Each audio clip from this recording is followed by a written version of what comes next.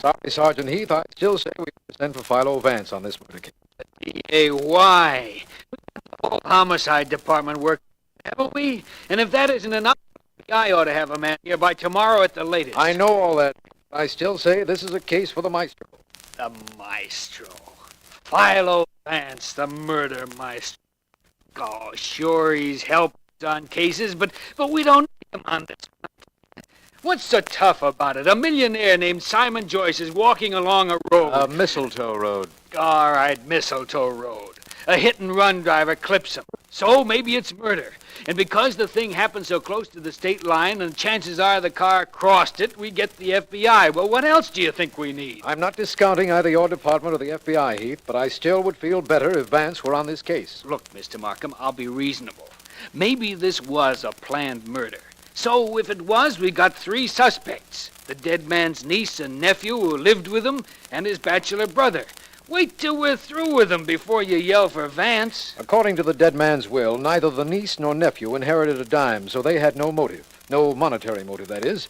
And as I understand it, the 3 were very friendly. Sure, that's right. I questioned the servants and found that out. But the brother, Mr. Markham, the dead man's brother, he gets the business all for himself. He and the dead guy were partners, and it was an awful good business. He's the one I'm going to work on. Take it easy with him, Heath. I've questioned him myself, and he's a sick man. Yeah, he'll be a whole lot sicker after I get through with him. If he killed his brother, believe me. One other thing, Heath. Yeah? Apparently you didn't object to the FBI being called in. Why object to Vance? First of all, I don't even get a chance to call the FBI. James Evans, the dead man's nephew, brought them in. But I welcome the FBI, DA. I'd take them any time rather than work on a case with Philo Vance. Now, Heath, Vance never takes any bows for the cases he helps us on. You always get the newspaper credit for the cases he solves. That's just it, DA. Think what that does to my morale.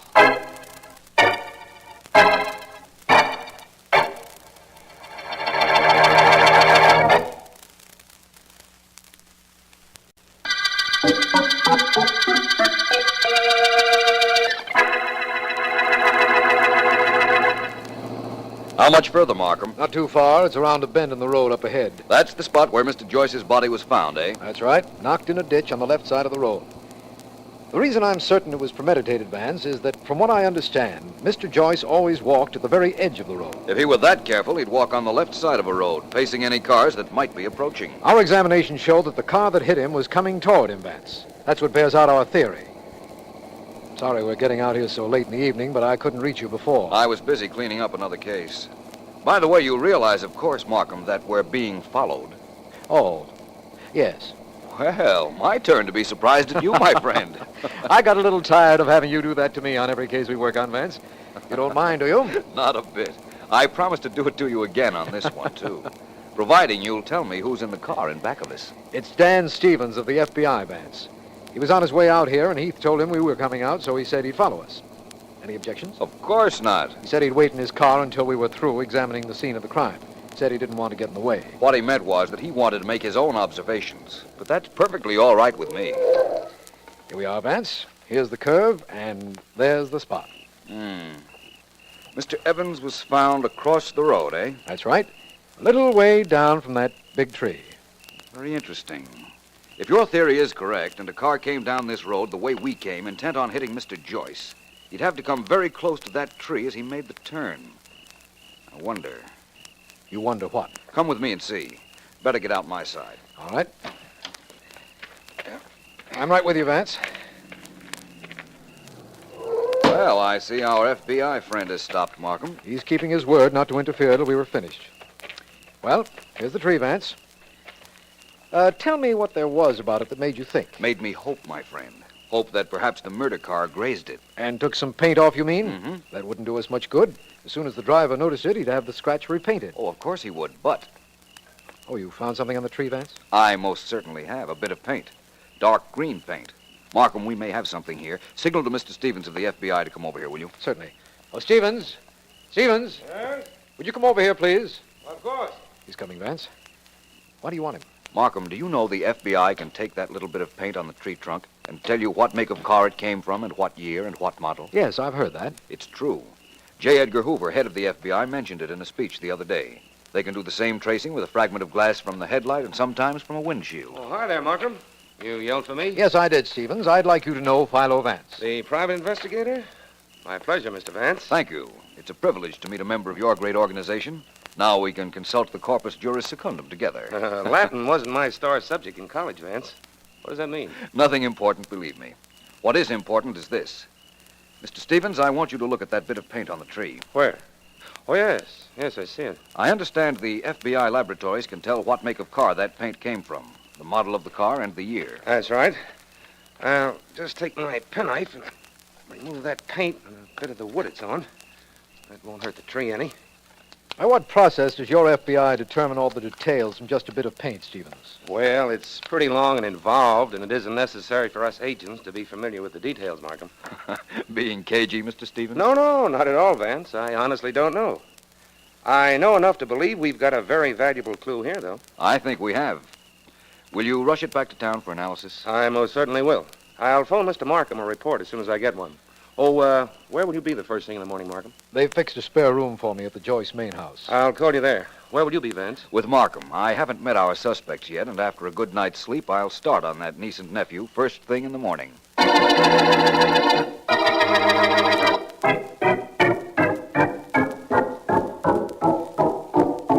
Well, Vance, this is the room they've given us, according to the butler. Shall we go in? Might as well, Markham. Just one moment, though. I want to fix the floor plan in my mind. All right.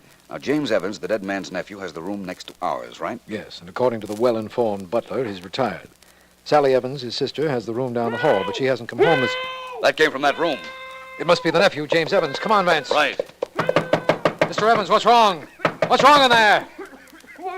Wait just a minute.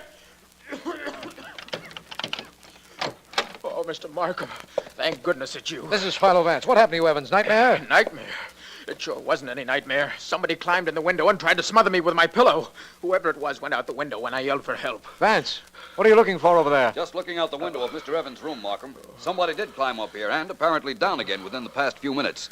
This leaf I picked up from the floor was only recently torn from the vine. Mr. Evans, I'll have the police double the guard around this house. You can go back to sleep. Oh, thank heavens. I guarantee you'll be safe from the man who just tried to smother you. Man, Markham.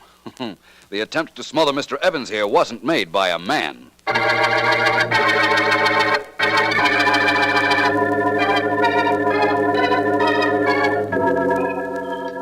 Is that you who just came in, Sergeant Heath? Yeah, Vance, it's me. Enjoying your breakfast? Yes, very much. Care to join me? I had breakfast hours ago. Where's Mr. Markham? I left him upstairs sleeping. So you caught the girl who tried to smother Mr. James Evans last night, eh? How do you know that? Oh, you're a good police officer, Heath. And the men who are guarding this house know their business. When I told Mr. Markham last night that the person who tried to smother Mr. Evans was a girl, I knew you'd pick her up. Well, we did. But how did you know it was a girl? Even if you caught a look at a figure running from the house, it was too dark to see whether it was a man or a woman. That's true, but the figure climbed through the fence surrounding this house, Heath. A man would have climbed over it, inasmuch as it wasn't very high. That much I could see. You ask me, there isn't anything you can't see. Anyhow, I got her outside. She's the murdered guy's niece. You want her in here? Yes, I'd like to talk to her while I'm waiting for Mr. Stevens of the FBI to phone in his report. Please, Heath. Okay. Hey, Murdoch, bring that Evans girl in here, huh? All right. You getting anywhere on this case, Vance? In distance, nowhere. In intensity, I'm doing very well, I think. Well, what is it you want with me? Miss Evans, I believe I'm Philo Vance. I'm delighted. Well, the words are right, but the tone is wrong. Heath, do you mind? No, Vance, I'll leave you to. Yell if you want something. Right, thank you. Miss Evans, why did you try to smother your brother last night? Excuse me, please, I'd better take that. Philo Vance speaking. Vance, Stevens of the FBI. I got a laboratory check of that paint from the tree. Comes from a 1942 Plymouth. Probably a convertible. Well, that's excellent, Mr. Stevens. Thank you very much. Do me one more favor, will you? Well, sure, Vance. What? The dead man had a brother, the only individual in this case who benefits from the will. Meet me at his office in an hour, will you? It's in the Wilcox building. I'll be there. See you later, Vance. Goodbye. Goodbye. Now, Miss Evans, as I remember it, I had asked you why you tried to smother your brother last night. I did it because I loved my Uncle Simon. Am I to see the connection between my question and your answer? Of course. My brother killed Uncle Simon, so I wanted to kill him. So your brother killed your uncle, eh? Yes. Can you prove that? No, I just know it, that's all. Well, that, I'm afraid, isn't enough. Miss Evans, what kind of car do you own? I have a convertible. Plymouth, 1942? Yes. How did you know? That was the car that ran down and killed your uncle, Miss Evans. Right now, I have a clue I want to run down. And then I'll be back to you.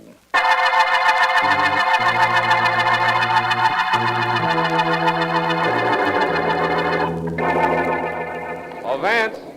Vance! Hello there, Mr. Stevens. I've been waiting for you. I got here as soon as I could. So, old man Joyce's office is in this building, huh? On the ground floor. While I was waiting for you, I was looking around. Take a look at this car parked at the curb. 1942 Plymouth. Convertible. With the initials B.J. on it. That could mean Bernard Joyce, the dead man's brother. Well, let's go in and find out. Right. Mr. Stevens, in the event that Bernard Joyce, who was the partner of the dead man, was stealing from Simon Joyce, could you tell from looking at the books? No, but we have expert accountants over at the FBI. That's what I imagined. After you, sir. Thank you. Why do you ask about the books? Because everything points to the brother as Simon Joyce's killer. Oh. The entire business now goes to him.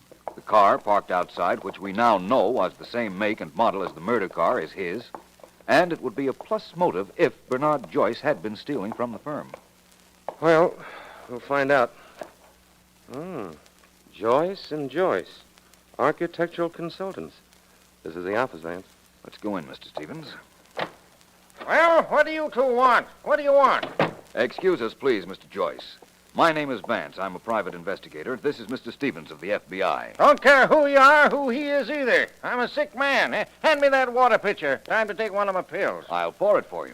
That's enough. That's enough. What are you trying to do? Give me enough water to drown me? I'm sick enough as it is. Mr. Joyce, where were you when your brother was murdered? He wasn't murdered. He was out walking. He was hit by a car. It was an accident. Very well. The accident occurred early on Tuesday morning, about 8:30 a.m. Where were you at the time? 8:30 Tuesday? I don't know. I was driving around somewhere, I imagine. No place definite. Wanted to pick up my nephew, James. A fine boy, James. Only he wasn't home. His sister's a devil. He's a fine boy. Now, be quiet now, both of you. This is a business I'm trying to run. Hello? Hello, this is District Attorney Markham. Is Philo Vance there? Oh, Vance? That's my name, sir. Yep, he's here. Wait a minute. For you. Is there an extension I can use, Mr. Joyce, where I won't be overheard? What's the matter? Afraid I'll hear you? Yes. Now, go in that office there and close the door. Thank you. Stevens. Don't worry, Vance. I'll see that Mr. Joyce hangs up the minute you pick up that phone. Thank you. I won't be long, gentlemen. Take your time, Vance, old man. Right. Markham? Hello, Vance. What was that sound? Somebody listening in? That was Mr. Joyce hanging up the phone in the next room. What's bothering you, Markham? Vance, I'm completely restless about this case. Nothing's happening. I was wondering if you'd found out anything. I think so, Markham. For instance, I know who killed Simon Joyce, and I know why he was killed. But unfortunately, I can't prove a case against our murderer, yet.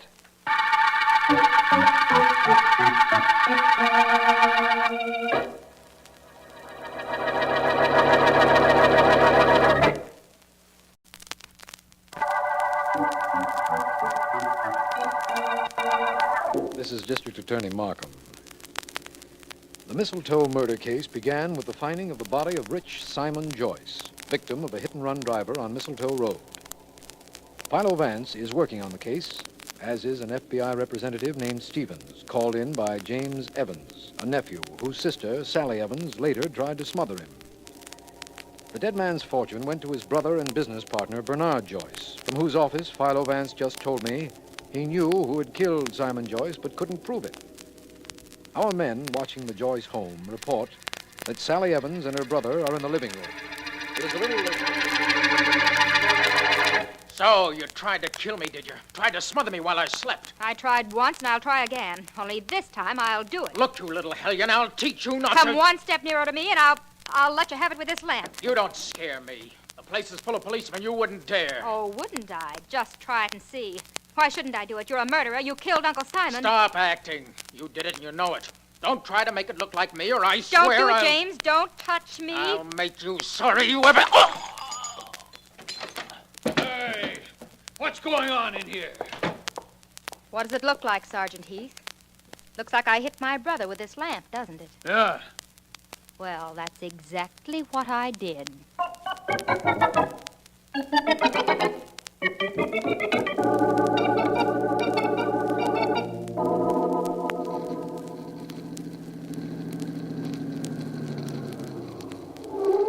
Vance, is that you in that car? Yes, it's I, Markham. Just drove here from the city. Been interviewing Mr. Bernard Joyce. Vance, what did you mean by telling me you knew who killed Simon Joyce but couldn't prove it?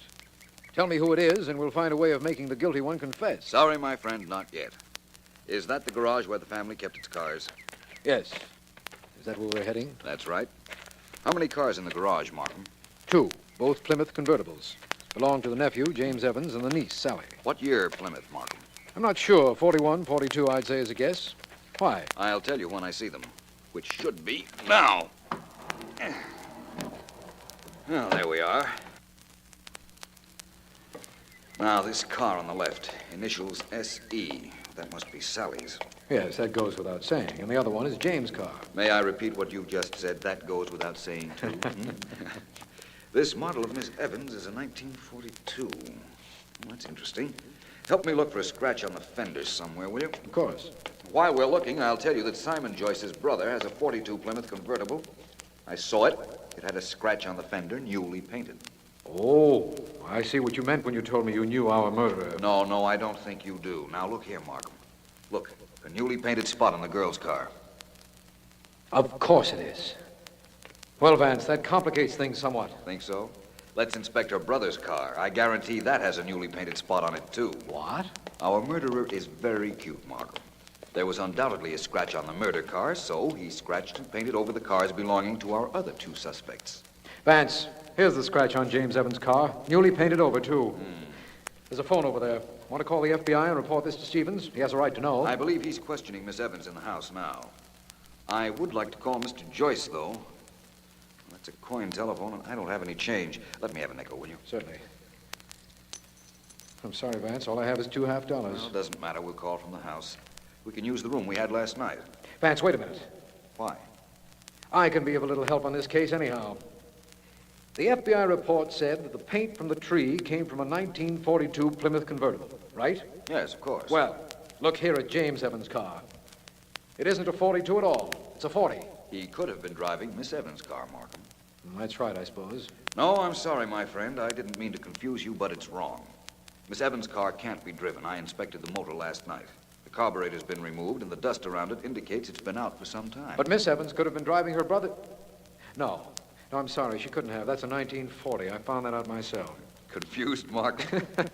Confused is a charitable word. Well, you won't be in that state much longer. No longer than this evening, believe me. By that time, I'll have this entire case ready to lay right in your lap.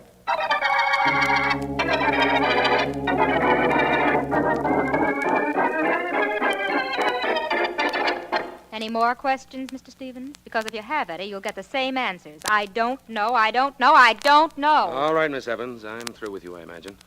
Where's your brother? He left here for town about an hour ago. He'll be back for dinner. I hope you don't intend to leave the house.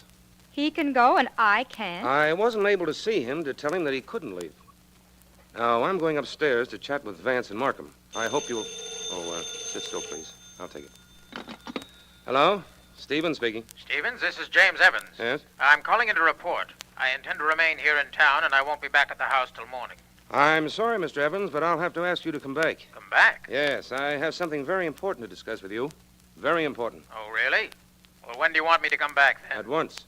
Okay, I'll drive back, but it'll take an hour. Goodbye. Bye. Your brother's on his way back. For my part, he can stay away forever. Look, Mr. Stevens, I know he killed Uncle Simon. I can't prove it, but I know it. I assure you, Miss Evans, I'll investigate him thoroughly. And I'm sure Mr. Markham, Philo Vance, and Sergeant Heath will do the same. You might be interested in knowing that we do have a very definite clue. It seems that the car that killed your uncle... Help! Help, Mr. Markham! Vance, help! They're coming down, Miss Evans. What happened here? What happened, Miss... How did this happen, Miss Evans? Stevens. I don't know. I was talking to him, and a shot came from the window, and he fell right here, right in front of me. How is he, Markham? He's dead. Bullet got him in the heart. My brother was in town. He just called up, and Mr. Stevens told him to come back. And then Mr. Stevens came over here to talk to me, and then there was a shot. No. Take it easy, Miss Evans. You won't be under this strain much longer. Philo Vance has promised to name your uncle's murderer. There's no question that whoever killed him killed Stevens. We'll have him in custody by this evening. Right, Vance? That's correct. But first, I want to pay another visit to the garage and then to the police laboratory. Come with me, please, Markham.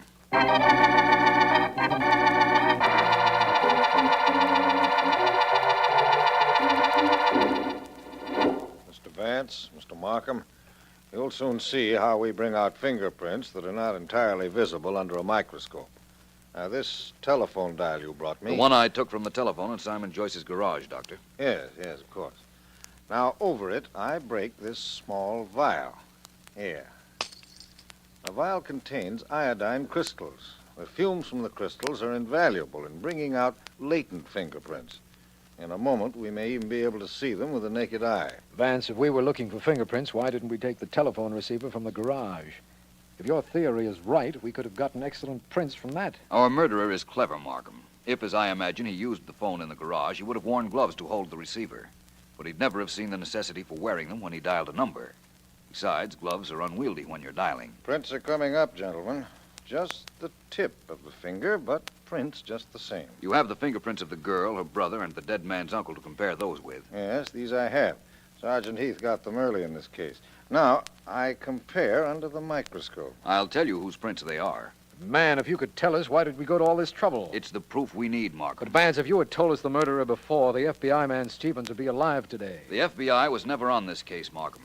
Stevens was not an FBI man. He was an impostor. That's the reason I knew that the murderer was the man you told me had called the FBI. Markham, arrest James Evans for murder.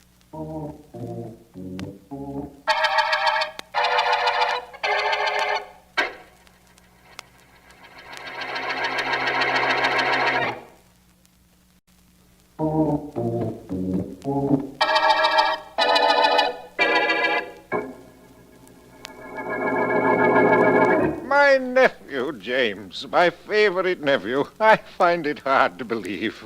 Please, Mr. Vance, the water pitcher. Certainly, Mr. Joyce. Mr. Joyce, it was because James was your favorite that he killed your brother. He knew the entire state would go to you, that you were sick, and that you would eventually pass on and leave everything to him. A poor, misguided boy. He thought he was very clever, didn't he, Vance? In a way, he was, Markham. That business of calling in the FBI was very cute. We've never had that happen before. Vance, how did you know that Stevens wasn't an FBI man? And that, as a consequence, James Evans never called the Federal Bureau? That was my lead to him almost from the beginning, Markham. In the first place, according to the FBI manual, a federal investigator must either be a lawyer, a linguist, a scientist, or an accountant. Early in the case, I mentioned a very well-known law book, Corpus Juris Secundum. It's in every lawyer's office. And Stevens had never heard of it. That's what he said. And he didn't know that the Latin words meant second body of the law. Therefore, he wasn't a linguist. When we were on the way to visit Mr. Bernard Joyce here, Stevens told me that if there was a discrepancy in the books, he couldn't find it. He'd have to take it to the FBI offices. Proving he wasn't an accountant. Exactly. Yes. And when he couldn't explain the process by which the paint from the murder car was checked and analyzed, I knew he wasn't a scientist. Well, if he wasn't a lawyer, an accountant, a linguist, or a scientist, he couldn't have been an FBI man. Simple. That's true, of course. But, Vance, what made you think to take the dial from the garage telephone? If my logic was correct up to there, it was James who killed Stevens. He had called Stevens on the phone a moment before, saying he was in town. Yet a moment later, Stevens was shot. This even I understand now. If my nephew was in town, he couldn't have been near enough to kill Stevens a moment later. No, but if he called from the garage, he could have. And I believed he did call from the garage. And laboratory tests prove he did. Vance, I know now what started you on your original line of reasoning. If, as you suspected, Stevens wasn't an FBI man, then Evans never called the Federal Bureau, but devised this scheme of supplying us with the false clue of the 1942 Plymouth car. His own car was a 1940, removing him from suspicion. And the scratch on the fender he cunningly duplicated on his sister's car and on your car, Mr. Joyce. He wanted it to look like I killed my brother. He didn't care who was blamed as long as he got away with it. The reason he killed Stevens was because he knew Stevens could blackmail him forever after the masquerade was over. Well, Vance, it seems that the masquerade is over now. And so, incidentally, is the Mistletoe murder case.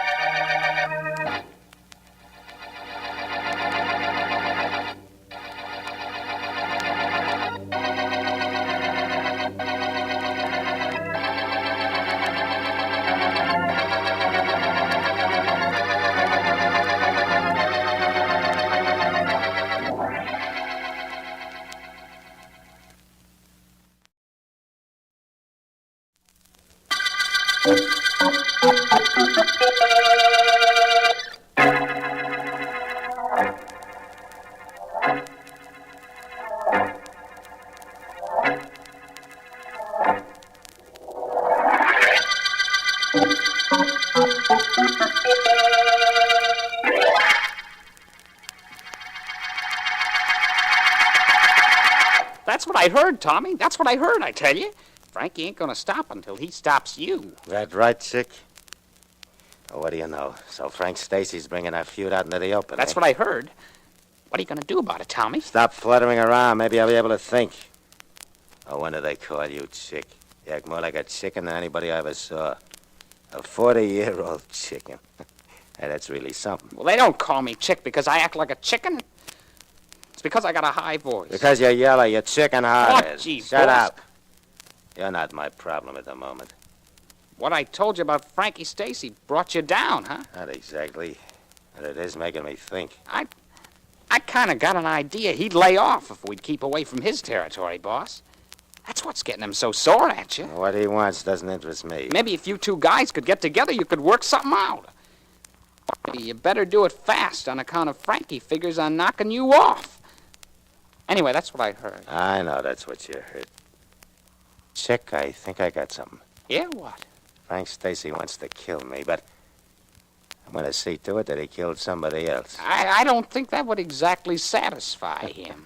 He isn't going to have any choice in the matter. Chick, I got it. Huh? Stacy's going to murder somebody in front of witnesses. Witnesses who'll talk whenever I say the word. Oh, I see what you mean. You'll get Stacy to knock somebody off, and then hold that over his head like. Exactly. And he'll do anything I say. Hey, I gotta hand it to you, Tommy. That's swell. You got somebody picked out for Frankie to knock off? Yeah, I think so. Who? Why, you, of course.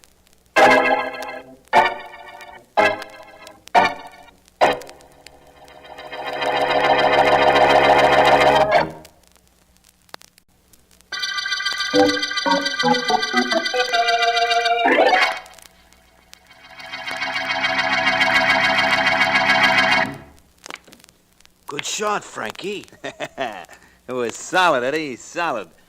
And I'm getting hip to all the angles on this billiard table of mine. I'm sharp, huh? Sure, Frankie, sure. You glad you bought the table now? Natch. Only I think I'm going to change the color. I don't like that green business. All pool tables got green, whatever that is on them, Frankie. That's the reason I'm going to change the color on mine. I'm going to be different. Keen, that's me. Now back up and watch me make a massé shot. Quarter says you can't. Put up or shut up.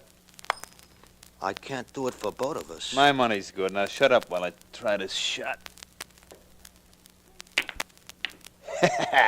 Easy money, Eddie, easy money. We're always making easy money, ain't we? Sure, but generally I'm on the collecting end, not the donating. That reminds me. Huh? Tommy Morrow is still moving in on some of our stores.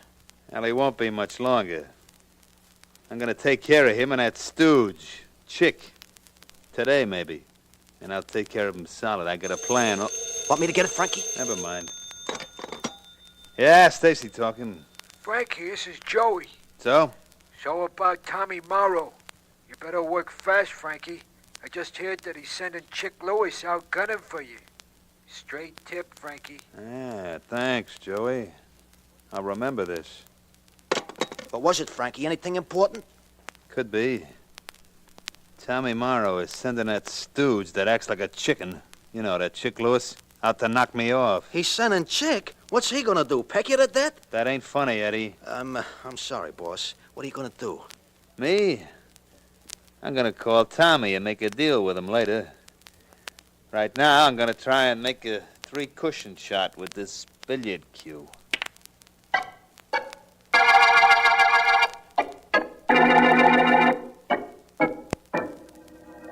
You see why I asked you to come to my office, don't you, Vance? Well, no, Markham. To be perfectly honest, I don't. But a summons from the district attorney is a command appearance for me, so here I am. I want you to realize what'll happen if the reports I have are true. That there's a feud between Tommy Morrow and Frank Stacy, and that it's liable to flame into the open at any minute. That's right. And when that does come out into the open, there's going to be shooting. Only I don't know any way to stop it. Or perhaps you might. If I were sure that either Morrow or Stacy would wind up being killed, I wouldn't bother about it. We'd be much better off without them. There is a chance, though, that some innocent people might get in the way when their gang guns start. Yes, I believe that, too. There must be something you can do to prevent a murder, Vance. My talent lies mainly in solving killings, Markham. As I well know. We have one possibility of averting bloodshed in this situation. I understand that Morrow and Stacy hate each other, but that they respect each other, too. And that they've arranged some sort of a conference. Find out where the conference is being held, arrest them both, and you have your solution. We have no case against either of them, not right at the moment, that is. But I'm convinced the conference won't work out, and I'd like to prevent the bloodshed I'm sure will follow. I understand your feelings. Now, let me see. There's Tommy Morrow and his chief stooge, Chick Lewis, on one side. That's right, isn't it? Yes, Lewis is a thin, red-headed fellow, looks more like a chicken than he does a man. On the other side is Frank Stacy and his head hoodlum, a character named Eddie the Lug. Of the Boston the Lugs, no doubt. No doubt. Markham, I realize your predicament, and I thank you for giving me the overall picture of the situation. So far, I haven't given you any complete picture. It's more like a negative. What do we do about it, Vance? Nothing, I'm afraid, my friend. We'll just have to wait till we see what the negative develops.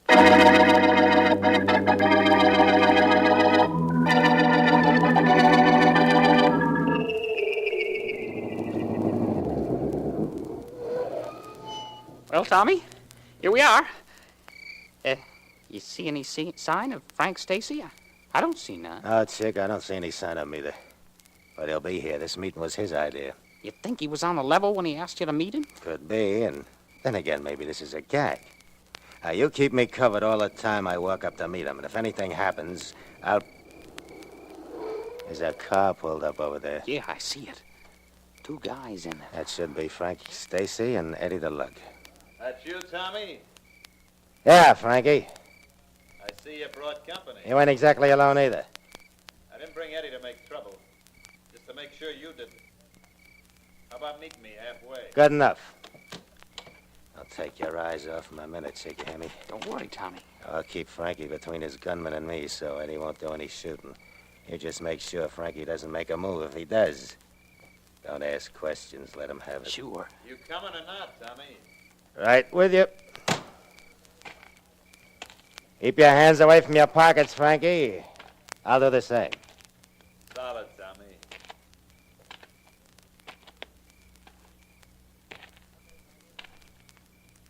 Okay, Frankie. This is as far as I go. You come the rest of the way.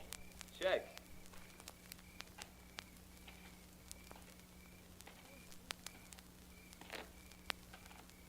Glad you decided to meet me, Tommy. I listen to propositions all the time. What's yours? I hear you got your stooge, Chick, gunning for me.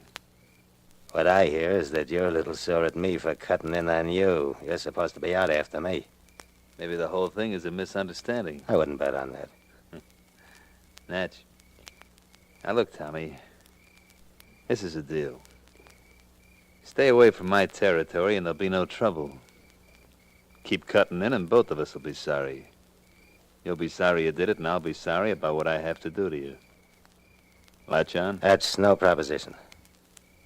No? No. Well, this is. We start working together. Put your territory and mine together. Run things together and split the take right down the middle. Well, part of that sounds all right. It's okay with me to do just what you say, except one thing. We split 60-40, and I get the 60. That ain't exactly fair. So sue me. People say you're tough. I guess people are right. You don't like a 50-50 deal. Somebody must have told you. Okay, Tommy. You had your chance. As far as I'm concerned, we dig each other. The meeting's over. Good enough, only let me tell you something. Tomorrow at this time, you're going to be begging for the chance at a 40% cut. Spend a little time thinking about that, Frankie. You ain't got much more than a little time left.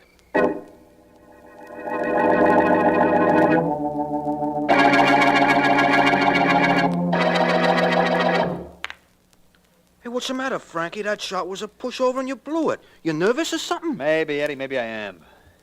Give me my gun. Sure, Frankie, sure. Only you're in your own house. Nobody will try to get at you here. You worried about Tommy Morrow? I don't want him to make his move before I'm ready to make mine. Now, let me have that gun. Sure, Frankie. Here it is. I feel better with it in my pocket. Yeah. Now maybe I can shoot a little billiards. I'm gonna try this one off the rail. 2 bits I make it. No bets. That gives me all the confidence I need. I'm solid now, Eddie. Plenty solid. All I needed was... All you needed was what, Frankie? Hey, boss, it's Chick Lewis, Tommy Morrow's stooge. That's right. And don't either of you do nothing stupid like reaching. Frankie, I got a message from Tommy for you. He says if I want to prove I'm not yellow, I'm to take my gun down to see you and let it do the talking on account of... Good work, Frankie. You done it. You got him right in the chest. So that was the gunman Tommy sent down to get me, was it? Get rid of him, Eddie. Starting to bleed all over my new billiard table. I don't like the green cloth, but I don't think I like it red either.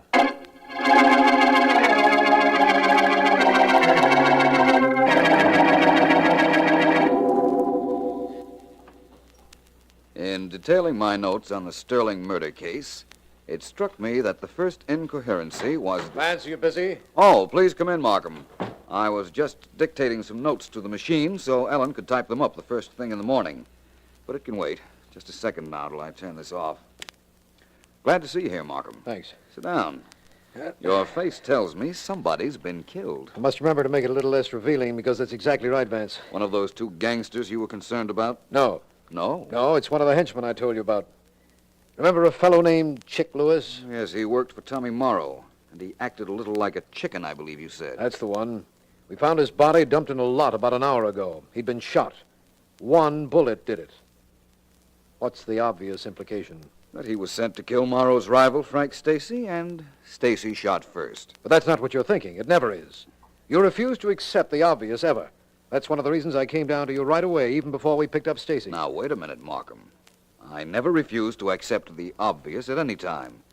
The point I think you were trying to make is that some things are obvious to me that aren't to other people. Nothing you've told me makes me believe that Chick Lewis was killed by anybody other than Frank Stacy. Good. That's all I wanted to know.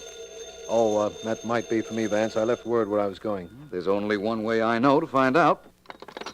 Hello. Hello, this is Marcy, homicide. Is District Attorney Markham there? Just a moment, please. Here you are, Markham.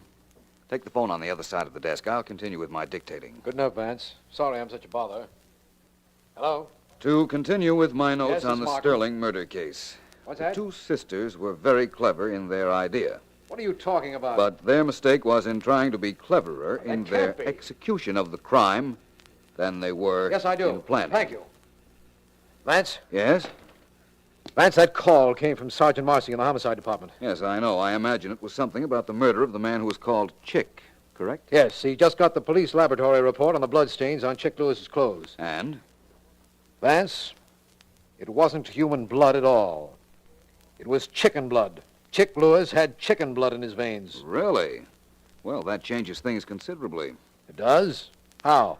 I said before that I didn't know any reason that it wasn't Frank Stacy who killed Chick Lewis. I've changed my mind.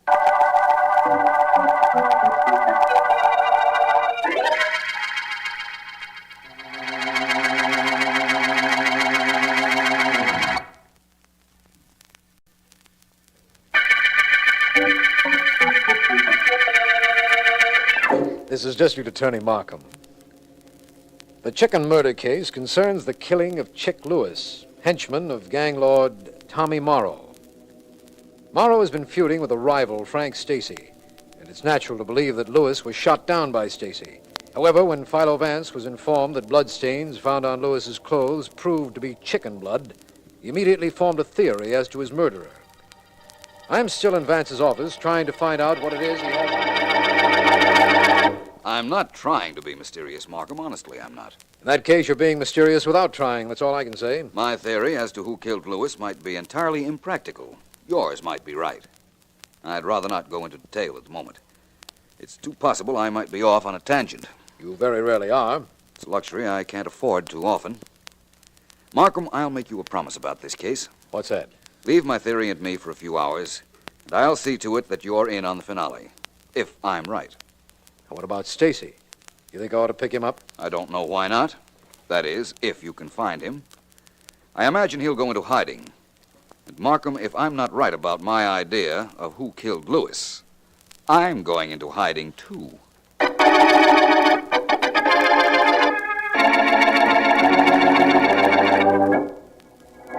Well, this thing worked out just the way I planned it. Thanks for your help, kid. It's okay, Mr. Morrow. Now, remember what you did. It helped me get Stacy over a barrel, and that's where I'm going to keep him, too. Oh, and you can cut out that Mr. Morrow stuff, kid. Just call me Tommy. That's okay. Now, just a minute. Yeah, who is it? This is Stacy, Morrow. Hiya, Frankie. You got my message to call me? That's right. What happened? You decide to get together with me and split the take two ways? Well, I wouldn't exactly say that. In fact, I was pretty sure you were ready to listen to that 60-40 deal of mine. Now. What do you mean now? Just that. Now. You knocked off a pretty good boy of mine, Chick Lewis, Frankie. Oh, I did I? Well, that's news to me. Of course, I heard he was dead. Cut it. But, You killed him. You killed him at your apartment. with my little hatchet. Get cute if you want. But I can send you up any time I like for knocking off Chick. You saw me do it, of course. I didn't. I got a little news for you. If I killed the guy, and I'm not admitting anything, you understand, I wouldn't be stupid enough to do it with anybody around. You should have made sure of that, but you didn't. Besides, you trusted the guy who saw you kill Chick. Eddie? That's right. He's working for me now. That's your story. Wait a minute. Eddie, talk to your ex-boss. Sure. Hello. That you, Frankie? That's enough. Put Tommy Morrow back on. Sure. Wants to talk to you again. I thought he would. Okay, Frankie, what goes now? 60-40 split for me and you? Or does Eddie go to the cops? Tommy, it looks like you and I are partners. Well, practically partners, anyhow.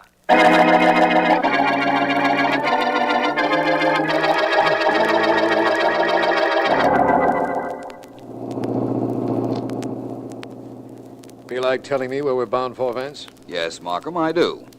I feel very much like telling you. Well, then.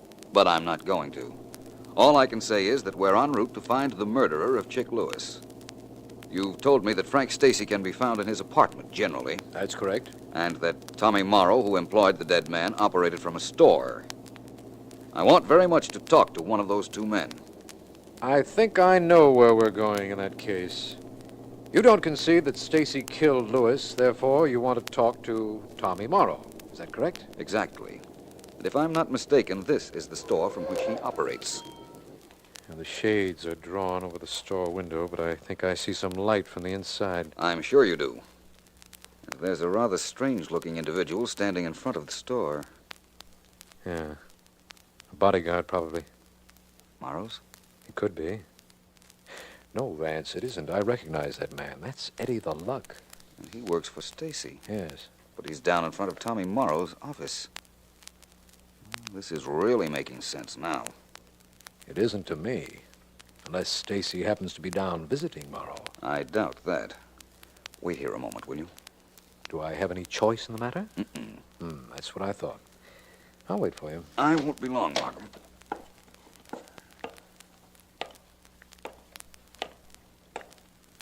Going somewhere, Bud? Yes, I think so. I'm going in to see Tommy Morrow. What makes you think so? Look, I don't have any time to delve into my reasoning with you. Step away from that door. Apparently, you didn't hear me. Let me try your other ear. My name is Philo Vance. As soon as you step away from that door, I'm going in to see Tommy Morrow because I think he killed Chick Lewis. Come on, move, you. Make me. All right, I will. You help, Vance? I don't think so. Oh, I imagine you're right, Vance. You didn't need any help, did you? Not with that character. Well, as long as you're here, Markham, let's go into this store and we'll see Tommy Morrow together. What about him? Oh, leave him lying there. He's a good advertisement for me. Yeah, I know what you mean. Well, let's go.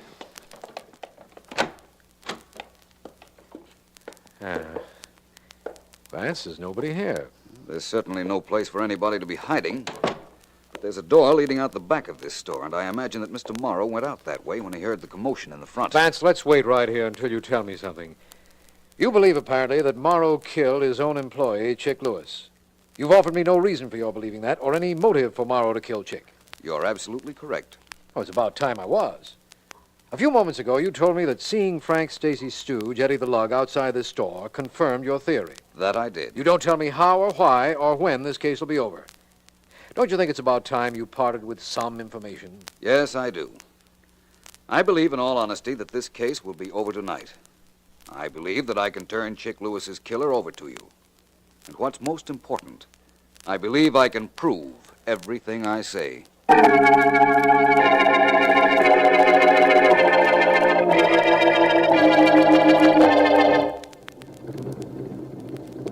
You sure he said his name was Philo Vance? Sure, I'm sure. And he was looking for you, Tommy. He knew something. I'm sure he knew something. That Vance is an awful hep character, Tommy. Nobody asked you, Frankie. Well, I can tell you what I think, can't I? We're partners now, ain't we? 60-40 maybe, but partners just the same. I think getting rid of Vance is a good idea. That's why we're here in front of his apartment, ain't it? That's why Eddie has his Tommy gun pointed at the window, ain't it? And I'm awful anxious to get even for that knocking around he give me, too. Believe me, I am. A couple of shots from this gun will square things. It always does. You know, Tommy? What? You and I stop our fighting, team up together, and the first thing we do to make the partnership start is have a jam session with a Tommy gun and a guy named Philo Vance. Hey, by the way, you were pretty smart. What do you mean I was smart? Buying off Eddie here so he'd be on your side after I killed Chick? That wasn't dumb. No, that was sharp, keen, solid. I like having a smart partner. Now, if only Vance would show his face out of that apartment house door, we could go celebrate someplace. Let him show his face. Just let him show his face. Get Eddie getting sore. He's got to work himself up to shooting a guy. Well, he could make an exception in your case if you keep needling him. That ain't wrong, neither. All right, I'm sorry. Hold it, Frankie. The apartment has doors opening. That's Vance in the doorway. That's Vance, all right. Posed nice and pretty. Just waiting for this. He's fallen. You got him, Eddie. Let's get this car moving. Not so fast. Don't move, you three. My men have this car surrounded. Cops! That's Markham, right. the district attorney. Well, Markham, maybe you got us. We did a lot of characters a favor knocking off Philo Vance just now. He's smart, yeah, but he couldn't outthink a machine gun bullet. If you knew how I felt about Vance, you wouldn't talk that way, Morrow. I have a good mind to take care of you three personally.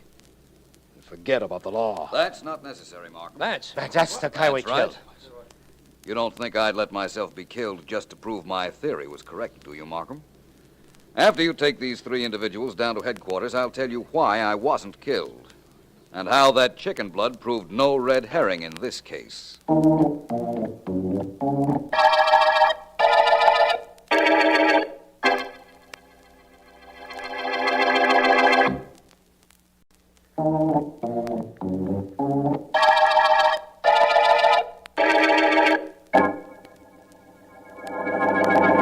You'd better start from the beginning, Vance. I have a hunch this is going to be complicated. It isn't at all, Markham.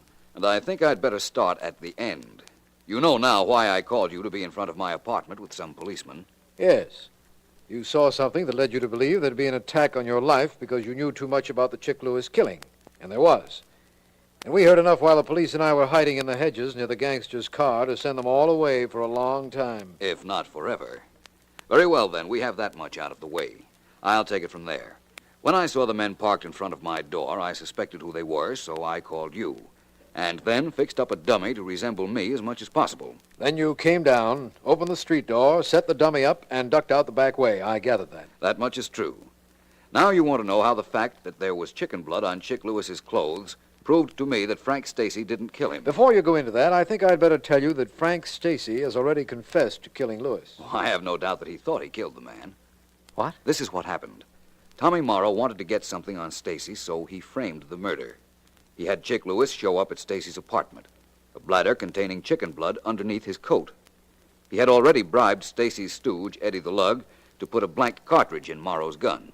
I see now. I think. Stacy fired the blank. Chick Lewis fell, and as he was falling, broke the bladder containing the chicken blood. In other words, the whole thing was staged to make Stacy think he killed Lewis. That's right. So that Morrow could, in the future, dominate Stacy. But if what you say is so, Vance, that Stacy fired a blank, Lewis would still be alive. Yes, and the chances are he still would be alive if he hadn't quarreled with his boss, Morrow, after the supposed murder. This is pure supposition, of course, but I imagine Morrow's confession will show you I'm right. In other words, the supposedly dead Lewis was carted out of Stacy's apartment by Eddie. Lewis then went to report to his boss, but they quarreled, and Morrow killed him. I'm sure that's what happened. It was the only reasonable explanation of why there was chicken blood on Chick Lewis's clothes, Markham. You remember that's what interested me in the beginning. Yes, I do. And I'll be glad to remember that this is the end of the chicken murder case.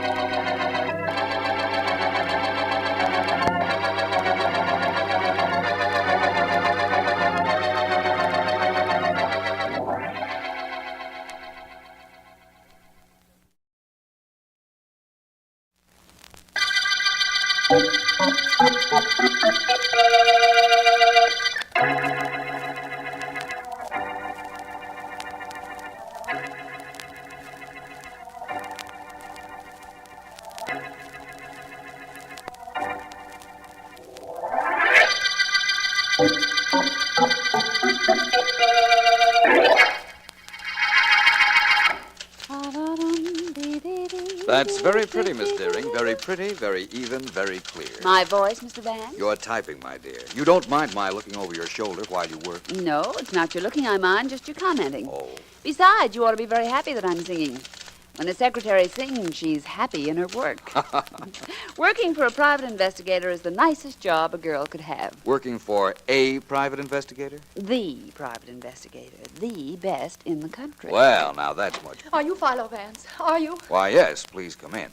Vance, listen. You're clever. You're brilliant. Help me. Please help me. Well, I promise I'll try. What is it? I'm Mrs. Grace Rawls, and last night I had a dream.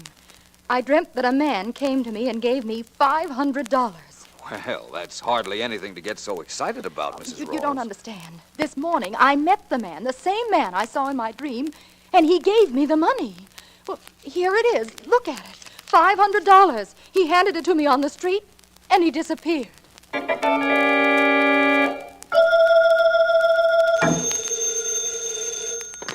Philo Vance's office? Hello, this is Mrs. Rawls. I was in to see Mr. Vance yesterday. Please connect me with him. I'm sorry, he isn't in. Well, find him then. Please find him at once. Tell him that last night I dreamed that same man came to me and gave me a new car. This morning when I woke up, the same car I dreamt about was in front of my door. Tell Vance he's got to explain this before I go mad. My dear Mrs. Rawls, you came to tell me about the third dream you had, the one you dreamt last night. Now, why don't you tell me? I don't know. I don't know if I dare. Those other two dreams I had coming true when I woke up. I'm afraid. If I'm going to help you, I'm going to have to know about this latest dream. All right. Only I'm scared, Vance. I'm afraid. You see, last night, the same man who came to me in the first two dreams came again. This time, he told me I was going to meet a man named Sam Davis. And when I met him, I was going to kill him.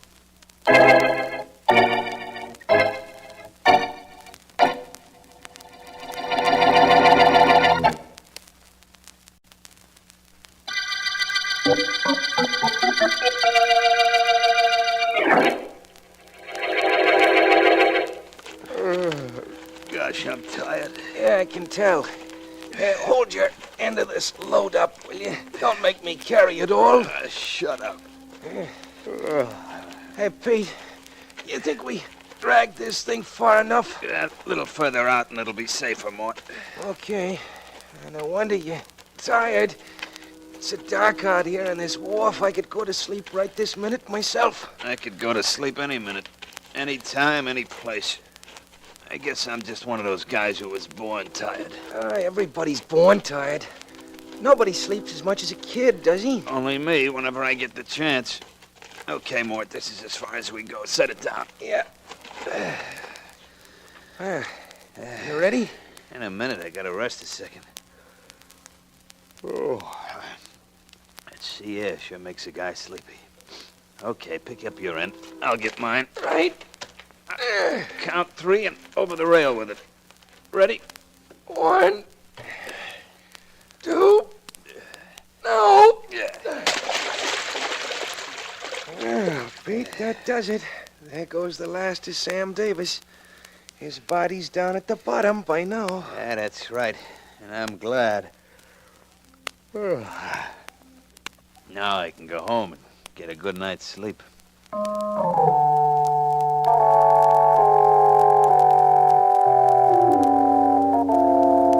Well, Vance, I'm always glad to see you when you come down here, of course. But even though I am a district attorney, I have no jurisdiction over dreams. I know that, Markham. I just thought I'd talk this out with you.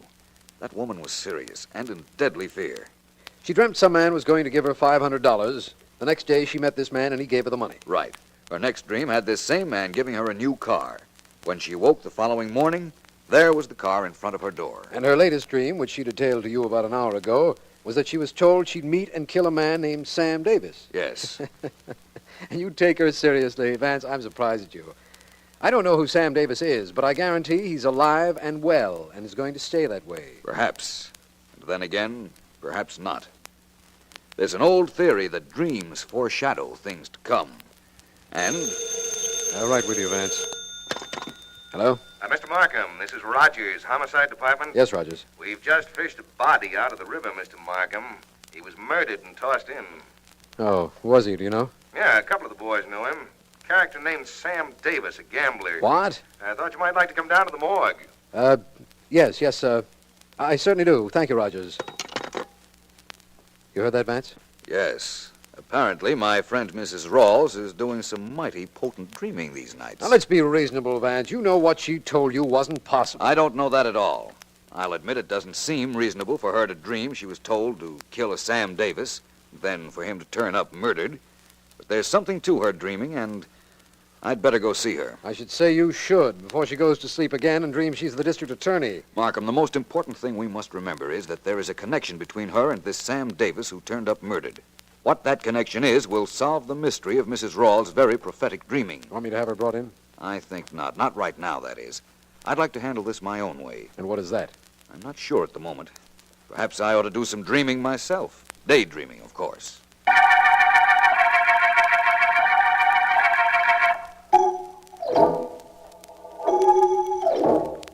Watch this. Oh, very good shot, Mr. Lee. Very good. You hit that target right in the middle.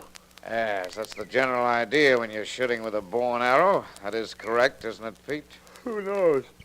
All I know is I'm tired. Well, you worked rather late last night, Pete. Rather late and rather well. Getting rid of Davis's body was a good job.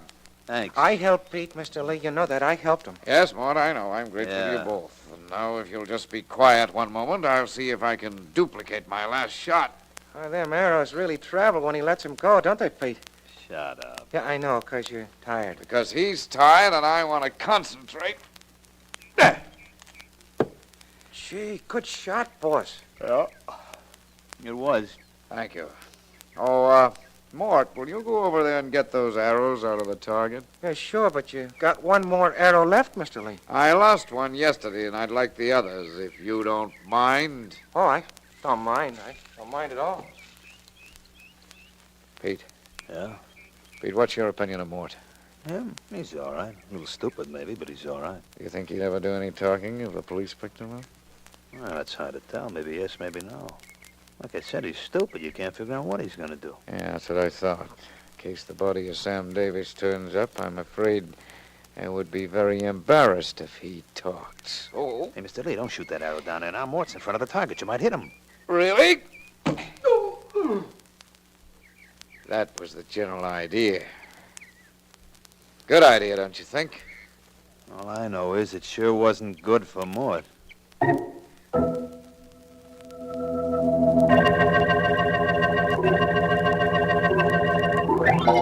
She don't want to say why she wants to see you, Mr. Markham. She just says she's got to. What was her name again, Rogers? Rita Crane. I never heard of her, but ask her to come in, please. Sure. Okay, Miss Crane. The DA will see you. Thanks. You're Mr. Markham? Yes, please sit down. Thanks. Look, Markham, I've never been to the cops before to gripe in my whole life. But I'm doing it now and liking it. Just what are you talking about, Miss Crane? That's Sam Davis you found in the river.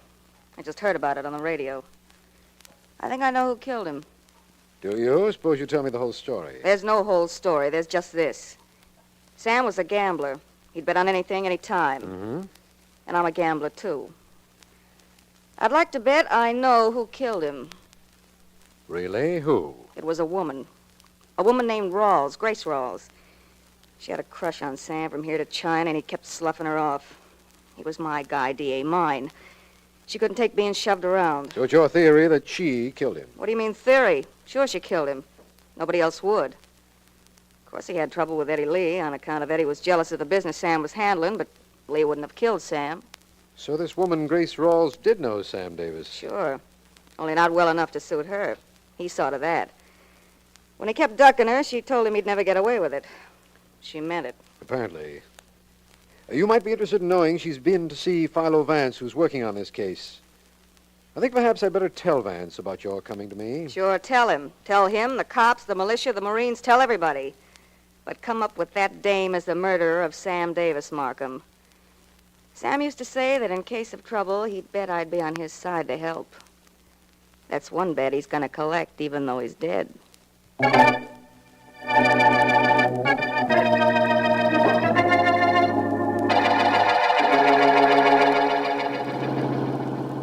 You still insist that you didn't know Sam Davis, Mrs. Rawls. I never said I didn't know him, Vance. Never. And taking me down to the district attorney's office isn't going to make me change my story. Well, of course I knew him. I'm not taking you down to see Mr. Markham. I'm taking you to police headquarters. I want you to have a look at some rogues gallery photographs. What for? You claim a man came to you in a dream, and that he came to you 3 times. Is that right? Of course it's right. I dreamt everything I told you I did. I'm not doubting you, Mrs. Rawls, fantastic as your story sounds. And I'll tell you why I asked you to drive me down here to headquarters. By the way, is this the car left outside your house by the man you dreamed of? Yes, it is. Very pretty car. After you, Mrs. Rawls. Thank you. I want you to look at the photographs in the gallery. Then perhaps you'll be able to pick out the man you claim you saw in a dream. All right, I'll do it. But, Vance, I'm not entirely stupid. I don't claim that what I told you makes sense. I only claim I told you what happened. Many things that happen in this world don't make sense, Mrs. Rawls. But there's generally an explanation for them. And that's what I'm trying to find. It's the room to your right as we go in this door. Oh. Have you ever been to headquarters before? No, never. Oh, hi, Mr. Vance. Can I help you? No, Murphy, no thanks. I want to look at the pictures in the gallery, okay? Sure, Mr. Vance. Go right in. Thank you. This way, Mrs. Rawls. Oh.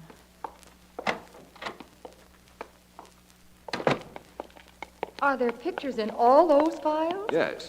Do I have to look through all of them? I doubt it, Mrs. Rawls. A lot of those files contain photographs and records of criminals who are dead.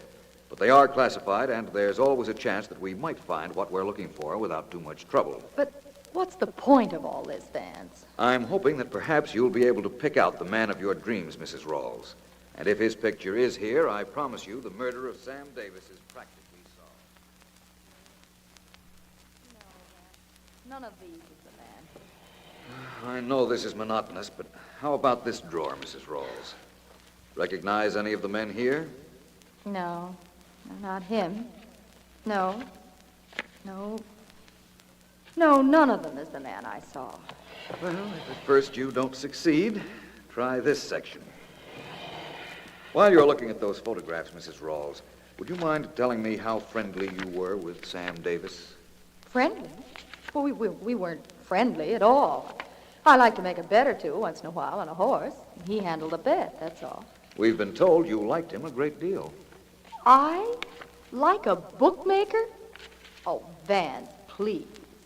Well, it's true that I am a widow, and I could like whomever I please, but a bookmaker? I'm surprised. Vance. Yes? This man here, this picture, that's the man who came to see me in my dreams, and it's the same man I met on the street. Uh-oh.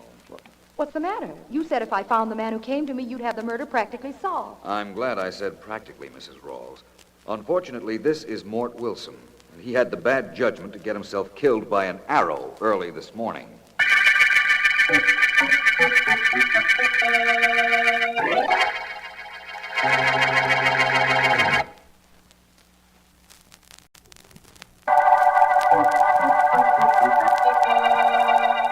This is District Attorney Markham.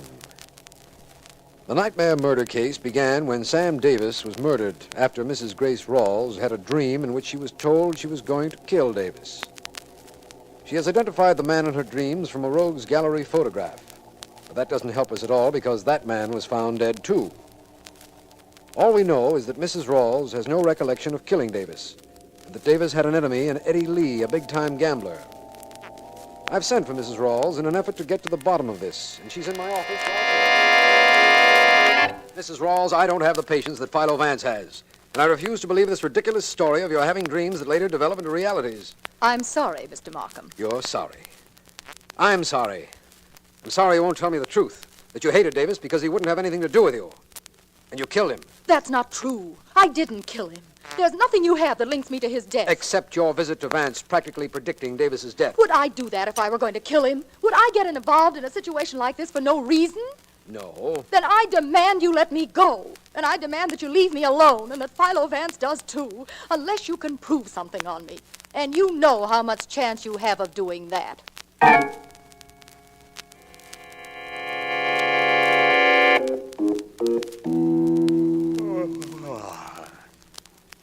I'm getting tired just hanging around, Mr. Lee. Can't something happen? Like what, Pete? Like you stop playing chess with yourself for a little while and tell me how we're going to make some dough quick. It'll be made for us, Pete. With Sam Davis out of the way, most people who want to bet on anything in this town will come to me. You'll get your share. Oh, I don't know. I think I'll hit the hay. I'm tired. You getting company, boss? Apparently. See who it is, will you? Sure. Are you home? Why not? I got nobody to hide from. You wouldn't say that if that girlfriend of Sam Davis has ever found you. But I'm here in case of trouble. Answer the door. Yeah? Hello, I'm Philo Vance. Thanks for asking me in. Well, I didn't ask you nothing, but as long as you're in, what do you want? If you're Eddie Lee, I want to talk to you. I'm Eddie Lee Vance. Come in. Been wanting to meet you for a long time. I wouldn't be so happy that I finally did if I were you, Mr. Lee. You know what I'm here about? Certainly. It's about 2 killings. You found out that Sam Davis and I were business rivals and that Mort Wilson worked for me. You have an idea that I killed them both. It's more than an idea. You could have killed Davis, had Wilson dispose of the body, and then killed Wilson so he couldn't talk. Very reasonable. I could have. But you don't arrest people on pure logic, Vance. Don't you have to have some proof of some kind? Perhaps I have that proof. You're very resourceful, aren't you? Well, I like to think that I am, too. Suppose we make this a contest. Look, Lee, I'm not playing around with words with anybody like you. You're a crook and a killer, and there's one way to handle guys like you, and only one. Physical logic, Vance? I never thought you'd descend to that. It's the only kind men like you understand. Now, do you start talking about what happened in those killings, or do I go to work on you? Now, Vance, I assure you I have no intention... You meant what you said about beating me up, didn't you? I meant what I said about finding what part you had in all this. And if it means beating you up, I'll do it. Perhaps you weren't convinced with that one clip I gave you. Maybe this will... You know, Mr. Lee, no matter how smart a guy is, you whack him over the head with a gun butt, and down he goes. Why'd you hit Vance, Pete? Why? He was going to work on you, wasn't he, boss? Don't tell me you'd have liked that. No, but I can handle myself. Sure, but suppose you come in second. Suppose he got you to spill about killing Sam Davis. What makes you think I killed him? Well, it was you that told Mort and me where to find his body and take it out and dump it in the river. Yeah, I did tell you that, but it doesn't mean I killed him. Ah, you can trust me, boss. Oh, I'm quite sure of that. Well, then let's stop fooling around. What do we do with Vance? Oh, him? Yeah. Oh, Pete, my boy, I'll take care of him. In my own way.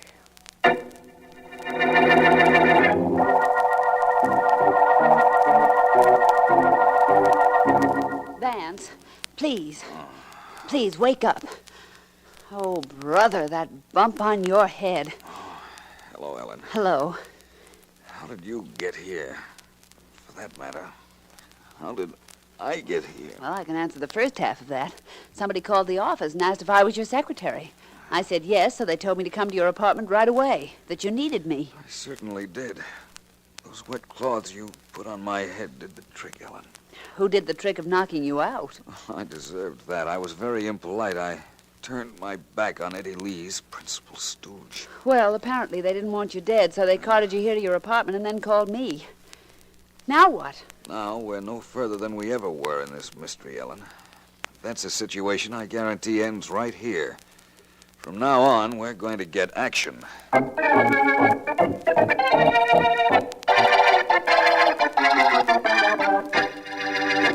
Vance, I don't Markham, listen. There are two alternatives in this murder case. One is that Mrs. Rawls is telling the truth, and the other is that she isn't. Well, that's hardly an epic remark. Tell me how she could possibly be telling the truth. How could she dream about a man who later showed up to give her money and leave her a car, then tell her she was going to kill Sam Davis? It could be done. Oh, Vance. Now listen. She wasn't dreaming, of course. We know that's not possible. But she might have been made to think she was dreaming. Awakened in the middle of the night, a man in her room. She wasn't completely conscious, and he might have talked to her, told her what he wanted her to think she dreamt, and then disappeared in the dark. Why would anybody do that to her? To make her think she killed Sam Davis. It was a clever plan and might work with an impressionable woman like Mrs. Rawls. In fact, it did work, if she's telling the truth. And if she isn't? Then she made up the whole thing to throw us off in the event that she killed Davis. Knew an association between her and Davis would be made by us and wanted to take as much suspicion off herself as was possible. That's great, only how do we find out? Ellen is finding out right now. Your secretary, how? There was one tangible element in this entire case, Markham. I won't tell you what it is, but Ellen is tracking it down. All right. But, Vance, aren't you overlooking one major element? The death of Mort Wilson. Who killed him? I haven't the slightest idea. But I'll find out, believe me. Well, that's interesting. I'll get that. I told Ellen she could reach me here, and it's probably she. Hello. Oh, yes. Good work, Ellen. Very good work. So it was bought 1,000 miles from here. Well, this murder was planned a long time. Well, thanks, Ellen. You did a wonderful job. Bye. Well, Vance? We've got what I wanted, Markham. Have Eddie Lee, Mrs. Rawls, and Lee's henchman Pete down here in an hour, and in an hour, this case will be over.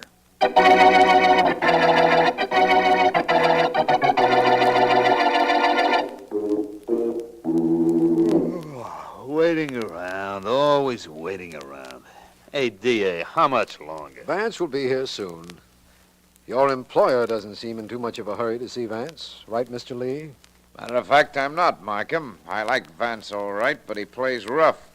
And how about you, Mrs. Rawls? What are your feelings about Vance's arrival? I don't care one way or another, when, as, or if he gets here. Hello, everybody. Guess I'm a little late.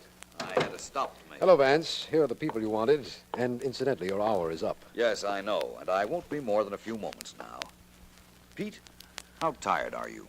I'm always tired. Too tired to confess that you helped your boss kill Mort Wilson?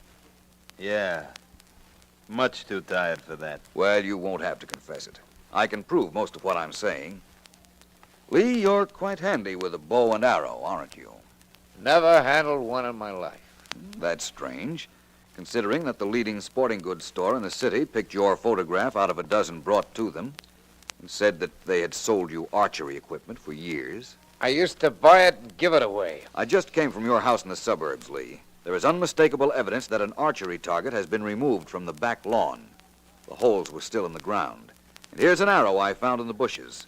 A duplicate of this arrow killed Mort Wilson. You found the arrow I lost, huh?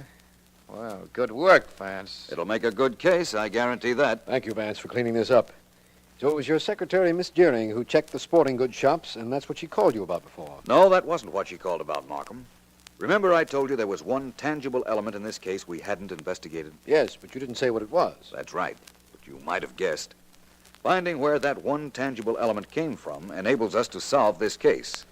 So while you arrest Eddie Lee and Pete for killing Wilson, you can also arrest Mrs. Rawls for the murder of Sam Davis.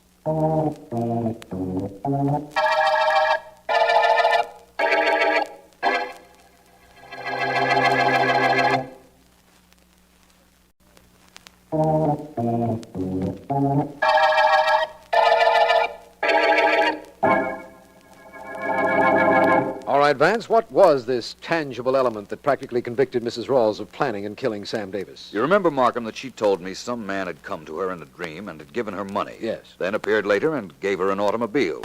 And still later to tell her to kill Davis. Yes, I see. The money couldn't be traced, but the automobile could. Exactly. Ellen traced it, found it was bought in a city many miles from here. Mm-hmm. When she called me to tell me that the purchaser answered the description of Mrs. Rawls, I knew she'd planned the whole thing, and that the story of her dreaming was all a lie. We know why she wanted Davis dead, but not why she identified Mort Wilson as the man who allegedly came to her in her dreams. Why shouldn't she? She knew Wilson was dead by that time because she'd seen the stories in the papers. Oh, I see. With Wilson dead, he couldn't very well deny it either. She also knew he was tied up with Eddie Lee, for that matter, and that her identifying Wilson as her sleep visitor might involve Lee. That's very true, of course. And your finding that arrow and the archery was enough to get a confession from Lee after we worked on his accomplice, Pete. Lee killed Wilson, all right, but I don't know why. I can tell you that. Lee had sent Wilson and Pete to carry off Davis's body. Lee had probably come to call on Davis and found him dead. Uh-huh. Inasmuch as somebody had done him a favor by killing Davis, he wanted to do that somebody a favor by getting rid of the body. And Mort Wilson was under the impression Lee had killed Davis, and Lee was afraid he'd talk. Is that it? Exactly. Well, it's all over now, but I still think that Mrs. Rawls made a mistake in coming to you in the first place with her ridiculous dream story. All murderers make mistakes, Markham. The trick is to find them. She thought she was being very clever when she came to me in the beginning. I wonder what she thinks now, at the end of the nightmare murder case.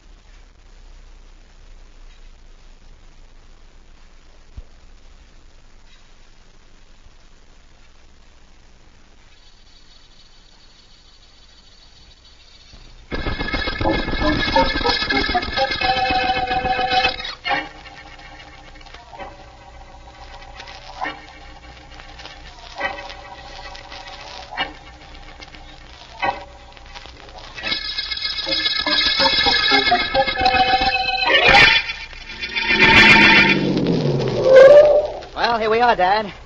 Happy fishing. Thank you, son. Thank you. I can't wait to get my line trailing in the ocean. Today's the day, son. Yeah. Pretty calm out there, Dad. Oh, the tuna will be running. They've got to be. Ever know me to go after anything I didn't get? I'll be seeing you, son. Wish me luck. Well, I already did, but once more won't hurt. Good luck, Dad. I hope you can sell the tuna on the idea of being out there when you get there. Oh, they'll be out. Looks like there's only one fishing boat left. All the others must have gone out already. Only need one, you know, son. See you at dinner. Bye. Bye. Tell the cook to be prepared for a big one, Arthur. I'll be home about 3 o'clock. Ahoy there! Ahoy, the fishing boat! Ahoy! Ahoy yourself. What do you want? My name is Case, Millard Case. I'd like to hire your boat to go fishing. Sorry, can't do. Try some other boat. But there are no other boats. They've all left. You're the last one here. I'll pay you anything you want. I've got to go fishing this morning, and you've got to take me. What's going on here, Captain Smith? This man here. My name is Case, Millard Case. Gentlemen, there's no question at all about this. You've got to take me fishing. He wants to hire our boat, Iggy. Didn't you tell him it was already hired? Hired? So what? So somebody's paying you. I'll pay you double. Gentlemen, I always get what I want, and right now I want to hire this boat. I won't listen to any arguments, gentlemen. I simply must go fishing this morning, and you simply have to take me. Let's have no further discussion about it. Iggy, listen. Right, Captain Smith. You, Mr. Case, go take a walk or something. I want to talk to my mate. Will you just tell him to get ready to shove off? I'll be right over here. Iggy, we got to take that old character aboard. But, boss, how can we? You know we got a job to do this morning. I know, but suppose he sticks around and sees that we shove off without anybody else coming aboard. Oh, yeah. You'll want to know where the guy is who hired us. That's right. This Case guy is used to having his own way. We can't take a chance on his raising the roof around here. That'll be followed by questions. And we can't stand questions. Don't I know it? We're going to take him out, Iggy. He wants to go fishing. Okay, we'll take him fishing. Only we don't make any contract to bring him back.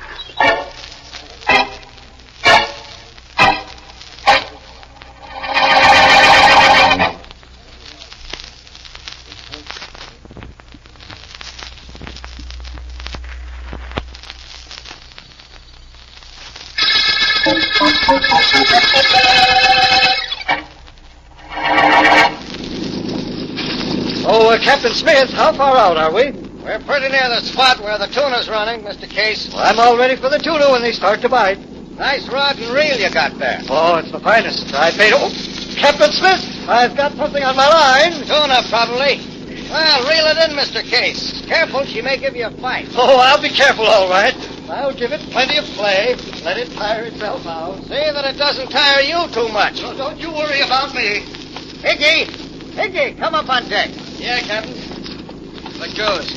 Our client is very happy. He's busy hauling in his first strike of the morning.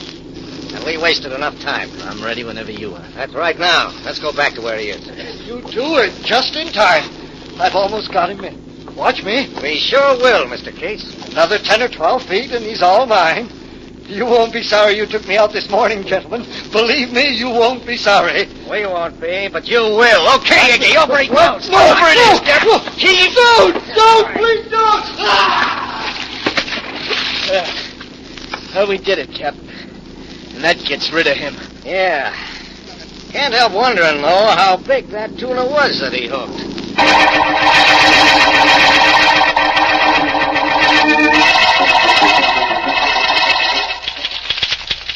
I could stop typing these notes any time you want me to, Vance.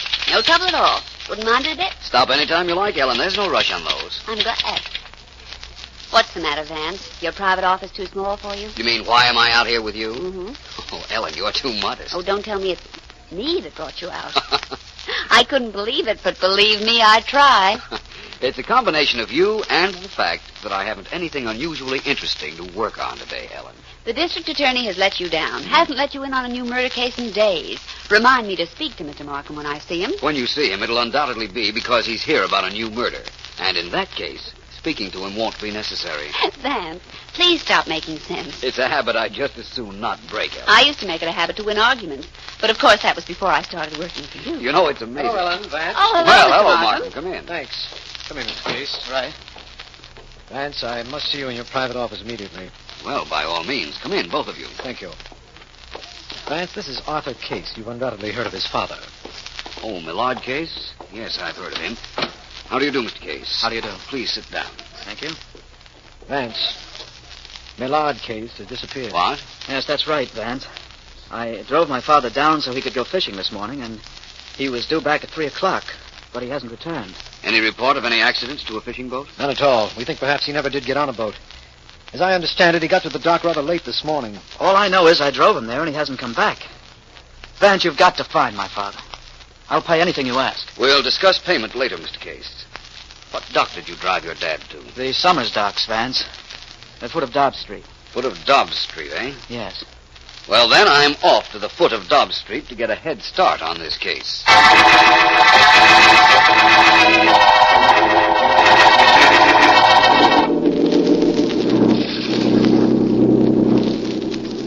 Okay, Iggy, cut it down. There's the buoy we're looking for. Right, Cap. Thanks.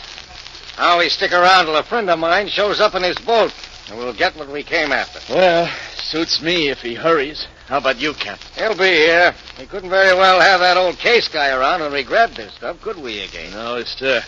He's better off where he is anyhow. Chances are he caught a lot of fish in his time. Maybe by this time some fish caught him. Poetic justice of a sort at that. Huh? Never mind. Well, this is where we park till our friend shows up. Well, I'll throw the anchor overboard. Do that. Here we go. How much is he bringing this trip, Cap? About $20,000 worth. All perfect. All blue-white. All diamonds. And all coming in without paying a dime in duty. Good. Our friend will pass in his boat, throw him in the dory in back of ours, and we're off. You know, Iggy, this is real fishing.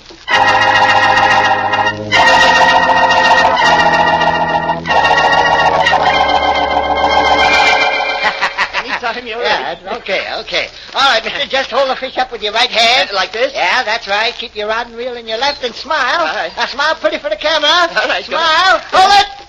Got it? Oh, good. Come back in an hour. I have one copy for you and a print for the doc file. Thank you very much. Okay. Let's see. I got to develop that batch for the guy who's going to... I beg your pardon. Huh? You can't want to see me. Where's your fish?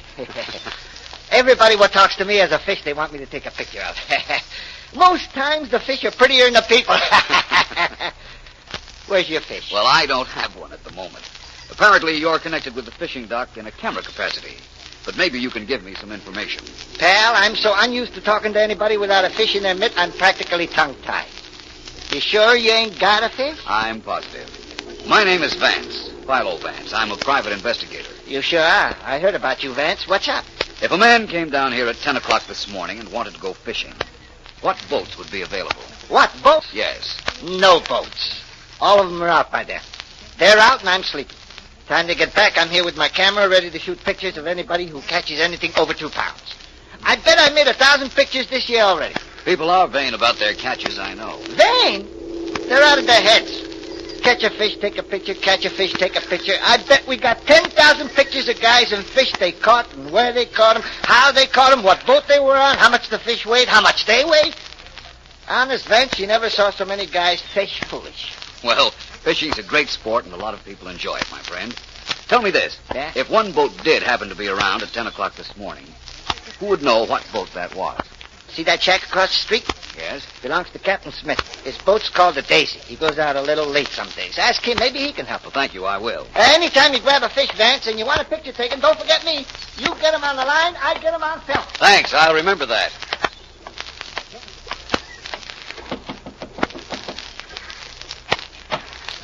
Yes? I'm looking for some information. You're Captain Smith? So? I'd like to know 2 things. What time did your boat pull out this morning, and were there any other boats around at the time? We shoved off at 9:45. We were the last boat to leave. That all? Well, yes, I suppose so. Well, thank you very much. That's all right. Hey, who was that, Cap? Didn't give his name, Iggy. And he didn't have to. I recognized him. That was Philo Vance. Hey. Young Mr. Case here gave us a good tip. Yes, I did. I knew he'd be down here checking my father's disappearance. Glad I warned you 2 in time. Hey, look, kid. You know, when that old guy came to us on the dock, we didn't realize it was your father, or we would have taken him with us. You know that, don't you? I know it, Smitty. I didn't know it was your boat at the dock, or I never would have suggested he take it when I dropped him off. Okay, as long as that's understood. We told the old guy we wouldn't take him. He slung his rod over his shoulder and started walking. Saying something about he'd find somebody to take him out. Well, he's gone, that's all I know. And for that matter, that's all I care about. I own everything all by myself, now that he's gone. Well, look, let's forget your old man and get on to this business here. You got the stones we got from the buoy. You got the cash like you're supposed to have? Yeah, of course I have, Piggy. Yeah, right here. I ought to get rid of these stones for about $30,000. I pay you guys $20,000, right? That's right. Here you are. And now that I'm in the chips, I'm through with this racket. Smuggling's too dangerous. In fact, it's completely ridiculous now that I'm to inherit all Dad's money. So this, gentlemen, is our last transaction. You're being a little hasty, aren't you, young fella? No. We gotta have somebody sell these stones after we get them. You've been doing fine up to now. You're sticking with us whether you like it or not. And don't get any ideas about quitting. We wouldn't like that, would we, Iggy? No, Cap. We wouldn't like it at all. You two don't bluff me. I'm walking out of this racket, and if either of you thinks he can do something to stop me, I'll do something you really won't like.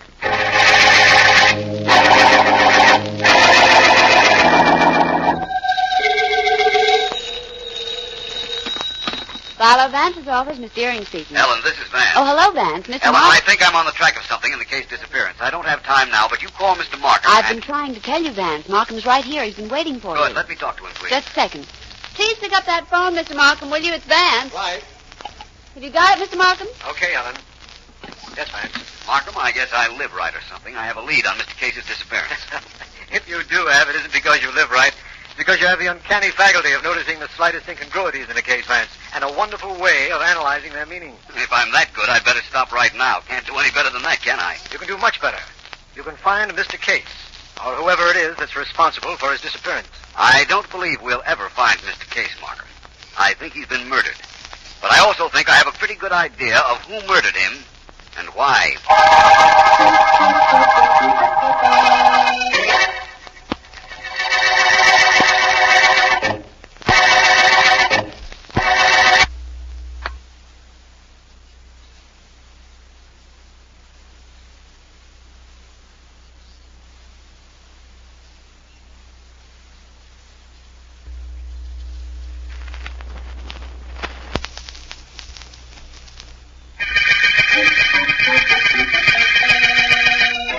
This is District Attorney Markham.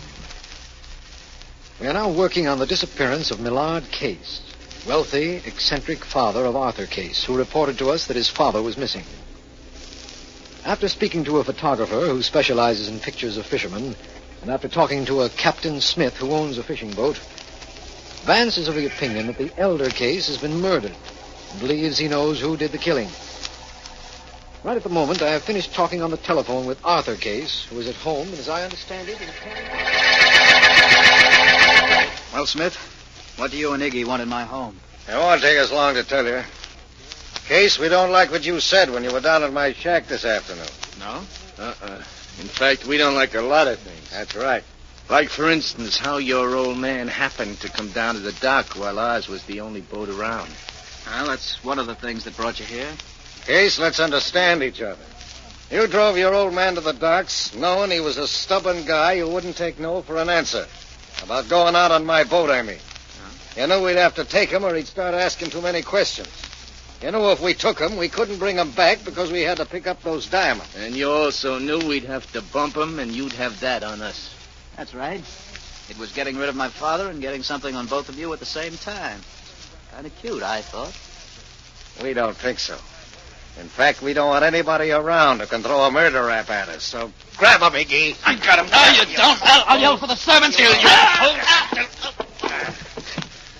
Well, I'm glad you smacked him on the head, Cap. I couldn't have held him much longer. What do we do with him now? We tie him up and carry him out of here, then dump him in the ocean. Yeah, suits me. There's some fishing line over here in this room. I'll get it. You know, I think this young fellow was trying to double-cross us all the way. That's the reason he got Philo Vance in on the case. He figured Vance would find some lead to us. Well, how could he, Cap? He can't. There is no lead to us or our boat, Iggy. Believe me. Go ahead, start tying. Okay. Wait a minute. What for? We can't take a chance of being seen carting a body out of this house. Nobody saw us come in, but we may be spotted leaving. Give me your knife. Sure, Cap. Here. Why are you turning your head away, Iggy? Can't you stand seeing me stab the kid? Oh, it ain't that, Cap. Believe me, it ain't. It's just that later on, if somebody asked me, did I see who killed young Case, I could say no, and I wouldn't be telling a lie. You see, Cap, if there's anything I hate in this world, it's a lie.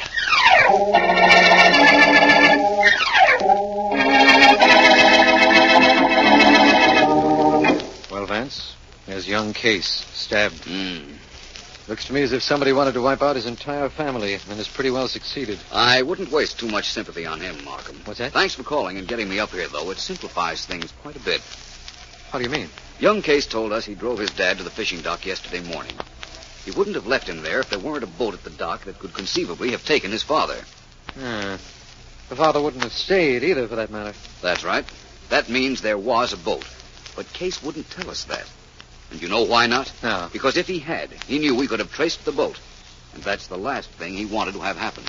You mean he planned his father's disappearance? I'm relatively certain now that he knew what would happen to him if his father, who, as we know, was stubborn, insisted on getting on the one available boat. Markham, did you ever hear of a Captain Smith? Only what you told me. Well, we're going to find him.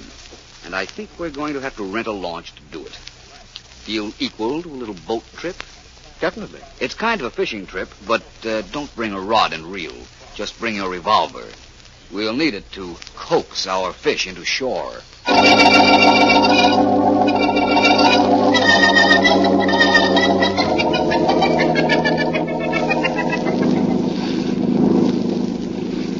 A little further out, Iggy. We drop anchor and wait. We ought to make contact in about 20 minutes, I figure. We're a little ahead of time, huh, Cap?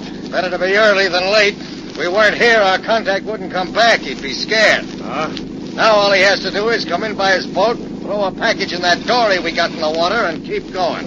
You know, I'm kind of glad we got rid of that young Case, Cap. So am I.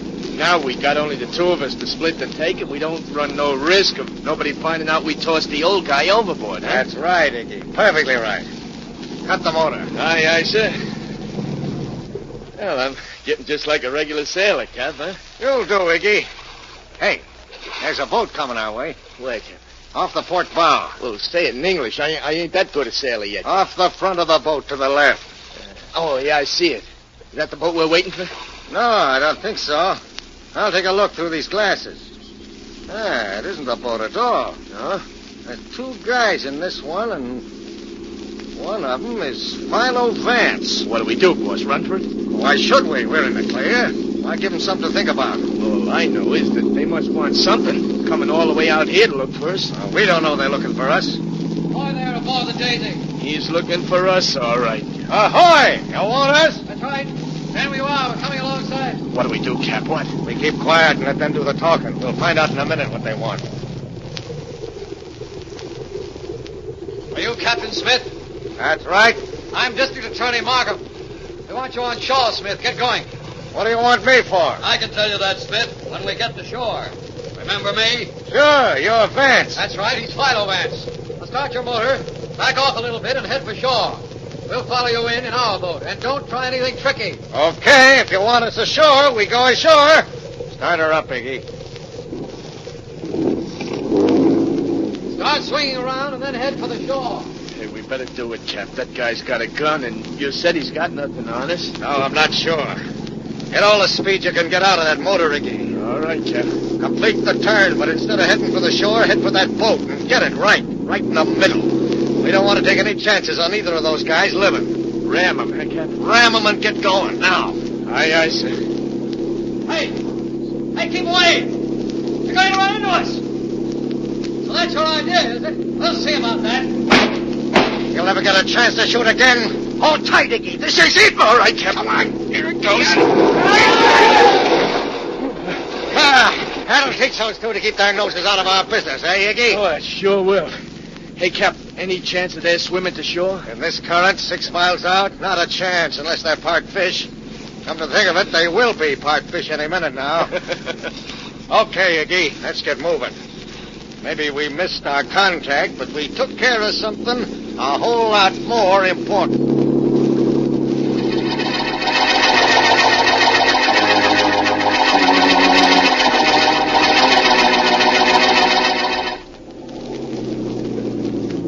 Beat it, the dock, Iggy, and I'll throw a line around that post. Aye, Cap. Here we are. I'll hop on the dock and tie us up. Hold on to the dock till I make the jump, Iggy. Go ahead, Cap. We're steady as a rock. There we are. Now to tie us up. Come on ashore, Iggy. Okay. Here I am, and glad to be here. You know, Cap, that's the first time I ever did something like that. Ram a boat on the water and knock off a couple of guys that way. It really doesn't matter how you kill a man, Iggy. The results are always the same. You're perfectly right, Captain Smith. Hey. Come on, Markham. Hey, Cap, they're alive. The two guys we rammed. Let's get out of here. Not so fast, young man. You're not going anywhere. Don't let you clip my mate, Vance. I got a little return message for you. Hold him off for a moment, Vance. I'm coming. Right, come on, you. Don't get me. I want to see. My stuff. That did it. Okay, Vance, I'm through. Don't hit me again. Captain Smith is lucky. He's still able to talk. His mate is slightly unconscious. Good work, Markham. Hey, you two guys. Maybe you wouldn't mind telling me how you ever got to shore after we rammed your boat. You're supposed to be out in the middle of the ocean. We would have been if we hadn't jumped overboard before your boat rammed us. We simply swam underwater to your dory and held onto it while you very obligingly towed us back to shore. So you see, Captain Well, Smith. what's going on here? Oh, it's you, Vance. A little bit wet, ain't you? A bit. Markham, this is my friend, the photographer. How do you do? Hi. He's been very helpful on this case. I have? Tell me how. Tell me, too. Later. Hey, you want a picture of these two guys on the dock? I could take a snap of both of you, each holding one of the guys in your hands. Just like a fish picture. I'm so tired of snapping pictures of guys with fishes in their hands. Oh, thank you. No pictures. But there is a resemblance between these two characters and the pictures you generally take. Yeah? These two poor fish thought they could get away with murder.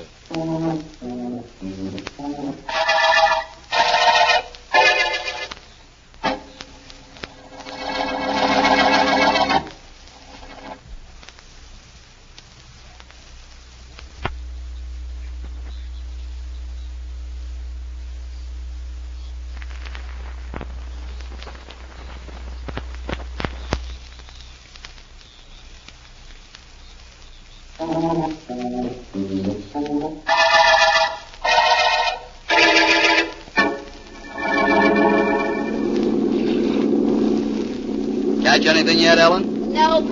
Not even close. What are you using for bait? Perhaps that's the trouble. Oh. Do you have to use bait?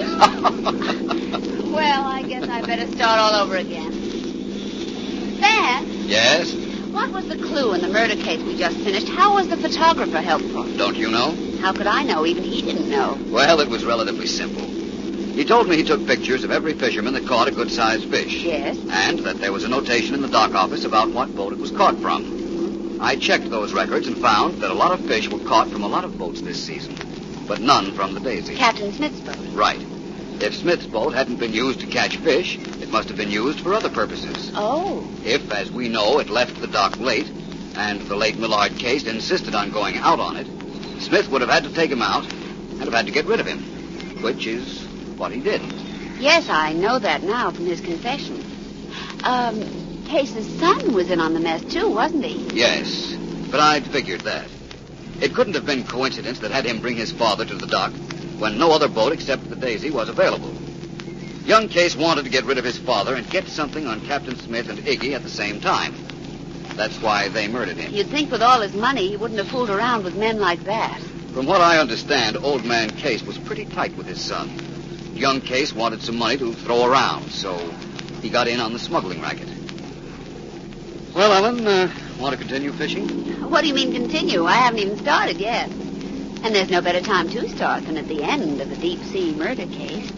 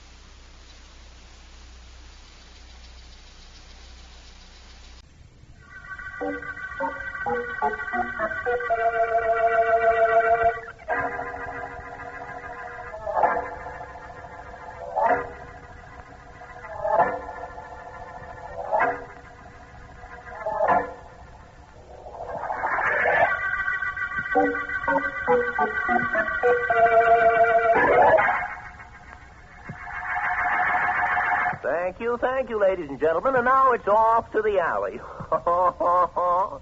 How's that, Mr. Payne? Mm-hmm. Anybody can do that. Let's hear something else. Well, look, Mr. Payne, I can imitate anybody. Anybody at all. You just say who you want, I can imitate him. I've been doing this kind of thing in nightclubs for years. Mm-hmm. How about that meek little fellow? What's his name? Oh, you mean the fellow talks something like this? Look, mister, all I ask for is just a little peace and quiet. It's not the big noises that bother me. It's just the little trivial, annoying noises like the birds and the bees. How's that? Hmm. Danny, I want you to listen to something I have here on a record. Sure, Mr. Payne, if you want me to. Some guy I know made a speech on the radio tonight. I recorded it. Okay, let's hear it. I want to play part of it back to you. Now listen. Only this. As a private investigator, I have encountered many crimes and many criminals. My friend, Mr. Markham, the district attorney, has asked me to discuss several of both with you. First of all, I am certain that the most difficult of... You heard that voice, Danny? Sure. Can you talk like that guy there? Look, just give me the record and a couple hours practice, and I'll be able to do him so good even his mother wouldn't know it wasn't him talking.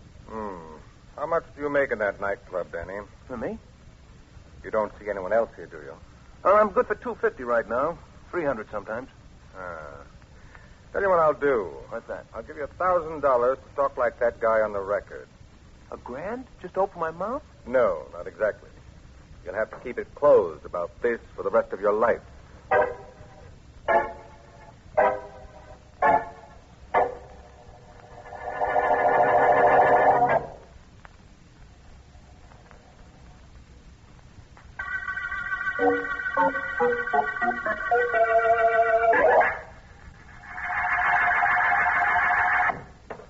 Good morning, Alan. Good morning, Vance. Or should I call you Stephen Douglas or Daniel Webster or Cicero? Well, that's a nice way to start off a day.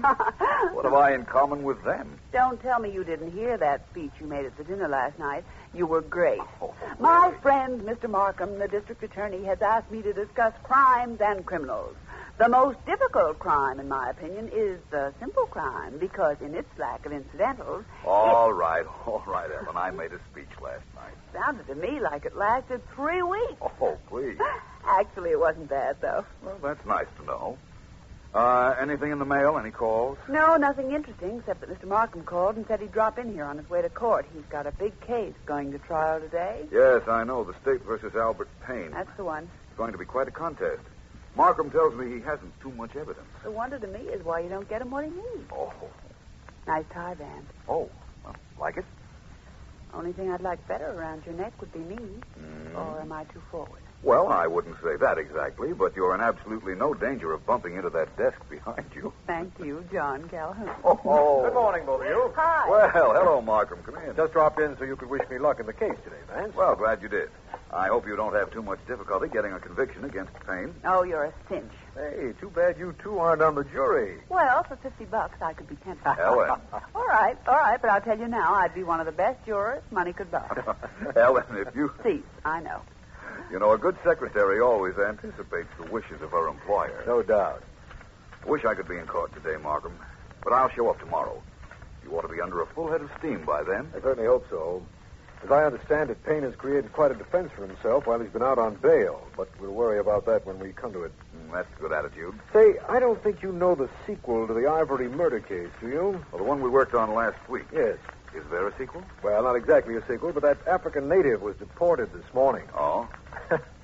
I certainly was going to make a beautiful mistake in that case if you hadn't interfered, Vance. You'd have found the real murderer eventually, Markham. Perhaps, but when you told me I was on the wrong track, I stopped my activities immediately. Only believe me, I didn't know any reason other than your request. It all turned out well, didn't it? It most certainly did. Well, then. And I guess I'd better get going to court. Thanks for everything, Vance. Keep your fingers crossed, and I'll get a conviction against Albert Payne before the week is over. I will, Markham. I'm sure you'll see to it that the pain is removed from the public.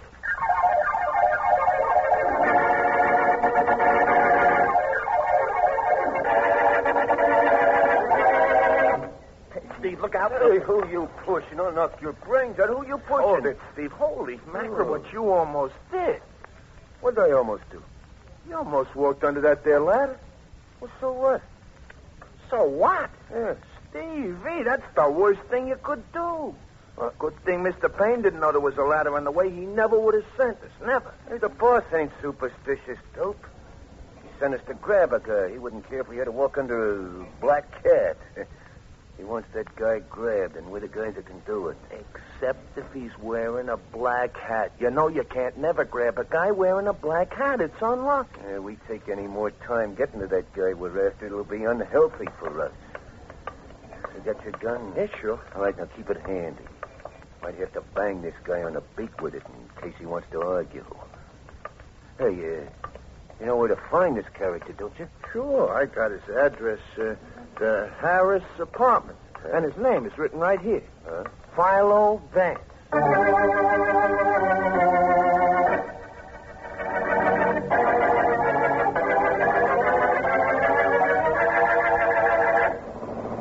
Stop right here, driver. Mr. Vance lives here. Yes, ma'am. Well, I think it was very nice of me to take you home, don't you, Vance? It was charming, romantic, and on the way to your apartment. But thanks, Ellen. I'll phone you as soon as I get cleaned up. I'll be waiting. Bye. Bye. Okay, you ain't going anywhere except with us. What? You're Philo Vance, ain't you? Yes, but I don't know you. You don't have to know nothing except this is the gun that's shoving you around. We got a car, Vance, and you're coming with us. Sorry, I have a previous engagement. Stevie, let the guy alone. He's poisoned. I just saw a star fall down. That's bad luck, Steve. If you think that's bad luck, what's your opinion of this? We can take him, Jerry. He's only one guy. Yeah, but he fights like he was nine. Clip him with that gun of yours like I told you. Sorry, but I don't like mine.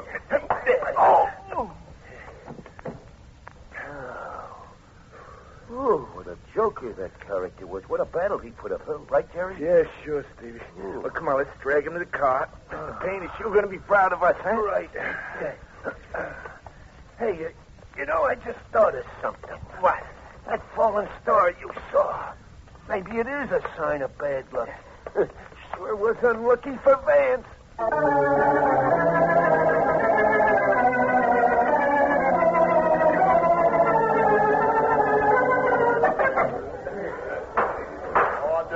Order in this court. Proceed with your examination of the defendant, Mr. District Attorney. Thank you, Your Honor. Mr. Payne, are you or were you the head of the Acme Development Corporation? No, I am not, and I never was. The state will prove that the Acme Development Corporation was a dummy organization set up to swindle the public. Mm-hmm. We will also prove that although your name did not appear in the corporation papers, you were the actual head of the Acme Company. Objection, Your Honor. Sustained. I'll rephrase that statement. The state will prove... Excuse me, Mr. Markham. Your Honor, please, may I have a moment to talk to this court attendant? Granted. Thank you. What is it, Joe? A telephone call for you, Mr. Markham. Philo Vance. Says to tell you that it's important. Oh? Something to do with the trial now going on. He says it's urgent that you talk to him right away. Thank you, Joe. Your Honor, please. Mr. District Attorney. Your Honor, please, with the court grant a 5-minute recess. It's quite important. Order in the court. The court sees no objection. Step down from the witness stand, Mr. Payne, please. 5 minutes recess. Thank you, Your Honor. Which telephone, Joe? Oh, just follow me, Mr. Markham. This way. Right. Yes, Vance sure sounded like he had something awfully important. After the trial was going on, I said yes. He said to get you to the phone, so I got you. Well, thanks again. I tried to reach Vance this morning at his office, but he hadn't shown up. His secretary told me he was supposed to call her last night, and he didn't. Vance must have been doing some work on this case. I wouldn't know about that. There's the phone now. First booth. Oh, thank you. Hello? Markham, I'm sorry I had to get you out of that courtroom, but it was imperative that I did. What's wrong, Vance? Where have you been? I'll explain that when I see you. All I can tell you is that you have the wrong man on trial. Payne is innocent. What? It's definite, Markham, and I can prove it. And what's more, so can he. I think we can get him on a more serious charge, though. Wait a minute. What I want you to do is ask for a dismissal of the charge against him. But I can't do that, Vance. If I do, he can't be tried again for this crime anyhow, regardless of what evidence you have. I know that, my friend, but please do as I say. I've never let you down, have I? No, but this is... Please, Markham. It's for your good. Payne has evidence that can disprove everything you claim. Withdraw the charge against him. I'll explain everything when I see you. You always say that, and you always do, but... I won't let you down, Markham. Will you do as I say? Yes. Yes, I'll do it, Vance. But if you don't do as you say, I can take my career and send it right back to law school where it started.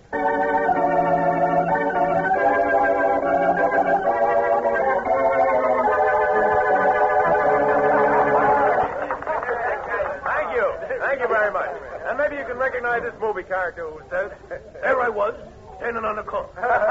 Minding my own business. Nice party, Mr. Payne.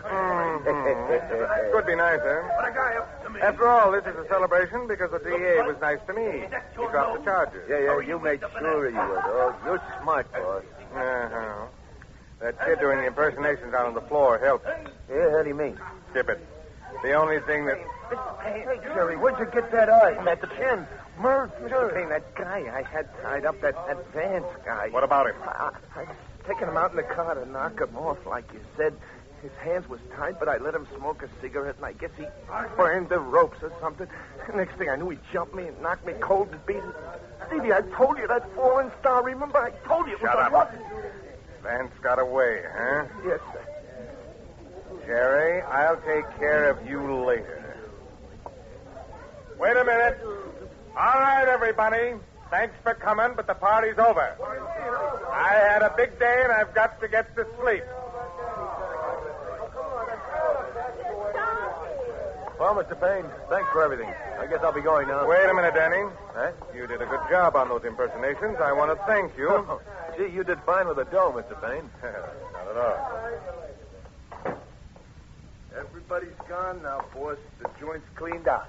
Right, Steve? Sure is. All right, you two, grab this Danny guy. Hey, hey, what's the idea? I didn't do nothing. What do you want with me? I'm sorry, Danny, but with Vance alive, I can't let you be. Vance? Who's he? He's the one man who'll know you impersonated his voice. Yeah, but... He'll get you to talk. No, I can't let that happen. Hey, wait a minute, Mr. Payne. Wait a minute. Holy mackerel, The boss is going to use a knife on this guy. Just keep hold of him, Mr. Payne. You gotta believe it. I did it. Let him drop, boys. You know something, Jerry? What? This guy was a great impersonator even when he kicked off. He died just like Jimmy Keg.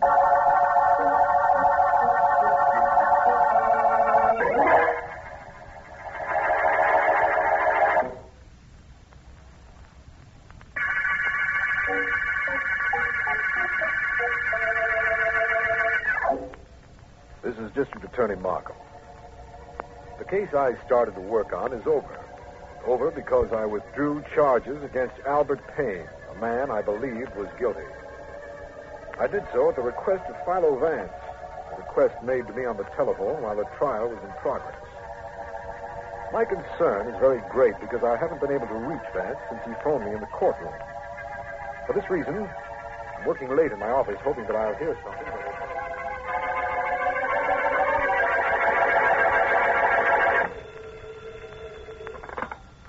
District Attorney Markham speaking. This is Ellen, Mr. Markham. Any word from Vance? No, Ellen, not since he called me at the courtroom. You've heard nothing? No, not a word, and I'm awfully worried. He never showed up at the office today. At least we know he was all right about 2 p.m. when he telephoned me. That's something. Are you sure it was Vance?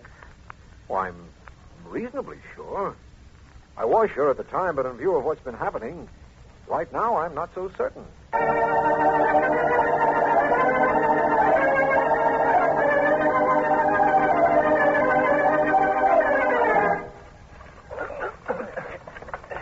Jerry, are you shoving? Sure, I'm shoving. What do you think I'm doing? I'm shoving. Only it ain't easy to push this jalopy up a hill, you know. Just be happy you ain't in it when it goes over that cliff. See how happy I am? All right. There we are. That ought to do it, Steve. Yeah. Ooh. Anybody ever finds a wreck of this jalopy down there, they can also get a good look at what was once a pretty good mimic. Danny Duncan. Now, Steve... Look, I wonder how he liked being pushed up this hill. Now, look, stop talking like that about a dead guy. Steve, that's unlucky. You and you're unlucky. Everything's unlucky. All right. All right, come on, let's get this heap over the cliff now. All ready? Yeah, sure. Here we go. Push. There she goes.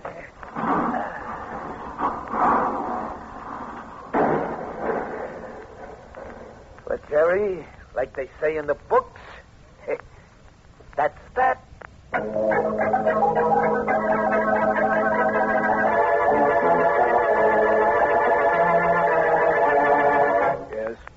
Yes, I have the details. A crash was heard, investigated, and you found a battered jalopy at the bottom of the cliff. In it was a man who had been knifed to death. It was Danny Duncan, a nightclub entertainer. That's it, D.A. We'll call you back if there's anything else. I'll do that. Thanks for calling. Hello, Markham. Thanks. Am I glad to see you? Where have you been? What's happened? I've been knocked out, dragged out, and taken for a ride, Markham. I'm here now. Yes. Sit down, man. Sit down. And very anxious to get to the bottom of all this. What was that call you made to me at the courtroom this afternoon? Call I made. Certainly. You telephoned me to ask for a dismissal of charges against Albert Payne. And I did. Markham, I never called you. What? No. Now, don't tell me that. I recognized your voice. Now, Vance, listen to me. You definitely... I definitely what? I know what's happened now. I just got a report of the murder of a nightclub entertainer, Danny Duncan. A very well-known mimic. Yes. That's it, then. It was Duncan who called me and pretended to be you. You were kidnapped to prevent your coming on the scene and spoiling Payne's plan to have me drop the case against him. Well, it certainly looks like we've been outsmarted, doesn't it? I could have sworn it was you on the telephone. And you've done similar things before, Vance. Called me and asked me to lay off something until you could give me conclusive evidence. I know. And apparently Payne knew that, too. But in order for his plan to be foolproof, Markham, he had to kill Danny Duncan. Well, the next time he goes to trial, I personally guarantee it will be for murder.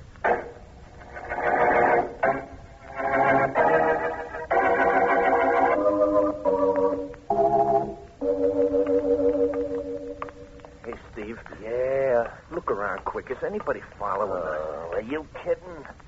Of course not. Who'd be following us? I don't know. I looked around a couple of times, only I didn't see nobody. But I kind of feel like there's somebody following. Stop being stupid. Well, I'm not being stupid. Now, wait a minute. Wait, just stop a minute. Now, listen. Hey, you hear that? You hear that, Steve? So it's somebody else on the street. Yeah, but there ain't nobody on the street. Nobody but us. Hey, maybe it's that Danny Duncan come back. Steve. Now, get your hands off me. What's the matter with you? Nobody's there. Are you getting yellow or something? Yeah, but Steve. Oh, come on. Steve, come I'm on. afraid. I'm awful afraid.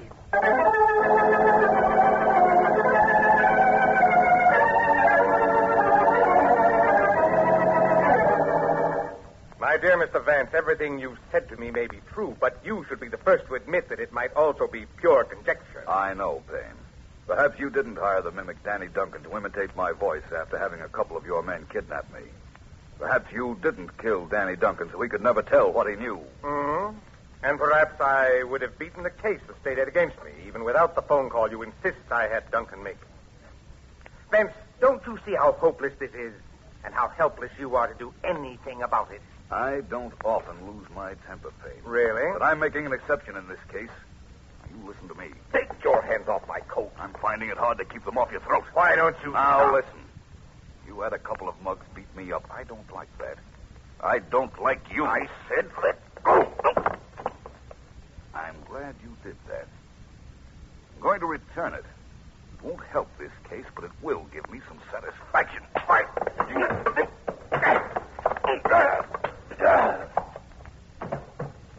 You don't think I have anything on you, do you, Payne? Come on, get up and talk. That's right. I don't think you have a thing on me. I bet my life you don't. Don't look now, Payne. But that's exactly what you're betting.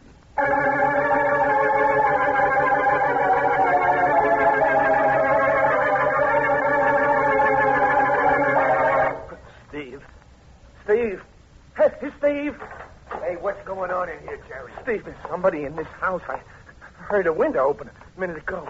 I heard it, I tell you, Steve. It's Danny Duncan. Like I said, he's come back. Will you shut up and go back to sleep? I can't. An hour ago, you heard footsteps. Danny Duncan is dead. You know that. Sure, I know it. That's why he's come back, Steve. Because he's dead and we helped kill him. We were holding him when Mr. Payne stabbed him. Now, look, stupid. Danny Duncan is gone. But, Steve... Yeah, but I'm here. If you bother me again, I'm going to come in and work over you myself. Now, go to sleep. Steve, don't go. Stay here with me, Steve.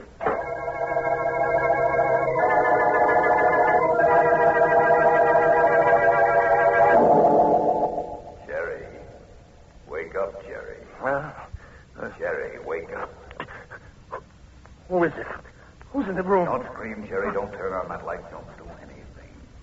Just listen to me.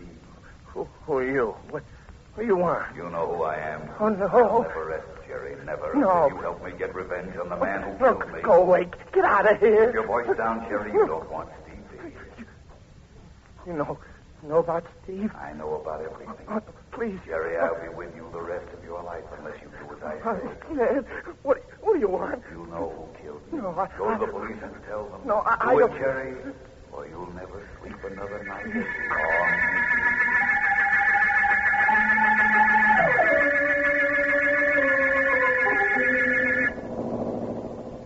You asked me to keep my fingers crossed, Markham. Now it's your turn. It's hard driving the car that way, but I'll do it. You haven't any further to drive, my friend. This is Payne's house. Oh. Come on in with me. Okay. If I'm right about everything up to here, this case should be over soon. Well, that's the best news I've had all day, except for one thing. Payne is an extortionist and steps into larceny very often. But I didn't have too much evidence against him, although he, of course, didn't know that. Anyhow, now I don't feel quite so badly. Good. I feel partially responsible. What? Inside the house, Vance. Those shots came from inside. Let's go. Try the door, Markham. It's open. This way. They came from this door here. Right. Come in, gentlemen. What long as I live? It wasn't very long. I guess... What's going on here, Payne? Pretty obvious, isn't it, Markham? This man broke in here with a gun. He's still holding it. Fired at me. I got my gun and shot him. What brings you here? And what's with your friend Vance? I think this is it for you, Payne. Mm-hmm. What makes you say that, Vance? Jerry came here to tell you he was going to the police because he believed it was the only way he could keep Danny Duncan's spirit away from him. Danny Duncan? Who's that? Oh, no, Danny, I did what you said. I told Mr. Payne I was going to the police. I wanted to warn him. Well, you really killed Jerry this time, didn't you, Payne? Did Couldn't I? let him finish what he was saying, could you? You know my story, Vance. He broke in here. I shot him in self-defense. It wasn't self-defense just now, Payne. You murdered him right in front of us. Your story won't stand up now. You won't stand up very long either, Markham. Oh, wait. You grabbed his arm and deflected the gun, Markham. Vance, get away from me. There. That's better. Now, both of you stay right where you are. Don't take a step. Vance, don't. Why not? I'm coming to get you, Payne. Don't take another step, Vance. Don't do it. All right, I warned you. It only holds 6 shots, you know, Payne. Now I'll take that. Good boy. Keep away, Markham. This is to me.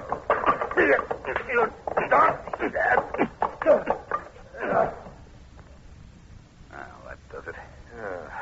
You'll find the third member of this trio, a fellow named Steve, at a house on Central Street. Okay.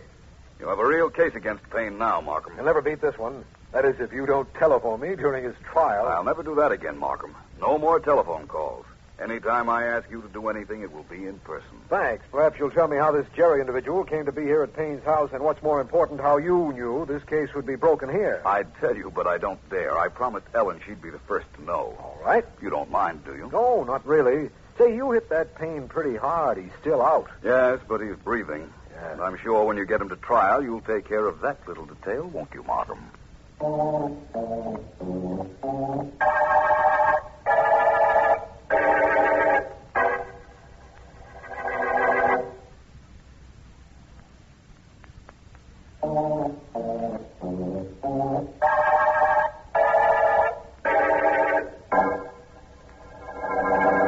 The only thing I don't understand, Vance, is what made that Jerry character go after Payne. I knew he would, Ellen. I knew he was superstitious. I found it out when he and Steve jumped me the night you dropped me off. Oh, And later, while we were in the car in which he was supposed to kill me. so you worked on that superstition. Definitely. It's a powerful motivation, Ellen. A superstitious individual will go to almost any length to remove what he considers a hex. Yes, I know. I followed him along streets, making sure he could hear me, but keeping out of sight. Opened a window in his house. Even sneaked a public address system into his bedroom to plant the idea that I was Danny Duncan's ghost. Pretty good planting, I'd say, inasmuch as it sent him after Payne. That's what I did it for. He got to Payne's to warn him he was going to the police before Markham and I had a chance to get there. Payne thought he had to kill him. What I'd like to know is what made you such a brave man. How come you walked right up to Payne when he had a gun in his hand, a gun he had just used to kill Jerry? I had heard 6 shots, Ellen. The gun was a revolver. That only holds 6 shots. Well, you say you'd heard 6 shots. My friend, to use your favorite expression, didn't it ever occur to you that Jerry might have fired 1 or even 2 of those? Certainly it did, only Jerry carried an automatic and the safety catch was still on. Uh-huh. I noticed that when it was in his hand as he was lying on the floor. So I really wasn't so brave, was I? Oh, all I can say is it's a good thing you can count, Vance. Otherwise, a bullet would have started right toward you. Well, let's not be concerned with anything starting, Ellen. Let's just remember that this is the end of the mimic murder case.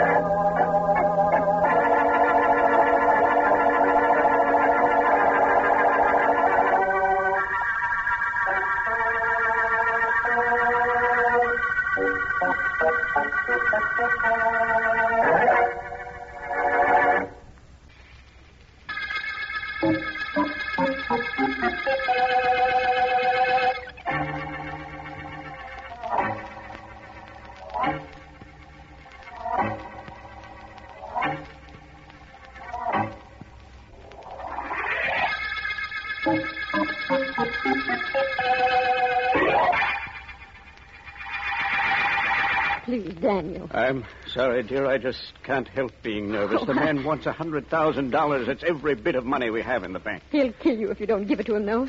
He said he would. Oh, give him the money, Daniel. You know what happened to George Morris. I won't do it. Oh, I please. told him I wouldn't do it on the telephone this afternoon. But I told him I wouldn't go to the police. But I wouldn't pay him the money either. Oh, Daniel, you did the wrong thing. Maybe that's what's making me nervous. Oh, my dear. A killer who whistles. Who just whistles and kills. You told him you weren't going to call the police. Yes. I told him I didn't have $100,000, but he laughed as if he knew I had. Daniel, I won't have you working yourself into a breakdown. I'm going to call the police. Daniel. Those footsteps. Maybe it's our butler. He could be coming downstairs. Daniel, that can't be our butler. You know it can't. It's the killer. It's the whistling killer. Go away. Go away, you. Don't. No! Oh, you killed him. You murderer, you thief. Oh.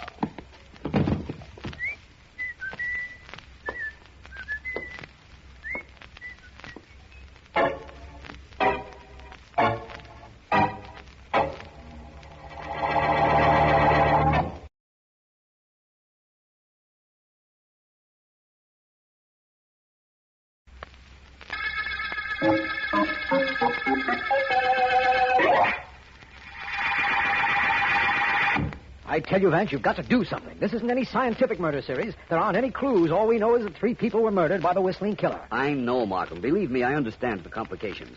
Undoubtedly, all three victims, Morrissey and Mr. and Mrs. Daniel Stewart, had been threatened and refused to pay. Why didn't they call me?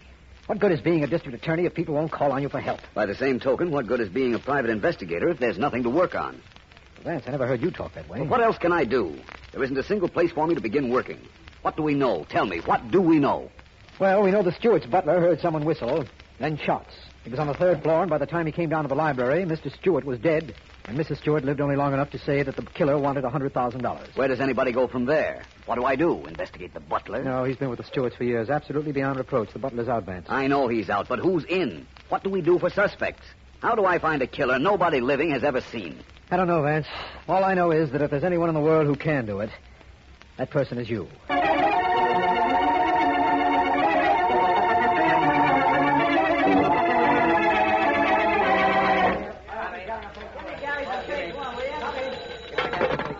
Steady, Dad. Mullins. Joe, Mike.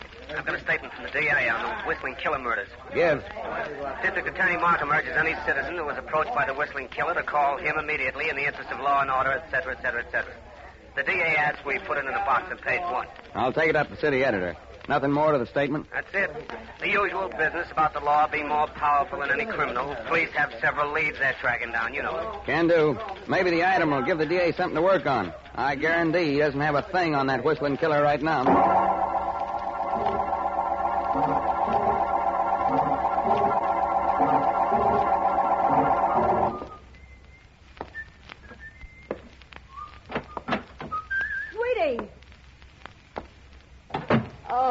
Sweetie, I've been waiting for you. Oh, honey, it's good to see you. Sit down. Here, sit here in your favorite chair. That's it now. Come on now, honey, put your feet up. Right here on the stool. That's better, isn't it? Are you hungry, darling? Uh-huh. Well, I'm going to fix you something super special. Here, let me open up your collar, huh? Is that better? Now, you sit right there and don't you move. I know you worked very hard last night. I've been reading all about it in the newspapers. Say, you killed 3 people already. The whole town's looking for you. Nobody knows who you are, but every cop's on the muscle. Don't that scare you? Don't it make you nervous? Don't... Hey, how do you like that? He's fast asleep, just like a baby.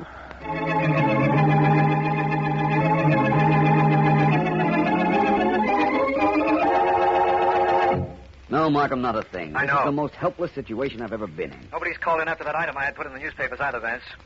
Does this mean we'll have to wait for somebody else to be killed before we do something about the Whistling Killer? I sincerely hope not. The very moment you hear... Mr. Vance, I've got to talk to you immediately. Hello, please. Vance. Please, Mr. Vance. I'll call you back, Markham. I have a visitor. Goodbye. Well, it's a little late for me to ask you in, my friend, but would you mind closing the door? Vance, my name is Wilbur Jones. I've received a warning. The Whistling Killer. You've got to do something to help me. I don't dare go to the police. You've got to help me. Somebody has to help me. Take it easy, please, Mr. Jones. I was just talking to the district attorney. We knew the Whistling Killer would look for another victim. He hasn't been successful in getting any money so far. He's killed 3 people, and I'm going to be the 4th unless you do something to prevent it. He warned me against going to the police. He said he'd kill me if I did. I don't dare go near the district attorney. I came to you. You've got to help me. How much money does he want? $150,000. Every cent I have in the world. I won't give it to him. I can't. It's taken me years to save it. What right is he to demand I give it to him? Mr. Vance, do something. Please do something. When is the killer going to be in touch with you again? I don't know. He didn't say. He's too smart. He won't take a chance on calling and having the phone call traced. He'll come up to me on the street maybe when I'm alone. He'll kill me. He'll kill me sure, Vance. I don't think he will, Mr. Jones. Something you've told me has given me the first clue I've had on this case. Something I have told you? Yes. I want to telephone the bank where Mr. Stewart kept his money. We know the Whistling Killer asked Stewart for $100,000. Yes? If I find out one thing at the bank, I'll have the one thing I need to start work on catching him. And you can bank on that.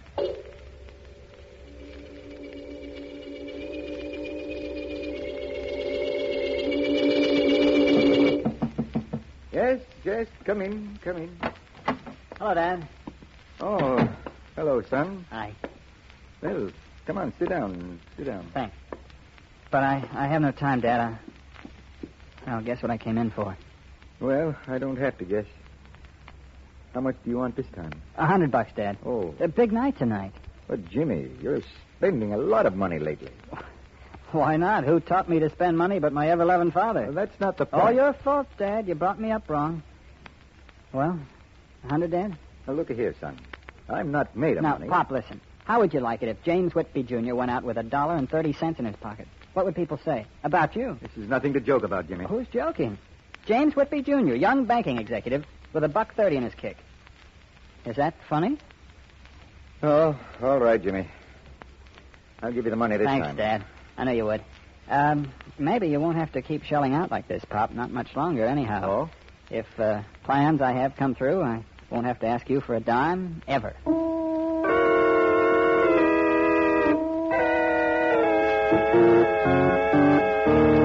Come on, Markham, give. Now, Joe. Our readers want to know what progress the police have made on the Whistling Killer case. There's nothing I can tell you, Joe. Not a thing.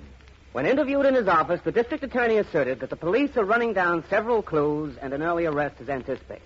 Want that? No, I don't. Well, then you'd better get... Joe, can I tell you something off the record? That's against my better judgment, but go ahead. Philo Vance called me on the telephone a little while ago. Vance? Yes. He said he had found a connection between Daniel Stewart, the man who was killed with his wife, and another man who shall be nameless, who came to him after being threatened by the Whistling Killer. Oh, you mean there is a break coming up in this case? If you don't print that. You know Vance, Joe. You know all he needs is one little opening, and he'll crack this thing wide open. That's right. Just between you and me, an early arrest is anticipated. At least by me.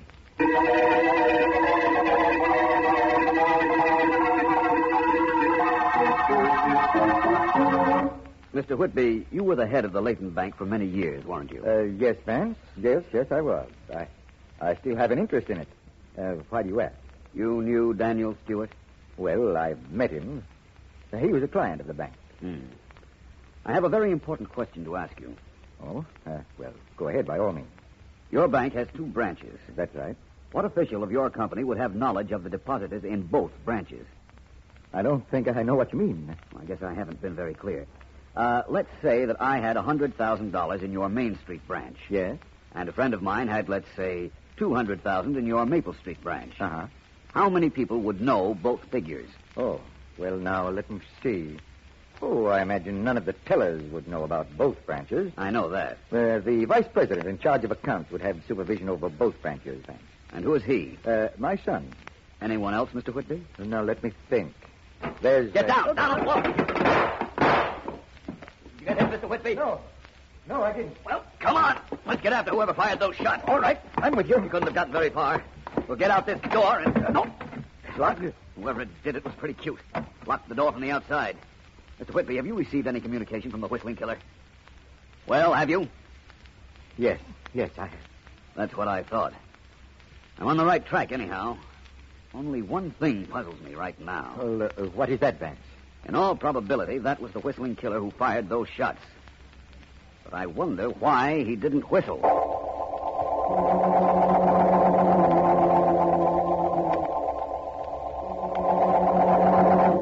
Stop it! What are you hitting me for? I didn't say I was going to do it. I only said I might if you didn't treat me. Let it out. Cut it out. Cut it out. Cut it out. Would you... Where are you going? Where are you going?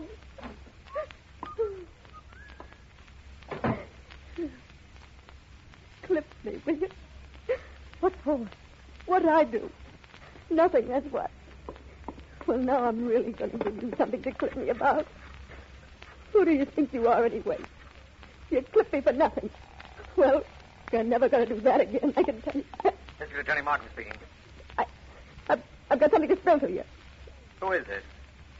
This is a dame who's calling up to do you a great big favor. Yes?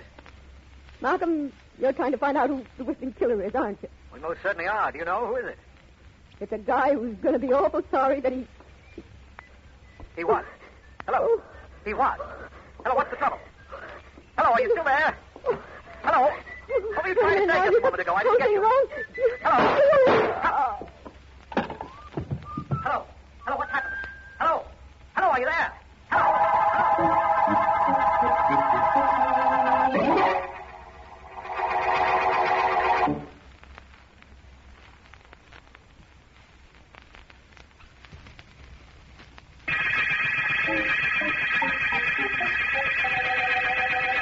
This is District Attorney Markham.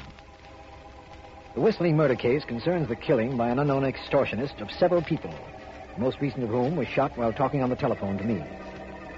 Philo Vance, appealed to for help by a man named Wilbur Jones, uncovered something that sent him to a former banker named James Whitby, and from Whitby learned that his son, James Jr., knew the exact deposits several of the victims maintained in their bank accounts.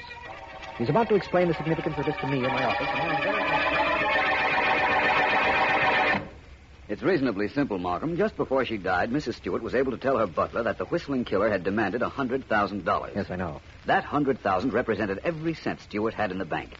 Somebody knew that. Or it was a coincidence. Well, it might have been, except that the Wilbur Jones who came to me told me that the Whistling Killer had demanded exactly the same amount as he had in the bank. And both Jones and Stewart used the same bank, although different branches. Oh, I think I'm beginning to understand. And I'm frank to say it's about time I did. We almost had a break on this case, that phone call I got from the girl who was shot. But she didn't live long enough to talk. We'll make our own break, Markham. As you know, James Whitby told me that his son would know how much depositors in both branches of the bank would have in their accounts. But I've uncovered the strangest thing. Yes? Yes. I discovered that Mr. Jones is a director of the bank, and that he, too, might very easily have access to the accounts. You mean the man who came to you for help is a suspect? Why not? That device has been tried before, pretending to be a victim so that suspicion is removed. I've got to do some more checking. I want to find just how many people would know about the deposits in both bank branches. Then I have a plan to make the Whistling Killer show his hand. It sounds very interesting if one of the bank employees is the killer. What goes on from here, Vance? I go on from here, Markham, on to a series of questions with which I won't bore you. The next time you hear from me, I'll have some answers for you.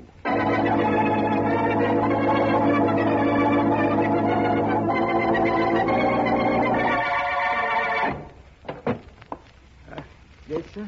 Mr. Jones in. Who shall I say is calling, please? James Whitby, Jr. One moment, please. Hello, hello. What is it? What is it? Mr. James Whitby, Jr. to see you, Mr. Jones. Whitby. No. I won't see him. Very well, sir. Wait. Wait just a moment. Maybe I'd better send him in. Yes, sir. Through that door, Mr. Whitby. Thanks. Hello, Jones. Come in. Now, listen, Whitby. I don't want you to do anything foolish. I want you to listen to me for a minute. Just hold the phone, Jones. I came to see you, remember? I know what you came about. But you've got to give me time. Let's start from the beginning. Well? I walked in here for one reason, Jones, because I want you to lay off my father. What? That's it. Lay off my dad. What are you talking about? He told me a shot was fired at him when he was talking to Philo Vance yesterday. I know that. The Whistling Killer fired that shot. Is that what you think? Yes, and you're the Whistling Killer. What? I figured it all out. When I told Vance about the amount of money I was asked for, he figured it was somebody at the bank. You know how much everybody has deposited. You've got to be the killer. Leave me alone or call for help. That's a good act you're doing. But you have as much opportunity to look at our account as I have. You know the amount each depositor has. But I'll give you a break, Jones. You lay off my father, and I won't tell anybody what I know. What you know? Just what is it you know? That you're the Whistling Killer, of course.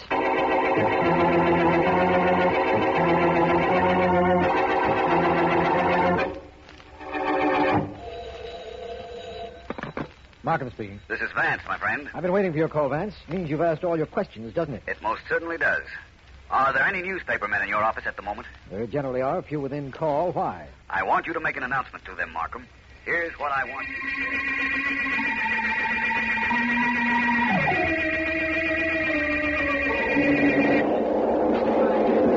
Hey, quit pushing. Quit pushing. What's the matter? You think you own the whole thing? Shut up and get lost. Guy can't come home from work and suddenly read his paper without getting into an argument. Just give me a little room to read my paper. There won't be no argument. Okay, so you got room. So shut up. Go ahead, read. Big front page story. Yeah? What about? Oh, read it yourself. You kept shoving to get yourself room to read. Somebody's pushing me to the other side. What's on the front page? First, I get shoved around. Now I got to read to the guy. It's about the Whistling Killer. Hey. Yeah, you could say that again. Only this time he didn't kill nobody. This time the papers say he made a date to call on Philo Vance. You ever hear of Philo Vance? Yeah, sure. Who hasn't? That killer's got some nerve fooling around with Vance. So he's got some nerve. So what? When's he going to see Vance? The paper says the guy called Vance and said he... Oh, sorry. This is my stuff. Well, you got room now. Read it from your own paper.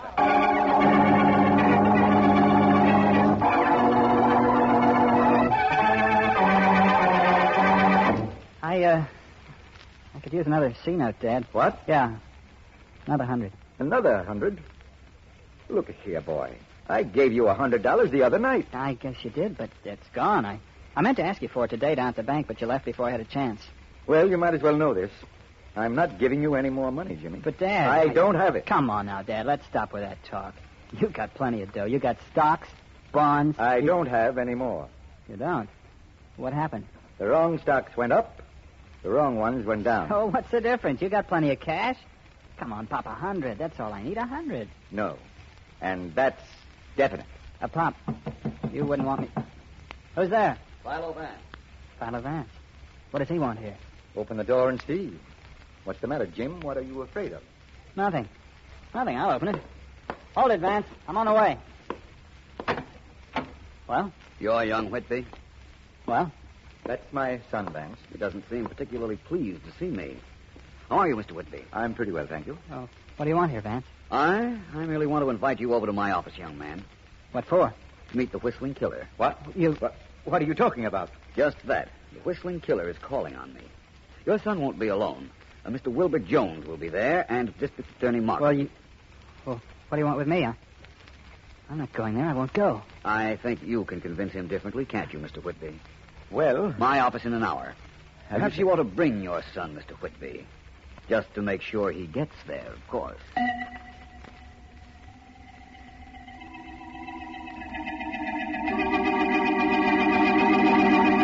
tell you, Mr. Markham, I have work to do tonight at the bank. But There's Mr. no reason Jones... for me to be here at Vance's office jeopardizing my life. He's right. You can say that again. I'm sorry, Mr. Jones, and my apologies to you, Mr. Whitby, and your son. Vance said he'd be here at 8 o'clock. It's only 7:30 now. Well, look, what's all this business about the Whistling Killer? Vance believes the killer will keep his word and be here, providing we don't have the building surrounded by police. And we're doing without any policemen for that reason. Well, I don't think I understand, Mr. Markham. I can explain it partially, I believe. Mr. Whitby, the Whistling Killer has been in touch with you demanding money. Yes, he has. I told that to Vance. And you, Mr. Jones? Well, Vance knows that. I told him the killer was after me. What is he trying to do? Set me up here in this office to make it easy for him? I honestly don't know what Vance is trying to do. Mr. Whitby, Jr.? Well? No threat from the Whistling Killer to you? Well, what could he get out of me? Which leads me to ask, what am I doing here? I'm sure Vance will explain that. He was most anxious to have you. I believe he called on you in person, didn't he? So I'm quite certain. Wait, listen. It's the Whistling Killer. The Whistling Killer? He's coming here? Coming here to kill me. Markham, you have a gun. You must have a gun. No, I don't carry one.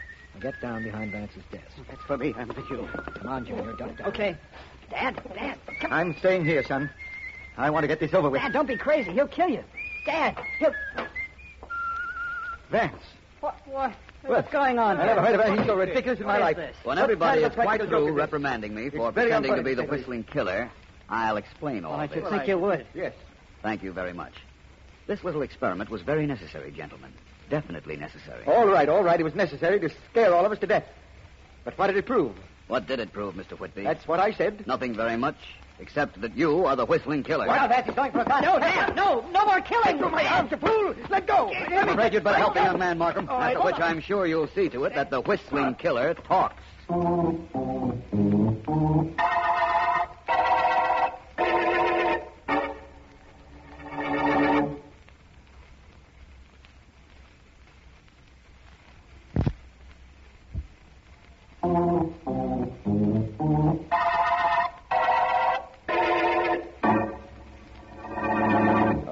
All right. What's the point of my denying it? I'm the Whistling Killer. Although how you knew, how I gave myself away, I'll never know, Vance. It so happens that I don't know either, Whitby. Vance? Let's see if I can start from the beginning of this case and bring it right up to date. I'll admit that some of this is pure supposition, but I believe you lost all your money in the stock market. Correct, Mr. Whitby? It's your story, Vance. It's correct. Thank you, Markham. Anyhow, Whitby hit upon the idea of the Whistling Killer, an idea that would cloak his identity.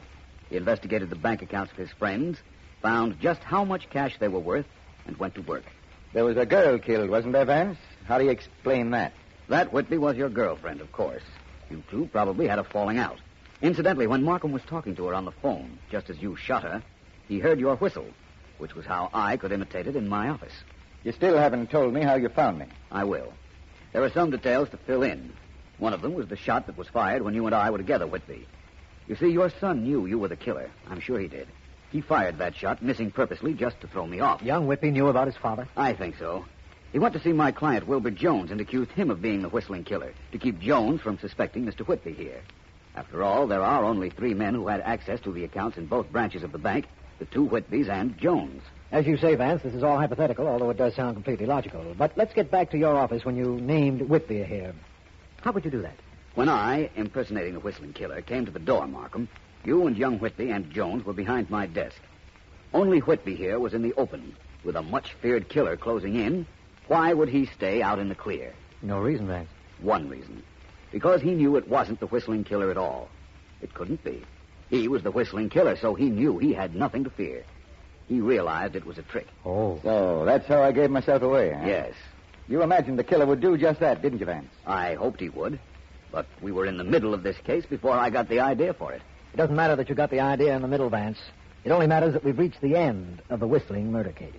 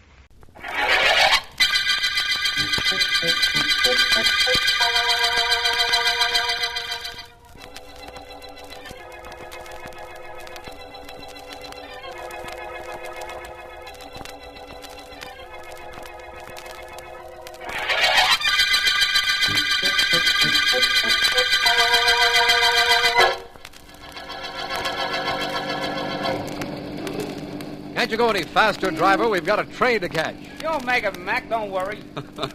Relax, Markham. There's really no use in starting off a vacation weekend by worrying about anything. You know, Vance, I still don't believe we're going. I imagine that nobody has ever started a vacation without that immortal line, Markham. You're quite certain no murder case came up this morning that you're running out on? Now, you know better than that, Vance. I know you're too good a district attorney to walk out on a crime just to rest, even for a weekend. I'm satisfied we're missing nothing. And I'm equally satisfied that we'll find nothing exciting up at Northville, Vance. It's lumber country, peaceful country, very rarely any trouble. Perhaps you're right. I certainly hope I'm right. Well, there we go, Markham, starting off a vacation weekend with entirely different viewpoints.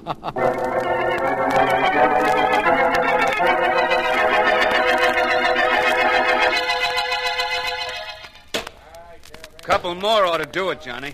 Right, Frank. I'll take it from here. You just stand by. Check. That did it. She's starting to splinter. Out of the way, everybody. Timber!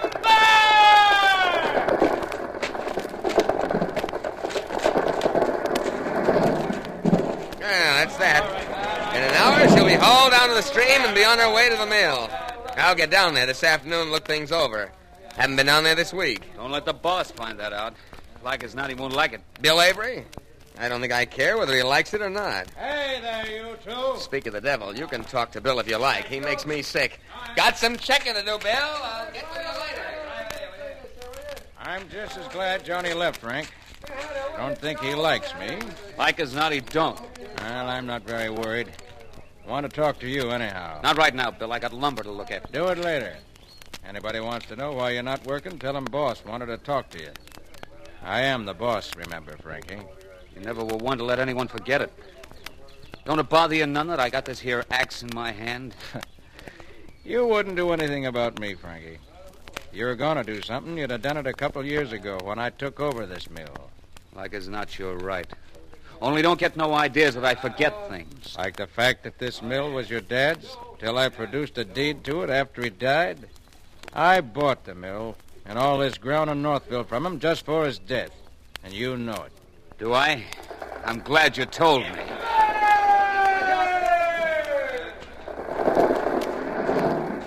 Well, there goes another one. I get a swell feeling when a big one like that gets cut down and crashes. I know what you mean. Like as not, I'd get the same kind of feeling if a big one like you was cut down and crashed, too.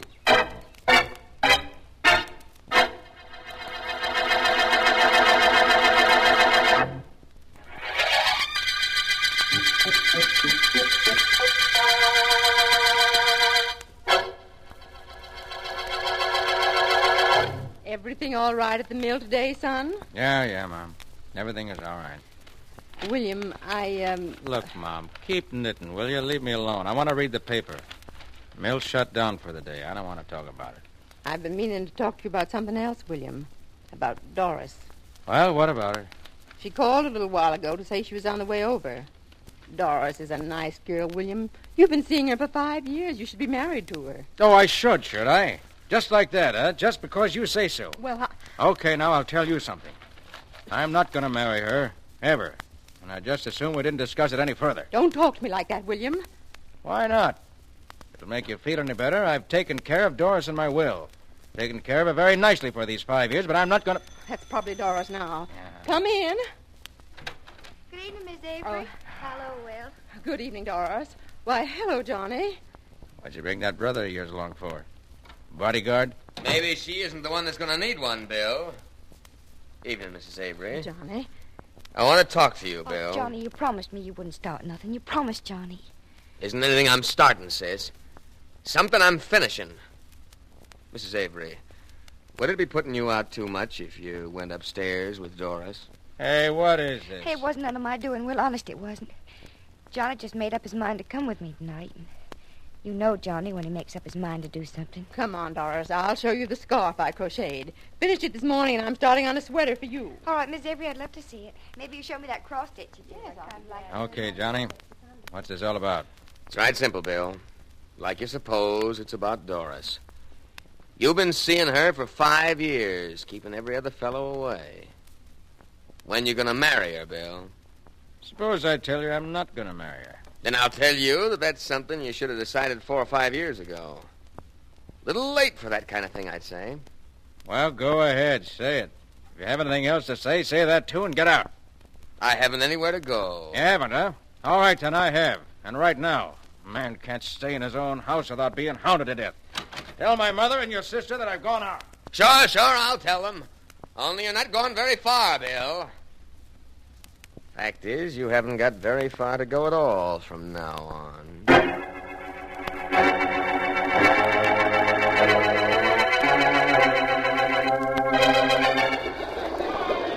Okay, men, keep those logs from jamming. Roll them, but keep them straight. Hey, Mike, take care of that one. It's going down Belly's side. Keep 'em moving now. Keep 'em pointing toward the mill. Morning, Johnny. Hiya, Frank. Just want to straighten out the boys on that timber we cut yesterday. Keep those logs rolling now. Keep 'em going downstream. What's going on? Oh, nothing much. I thought maybe you'd like to knock over a couple of big ones with me this morning. Brought your axe here in case you did. Okay with me. Come on. There's a big baby just waiting for us yonder. Uh-huh. Glad you brought that axe of mine. I know what I'd really like to do with it. I was over to Bill Avery's house last night. Well, like as not, I know what you mean. Johnny, look. I'm looking. It's Bill Avery. Looks like he got caught under this tree just as she was falling. He's dead, Johnny. That tree did it, all right. Yeah. Landed right on top of him. Hey, this thing here wasn't no accident, Johnny. No, I reckon it wasn't. Only as far as anybody else is concerned, it was an accident, wasn't it, Frankie? Yeah, that's what I thought.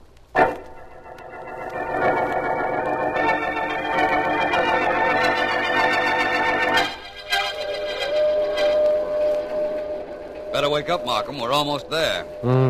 What? Sorry, Vance. Must have dozed. Dozed? You've been fast asleep for the past 2 hours. Fine way to start our weekend vacation. Oh, I don't know. Vacations are for doing things you don't get a chance to do while you're working. Like sleeping. Well, don't tell me this business of being a district attorney keeps you up every night. No, Vance. It only seems as if it's every night. Did it stop Northville? That's what the conductor said. Well, let's go, Markham. Our bags are at the front door already. I'm ready. 2 whole days with nothing to do but play and fish. Oh, it sounds beautiful. I didn't even let the office know where I was going. Neither did I. Well, this is it. This is Northville. I'll hop down and take the bags, Markham. Hand them to me, will you? Here you are. 1. Yeah. 2. Right. Well, nobody else seems to be getting off this train. Good. At least we know we've not been followed. The only person inside is that old fellow over at the station window, Markham. What's more reasonable, then, that we talk to him? Nothing. Let's do it. We've got to talk to somebody, I suppose. We've got to find our hotel, get those bags moved, get directions to the fishing ground. Hello there. How do you do, sir? Hello, Sonny. Who's your friend? Well, let's say his name is Smith. Well, if that's the way you want it, it's okay with me. What's you want it for? Horse stealing? I was, but they dismissed the charge.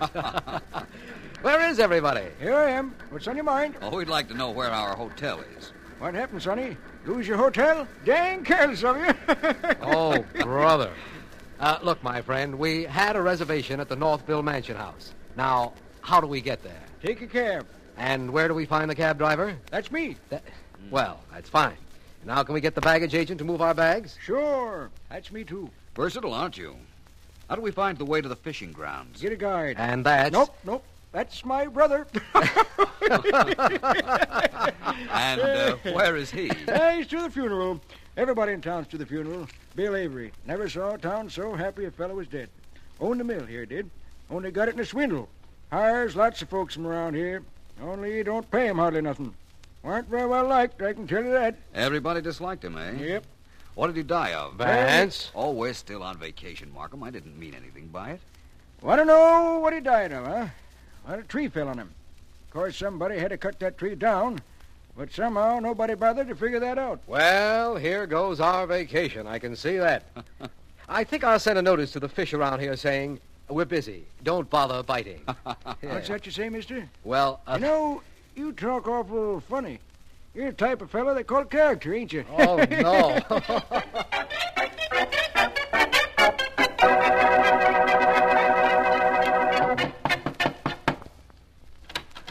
I beg your pardon. Is Mrs. A... Well, hello there. Hi. Your baggage agent, cab driver, and also butler for Mrs. Avery? Nope. Just happened to be town sheriff, that's all. Say, mister, you asked a lot of questions at the station a little while back. I'd like to know why. Certainly, Sheriff. You see, I'm Philo Vance. Philo Vance? The investigator? That's right.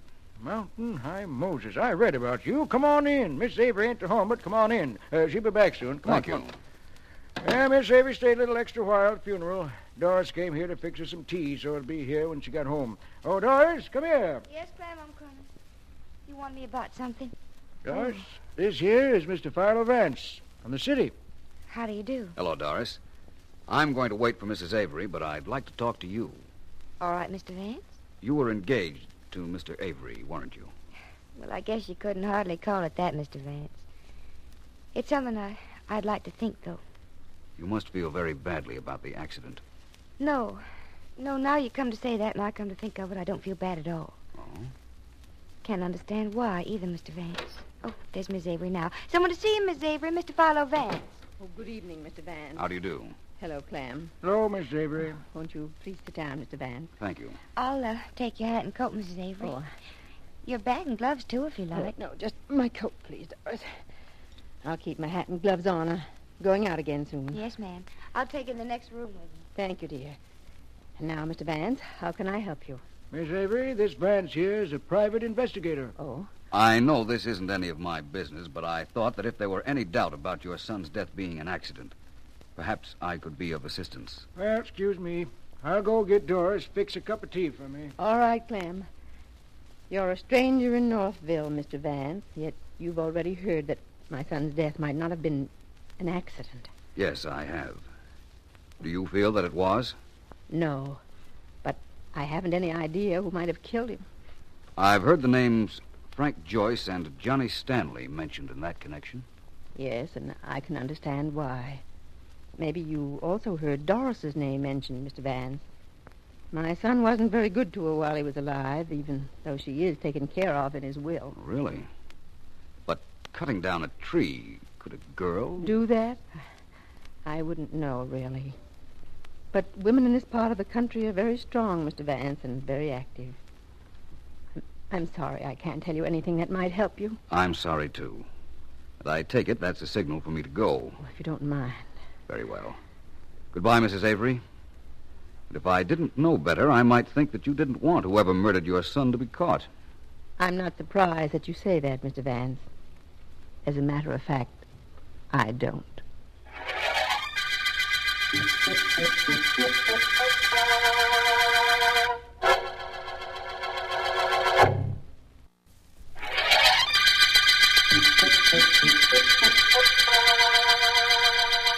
This is District Attorney Markham.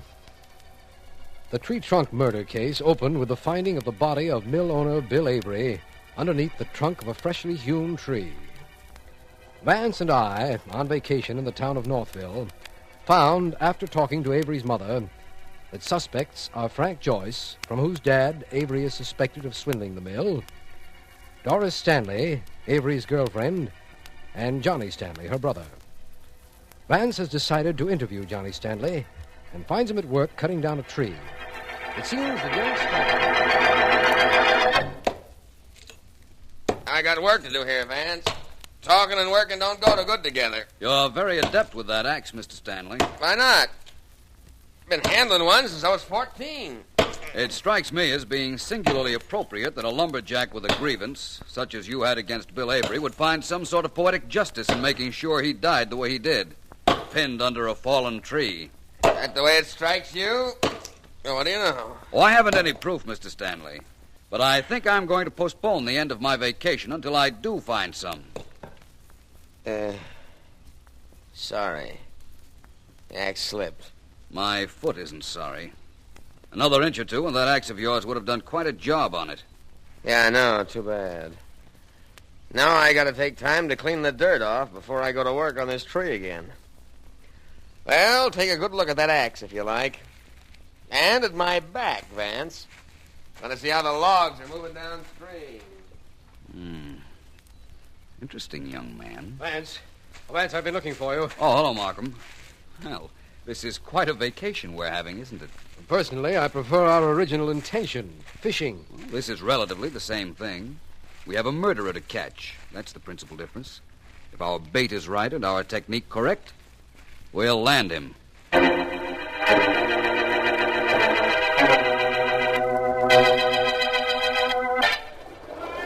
Hey, Frank! Frank! Yeah, Johnny? Hop over here, will you? I want to talk to you. Those logs are going downstream, okay? Check. Like as not, they don't need me to send them down to the mill anyhow. What's up? Walk up here a little way with me. I got to talk to you. I know what about, too, don't I? That's right. It's about Bill's death and those two city fellas who've been buzzing around. You mean Vance? Yeah, he's one of them. Talk to you? A little while ago. Had an idea I knocked over a tree so that it fell on Bill. He's got an idea everybody around here knocked over that tree. Make a deal with you, Frank. Like as not, I'm going to say okay. That's what I want to hear. Look, Frank. Whatever we know about Bill Avery's death, we keep to ourselves. You keep your mouth shut, and I'll do the same. Well? Suits me fine. Never did like strangers butting in the business of us peaceful folks at Northville.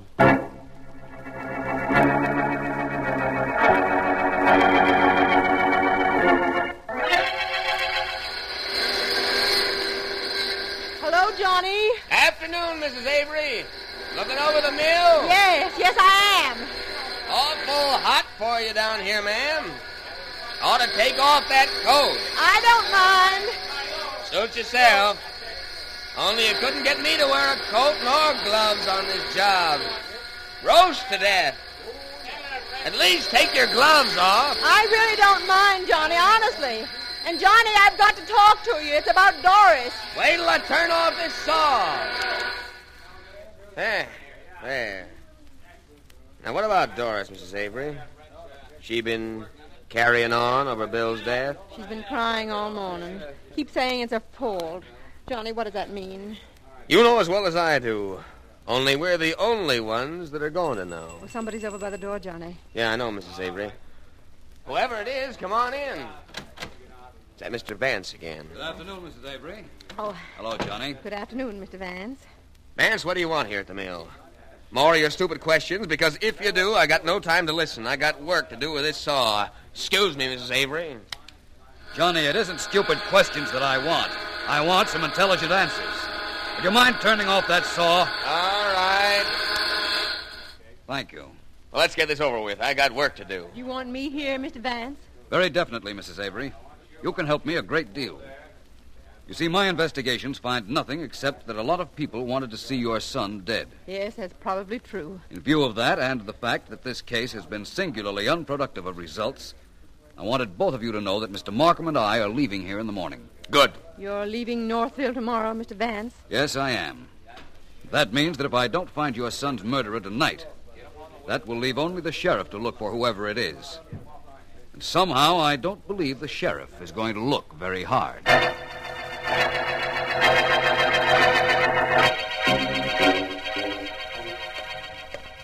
I'm playing a long shot, Markham. When we get to the Avery house, I'll know if it worked. As long as I'm in this race somewhere, Vance, perhaps you'll tell me what it is you're betting on. Certainly. I had Doris Stanley call her brother and Frank Joyce over to Mrs. Avery's. I wanted the four of them and the sheriff there when we arrive. And what's the long shot you spoke about? If they're there and things work out the way I plan, I think I can prove to you who murdered Bill Avery. That's what I like about you, Vance. We work side by side in a murder investigation, and you come up with a statement like that. Personally, I haven't found anything yet that points to any one of the suspects. I have. Points rather definitely, too, I'd say. You'll find what I mean when we get to the Avery house.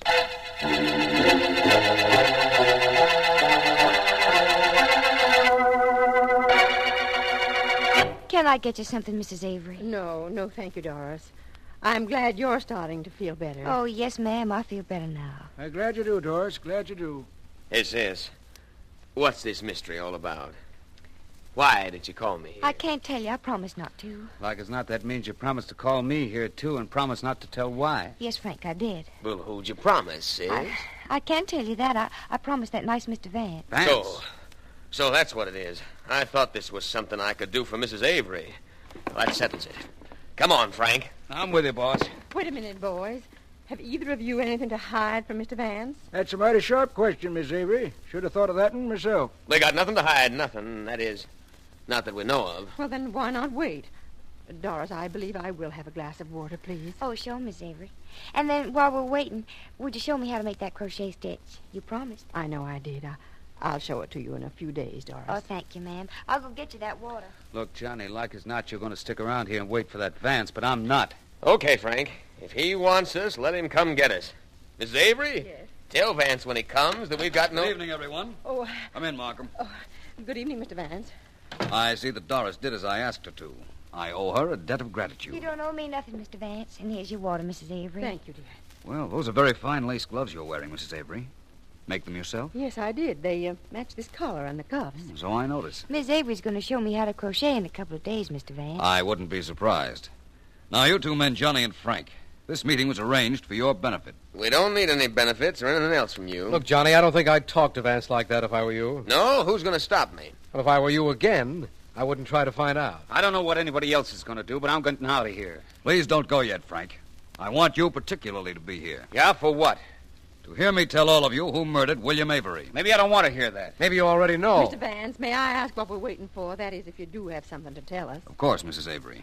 Oh, Sheriff. Yep, that's me. Ain't had nobody to arrest in 3 years, but I'm sheriff. I'm afraid that record of yours is due to be broken momentarily. That's what I don't like about strangers. Always starting something new. Oh, thank you, Sheriff.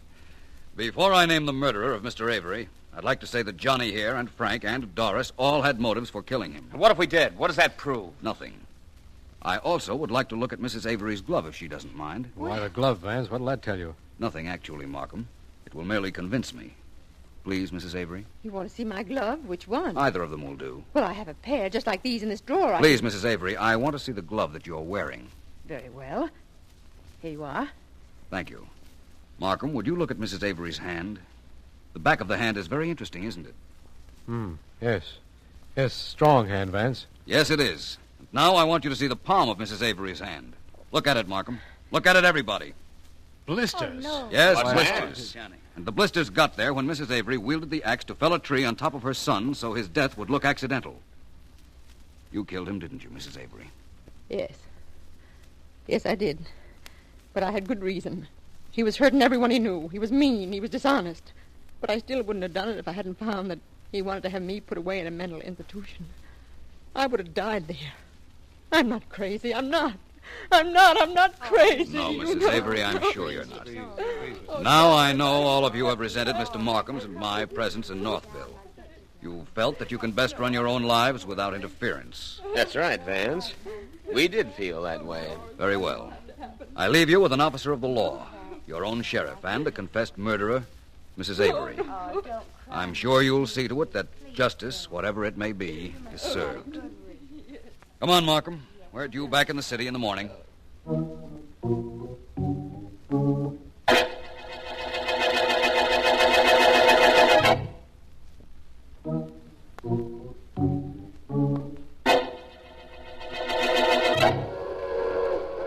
Vance, now that we're on our way home, how did you know Mrs. Avery committed the murder? Well, every time I saw Mrs. Avery, she was wearing gloves. No matter what the occasion or lack of occasion, she wore gloves. She had also promised to show Doris how to crochet, but she postponed the instructions. Why? Well, because her hands were blistered from the axe, just as you said. And how simple it all sounds now. Mighty strong woman she was to be able to cut down a big tree, Vance. Yes, that's true. She did have strong hands. Too bad she tried to take the law into them.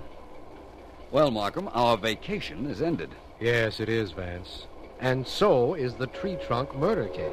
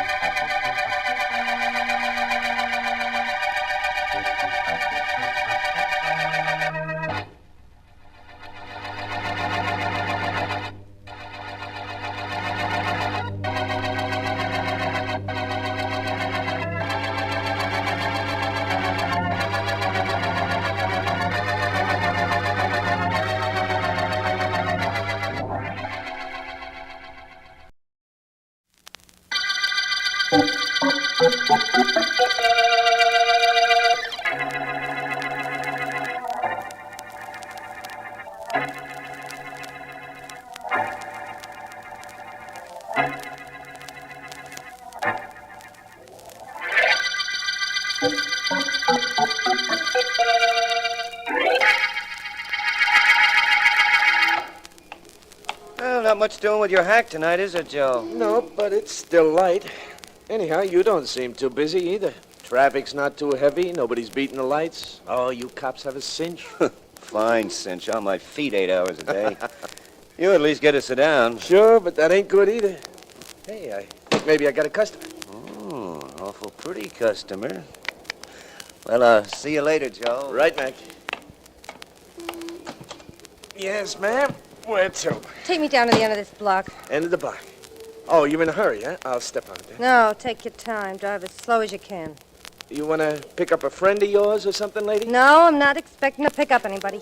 Well, then I don't get it. You can walk that distance in less than a minute. Why take a cab? Are you tired? Not so you could notice. Now, look, Johnny, start tooling that wheel. I got time to waste, but I don't want to do it talking to you. Okay, lady. You just want me to drive down to the end of the block, and that's all? That's all, friend.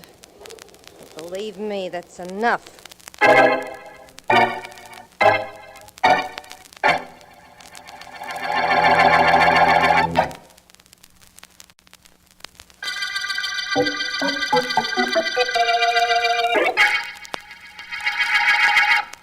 Well, Mr. Drake, I don't think there's anything more we can discuss tonight, is there? No, Mr. Little. Tomorrow's time enough to continue our discussion. I'd like to talk to your Mr. Aiken, if I may, before I leave. By all means. You'll find him in his office, right through that door and down the corridor. Oh, thank you. We'll meet tomorrow, then. Definitely. Oh, Mr. Drake, ask my secretary to come in here, will you? Oh, certainly. Thanks. Miss Lawrence, Mr. Little wants you. Yes, sir. Night, Mr. Drake. Good night. You wanted me, Mr. Little? Yes, Miss Lawrence. Come here, please. Yes, sir. You're ready to leave? Yes, I am. I just this minute put on my hat. Well, as you know, I had the combination of the safe changed today. It's locked now. Yes. Locked it myself in the other office a little while ago. But I wrote the new combination down on a piece of paper. Here it is. I'll put it in your bag. Certainly. Anything else, Mr. Little? No, I don't think so. Except to remind you that there's a lot of money in that safe, and you and I are the only ones that know the combination. I'll take good care of it, Mr. Little. Oh, I beg your pardon. Oh, come in, Richard. That Mr. Drake just left my office, Mr. Little. I want to talk to you about him. In a moment. Well, Miss Lawrence, I guess that's about all. You can leave if you like. Yes, sir. Good night. Good night. Good night, Dick. Night. I'll see you both in the morning. Good night again. Night. I just want to lock this outside door, Dick. Just a moment. There. Now, what is it about this Drake? Well, he left the office, sir, but there's something about him I don't like. Oh, he seemed all right to me. Don't worry about him, Richard.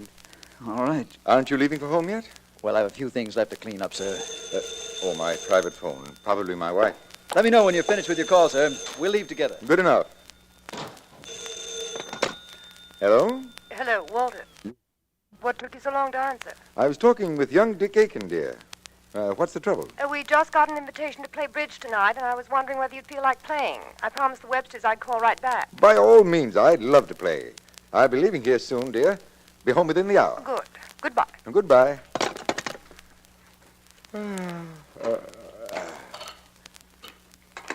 Dick. Dick, is that you in the room with the safe? Doesn't answer me. I'd better go see. My safe. It's open. You with the safe. Put down that money. Put it down to you.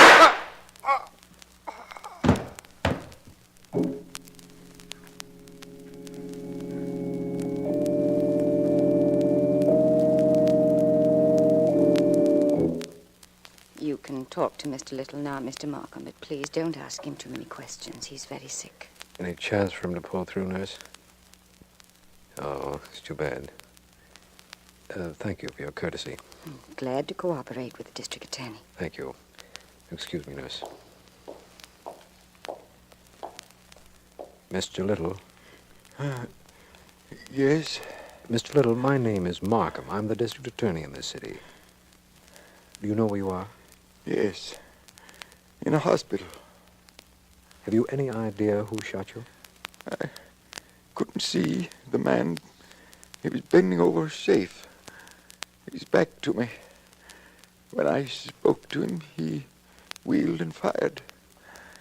I never saw his face. But the safe was open, and not blasted open. Who knew the combination? Nobody except my secretary, Dorothy Lawrence, and me.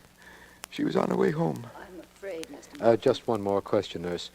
Mr. Little, your secretary had the combination when she left. Could she have communicated with someone in your office after she left and given him the combination?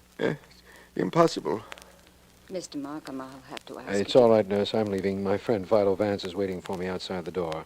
I won't disturb Mr. Little any further. Thank you.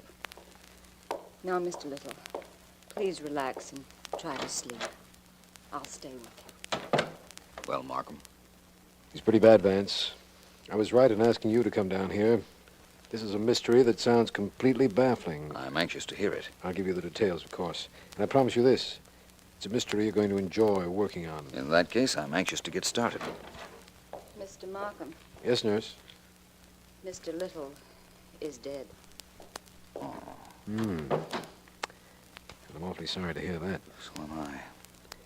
Well, Vance, this has become not only a mystery, but also a murder case. In that case, Markham, I'm doubly anxious to get started.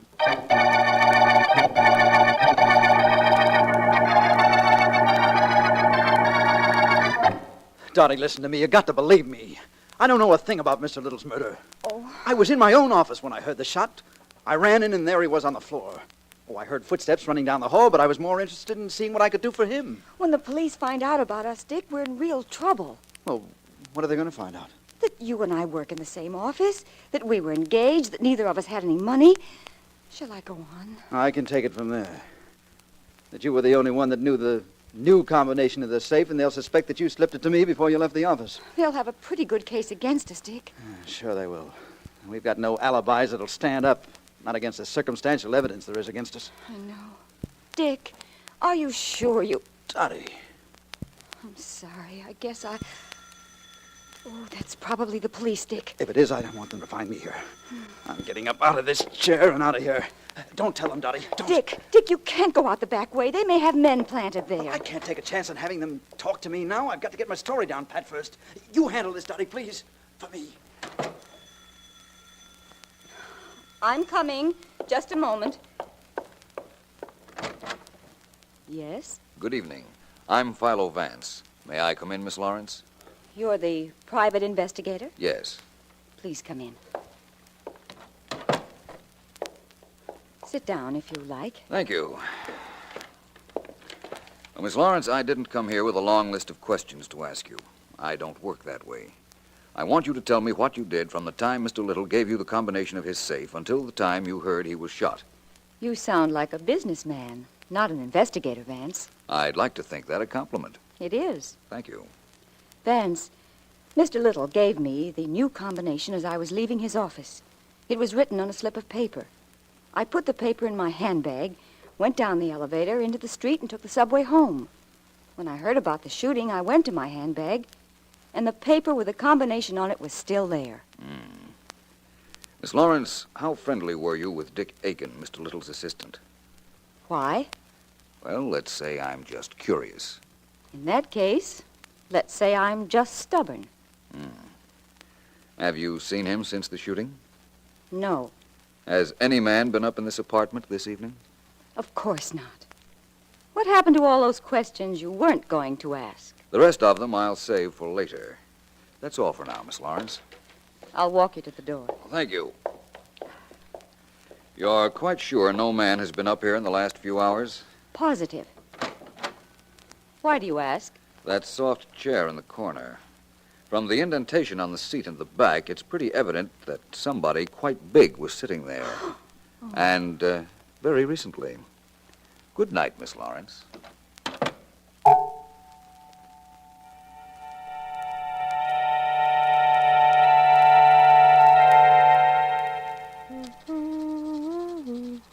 Oof. I hurt you, Davy boy? Yeah. I'm sorry. Maybe you ought to use a professional manicurist from now on. Huh, Davy boy? Yeah, sure. Okay, Sonny, you can quit now. Pack in. Okay. Where's Fingers? In the next room, I guess. He was around a minute ago. Huh? Hey, Fingers. Here I am. What goes? What goes? Always what goes. I think it's cute. Shut up, you. Fingers, you all ready to blow town? Tomorrow, today, any time, Davy. Well, I just want to know you got your stuff packed, that's all. What'd you do with the rod I used? What goes? It's in the river. You gonna cut that what goes out? Sure, Davy. I think what goes is cute. Say it some more, Fingers. All right, Go ahead, Fingers. Just go ahead and I'll break your arm. You know, Davy, you're awful tough lately. Oh, yeah? Yeah. One of these days, you're going to get real tough with me. That wouldn't be good. Sure it wouldn't. For you. For you neither. I wouldn't want you to mess around with me. Only I think you're too smart for that. Keep talking. That's what I would do if you got funny with me. I'd keep talking. To the cops. That'll learn you to keep your mouth shut. Davy. Hey, Davy, what goes? You You shouldn't shut up, too. Davy, I didn't mean that. It'll learn you never to even think about talking to the cops. What's the matter with... What are you looking like that at me for? You sore because I slapped you? Gee, no. I ain't sore. Oh, you ain't done that for so long. Do me a favor, Davy. Slap me just once more. Please. Just to prove you do like me. A little.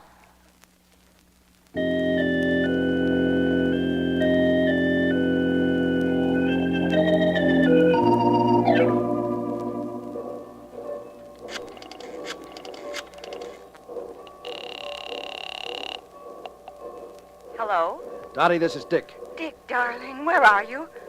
I hear trains, don't I? You sure do. Why shouldn't you? I'm calling you from the depot. I'm leaving town. No. I got this all figured out, Dottie. You played me for a sucker. You planned that safe robbery. You don't know what you're saying. Don't I? No. What a perfect setup. You leave the office with a combination, I'm still there, and so is some friend of yours hiding in the room where the safe is.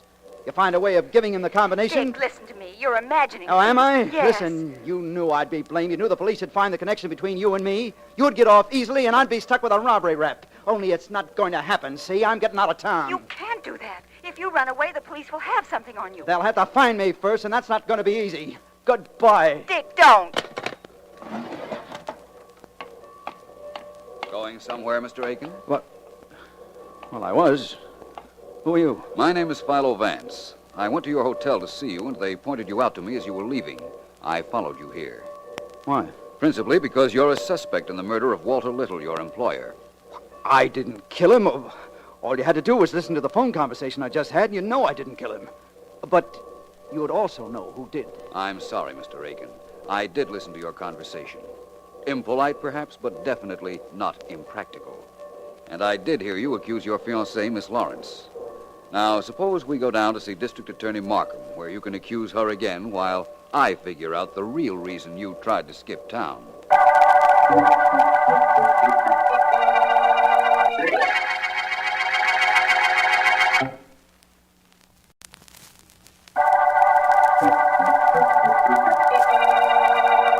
This is District Attorney Markham.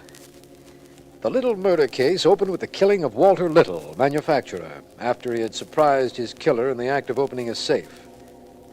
Only two people knew that combination, Little himself and his secretary, Dottie Lawrence. Miss Lawrence was engaged to Dick Aiken, the only person we know of who was in the Little offices when the manufacturer was shot. Vance has brought Dick Aiken to my office, and after a short talk, I agreed to let him go with a warning not to leave town. Because a few minutes later... Markham, you realize how absurd the situation of that safe is. That's the clue to this entire case, if we can ever figure it out. Why don't we try? All right, we'll try. First, the facts. That safe had to have been opened by the killer. We know that. It also had to be opened by somebody who knew the combination. We know that, too. We're not doing so badly, apparently. That's two things we know. Unfortunately, the things we know about this case are what make it so confusing. We know that the dead man knew the combination, and so did his secretary, Miss Lawrence. He definitely gave it to nobody, and she says she didn't. She could be lying. Of course. Her fiancé, Dick Aiken, either thinks that or would like us to think that he thinks that. I'm still not convinced that Aiken and the Lawrence girl didn't do this together. It would have been easy. He was alone in the office with Little. She had previously slipped in the combination. Might as well stop right there, Markham. There was no way for that to be done. We know that Miss Lawrence put the slip of paper in her bag and left the office for home immediately. Little locked the door after her. There were no phone calls and no way for her to communicate with Aiken after she left. What have we found out by detailing what we know on this case, Vance? What's the answer to all this? A very simple answer, Markham, I'm sure. Only, I don't know what it is.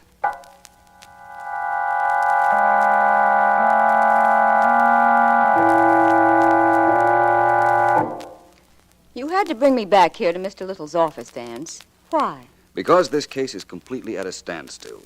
There's no way something could have been done, but it was done, all right. I want to see everything you do. First, Mr. Little handed you a piece of paper with a combination on it. When had he written it?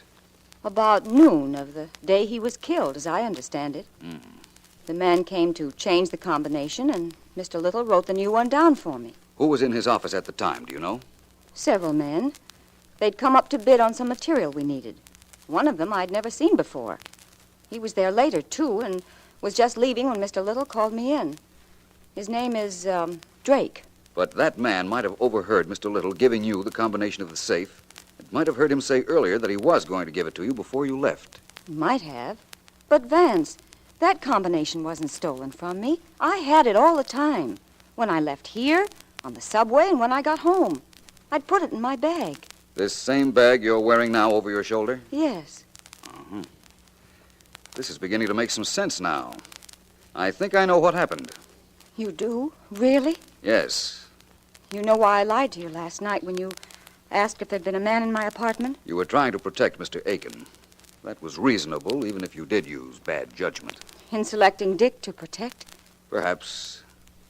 Miss Lawrence, you've been very helpful. I think I know how this whole deal was worked.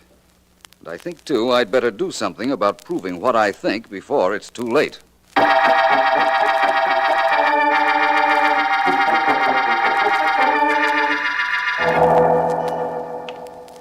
Oh, sure, I know you. You're Philo Vance, of course. That's right, officer. Listen, were you on duty the evening Mr. Little was shot in his office in that building there? Yeah, of course. Sure, it was I who ran up 4 flights when I heard the shot. Why? I want to know whether you saw anything ridiculous on the street a little while before you heard the shot. Well, how do you mean, ridiculous? Well, somebody on the roof of an automobile. Come now, Mr. Vance. What makes you think that happened? It had to happen. Did you see it? No, but I'll tell you. You might talk to Joey Cates, the cab driver who hacks on this corner. Something funny sure happened to him a little while before the killing. What? You better let him tell you himself. He'll be along any minute now, Mr. Vance. All I gotta tell you is that it was a funny thing happened to Joey. But it wasn't nobody on the roof of his cab. No, sir.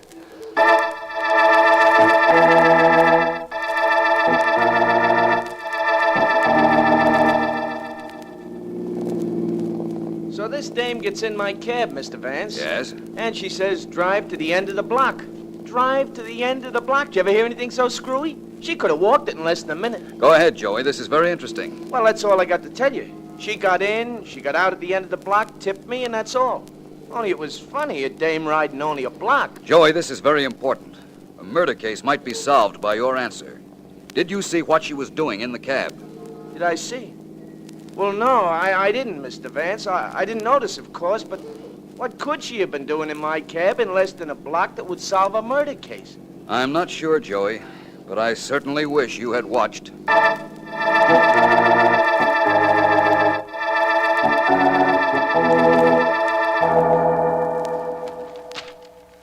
Give me part of the paper, Davy, honey, please, huh?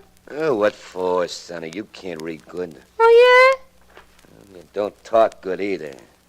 I'll be quiet, I'm reading. Davy, why do your lips move when you read?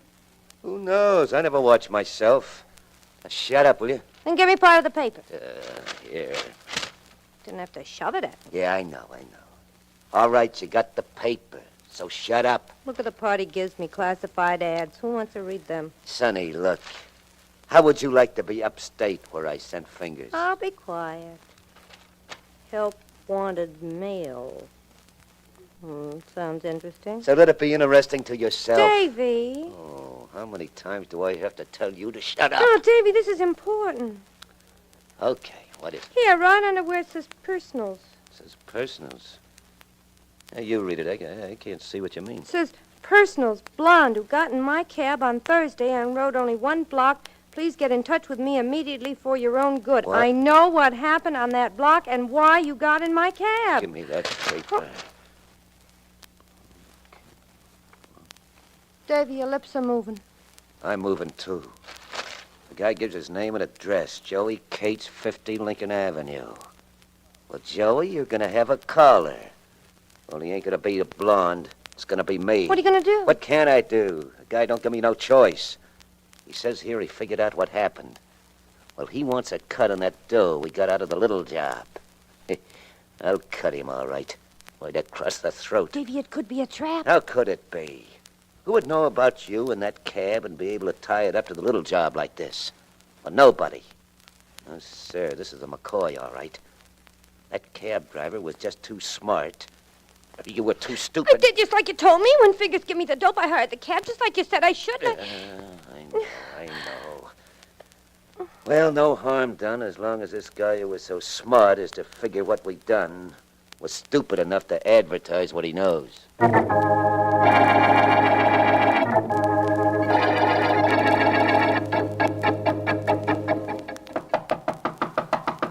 Yeah, who is it?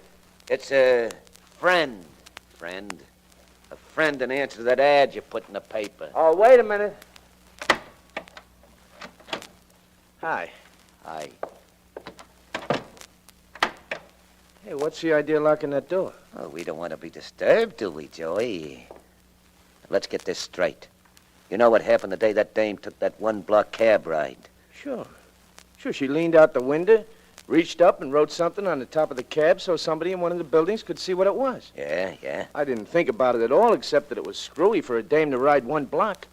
And then I start reading about how the cops can't figure how the guy who killed that Mr. Little got the combination of his safe. And I realized that she probably... He put that knife away. Sure. Only you ain't gonna like where I put it. No, don't. You were too smart, fella. You should have just stuck to driving a hack, then maybe I wouldn't have to do this. So say so long to everybody, Joey. You're on the way out. I doubt that. Hey, you. Oh, a guy who's handy with his hands, huh? You should have told me you had company, Joey. Get him, Mr. Vance. But be careful of that knife. You'll never get a chance to use it. No, just to make a liar out of you. Look out. One more ought to do it. Oh, good. And it did. Well, Joey, thank you very much. You risked your life to trap a killer. I'm very much indebted to you. It wasn't nothing, Mr. Vance. You think this is risking my life? Do you ever try to make time in traffic in a taxi cab? That's really risking your life. Now, tell me, will you, what this was all about? I'll tell you, Joey, just as soon as I tell our friend, the district attorney.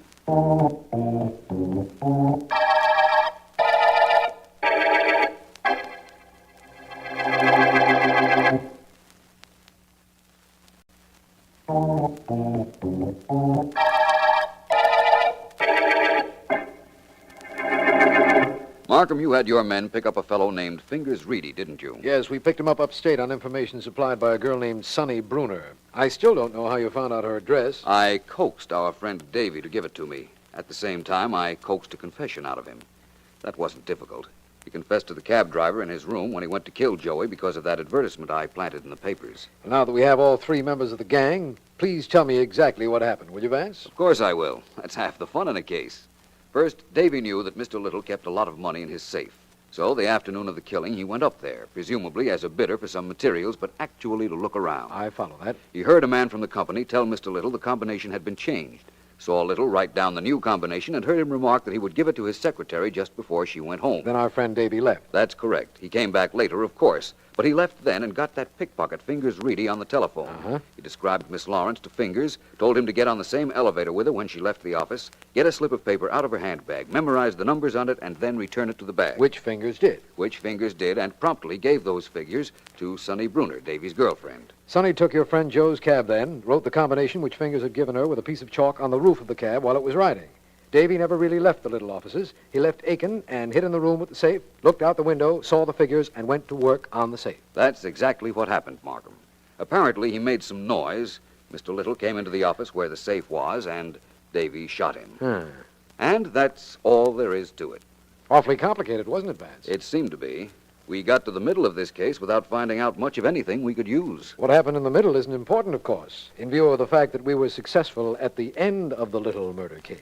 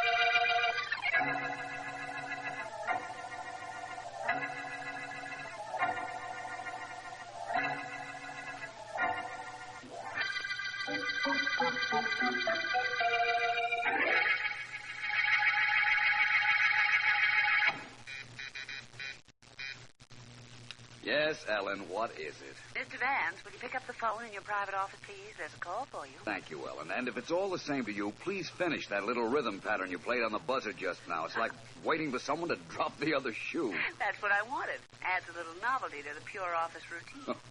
Miss Deering, are you happy in your work? That's all. Won't happen again, Vance. By the way, it's Mr. Markham on the phone. Good. The district attorney didn't sound excited, though. Guarantee it's not a murder case. I guarantee we've been keeping him waiting. I'll talk to you later, Ellen. Check. Oh, that girl. Hello, Markham. Hi, Vance. Sorry to have kept you waiting. Miss Deering was playing games with the buzzer. How did she make out? She had the last buzz. What's going on, Markham? Nothing of any importance. We're shutting down early today. Criminals have been kind, and so business is pretty bad down here. I'd like to meet you. Can you make it? I'll check over my schedule and see. It might not be a bad idea. Hold the phone, will you, Markham? It's Miss Deering again. I'll wait. Yes? I'll ignore the fact that you didn't say thanks for my giving in to your whim about the buzz. Because you have a visitor out here, Vance.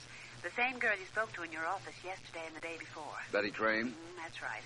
Only this time she brought company. Nice-looking fellow. Wants to see you. Have her come in. You said it.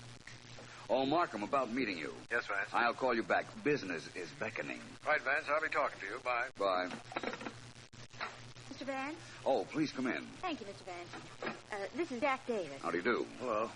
Well, how are you today, Miss Crane? Crane?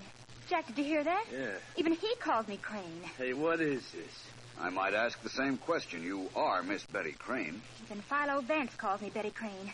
Jack, I can't stand this any longer. Well, Listen, Vance, I came up to talk to you because I needed help. But not from you. Not if you call me Betty Crane. I'm not Betty Crane. I never heard of her. But you're the third person today who's called me Betty Crane. Jack, we're getting out of here.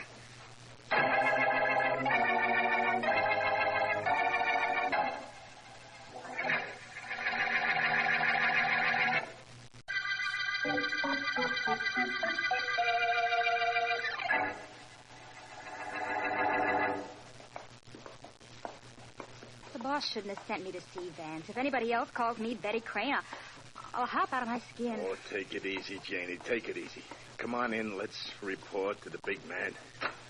Hi. Hello, boss. Go on in, Janie. Right. Well, you two? Get the Vance all right? Boss, something's awful funny. Vance pretended he knew me and called me Betty Crane. Yeah, that's right, boss. I was there. It's the third time today somebody's called me that name. I don't know what's going on. Neither do I. Tell you one thing it means, though. It means we operate without Vance. Maybe that's just as good. I never wanted him in on our racket in the first place. We're not doing things the way you want, Jack. Vance would have been a great guy on our side if the district attorney found out what we're doing. That's why I sent Janie to see him. Vance and Markham are buddies. If we could have gotten Vance in with us, of course, he'd never know what he really were doing. We'd be safe from the DA forever. Well, it's out, and that's that. Well, never mind that's that. From here in, what's what? We proceed according to plan. Tomorrow, you and I go to see our first 3 prospects and close the deals we've started. Everything entirely reasonable, you understand. But, Jack. Yeah, boss. Better bring your gun along, in case our friends don't listen to reason.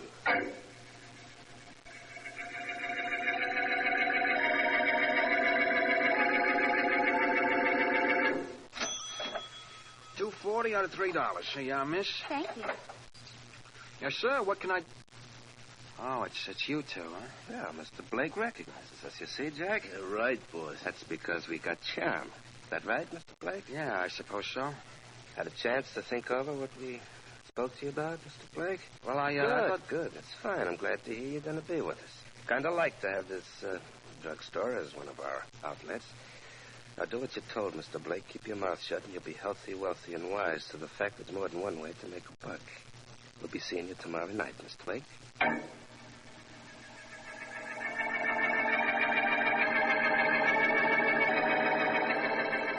Hey, there's the man we want over in the back of the store, right, boss? Right, Jack. I have a banana sundae. He sees us, too. Only he isn't making any effort to duck. That's a good sign. Hey, you know, boss, maybe we do have a little charm at that. Hello, Mr. Barney. Oh, hello, gentlemen. I've thought over what you wanted me to do. How much of a percentage do I get? 10% of the profits. It'll pay your rent, Mr. Barney. Easy.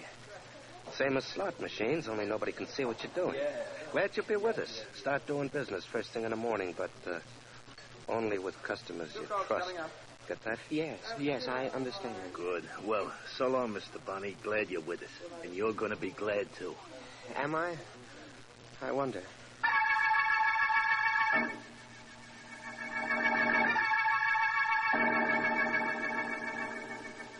Well, last stop for today, this man's shop. Right, boss? That's right, Jack. I see our friend, the proprietor, behind the counter. And nobody else in the shop. Come in. Hello, Mr. Cummings. Oh, it's you two again. Well, charm isn't working so good here, Jack. Now, look, both of you. You came into my store yesterday. I told you I didn't want anything to do with your idea. That's right, you did, but the boss here was very nice to you. He decided to give you a day to think it over. That's why we're here. Right, boss? That's right, Jack.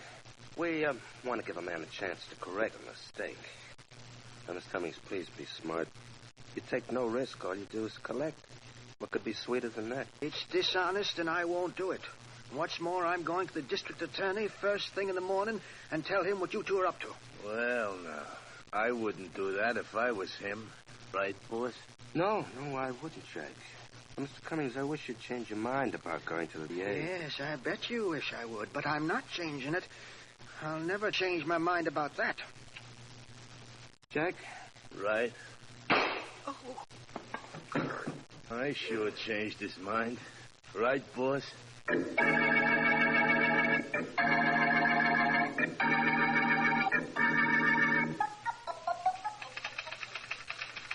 Ellen. Oh, Vance. Oh, you scared me.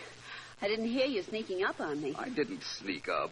Your typewriter was so loud, you just didn't hear me. Well, next week you better get a silent typewriter. Or a silent secretary. Ellen, did that Miss Crane call this morning? No, she didn't, Vance. Don't you think it's about time you cleared up that mystery? Why did she deny that she was Betty Crane or that she'd been here twice this week when she walked in here yesterday? I don't know. There could be two people who look exactly alike, you know, Vance. I once saw that in a movie, and nobody could tell Ellen. Okay, but I saw it. What's your explanation of the girl? I don't have any. You see, Ellen, I don't make any explanations. Things explain themselves to me. They either fall into a pattern or they don't. No pattern? None that has a reasonable shape, Ellen. Now, suppose you... Vance, glad you're here. Well... Oh, hi. Hello, Markham. You look excited. What's happened? Somebody murdered a man named Joe Cummings in his haberdashery shop an hour ago.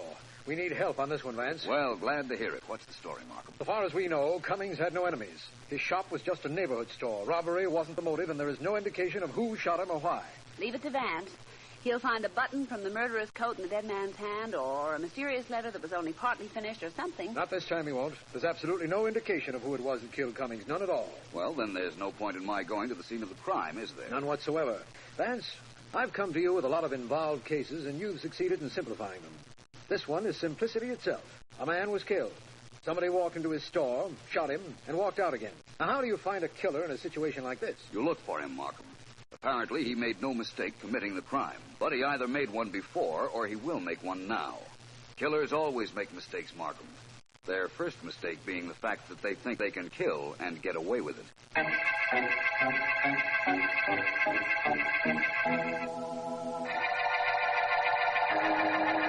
All right, Jack. Let's see the list of people we got to call on tomorrow. All right, boss. Here you are. Mm-hmm. Good spots, huh? Yeah. Not bad for a starter. And there'll be more when they find out what happened when that Cummings guy wouldn't play ball. Right, boss. Are you going to need me tonight, boss? You, Janie? Yeah. No, I don't think so. That business of Vance thinking he recognized you's got me thinking, Janie. I just hope I'm not thinking correctly.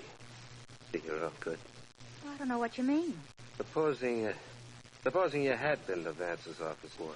That would make you a nice double-crossing dame, wouldn't it? You don't think I'd do that? And if I did, would I go back there again with Jack so Vance could make that crack? Oh, I haven't figured out that angle yet. Jack, give me a gun. No, Jack, don't. Boss, you're not going to kill Jane. Give me a gun, Jack. All right, boss. Yeah, but I wish you wouldn't... Kill Janie? Yeah. Not going to, yet. But your gun killed that storekeeper Cummings, Jack. I don't want you walking around with it in your pocket. Oh. Okay, boss.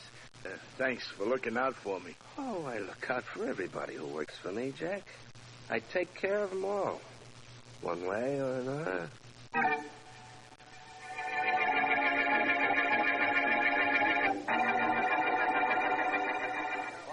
Vance, what are you dragging me all over town for? This is the 10th shop we've been in, and we found out nothing. There's a little piece of information I'm holding out on you, Markham. I think I know why Mr. Cummings was killed. Now, Vance, don't make me go through one of those that's impossible routines. But how could you know? I can't tell you yet. There's the man we want to see, Mr. Barney. He owns this soda store. Come with me. Of course, Vance. Only why are we seeing him? You'll find out in a moment. Oh, Mr. Barney. Yes, gentlemen? What can I do for you? Mr. Barney, my name is Vance, Philo Vance. This is Mr. Markham. How do you do? We believe that you've been asked to take part in a racket that is using small storekeepers. Well, how could you know that? I haven't even started yet. I've done nothing wrong. This is it, Vance. Mr. Barney, who wanted you to take part in the racket? Who's behind it? I don't know. I don't know their names. The two men. But I didn't do anything wrong. I didn't do what they asked me to. What was that? Well, I can't tell you. I don't dare tell you. They'll kill me. They won't kill you, Mr. Barney, providing you tell us as much as you know so we can find them. No, now go away. Get out. Go away from here. Leave me alone and don't ask me questions. Don't. They'll kill me if I talk. Who'll kill you? I won't answer you. I won't. I don't want to die the way Cummings did. I don't want to be murdered. Now go away. No matter who you are, go away and leave me alone. I won't say another word. You'll never find out anything else from me. Now go away. And if you won't go away, I will. Well, Markham, we've made some progress. Have we? I don't see it. Outside of the fact that there is some racket going on that utilizes small storekeepers, I don't think we've found out a thing. We're not even close to the men who killed Cummings. I wouldn't say that exactly, my friend. I'm sure I know who murdered Mr. Cummings. Now all that remains for me to do is prove what I already know.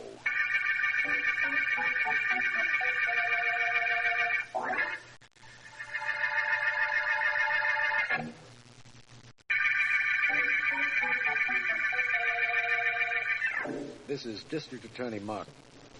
The racket murder case opened with the finding of the body of George Cummings, owner of a small men's shop. In searching for a reason for his death, Philo Vance and I found another shopkeeper who admitted he was about to do something illegitimate for two individuals, but refused either to name them or the racket. Vance is certain he knows who killed Cummings, but admits he has no proof. And to this moment, we don't know what illegitimate activity the killers were promoting. It may be going on right now in any part of the city. Anything else, Mr. Ogden? Yes, Mr. Blake. Here's a slip of paper with bets I want to make today. Please, Mr. Ogden, I'll take that tape. Yeah. I'm keeping all of the slips together in this drawer here. I see. Now, suppose I win. When do I get paid off? Tomorrow at this time. Good enough. See you then, Mr. Blake. So long. Goodbye. Oh, I think business is pretty good, Mr. Blake. Now, aren't you glad I let you in on this gimmick of mine? Yeah, I guess so. I got a drawer full of slips that people give me with their money. You want to take them? Sure do. Tonight I'll figure out who wins dough, and I'll bring you that money tomorrow. 10% of my take goes to you, and no trouble to anybody. Yeah, that's the way it seems. Look, I don't want to tell you your business, and I know it isn't healthy to ask too many questions, but what's the idea of using us storekeepers to take bets? Lots of reasons. One of them is it puts me in the clear. Another one is the suckers know you, and it's easy for them to bet. They don't have to go to look for a bookmaker. Uh-huh. Third reason is I got a dozen guys working for me. A dozen honest guys. You guys. So long. See you tomorrow. Yeah, so long. Hey, Joe. Yeah? Take over for me, will you? I'm going in the back.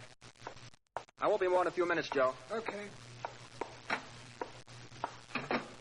Well, Mr. Blake? Well, did you get a look at him, Mr. Vance? I did just what you told me. You did fine. Yes, I know now whom I'm up against. He has a very cute little racket, hasn't he? He sure has. Well, Mike, he has the racket, but it's time for me to make a little noise.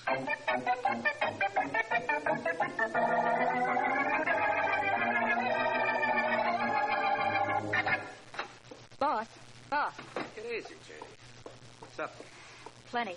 Well, whatever it is can wait. I'm figuring up our take for today. Not bad, either. Listen to me, boss. I'm not playing games.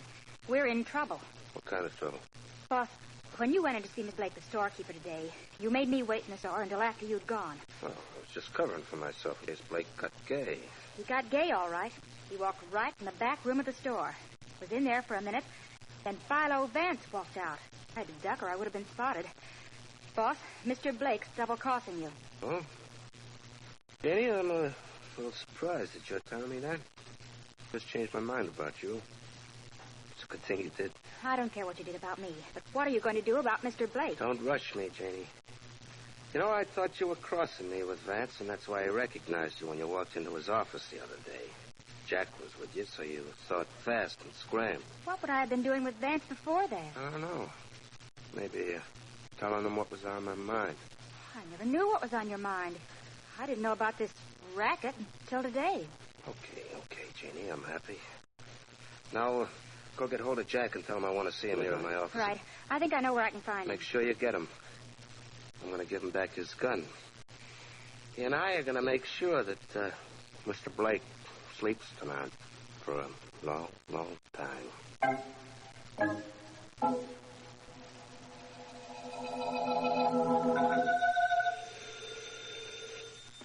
Hello, Vance speaking. Vance, this is Ellen. Yes? Did I disturb you? All thoughts of you are disturbing, Ellen. Only I wasn't thinking of you. That's the difference between you and me. Me always, you never. Oh, but I don't mind. I can afford to. I still work for you. Not at 8 o'clock at night, you don't. What's this call for? Well, I'm still at the office, Vance, typing up the notes on the 1-cent murder case, and I'm glad I stayed. So I'm beginning to gather from the enthusiasm in your voice. Would you care to tell me what's making you so happy? Sure, I'll tell you. I have a phone number for you to call, and I guarantee you it's going to make you happy, too.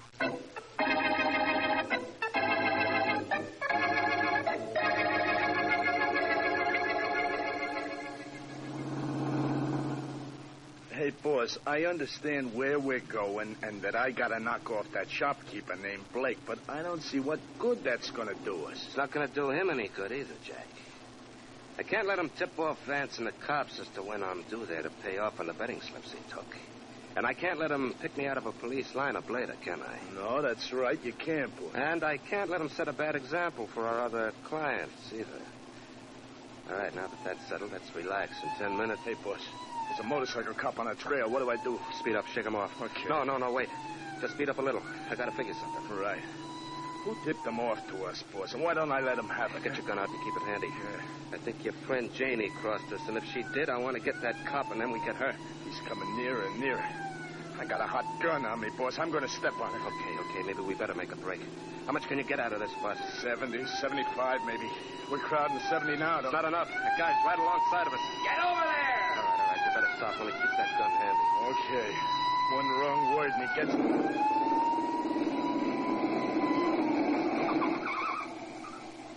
Here he comes, pulling off his gloves. He can reach his gun awful fast, boss. So can you, faster. Now shut up. Well, you two are the guys, all right. What guys? Don't play dumb, mister.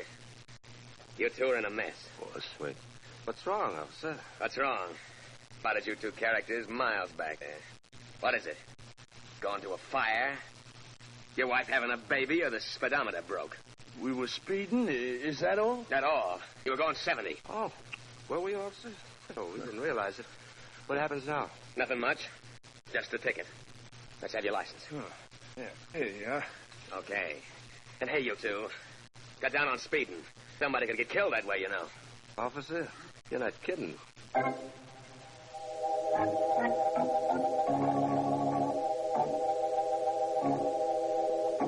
No. Just tell him his boss, Mr. Blake, called. Yeah. That's right. Tell him I'm going to sleep late tomorrow morning and for him to open up the store. Uh-huh. Okay, thanks and good night. Oh, now forever it snows.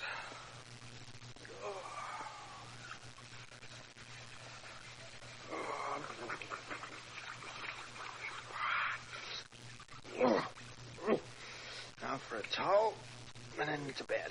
Quite. Hey, what are you doing here? Hey, Blake. Oh, I just came up to keep my friend Jack here company. Right, boss. I don't really want to see you, Blake, but he does. And I couldn't let him come out so late at night all alone, could I? No. Wait just a minute. I don't know what's on your mind, but it's not true. I've been on the level with everything you told me to do. I did everything you said. Tell Jack to put down his gun. Oh, now, wait a minute. You and your friend Philo Vance had a little conference after I left you this afternoon. That wasn't very nice. Philo Vance? I don't know anybody named Philo Vance. Bad liar, isn't he, Jack? Right, boss. Blake, I trusted you, and you've made me very unhappy. I'm the kind of person who can't bear to be unhappy, alone. So, I've got to make you unhappy. That makes sense, doesn't it? Now, look, you've got to believe me. Maybe Vance wasn't back in my store, but I didn't tell him anything. I didn't tell him a thing. You believe that, boss? No. Me neither. Okay, Blake, this is it. No, wait a minute. Jack.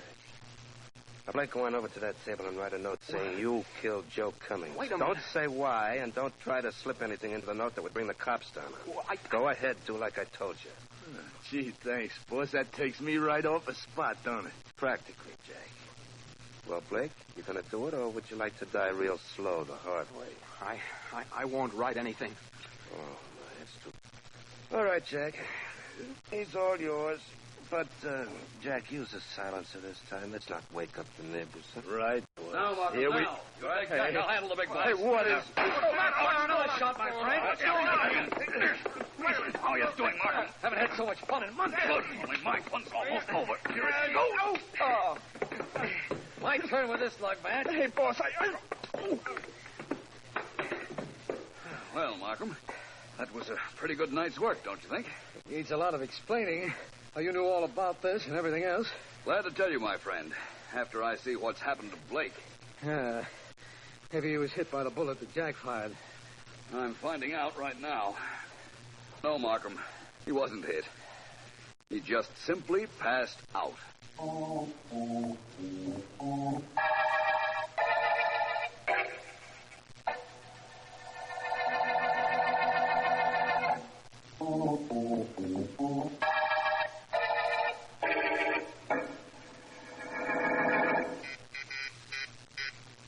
Ellen! That's better. Yes, Ellen, what is it? There's that Miss Crane out here to see you, Vance. Ask her to come in, please. I could bring her in, no trouble at all. All right, Ellen, if it'll make you happy, come in with her. Right. Go right in, Miss Crane. Oh, hello, Miss Crane. Sit down. Glad you dropped in. Thank you. I imagined you wanted to talk to me. Yes, I did. Sit down, Ellen. Must be after 6 o'clock. It is. Miss Crane, I want to thank you for your help in clearing up this case of ours. Oh, no trouble, Mr. Vance. I was glad to help. Just where did you fit into it, Miss Crane? That's what I don't understand. Well, I thought I was in love with Jack Mysterian. I was willing to do anything he told me to until I found out what he and the boss were planning. Then I came to Mr. Vance to ask for advice. That was before you came into the office with your friend Jack, and I made the mistake calling you by name. Yes. You thought fast and pretended to get hysterical so that Jack wouldn't know you'd been to see me before. Oh. There's something else I don't understand, Vance. How was it that you and Markham got to Mr. Blake's house in time to prevent the boss and Jack from killing him? I called Miss Crane, and she told me she'd suggested that the boss and Jack silence Mr. Blake. It was her number you gave me on the phone, Ellen. Miss Crane believed they'd used the same gun that killed Cummings, which we now know they did. I called her, I called Markham, and we were in Mr. Blake's bedroom in time to prevent the murder. I had to tell the boss and Jack that Mr. Blake was in touch with you, Vance. It put me in solid and enabled me to know exactly what their next move was. No doubt about that. Well, I'm sorry your romance with Jack turned out so badly, Miss Crane. I'm glad I found out what he was before it was too late. It's ended all right. And in case anybody cares, so is the racket murder case.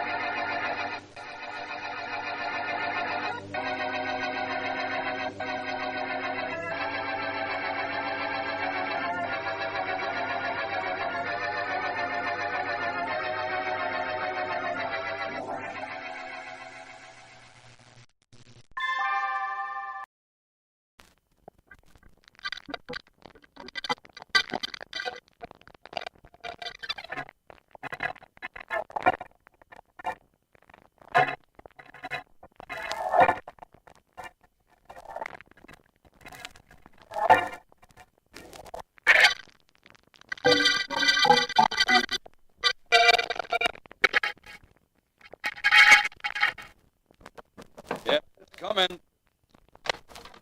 Hello. Ra- Are you Philo Vance? Yes, I am.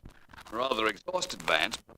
Vance. You see, I've been working in my office all night. Really? Where's your secretary?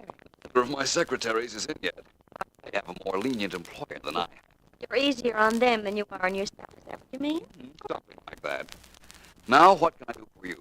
I don't know yet. I'm just looking around. Oh, shopping? Mm-hmm. For bargains.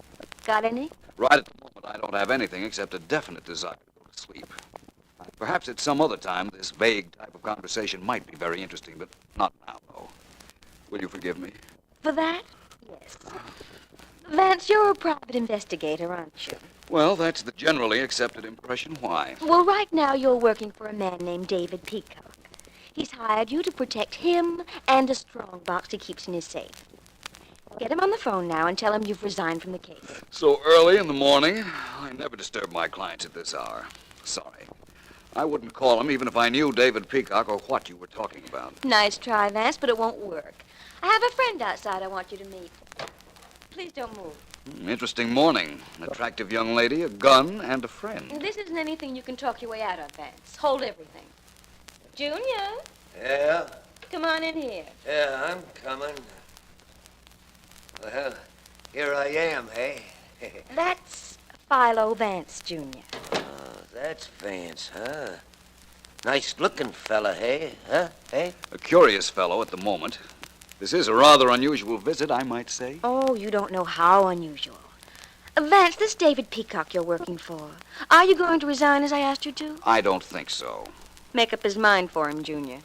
And remember, Vance, I'm holding this gun. How could I forget either you or it? Don't you know you should be quiet, hey, Vance, hey? No, I don't, as long as you asked. And if I'm not, then what? Maybe that'll teach you, hey? And in case that isn't enough, maybe this will. No! Well, I don't like your method of instruction, my friend. It's time I took a hand in this education course. You wouldn't put that gun down for a moment, miss? Oh, now, Vance. Well, no harm in asking. Well, it's your gun or Junior's fist. You'll have to admit that isn't much of a selection. You get one break. You can make your choice this time. But if you don't quit working for David Peacock, remember, this is just a sample. My dear young lady, whoever you are doesn't matter, but this does. I told you before I don't even know David Peacock. But this afternoon, I'm going to see him and apply for the job you're so sure I already have.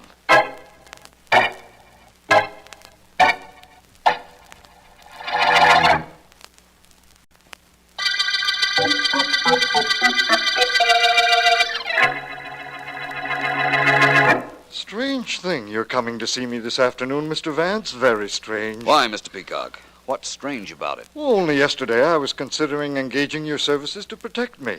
I already have a bodyguard, a private detective named Moran, Jimmy Moran. Do you know him? No, can't say that I do. He can't be a licensed operator, or I'd have heard of him. He's not from the city, and he's very rough and not very smart. That's why I thought I might call you. I see. Perhaps you'd be good enough to tell me why you think you need protection, Mr. Peacock, and why you don't call in the police. Why do I think I need protection? Yes. I'll tell you why, Vance. In this house, there's a strong box in my safe. The safe has an unusual combination, and I've been assured that it's burglar-proof. I'm the only one that knows the combination. I'm listening. The safe is in a room for which I alone have the key. Yes, and I've been informed also that the room is burglar-proof. That's quite necessary, you see, because my entire fortune is in that safe. And you wanted to hire me to protect you and it, right? Well, I was considering it, as I told you. I haven't quite made up my mind. Though how you happened to come down to see me this afternoon is more than I can understand. I could explain that, but I'd rather not. Mr. Peacock, who gets all your money when you pass on? Well, my niece, a very charming, well-bred young lady. Wait till you meet her, Mr. Vance. You'll like her. Does she live here with you? No, but she visits me every day. Wonderful girl, wonderful. Completely self-reliant. And she can protect herself, too. Carries her own gun and knows how to use it. Ought to. She practices enough on the range out and back. A social young lady who carries a gun. She does sound like someone I want to meet. You probably will someday. Vance, I'm sorry you had this visit for nothing. For the time being, I think I'll stick with my present bodyguard. Just as you say. Although I did have a personal reason for coming here. Oh? Uncle David? Uncle David, where are you? Well, that's my niece now. In the library, Polly. Come in here. I'm on the way. Well, it looks as though I will get to meet your niece, doesn't it, Mr. Peacock? It most certainly does, and you'll find her charming, believe me. Uncle David, Oh. Well, that's all right, Polly. Come in. Polly, I'd like to present the very distinguished private investigator, Philo Vance. Introductions aren't necessary, Mr. Peacock. I've met your niece in my office early this morning.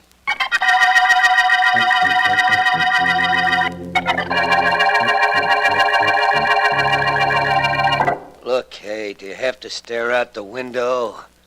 Can't you stare at something in this room, eh, just for a change? Shut up, Junior. I'm thinking. Well, that's why you're nervous. If you'd stop thinking, you wouldn't be nervous. That's why I'm never nervous, hey? Philo Vance followed me here from my uncle's house, Junior. I know he did. So what if he did? So I'll give him another treatment like I gave him this morning in his office. Then we keep him here. That means your uncle is alone with that guy Jimmy Moran we planted in his house. That's what we want, ain't it, hey? Yes, sure it is. But I don't like it. With Vance in the picture, it changes things too much. Maybe we could buy him off. A guy you can't scare off, you can't buy You off. don't know how true that is, Junior. Oh, so you came back for a second lesson, huh, Vance? Hey? Okay, I'll give you a little homework this time. This time, you'll learn something. This time, I'm handing out the assignments. Well, young lady, that takes care of your friend, Junior. He and I are even. But how about you and me? Feel like talking now? Not especially. There's one thing you ought not mind telling me. What is it? I know you always carry a gun. How is it you didn't use it just now when I was evening up matters with Junior? You are on his side, aren't you? I'm not on anybody's side, Vance. All I want is to be on the winning side. Remember that. It might explain a lot to you later on.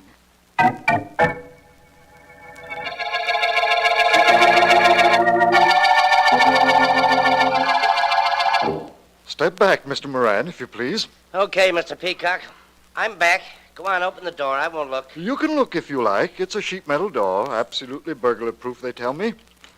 No harm can come in your watching me open the door. But the safe I can't watch, huh? Well, you know better. I have a fortune in money and jewels in this box I'm carrying. I just made sure everything is intact. Now I'll return it to the safe. Come with me, please. I'm a real bodyguard. When I'm on duty, where you go, I go. That's why you're being paid, young man. Here's my wall safe. Please hold this box while I open it. Go ahead. Turn your back, please. Okay. I'm turned. I trust you, you understand, but no one knows this combination but me, and I'd prefer that situation to stay just as it is. What was that? Sounded like a shot. Shall I go see? No. Please stay where you are. You may turn around now and hand me the box. Okay. Here you are. Thank you. There. A few spins of the dial. There we are. Well, Mr. Moran, your work is practically over for the day. Nobody can get in the safe. Nobody can even get in this room after I close and lock the door. So that's that.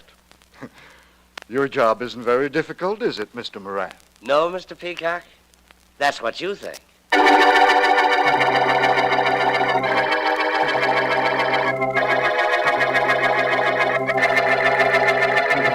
Well, Vance, is there anything else you'd like? I don't think so, Miss Deering, unless you can induce Mr. Markham to invite me in on an interesting murder case this morning.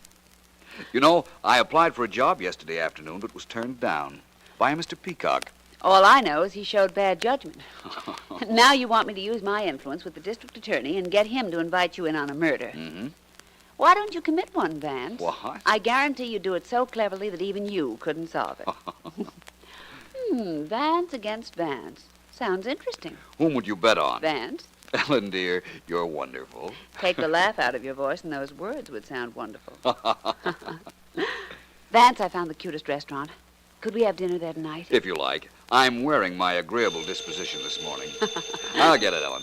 Which phone is it? 1561. Got it. Hello. Vance Markham. Well, my favorite district attorney. Ellen and I were just talking about you. No matter what you said, it isn't true. Well, we were saying some nice things. Oh. In that case, I reserve the right to change my testimony. Motion granted. What's up, Markham? A murder? None that I know of. Oh. Sorry to disappoint you, my friend. This is strictly a social call. I'm Hello? surprised, but not Who's calling, disappointed.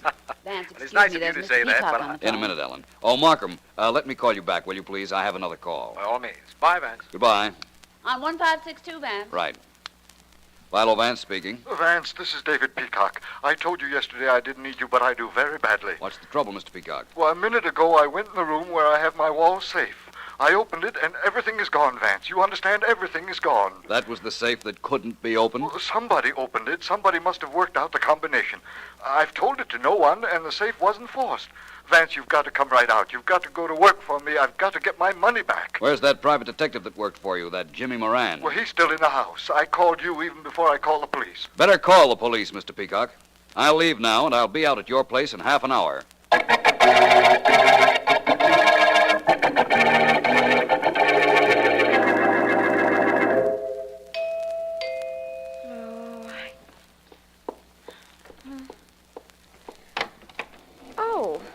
Oh, it's you, Vance. Good afternoon. Nice to see you without your friend Junior around. Is your uncle in his study? He's expecting me. I suppose that's where he is. You don't learn very easily, do you, Vance? I'm a very apt student when I'm learning the right things. You needn't bother to come with me. I know the way. I was here yesterday. I remember. Very well. Thank you. You know, of course, that your uncle's safe has been robbed. What? That's what I was told on the phone. Everything is missing. He kept his whole fortune in the safe. I'm going in to see him with you. It's all right with me. This is the study, I believe. Yes, come on in. Uncle David. Don't touch anything. Stay right here in the doorway. I'll take a look at the body. Vance, tell me, is he dead? Very dead. Bullet passed right through his throat and is embedded in the woodwork of the wall. Oh. The police are on the way here, I imagine. I asked your uncle to send for them. But now I'm going to send for the district attorney.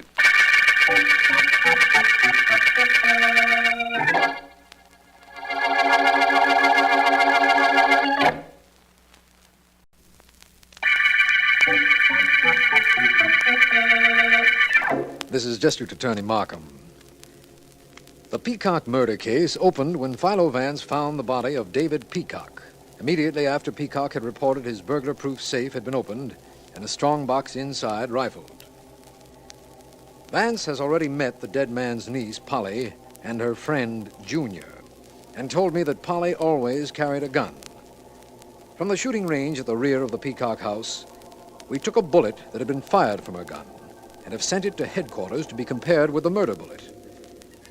Vance and I are in the murder room examining the bullet hole right. Markham, who removed the bullet from this wall? Sergeant Heath. Heath's very careful and very thorough. He wouldn't have made this scratch on the wood next to the bullet hole. Would that be important, a little thing like that? In covering up a crime, a murderer generally knows enough to wipe out the big clues, Markham. Well, that may be headquarters. I've been waiting for a report on the bullets I sent them. I'll answer that.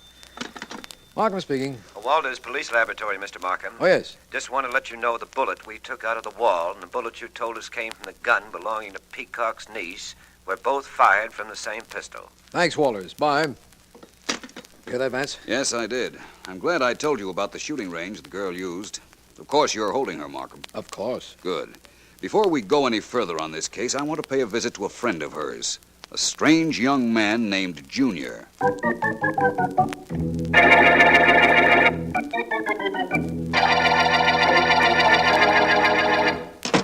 Oh, it's you, eh? Moran the private dick. What do you want here? Sit down, Junior, sit down. I got an idea you and I are being setups for a gal. Both of us being played for patsies. Peacock was murdered, you know that. Yeah, I heard. The stuff was missing out of his safe. Did you take it? No, and I didn't knock him off either. Neither did I. I got an idea your friend Polly cut this cute caper herself. What? Now, she rubbed him out and is going to make it look like I killed him. Or you did. You get that? Maybe you did kill the old guy, eh? How stupid can you get? The finger would be on me right away, wouldn't it? Well... Who was in the house? Well, how... Me. Who's got a record if they go back far enough? Well, Me. Look, Junior, I was working for that dame, and so were you. So we're all in this together. Only I'm not going to be tagged with a bum murder rap. You get that? Don't bother me. I'm thinking, hey? That ain't good. It makes me nervous. It makes me so nervous. You know what I'm gonna do, hey? Even if you had a mind, I couldn't read it. What are you gonna do? I'm gonna give you 1 minute to scram out of this joint of mine. And if you ain't out in here by then, I'm gonna toss you out on your ear. And the way I feel about you, I hope you make me do it. Do you hear, hey?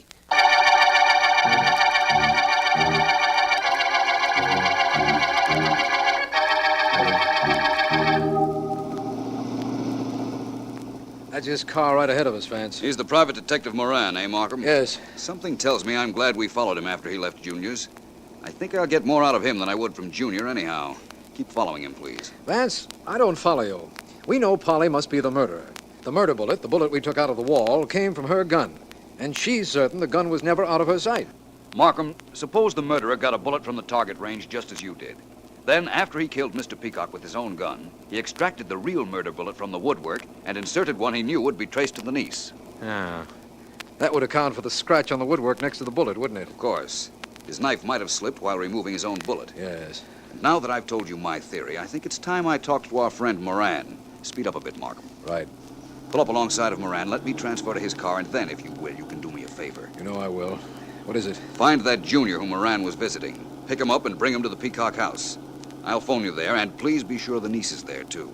Vance, you just practically exonerated her with the bullet theory. Not quite. She's a very clever young lady, Markham. I might be thinking just exactly the way she wants me to think. Have her there, will you? I'm a little confused, but I'll do it your way. Thanks. And now that we're practically alongside Mr. Moran, signal to him, will you, please? Right. He isn't paying any attention. He's speeding up. So I see. Keep with him. Get ahead if you can and force him to the curb. I'll try. This car's a newer model than his. I ought to be able to do it. Now, Markham, cut your wheel over now. Right. There, that did it. Hey, what's the idea? You two guys crazy or something? You keep going as soon as I get out, Markham, which will be right now. I'll call you later. Good enough. Bye, Vance. Hey, what's the idea of cutting me off? You looking for trouble, Mac? I got a lot of it laying around ready to let loose. I'm sorry we had to cut you off, but you wouldn't stop when we signaled. Why should I stop? Who are you to signal me? Hey, wait a minute. I know you. You're Philo Vance. That's right. And you're Jimmy Moran. You're supposed to be a private detective, they tell me. Go ahead, Vance. I know all about you. Get cute. Get real cute so I know it's you. I'll try. Look, Mr. Moran, somebody apparently opened the combination on Mr. Peacock's safe. That same somebody first found a way to get past the sheet metal door of the room. And what's most important, somebody killed Mr. Peacock. Well? Who could have opened that door and that safe? Anybody with talented fingers could have gotten in the door and the safe, Vance. Such as? I wouldn't know. Well, that's too bad. Now I'll have to find out for myself. That's too bad, too. Now, is it all right if I drive where I want to go and drop you off? Of course. But do me one favor, will you? Meet me at the Peacock house in 2 hours. 2 friends of yours will be there, and if they aren't glad to see you, I assure you I will be.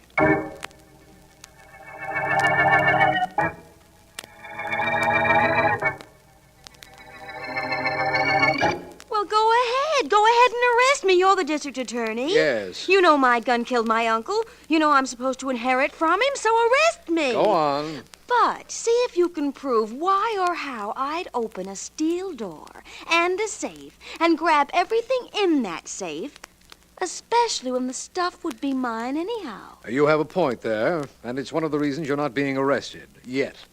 You might be interested in knowing that we've picked up a man known as Junior. Well, what about And in it? another room in this house, we're holding a private detective named Jimmy Moran. Well, what's next? Well, right now, we're waiting for Philo Vance. He wanted all 3 of you here when he arrived. Which is right now. Good evening. What's good about it? Hello, Vance. That remains to be seen. Where is Mr. Moran being held, Markham? In the den, the room where the safe is located. The door unlocked? It is now. The key's in the door, though. I had the police expert who opened it leave it there. Good. Well, Markham, I have one phone call to make, and then I can promise you a break in this case. I think I can tell you who killed Peacock as soon as I find out how a safe that couldn't be opened was opened.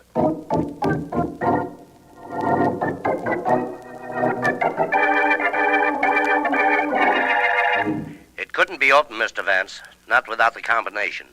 We guaranteed that safe when we made it. Of course, if an acetylene torch was used, that would be different. No torch was used. The safe is in perfect condition. Could somebody figure out the combination? It isn't very likely. I'm sorry, I should have known better. The combination contained 4 numbers, and it would take days, months maybe, to get the right figures in the right order by trial and error. Tell me one other thing, if you will, sir. Anything I can. Did you make the safety box, the one that fitted into the safe? It's about 16 inches long, about 3 inches high. It's possible we did. Well, I wish you'd check, and if you did make it and you sold one recently, I'd like to know whom you sold it to. I'll hold the wire.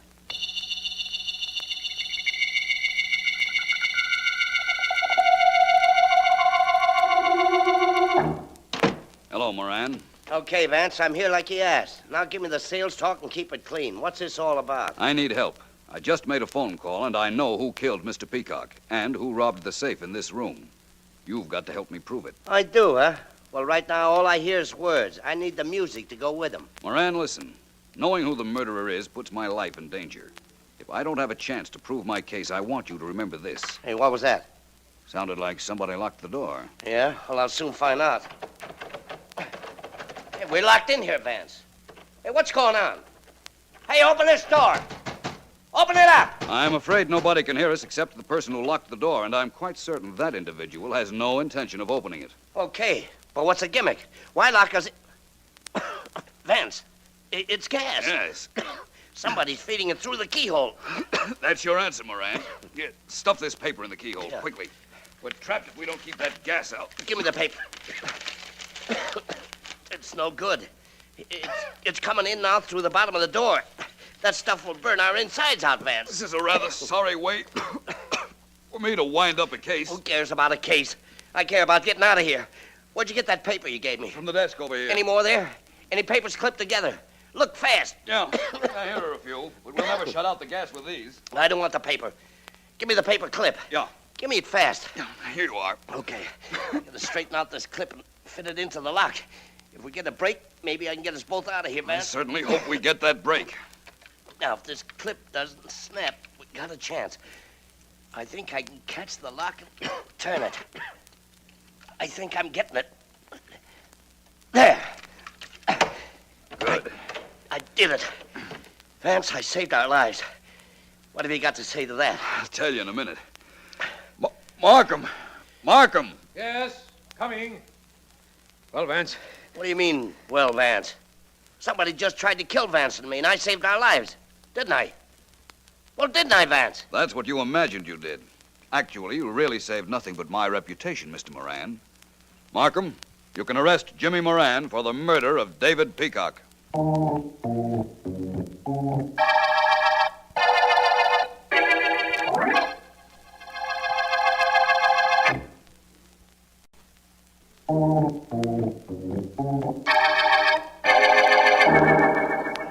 Hello, Vance. Sorry I kept you waiting. How late am I? Not very, Ellen. It's only a few minutes past 8 o'clock. Sorry. I had a lot of trouble with this hat. Just couldn't get it to sit right. Oh, well, its posture is perfect now. Good.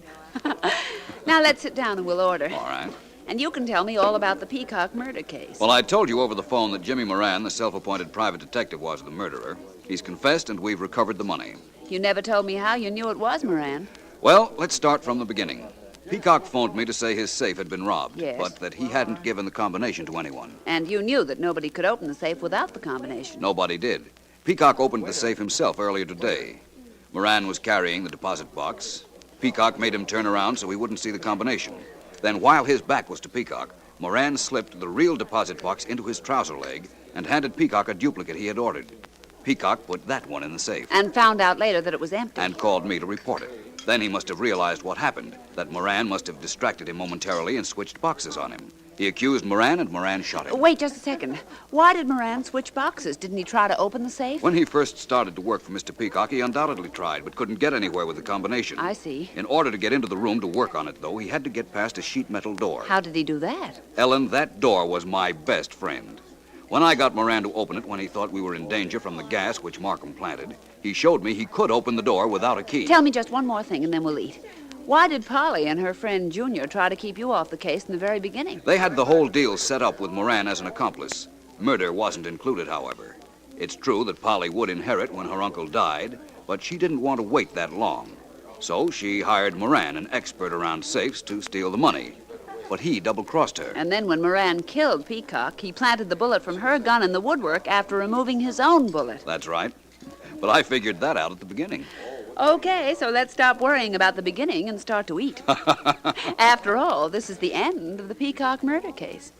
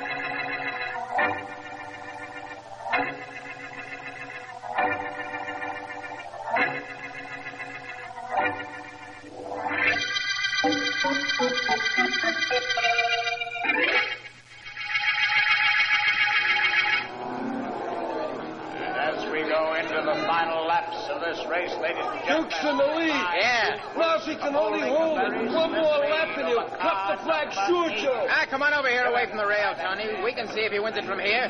Even if he does, I'll still take him when I get my own crate. I never saw a grease monkey yet who didn't want to be a racing driver. Except me. Yeah. Me, I'm happy. I don't crack up. I don't go through no fences. I'm happy. I fix a tire. Sure, Beat him sure. gas. But I'm just a mechanic, and I know it. Look, I'm not trying to run your life, Tony. You're happy here in the pit. Okay, so you're happy. Hey, there goes number 8 out after Duke. He's catching him. And they're coming around the bend and into the stretch. Hey, did you see that? Sure, Duke tried to push number 8 through the fence. That's Duke for you. That's him all over. Hey, here they come. Hey, look. Number 8's nosing in front. Yeah. Duke's eating dust. That's even too good for him. They're heading for the finish. There's a guy with a checkered flag. It's between number 8 and Duke. It's Duke. No, there's a finish. It's number 8. So what? Somebody's got to win, don't they? It don't have to be Duke just because we're here in his pit. I'm going over to the rail. Here he comes rolling toward us. Okay, I'm with you. He'll be fit to be tied, Joe. Now, ain't that just too bad? I'm going to talk to him. Hey, Duke. Yeah? Gee, that was a tough one to blow, Duke. You only lost it by a nose. I didn't lose it. It was lost for me. What do you mean, Duke? What do you mean? Yeah, Duke, what do you mean? Which one of you guys checked my tires before the race started? Joe here did. That's right. What up blew on me halfway through the race? Yeah, I know. We put the new one on, didn't we? Tony and me practically broke a track record for speed, too. Oh, you changed it fast enough, but number 8 didn't have any tire changes. That's the reason he got up there in front of me. Gee, Duke, that could happen to anybody. A tire blows, boom. It happens all the time. Sure, but it's generally an accident. Sorry if my checkup on the tires wasn't right, Duke. They tested okay. Sorry if that made you lose a race. You want to be a racing driver, don't you, Joe? Yeah. Figure you can drive for old man Roberts someday, too, don't you? Huh? Yeah, I do. What about it?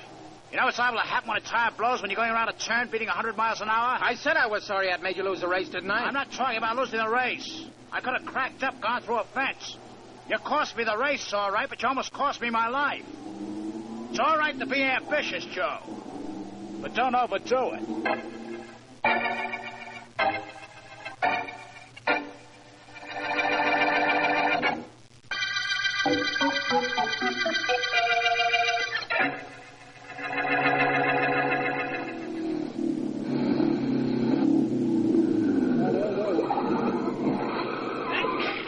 Hey, Chicky, what was my time? Hold it, Joe. I'm on my way over.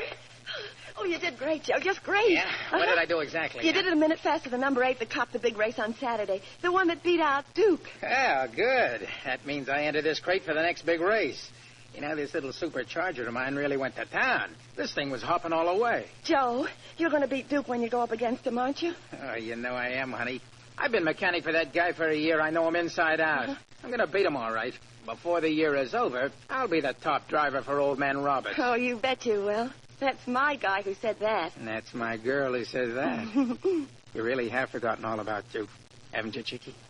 You made me forget him, Joe. I've forgotten him. But not what he did to me. You've got to run him into the ground at the next race, Joe. You've got to beat him. Don't worry, Chickie. I'll beat that guy. One way or another.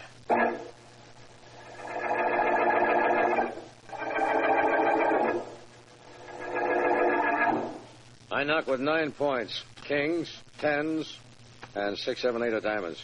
How many do you have, Duke? I don't know you, Mr. Roberts. Got to figure it out. Here's a king I lay off on you. 10 I lay off. That makes it 3 5s, 3 deuces, 3 and an ace. 4 points, undercut. Well, how do you like that? Tony, did you ever see anything like the luck that Duke has in gin rummy? He's awful lucky, Mr. Roberts. Oh, stop turning around and look at Tony after every hand, Mr. Roberts. That isn't going to help you win, you know. Well, something better help me. I haven't won a hand all night. And in my own office with my own cards, too. Now, Mr. Roberts, if I was you, I wouldn't hold no high cards. Maybe that's a way to be Duke in gin rummy. Save the small. Now, wait a minute. Wait just a minute. Tony, how is it every time I play, Duke, you're standing in back of me? Well, I just like to watch you play, that's all. I don't open my mouth, do I? I don't say nothing. No, you don't talk. But you can see my hand and you can signal him. Signal me? Now, Yeah. wait a minute, Mr. Roberts. Wait, nothing. You can signal him, Tony, with that toothpick you always have in your mouth. Yeah, you keep it in one corner. It means I have kings, a little toward the center queens, in the center jacks, and the other corner tens. That's how it could be done. Now, Mr. Roberts, you don't think I'd cheat you, do you? After all, I drive for you. After tomorrow's race, you'll be saying used to drive for me. I've got this thing figured out now. Tony signals with the toothpick. And if he takes it out of his mouth, that shows I need the card he's signaling for in a run. That's what's been going on here. Gee, Mr. Roberts, I don't know what you're talking about. I ain't smart enough to signal nobody. I wouldn't know how to signal anybody. You'd know how to remember what's told to you. Duke, you've won at least $15,000 from me in the past few months. I want that back. Mr. Roberts, that's being unreasonable. You weren't being cheated. I won that money, honestly. I doubt it. I don't think you ever did anything honestly in all your life. Do I get that money back, Duke?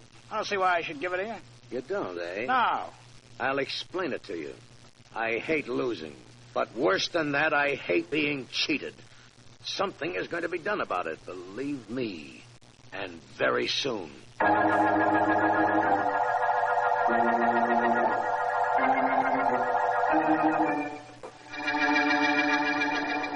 Ever been to one of these auto races, Markham? No, never, Vance. I've seen the standard motor car races, but never these midget jobs. Does you good to get away from your office once in a while. You're too conscientious a district attorney. You never have any fun. Look who's talking. If I were on a case at the moment, I wouldn't be here, but neither would you, Vance. Well, concentrate, Markham, because there's the score. They're off. The first sprint of the day, ladies and gentlemen. Making the first turn, it's number 6, 8, 7, and 12, with the rest of the cars bunched in back.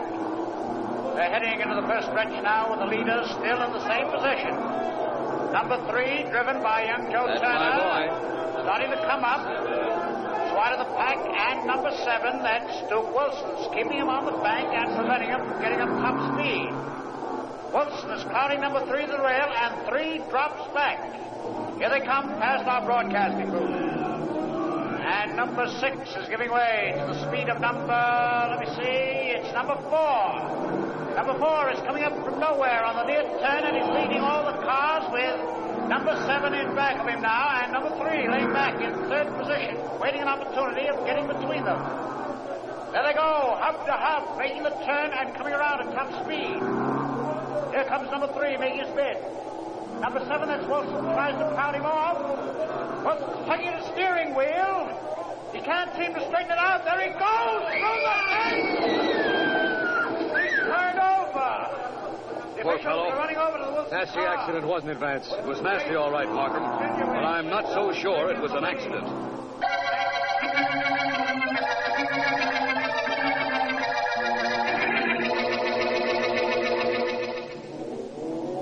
Sure was was a tough break for you, Mr. Roberts. Your car was leading all the way when Duke went through that fence. It was a tougher break for Duke.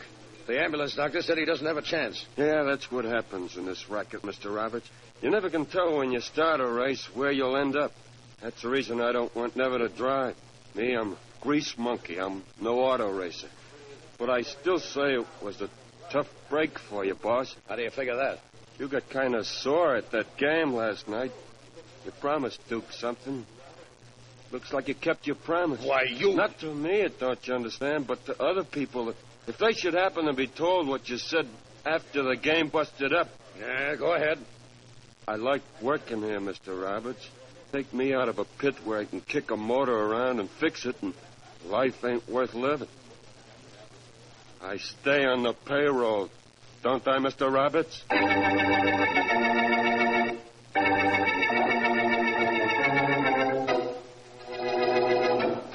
Hello, Mr. Roberts. Who are you, and what are you doing in my office? My name is Vance, Philo Vance, and I've been waiting in your office for you. I'd like to talk to you. About what? Well, originally it was because Duke Wilson, who was killed at the racetrack this afternoon, drove one of your cars. And I suspected it might not have been an accident that caused his steering wheel to go haywire. Yeah, go on. Police investigations showed that the steering mechanism had been almost severed, so that a yank at the steering wheel would throw the car out of control. I didn't know that. As I said, that was the original point in my coming to see you. Oh. Since I've been here, I happened to notice this gin rummy pad on your desk, with the score of an unfinished game and scores of a lot of games that you did complete. What about it? Someone with the initials EW won all of the games and was winning the game which you quit on. Could that be Duke Wilson? I played with him quite a bit. I've never heard of a gin game being called off before it was over unless it was interrupted by someone or something like a quarrel. And after looking at these scores, I can see what you might have quarreled about. Didn't you ever win? No, as long as you asked, I didn't. What about it? Who's there? Me, Mr. Roberts, Joe Turner, and Miss Dale. Turner won today's race, didn't he? Yes. Please ask him to come in, Mr. Roberts. Come in. Mr. Roberts, I didn't know you were busy. Come on in. This is Joe Turner and his girlfriend, Chickie Dale, Philo Vance. Hi, How do you do? Mr. Vance. Congratulations on winning that race, Turner. Nice driving. Thanks. Mr. Roberts, I came up here to see if you could use a guy like me, testing your stock cars and driving for you, now that Duke's not around anymore. You didn't waste much time, did you, Joe? Huh? Do you know Vance and the police think Duke was murdered? Murdered? The steering wheel was fixed, so the first yank at it would send the car out of control. You were a mechanic, I understand, Joe. Yeah, that's right. Were you near Duke Wilson's car before the race started or late last night? Of course not. Are you sure? Well, I was in the garage, just getting some tools of mine. I used to work there, but I never went near the car. Perhaps you didn't. Don't believe him, Vance. No. Well, it seems that we have a young man with opportunity and motive right here in the office. What do you mean? Quite interesting. It's a good thing for you, Miss Dale, that you had no reason to hate Wilson and that you weren't near his car last night. Good thing? It's a bad thing. I used to go with Duke, only he threw me over. And I was in the garage last night. I went there with Joe, only I was walking around while he got his tools. So nobody can say I didn't fix Duke Wilson's wagon either.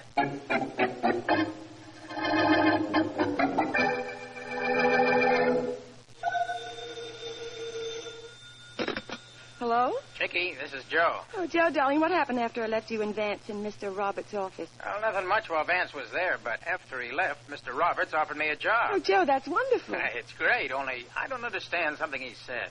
Well, tell me about it. What was it? Well, he said that starting right away, I could start driving for him, providing that I forget about what I saw last night. Uh-huh. But, honey, I didn't see anything last night. Didn't you, darling? Oh, no. Well, I did. What are you talking about? When you went into the garage to get your tools, I was walking around like I told Vance. And who do I see right near Duke Wilson's car but old man Roberts himself? He's hiring you to keep my mouth shut.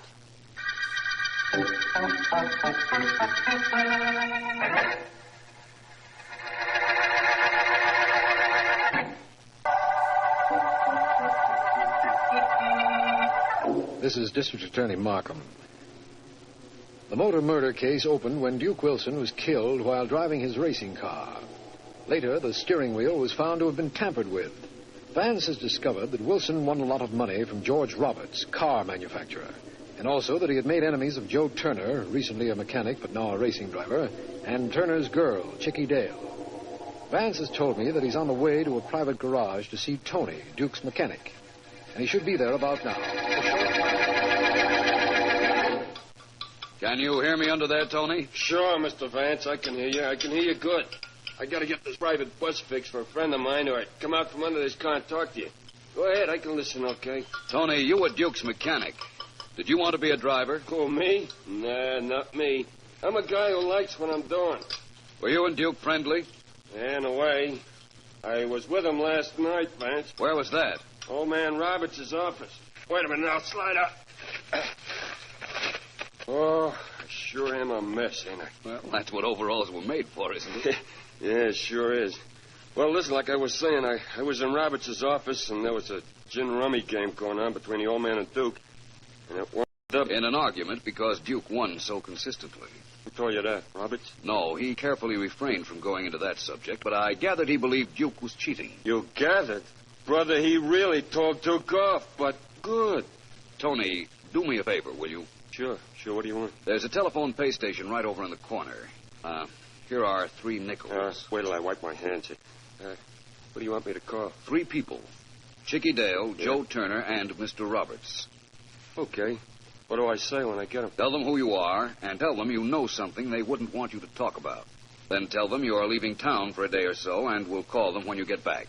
Okay? Right. Here we go.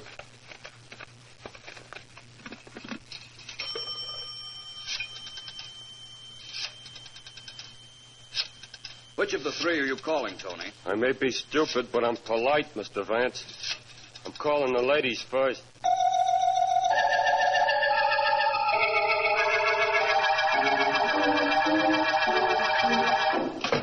You sent for me, Mr. Roberts? Yes, I did, Turner. Sit down. Thanks. I offered you a job last night after Vance left this office, remember? Sure, I remember. Not only did you offer me a job, but I took it. Well, I've changed my mind. There is no job with my company for you. Wait a minute. And now, look, you said something about my not talking. I don't care now whether you talk or not. I can't bribe everybody in the world to keep quiet about my fighting with Duke or my being near his car the night before he was killed. I don't want to know what you can or can't do, Mr. Roberts. I got a job with you. You said so yourself. I told you I changed my mind. You can't do that. I counted on that job. It means a lot to me. It means Chicky and I can get married. Who cares about Chicky and you? I care about Chicky and me. They're not going to do anything to hurt us, do you understand? Well, do you understand? Get out of here. Oh, no. This means too much to me. I'm staying right here till you decided you've changed your mind again, that you do want me to work for you. I said get out of here. Get out or I'll throw you out. Don't try it, Mr. Roberts. Don't... Hey, take your hands off me. Take them off, I told you. Okay, this will take them off. You'll be a sorry young man for that, Turner. A very sorry young man. You'll never drive another racing car on any track in the country. I'll see to that. Go ahead. See what harm you can do me, especially when the police hear about you being next to Duke Wilson's car the night before it was fixed so as it would crack up.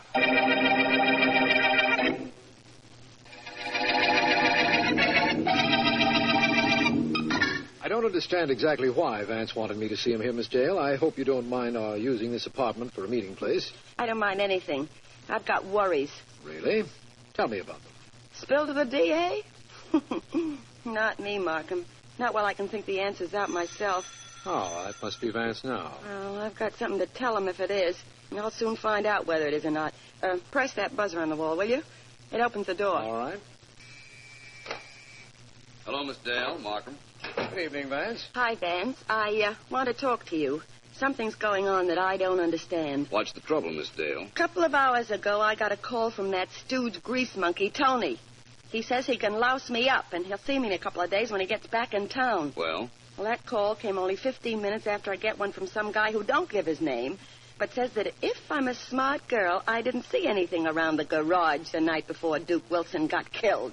It does sound rather involved, doesn't it, Vance? A little. Miss Dale, did you ever go out with Tony, the mechanic? Me? I should say not. I used to go with Duke Wilson. I know that. How about Mr. Roberts? I just want a point covered. Did he ever try to take you out? Him? He's old enough to be my father. Look, I never went with anybody except Duke and Joe. I never went with anybody else. Nobody else ever tried to date me, call me, or write me, ever. Satisfy you? I'm satisfied. How about you, Vance? Oh, I'm satisfied. I'm satisfied that now I know who murdered Duke Wilson.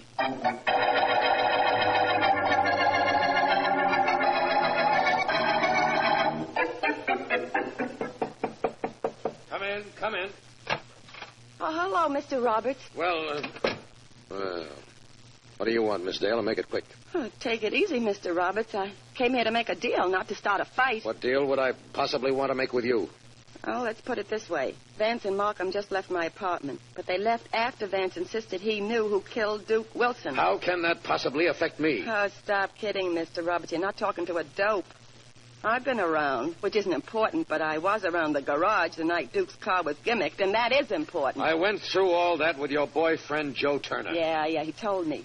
Look, Mr. Roberts, Vance maybe knows who fooled around with that steering wheel, but he can't prove anything because he wasn't there the night before Duke went through the fence, but I was. Somebody else was there, too, apparently. Somebody who called me up and threatened me. Tony. That was a gag, a trick of Vance's. He tried it on me, too. Mr. Roberts, Joe Turner's got to have that job if I'm going to keep my mouth closed. You'll keep it closed. You've got nothing to say except that you saw me in the garage. That could be enough. You won't say that to anybody, Miss Dale. You won't tell it to a soul. Because what I was doing there had nothing to do with Duke Wilson's death. But it might look as if it did. So you'll keep your mouth closed, Miss Dale. You'll keep it closed or I'll close it for you.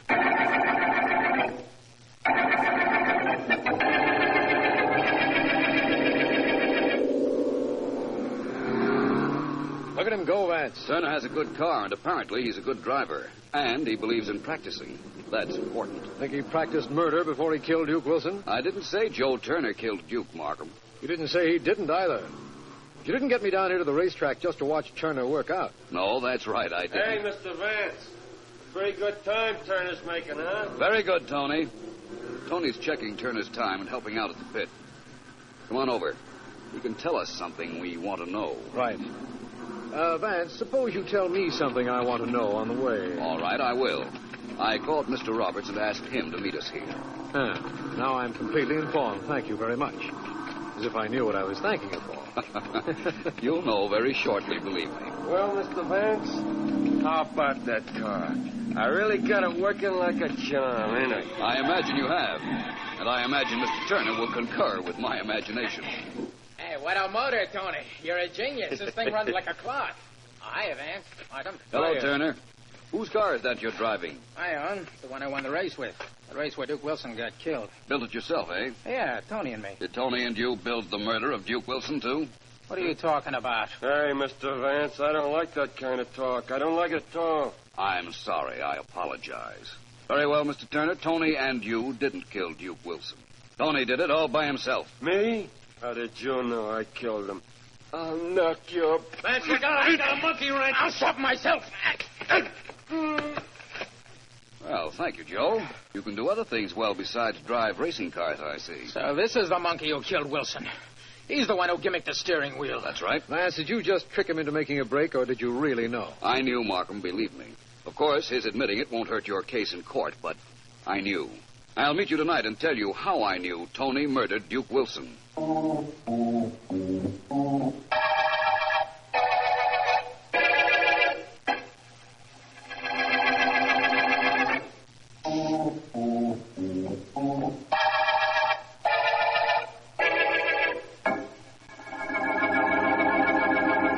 It was really very simple, Markham. The only complicated part of this case was that there were 4 suspects. That's quite a few. Most certainly is, especially when 3 of them had motives like Turner, Miss Dale, and Roberts. And it turned out the 4th was the killer. Why did Tony want Wilson dead, Vance? Apparently because he was Wilson's partner when they both were cheating Mr. Roberts at gin rummy. Apparently Wilson wouldn't split with him. Reasonable, especially in view of the fact that he knew Roberts and Turner hated Wilson and that he'd never be suspected. What made you think it was he? I didn't think. I knew. Remember, Markham, when we were in Miss Dale's apartment, she said she had received 2 phone calls. One from Tony, and one a quarter hour before that from somebody who threatened her if she told what she'd seen in the garage the night before Wilson was killed. Oh, yes, I remember that. Well, there's no question in my mind but that the first call came from the real murderer who knew Miss Dale was at the garage that night and thought she might have seen something. Second call did come from Tony, and he made it at my request. Well, who made the first call? Tony. Only I didn't know anything about that one. All I did know was that he dialed Miss Dale's number without having to look it up in the phone book when I asked him to get her on the phone. Oh, which means that he'd called the number before. Very shortly before. Yes. After Miss Dale told me he'd never called her previously, never had tried to date her, Then I knew that the only way he could have known her phone number was if he'd just called it. And if he had called it, he was the murderer. Well, you certainly call that, Vance. Congratulations. Thank you. And you know something? I never suspected Tony, not once. Not even in the beginning. The beginning isn't important, Markham. What is important is that this is the end of the motor murder case.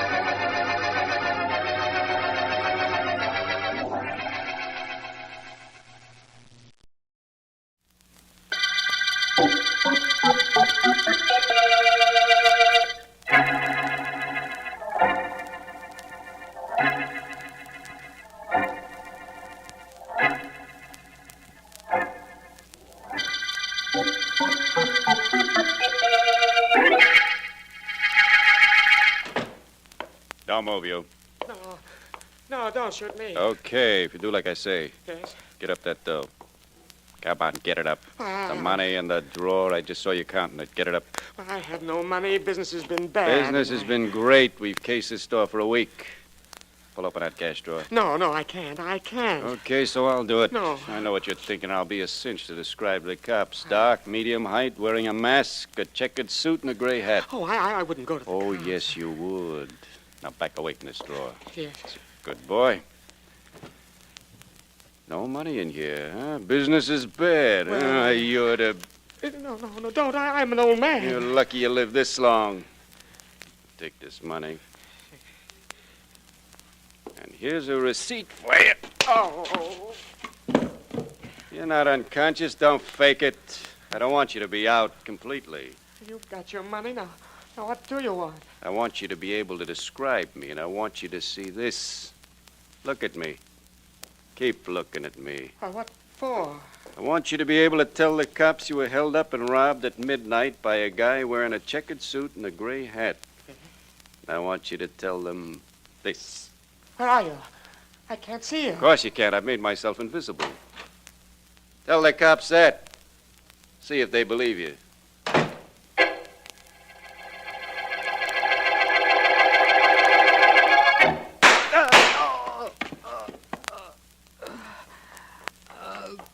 Holy mackerel, you're hurt bad. Here, I'll put my coat under your head, and I'll go phone for an ambulance. Here you are. Thank you. What happened to you? I saw somebody with a gun backing away just now, but all of a sudden he seemed to vanish. Did he shoot you? I left my house a few minutes ago. Take it easy. Exactly midnight. Man in mask, checkered suit. Man in a checkered suit. Gray hat. Yes. Held me up. I resisted. He shot me. The police will be interested in that. I'll call and tell them that just as soon as I call a doctor for you. Shouldn't be too hard to find a man in a checkered suit and a gray hat. Only how are they going to find a man who vanishes?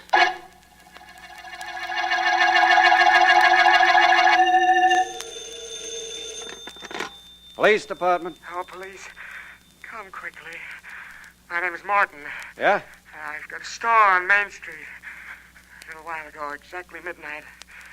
Man in a mask, checkered suit, and a gray hat held me up. What?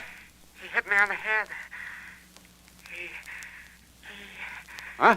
He thought I was unconscious, and then he made me come to, and after he hit me, he stood over me a minute and told me to describe him.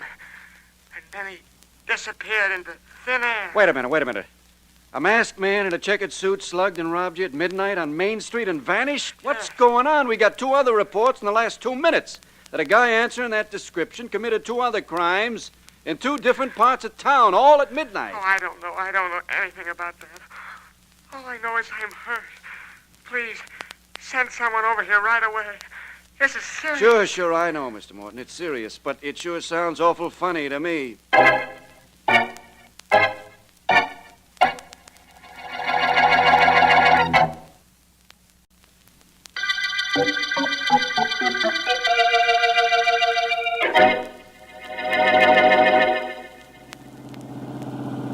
Well, Vance, what do you make of it? 3 crimes, all taking place at midnight in different parts of the city, and all by a man answering the same description. I don't know what to make of it, Markham, except to dismiss it by saying it's impossible, which you answer immediately by saying, I know it's impossible, but it happened. I've left out the most startling bit of information of all, Vance. If you think the 3 situations are fantastic, I want you to hear a witness to one of the crimes. Wait till you listen to his story. Come with me. Right. I have a policeman guarding him in this store right here, Vance. Just wait till you hear what he has to say. All right, Markham, I'll wait. It will have to be something to be more unusual than 3 crimes by one man committed at the same time in 3 different parts of this city. It is. In all my years as a district attorney, I never heard of anything like this. So come in here with me. Hi, D.A. Hello, Mr. Hello, Vance. Collins. Hi. I think our friend Mr. Frank here has calmed down a little, D.A. Yes, I'm all right now, Mr. Markham, only I still say that what I told you actually happened. Well, suppose you tell me, Mr. Frank. I heard shots at midnight, and I started to run toward them. I saw a man on the ground. He'd been hit. I saw a masked man in a checkered suit backing away, his gun in his hand. And then while I watched him, he whirled around and became invisible. Invisible? See what I meant, Vance? Completely invisible. I could see him 1 minute very plainly. A second later, he'd vanished. I know it sounds ridiculous, but it happened just that way. Well, perhaps, Mr. Frank, he passed beyond your range of vision. But that's impossible. I could see the drugstore on the corner, and that was 50 yards in back of him. He just vanished into thin air. The same thing happened in the other 2 crimes, Vance. The thug just vanished. You know, Markham, come to think of it, anybody who can be in 3 different places at the same time might be able to do a little thing like become invisible.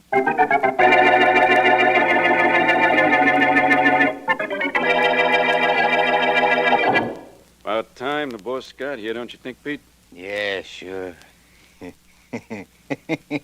What's with you? Yeah, nothing. Just thought of something funny. Yeah? Can you imagine the look on the cops' kisses when they get a description of you? Medium height, dark hair, wearing checkered suit and gray hat. Then they get the same description of me and the same one of Eddie. That's part of the boss's plan, Pete. Boss is awful smart. I'll say. Awful smart, awful cold, awful tough, and awful crooked. Yeah.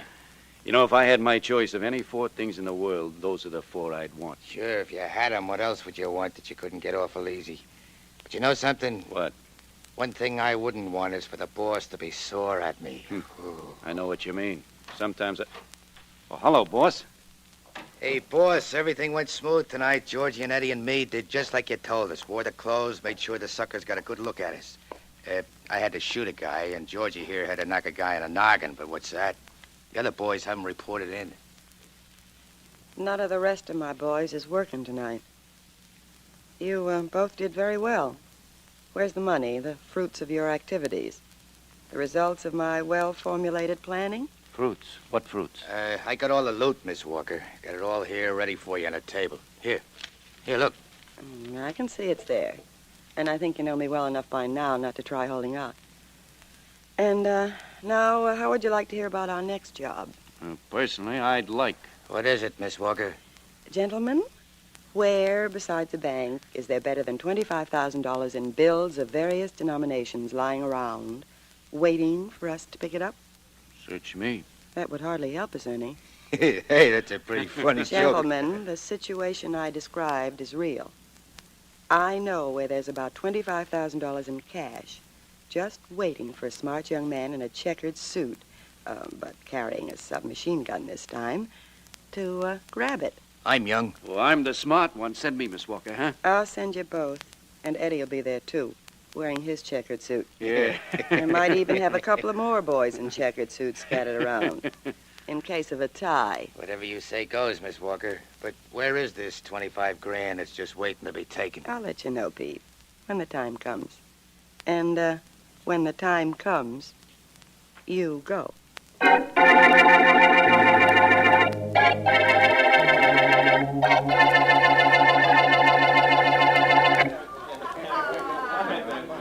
Just listen to the suckers having a wonderful time. Sure, Ted.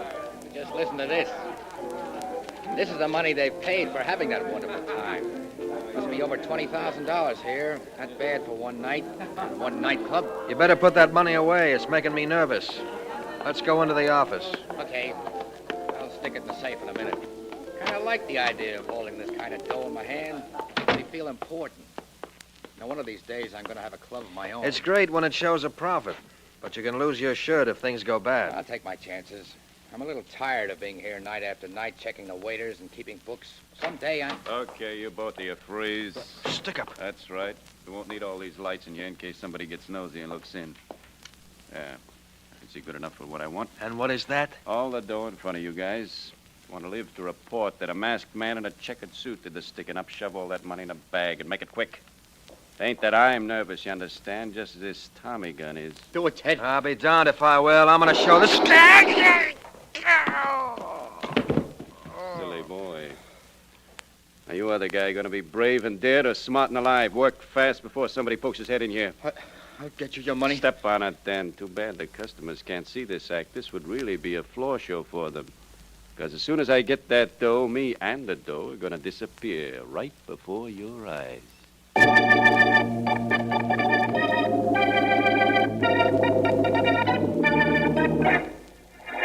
No, I'm sorry, Markham. I haven't found out a thing. You read about the murder at that nightclub last night, Vance? Yes, the checkered suit killer again.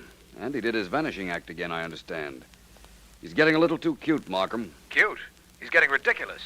There's no known way of arresting a man who can be 3 places at once and turn invisible at will. There's a reasonably simple explanation for all that, Markham, I'm sure.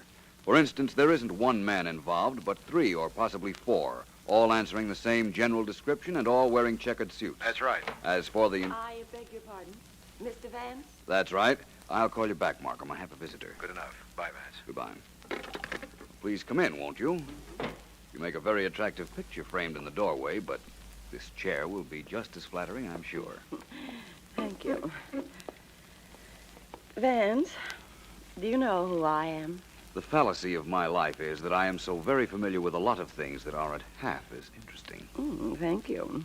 The fallacy of my life is that I've heard too many things that aren't half as interesting. It would surprise me greatly if this kind of talk was the reason you came to my office. You needn't be surprised. It isn't. Vance, my name is Walker, Elise Walker, and we have business to discuss. Have we? Yes. What about? Oh, it's about this crime wave now going on. The shootings and hold-ups done by the man in the checkered suit. According to the papers, the police are baffled. You mean because they can't figure how one man can be in so many different places at the same time? Something like that. That's easily explained. The crimes are being committed by more than one man. I still don't see what brought you to me, Miss Walker. I have been rather indirect, haven't I? Mm-hmm. Vance, I came to you because I want $1 million. Well, your desire is understandable, but your coming to me for it isn't. I don't have $1 million. Oh. And haven't you heard, Miss Walker, getting $1 million isn't quite as easy as that. You've got to do something more than just go up to a total stranger and ask for it. Yes, I know all that. But still, I want the $1 million, and strangely enough, I think you're going to want to get it for me. I'm a little selfish that way. I always had the idea that I was going to make my first $1 million for myself. Oh, it isn't your money I want. It's the city's. It isn't information I want, it's clarity. All right. Now, before I begin, let me tell you this. If you were twice as clever as you are, you could never prove this conversation between you and me ever took place. And if you ever accuse me of saying what I'm about to say, I'm going to laugh it off. I think you've made your point. Now, what is this about $1 million? I want $1 million for turning over to you, or to the police, the men in the checkered suits, the men responsible for the recent robberies and shootings. Where are you going to find them?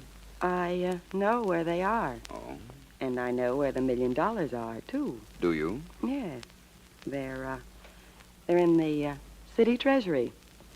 You can go to your friend Markham, the district attorney, and act as intermediary in the deal. Yes, I suppose I could if I had any inclination to. Oh, you have regard for people, Vance?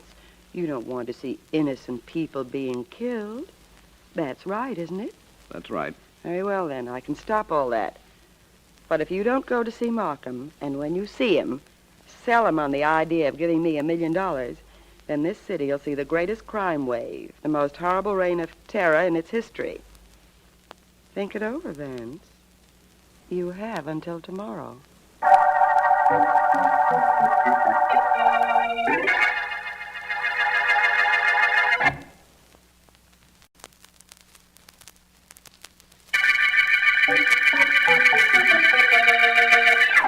This is District Attorney Markham. The checkered murder case opened when 3 different people in various parts of the city reported they had been assaulted at the same time by a masked man wearing a checkered suit who became invisible. Philo Vance is certain that a gang is at work and indicated to me that he had something terribly important to say, but believed he'd wait for further developments. All he said was that an attractive woman was involved in the checkered gang, a woman whose identity I do not know and whose whereabouts are a complete mystery. She might be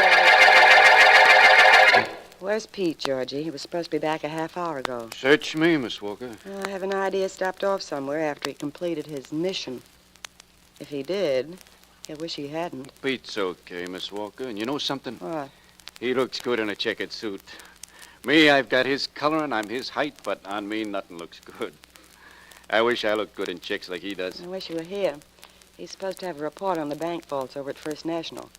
I told him to put on a blue serge suit and to rent a safety deposit box so he'd get close to the inside and draw a sketch for us. Oh, that's our next job, huh? Yeah. We sure did a pretty one on a nightclub. How much we get on that, Miss Walker? You'll get your... Hey. Where have you been, Pete? Where you sent me? Over to the bank. What kept you so long? I got delayed. You left there over an hour ago. Where have you been? I had to go see my girl. She called me up. I had to go see her. She told you to go see her, and I told you to come right back. But you listened to her. Oh, half hour one way or another don't make no difference. It does to me. Now, wait a minute, boss. Ain't you getting a little silly? What? They said, ain't you getting a little silly? A guy's got a right to see his girl once in a while. Guys get... Miss Walker. Boss, don't. I go to see my girl. The boss shoots me. Honest, boss, it wasn't worth it. Well, Georgie, any questions? Not me, boss. I ain't got any girl. Perhaps I should have waited until after he told me the bank plans. Oh, now you'll have to go. That my next assignment? Yeah. No. No, get rid of this body first. I don't care what you do with it, but get rid of it. And do it on schedule. That understood? Sure. Why not? By tomorrow morning at 11, I want the plans to the bank vault and a description of how you got rid of the body. Okay. And, tell Eddie what happened. You mean that you knocked off Pete? Why should I do that? Why? Yeah. Because he has a girlfriend, too.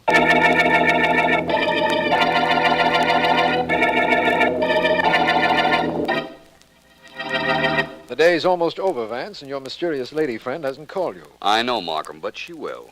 She was very definite about wanting to cross her gang for $1 million. What kind of a mind would dream up an idea like that, Vance? It's the strangest and most unreal thing I've ever heard of. Of course, it's ridiculous, my friend, but that doesn't make the woman any the less dangerous. The idea is not normal, and probably she isn't either. But the fact of the matter is that she is a menace. Well, what are we going to do when, as, and if she calls or appears? I don't know. All I know is what we're not going to do. We're not going to give her any $1 million. What kind of a woman can she be, I wonder? She could be an attractive one, if it weren't for her eyes. They're ice cold. What was it the man said once? The eyes are the windows of the soul. That's right. Miss Walker, if that quotation has any basis in fact, has a frosted soul. Personally, I'd feel more at home with... Oh, finally. I hope it's she. Hello? Vance? That's right, this Miss Walker. Yes. I told you I'd call. I'm calling. You want to know what decision I've made as to your proposition? That's exactly what I want to know. Have you spoken to Markham? You can deliver the checkered killers? Definitely. Mr. Markham is with me now. He'd like to know that for sure. Can he meet you somewhere? Why not? I'll drive down to the end of Neck Road and be waiting for him in about an hour. It's rather late for an unescorted young lady to be in that deserted section. I have nothing to worry about. The only thing people fear in this town is the checkered gang. And they work for me. Remember?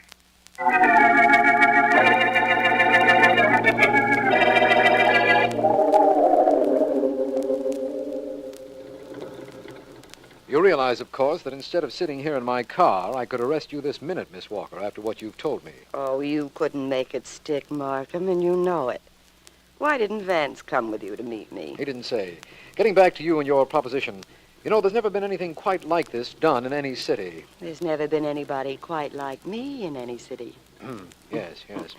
Let me tell you something that I didn't tell Vance. Yes? Suppose you do catch one of the checkered killers. There are half a dozen waiting to take his place. They're all well paid and well organized. $1 million is cheap to get rid of them. $1 million of taxpayers' money used to make a deal with a criminal organization. Why not? Who's going to benefit if there's no checkered gang? The public, of course. This makes sense. Very good sense. Not to me it doesn't, boss. Who are you? Apparently he's one of my boys, Markham. Checkered suit, mask, dark. Who are you? You said it right, lady. I'm one of your boys. Mm-hmm. One of your boys that followed you out here to find out what was going on. What? I found out. Miss Walker, don't do that. What I are you- better take your hand No, back. give It's that liable back. to go up, give me. Look, whoever you are, I'm not Shut going to... up. Boys, this is the district attorney. And you were going to make a deal with him, weren't you? Well, I don't know what I'm going to do with you.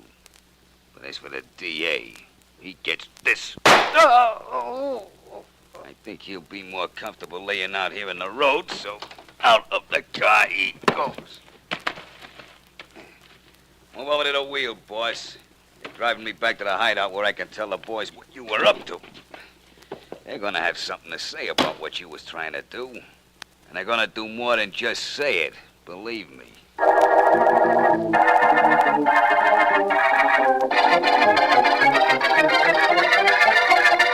The next thing I knew, Eddie, she yanked out a gun and shot Pete. Yeah? Right where you're standing. Holy Shot him like she was smoke. putting on lipstick. That's how calm she was. Oh, she's ice, that broad, Georgie. Ice. Then she tells me what to do about the bank vault. Says to get rid of Pete's body, just like that. Yeah.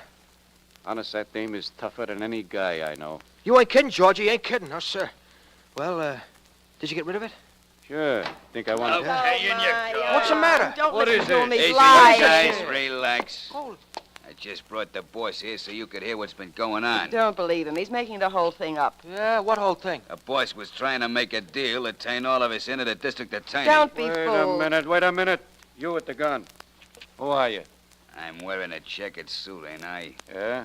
I'm wearing a mask, ain't I? Yeah. I'm one of you guys. She hired me yesterday. I followed her out the Neck Road about an hour ago and heard her make a deal with the DA, so I dragged her back here. That's not true. I never saw him before. I'll prove it to you. I'll yank off that... Keep your hands away from... There we are. See, boys? It's Philo Vance. Grab his arm, Eddie. Grab the gun. I'll get the gun. You get him.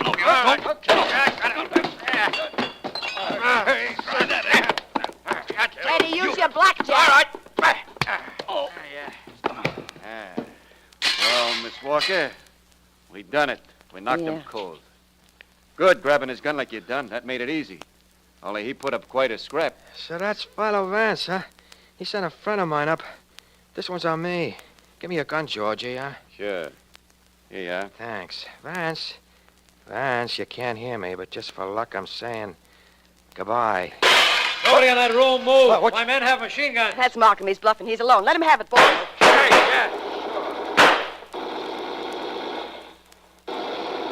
Okay, hold it, everybody. Right. I said hold it. Keep me covered from here in case they're not as dead as they look. I'm going in through this window. Okay, right. Just hope we didn't get here too late. That's Vance lying on the floor. If he's been hurt... Vance. Oh. Hello, Markham. Easy, old boy. Finally got here, eh? Yes. Mr. Swell Scrap, my friend. I almost handled the two of them. You missed a rather interesting gun battle. Both of the men are dead, as you can see, and I think the girl... Girl is still alive, D.A. Oh, I don't think she will be much longer. Your cops shoot too straight. Yes, they do. Well, Miss Walker, I think the best thing we can do is get you to a hospital. Oh, don't kid me. I never last the ambulance ride. Well, I guess this is it, eh?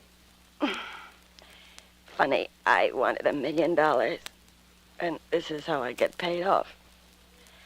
I wanted gold and got paid off in lead.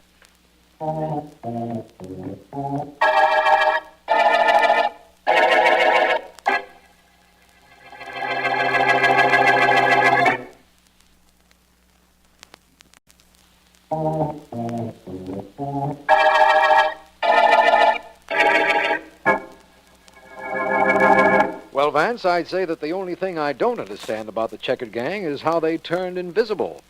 That still sticks in my mind as impossible. It is, Markham. The invisible gimmick was a trick. The checkered suits were only checkered in front. The back was solid black. That applies to the back of the gray hats they wore, too. They worked in darkness or semi-darkness. The whole thing was planned to have a theatrical effect on the victims. It practically had the same effect on me. You're quite an actor yourself, Vance. When you showed up in that checkered suit and mask out on Neck Road, I wasn't sure it was you at all. I wanted it that way. The blank cartridge I fired at you didn't hurt any, did it? No, but the bump when I landed on the road did. You ought to be more careful how you throw corpses out of the car. A corpse couldn't complain. Only did it so it would be logical for Miss Walker to drive me to the hideout so you and the police could follow us. Oh, I see. It was the only way I knew to get her to take me to the gang. Well, you saved the city $1 million tonight, Vance, and tonight saw the end of Miss Walker's overambitious plans. That it did. But Markham, most important of all, tonight saw the end of the checkered murder case.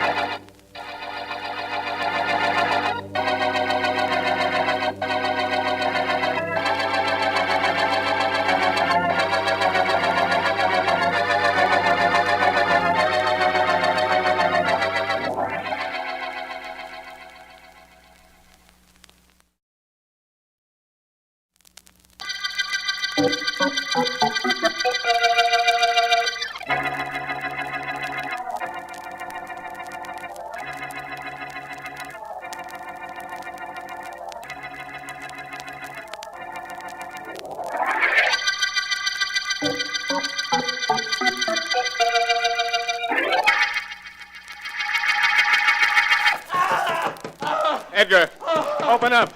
Please, open this door. There's something very wrong in that bedroom, Dick. Something is terrible wrong. I hear Mr. Downey crying out, and I come and get you two right away. Oh, you did right, Matilda. Daddy! Oh, please open this door. Dick, can't we break it down? He's in there. Listen to him. I can't break down this door. It's solid oak. When I had this house built, I insisted on it. I'm sorry about that now. Why don't the police get here? You did call them, Matilda. Oh, yes, Mr. Staley. I call as soon as I tell you what I hear in this room. Good. I can't stand listening to this. We've got to do something. I Wait, know. I look through the keyhole. Oh, yes, Matilda, do that, please. Well, what do you see? What do you see, Matilda? I see Mr. Downey. He stands there in the middle of the room. I see his face. His neck. What about it? His neck, Mr. Staley. Yes? It is being choked by a gray glove. A gray glove is at his throat. Just one glove. It's choking him. What, a gray glove? Yeah. Well, who's wearing it? I do not know. I cannot see any arm, any body, just a glove. Here, let me look. Get away, Matilda. Yes, certainly. Well, Dick, what is going on in that room? Whatever it is, Ruth, it's all over now. Your father's lying on his back in the middle of the room. and there's a gray glove lying right next to him.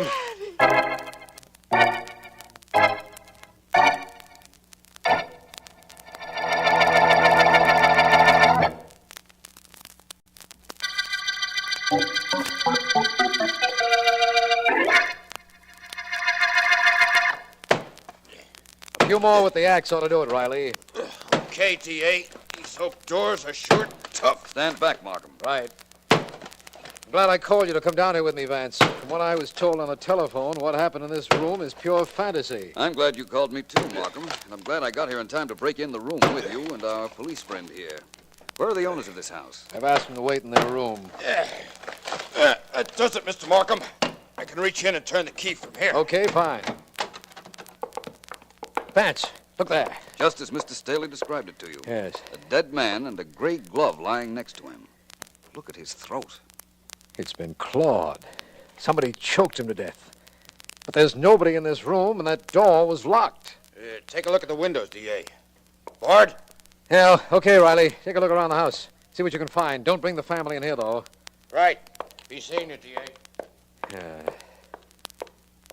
Well, Vance? Let me understand something. Mr. Staley looked through the keyhole and saw this gray glove on the floor choking the dead man? That's what he told me. The maid, Matilda, saw it, too, and all three of them heard this man here repeating, "It's choking me, it's choking me." Well, this is something. A man is choked to death by a gray glove.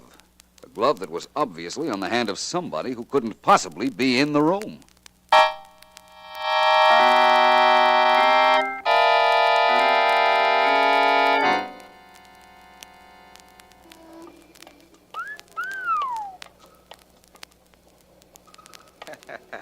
Didn't give you a tumble, Joe. You must be losing your stuff. Kind of nice she was. Who needs her? Ain't the fellas inside the store? You want to go in and shoot a fat? Who needs it? Besides, Sammy, I got a date. Who with? My girl. Oh, Marge? Who else? Good thing she didn't come along when you were whistling at that dame. So if she came along, so what? So she'd see me. What is that, a crime? Not to me, it ain't. Hey, tough break about her grandfather. The guy who got choked to death in this room? Yeah. Yeah, tough break. He didn't like you. Who needed him? Marge likes me, that's all that counts. Hey, scram, Sammy, here she comes. Okay. I just want to stick around, say hello. Okay. Hello, Joey. Hi. Hello, Sammy. Nice to see you. Thanks, same to you. Joey and I were just talking about your grandfather. Joey, let's Shut up. I didn't say nothing. I just said you and I was just talking about Marge's grandfather. That's all I said. Joey, could we Of go course, somewhere? everybody knows you didn't like Joey here and was raising the roof because you used to meet him on street corners. But I wouldn't say there was any reason to kill a guy, would you, Marge? Joey, please, let's go take a walk or something. Who needs it? Wait a minute. I want this guy to keep talking. Let's go, Go Joey. on, Sammy. You were saying? Nothing much. Just that I don't think you'd kill a guy for not liking you to go out with Marge here. Of course, he wouldn't be the first guy you knocked off, but... I need him. Let's get away from here fast, Joey, before a crowd comes. Please, Joey. Some guys talk too much. Some dames, too. You should remember that, Marge. Please, Joey. People are starting to come around. Let's get away from here. Okay, Sammy will be all right when he wakes up. Hurry up, will you? All right. How do you like that punk trying to say that maybe I killed your grandpa? The guy who'd say a thing like that is stupid. He don't know nothing. Either that, Joey, or he does know something.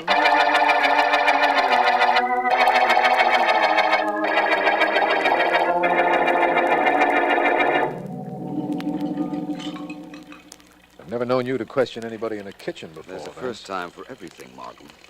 Matilda, Yes. you don't have to stop washing those dishes to answer some questions. No, I don't stop. Good. How long have you worked for Mr. and Mrs. Staley? 30 years. Mm-hmm. I come with them when they first get married. I stay with them ever since. They're very fond of you. I was talking to them right after the body of Mrs. Staley's father was found in his room, and they told me how highly they regarded Oh, you. they are good people. Were they happy, Matilda? Oh, yes. So happy. Well, Vance, I guess that tells us nothing. What did you want it to tell us, Markham? I was hoping your questions might shed some light on the ridiculous situation in this house. How a man could be choked to death with a gray glove, which we found on the floor. Oh, that? Yes, definitely that. Mr. and Mrs. Staley heard her father cry out that the gray glove was choking him. Yet after looking through the keyhole, they could see neither body nor arm attached to the glove at his throat. There was a slight inaccuracy in your description of what happened, my friend, but it doesn't matter. You see, I know how that was done. What? Yes, you... Oh. I'm so clumsy. I'm so sorry to drop the dishes. I picked them up. Nervous, Matilda? Oh, no, I don't think so. It seemed to me that you were. You knocked over those dishes when Vance said he knew how Edgar Downey was murdered. Well, I'm sorry. I know. But about what?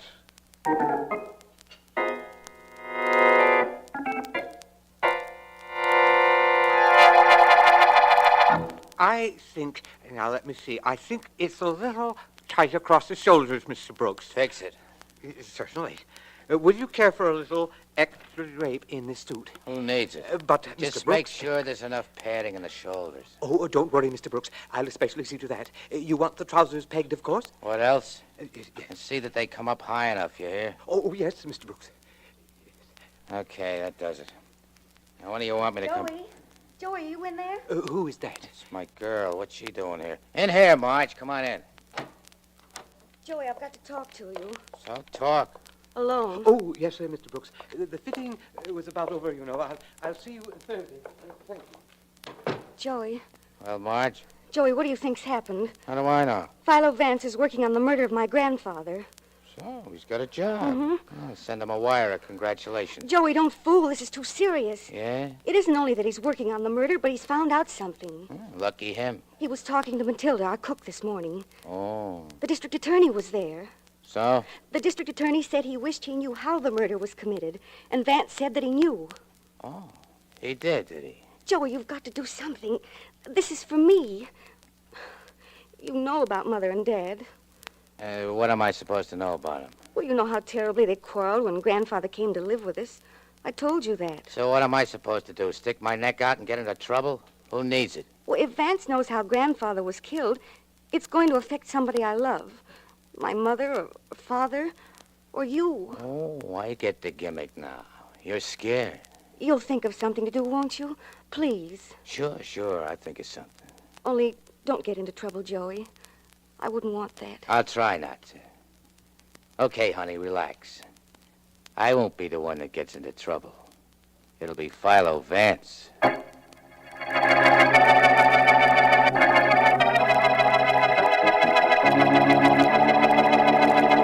Must we quarrel now, Ruth? Must we? I don't know. I'm so sick of arguing with you, Richard. So am I. Oh, I'm so tired of everything since what happened to my father. Right in front of my eyes. It happened in front of my eyes, too. Don't forget that. Ruth. What is it? We were so happy before he came to live with us. I'm sorry about what happened to him. You know I am. But can't we go back to our lives of a year ago? I don't know. I just don't know. Who is it? It's me, Mrs. Staley. Matilda. Come in. What is it, Matilda? Oh, if you're busy, I come back later. Come in now. And what do you want?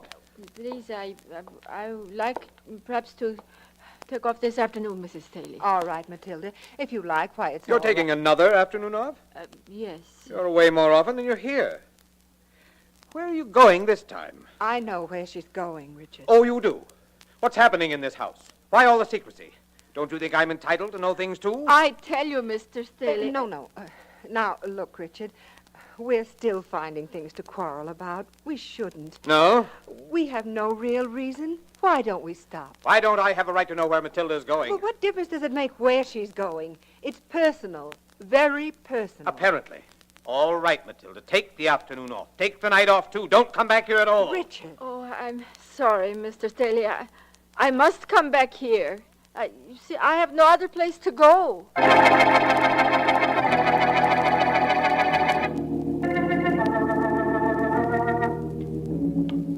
Midnight edition of the morning papers just out. Paper, mister? No, thanks, Jimmy. Oh, it's you, Mr. Vance. Hey, what's cooking?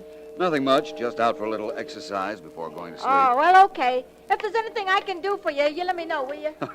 All right, Jimmy. I'll remember that. Hey, buddy. You mean me? Sure, you got a match? I think so. I think I have one here. Freeze, fella. Don't make a move. Oh. Stick-up? Don't you wish it was? Frankly, no. No, this ain't no stick-up. Stick-up would be over nice and quick. I'm going to be with you a long time. Unless... Unless what? Unless you leave the murder of that old Downey guy up to the police. If you do, you'll never see me no more. That, I assure you, is a great inducement. That probably means something, but not to me. Look, Vance, get smart. You're stepping on somebody's toes. That somebody don't like it. Sent me around to work on you if you wouldn't scare off. And I'm going to do just that. You're going to work on me, are you? Yeah. Well, I assure you, it's a very interesting project. You'll have some fun. You're telling me. I'm not only telling you, I'm showing you. See it, I'll be mindful of. Oh, you're... Thanks, Jimmy, but I don't think I need you. You're going to need a doctor when I... Here I am, Mr. Vance. Oh, wow, look at him. He's out cold. Yes, Jimmy. I was out for some exercise before going to sleep. Looks like I got the exercise all right, but he got the sleep.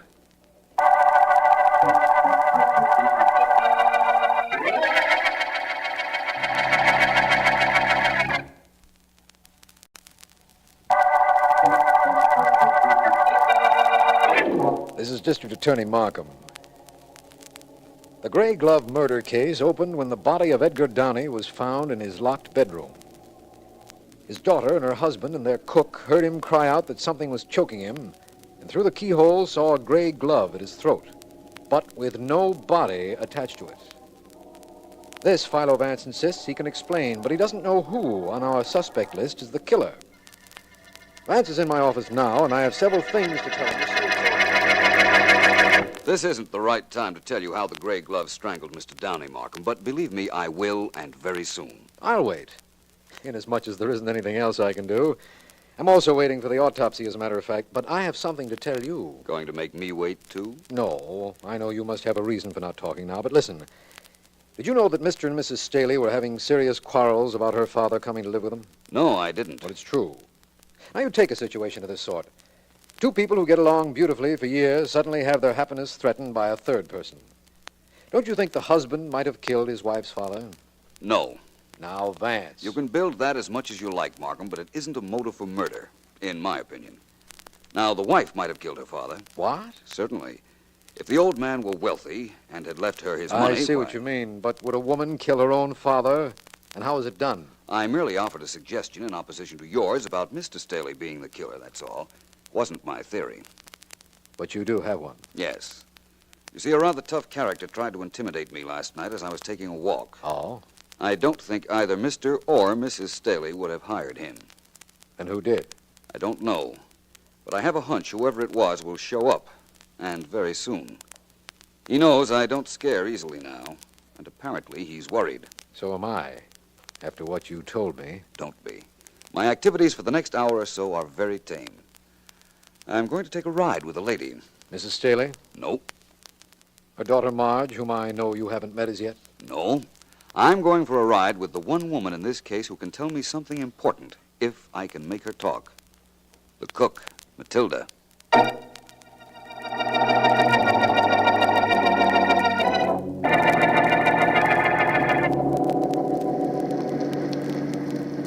Enjoying the ride, Matilda? I like automobiles. I'm glad. You know, I like mysteries, but I don't like murders. Nobody likes murders. I suppose that's true enough. Matilda, don't you want to know how I came to pick you up in this car as I did? No. I came down from the building. You were there. You say to get in. I get in. I had followed you to that building. It was a hospital, wasn't it? If you say so. Who's ill in there, Matilda? You don't know? No. I don't tell you. Matilda, don't you see what you're doing? You're obstructing... Hey, look out! Oh, the car! It almost pushes off the road Yes, there. so it did. Oh, Somebody wanted to talk to me and did it the hard way. Oh. Here he comes. My. How Hi. do that? You're Philo Vance, ain't you? Yes. What's the big idea of cutting in front of me just now? My own idea. I get things like that all the time. The name is Brooks, Vance. Joe Brooks. I have a little information for you, my friend. Who needs it? Look, Vance, a friend of mine stopped you on the street last night. Only you stopped him. He was more of a friend of yours last night because he was giving you a little tip. I thanked him, in my own way, of course. Sure you did. Anyhow, he came to warn you to lay off this murder case. You said you wouldn't do it. Now, I think you will. How wrong can a man be? You mean me? Yes. Cut the sarcasm. Who needs it? Vance, I'm not threatening you now. I'm not that stupid. Threats don't mean nothing to a guy like you. That's pretty apparent, isn't it? What's your proposition? I'm not threatening you. I'm promising you something. Duck out of this case, or I promise you I'll take care of you personally. And, Vance. Yes? My word's awfully good.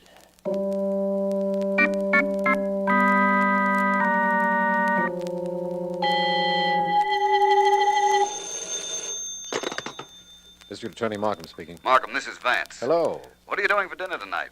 Nothing special, Vance. Well, you are cordially invited to eat at the home of Mr. and Mrs. Richard Staley. Dinner is at 7. I'll expect you. Well, I'll be there, of course, but what's the big idea? The big idea is to get this case over with in a hurry. And tonight at dinner is when that's going to be accomplished. Oh. Who else is invited? Mr. and Mrs. Staley, their daughter Marjorie, a boyfriend of hers named Joe Brooks, who introduced himself to me in his car this afternoon, and, that's all, I guess. One of them is our murderer, Someone who'll be there tonight is, I assure you of that. and that's when you'll tell me how somebody could have gotten in and out of a locked room and choked a man to death with a gray glove? I promise. I'll be there.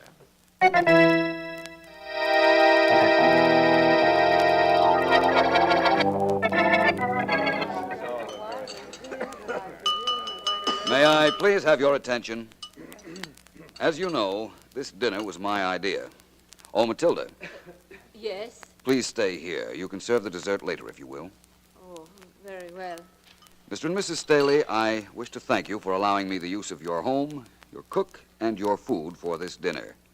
I hope you don't mind Police Officer Riley being here. That's quite all right. We're only too glad to be. Thank you. Riley, Yes, Mr. Vance? I hope you don't mind waiting. I'm used to it. Good. Now, Miss Staley, Well, you're probably wondering how I knew about you and Joe Brooks, who's sitting next to you. It's very simple. I have a newsboy friend named Jimmy. He saw a friend of Mr. Brooks pick a quarrel with me on the street and identified him for me. You checked on Sammy, found he was my friend, asked questions, and found I went with Marge. Some brain. Who needs it? I do, Mr. Brooks, very much. Now, for the first time, I want to tell all but one of you how Mr. Edgar Downey died. You mean that? One of you, the murderer, already knows. The others will be very interested, I'm sure. Edgar Downey wasn't strangled. What? He was poisoned. Oh, but that can't be. I heard him say it's choking me. It's choking me. And Dick looked through the keyhole and saw the glove at his throat. So did Matilda. Really? It was my understanding that Matilda looked through the keyhole and announced that she saw the glove at your father's throat. When your husband got to the keyhole, Mr. Downey was already falling. Well, I imagine that's right. Let me continue. There are several poisons that constrict the throat. Mr. Downey was poisoned. When the poison began to take effect in his bedroom, he instinctively grabbed his throat. When he said it's choking me, he didn't mean the glove, he meant the poison. Of course. No glove was choking him. When you get a report of the autopsy, Markham, you'll find I'm right, that he was poisoned. I don't want to inject no sour note in this, Vance, but what's with that gray glove? Joey, how did you know that glove was gray? Oh, me? Yes. I didn't. I guess most gloves are gray, ain't they, Marge? If you don't mind, I'd like to handle this investigation my way. Now, I want to tell you all this. The same poison that killed Mr. Downey was fed to all of you just now at dinner. What on earth do you mean? Please, everyone. The poison won't take effect for a half hour. And in the meantime, I'm sure I'll have a confession from the guilty person. The one who caused Mr. Downey's death. How are you going to get that confession, Vance? No one is to leave this room, Markham.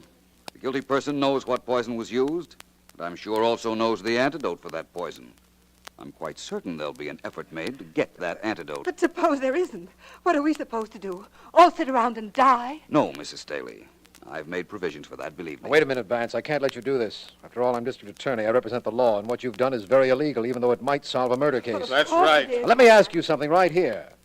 Do you or don't you know who was responsible for Mr. Downey's death? Certainly I know. Now. Matilda, where are you going? Just out of the kitchen for a minute. I come back in. You're not going anywhere, Matilda. Riley, there's our murderer. Take her. Right, Matilda is the murderer? I got to get in there. Take her out, Riley. She's coming, whether she likes it or not. Come on, you. Vance, I don't understand all this, and I'll hire the best lawyers to defend Matilda. You won't want to after I tell you how sure I am of her guilt. In fact, I'm quite certain she'll confess when she gets to headquarters. What about the poison that was fed to all of us, Vance? There wasn't any poison, Markham. What do you mean? Hey, what's with all this mixed-up business? Who needs it? You say we weren't served poison? Then why did Matilda make a break for the kitchen? Vance, what is this? I'm just as confused as everybody else is here. I don't blame you, and I'm sorry. First of all, let me tell you this. Matilda is the one who poisoned Mr. Downey. Oh, no, I thought I could make her try to leave the room on a pretext to get the antidote for the poison she thought was fed her, and I did. You know so much, Vance. Tell me where she was spending all the time she took off from her work. Mrs. Staley, would you answer your husband, please? Matilda had a son who was very ill, Richard. That's why she was taking all that time off. She was going to a hospital to visit him. Oh. How did you know, Vance? I picked her up at the hospital yesterday, Mrs. Staley. Oh. Later, I went back to see her son's doctor. He told me the boy needed very expensive treatments. Then I asked him about a poison that might constrict a victim's throat. And what happened? He told me what types would. And he also told me something very important. He said that a quantity of that poison had been found missing from the hospital immediately after one of Matilda's visits. That was all I needed to know. I prepared this little dinner party, hoping that Matilda would confess. And she will, I'm sure of it. But my father never did anything to Matilda. Why should she want to kill him? What reason would she have? I think I know the reason, Mrs. Staley. What? But I'll have to wait just a little while to make sure.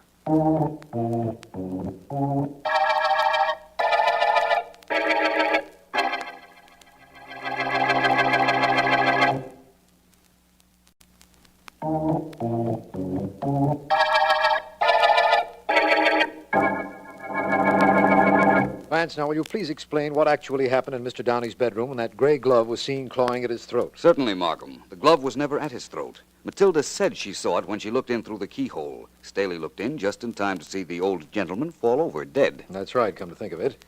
But the gray glove, how did that get on the floor? Matilda had put it there earlier. She knew about the poison, she knew Mr. Downey's habits, and she knew how long the poison would take to work. So she went to Mr. Downey's bedroom, dropped the glove on the floor, and went out, after which he locked the door in back of her. Oh, I see what happened. The poison started taking effect. Matilda got the Staleys to the door and pretended to see the gray glove at Downey's throat. The power of suggestion was so strong that when Staley looked through the keyhole, he was willing to swear that he, too, later saw the glove at the dead man's throat. Mm-hmm. Well, now that that's explained, let's go to the motive. What was it? You'll read it in Matilda's confession.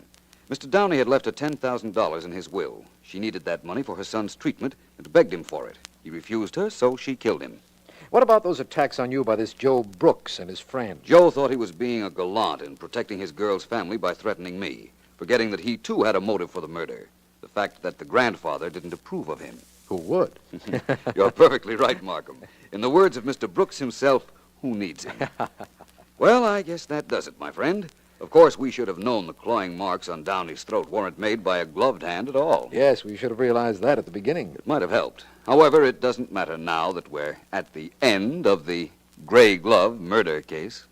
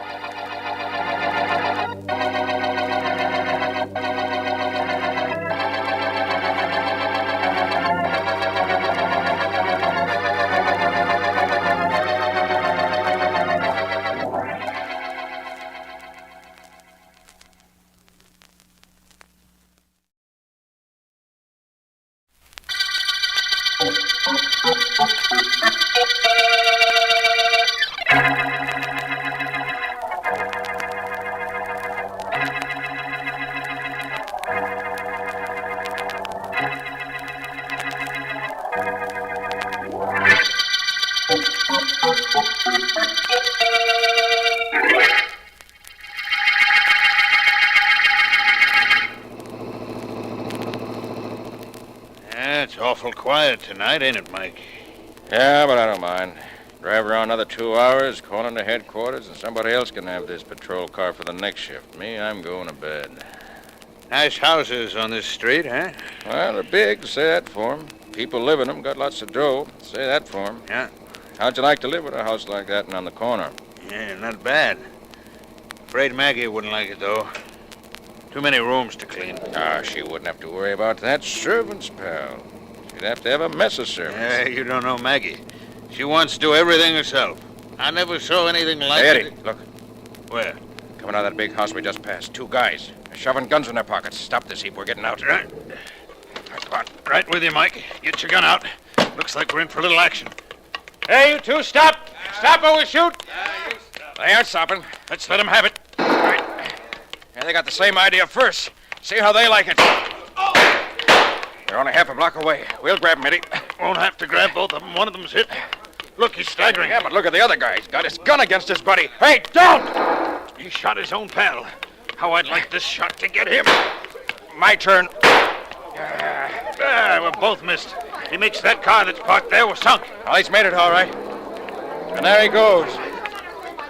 All right, let's go back and get our crate. We can chase him. Now, let's take a look at this buddy of the guy got away. He's done for. Through. Take a look. Ever see him before? Nope. Oh, get the people starting to come around. All right, everybody, get back. Go on home. Go to bed. Take a look for identification, Eddie. Right. All right, look, everybody. Nothing's going on. The show's over. Go on. Get back to bed. Get back to bed, will you? Hey, Mike. Yeah? We got a real mystery on our hands. First 2 guys stick up a place, then one of them kills the other guy, and look what I found in the other one's pocket. A piece of paper. All it's got on it is 2 words. Live on. Now, what's that mean?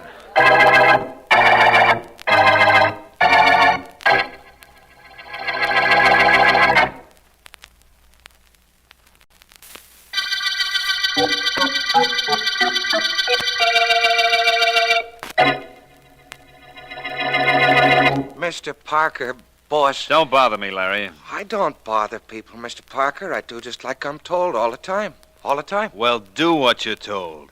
I told you not to bother me. He's sore at me, boss. Sore at me. Of course not, Larry. I'm just trying to work out some instructions for our next job. Matter of fact, I'm very pleased with you. Oh, thanks, You boss. did very well last night, robbing the Hilton home and shooting Joe when the cops hit him. I'm glad you liked it, Mr. Parker. Joe would have started talking if the cops grabbed him alive. He was hit in the leg and couldn't keep going, so I knocked him off. I done right. You most certainly did. Now, just hold everything momentarily, Larry. I'm not sending you on the next job.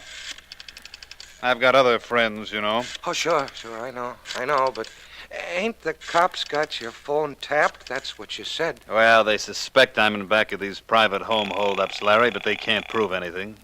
And while they can tap this phone, they can't trace whoever it is I'm calling. That's impossible on a dial phone. Yeah. The message for tonight is hole pin. Hole pin. That's right. Take care of things just like we planned, will you? Don't give it another thought. So long. Goodbye, my friend. Good luck to you. Hey, gee, boss, you're smart. Really smart, I mean. Well, thank you, Larry. Thank you very much.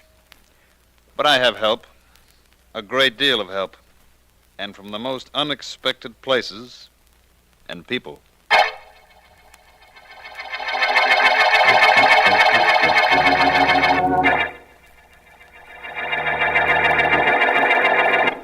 And then, Mr. Vance, the paper goes on to say that the robber who killed his accomplice is being sought by the police. We expect to make an arrest shortly. Oh, that's right, Mr. Vance. How did you know? Oh, I'm smart, Miss Williams. Didn't you know?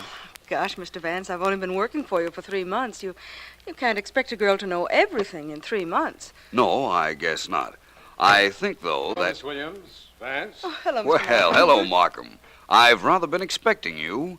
Miss Williams was just telling me about the mysterious message found in the dead hold-up man's pocket. That's why I'm here, Vance. I'd like to talk to you about the whole thing, if I may. Well, come right into my private office, Markham.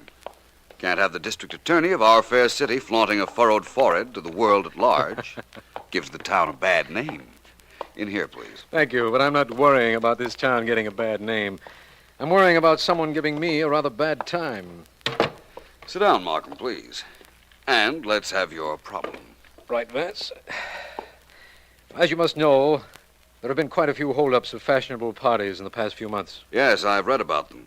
In fact, you and I have discussed them from time to time, casually, of course. But you mentioned the police suspect of Mr. Edward Parker. We do, but Parker's clever. He has 2 or 3 stooges he sends out on the jobs. But let's take that robbery last night up on 58th Street. The one where one of the thieves shot his buddy after the police had wounded him. What about it, Markham? We found a slip of paper in the dead man's pocket, Vance. It said just 2 words. Live on. Then we intercepted a message Ed Parker was telephoning to someone. That message said, hole pin. Those words have some kind of meaning, I'm sure. They most certainly have, Markham. A very definite meaning. Not to me. I just want a second to make sure of what I'm saying. That robbery last night on 58th Street, was it at number 4360? Yes, but the papers all carry that. I didn't remember it from the papers, believe me. Now I think I can tell you where the next robbery will take place. Oh, no, Vance. Yes, no. my friend. Of course, I'm not sure exactly when it will take place. But after I make a phone call, I think I'll be able to give you that information, too. But, Vance, what you're saying is ridiculous. You can't possibly know that. No? Well, I think I can. Just have the police at 2540 138th Street and see what happens. Yes, Markham, that's where the next hold-up attempt will be made. I'm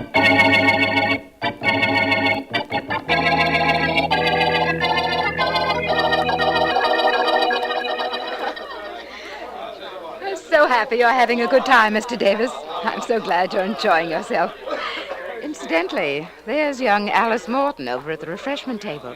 Wouldn't you like to join us? Definitely, Mrs. Blake. I thought you would. Everybody, can I have your attention, please? At some particular time at every party, the hostess feels it her solemn duty to make an announcement. At the moment, duty calls. I think you'll all be glad to hear that we have with us that distinguished pianist, Dmitri Rabov, who has consented to play a few selections. Mr. Rabov. For his first number, Mr. Rabov plays the Rachmaninoff Prelude in G minor.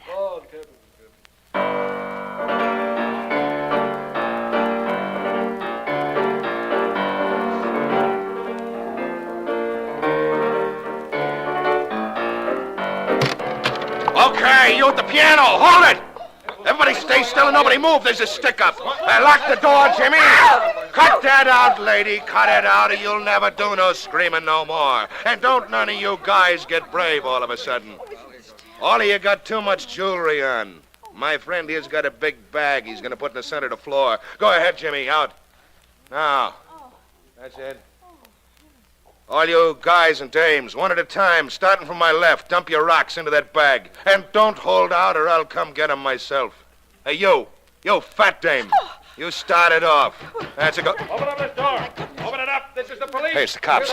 Come on, Jimmy. Out them French windows and step on it. Stop them, somebody! Don't let nobody try it. That's what they get if they do. All right, bust through them French windows, Jimmy. Let's get going. Open the door, somebody! Let the police in! There they are. There. Which way they go? Out the French windows. They might still be in the garden. Okay, lady. Come on, Eddie. Let's get after them. They're around anywhere. We'll get them.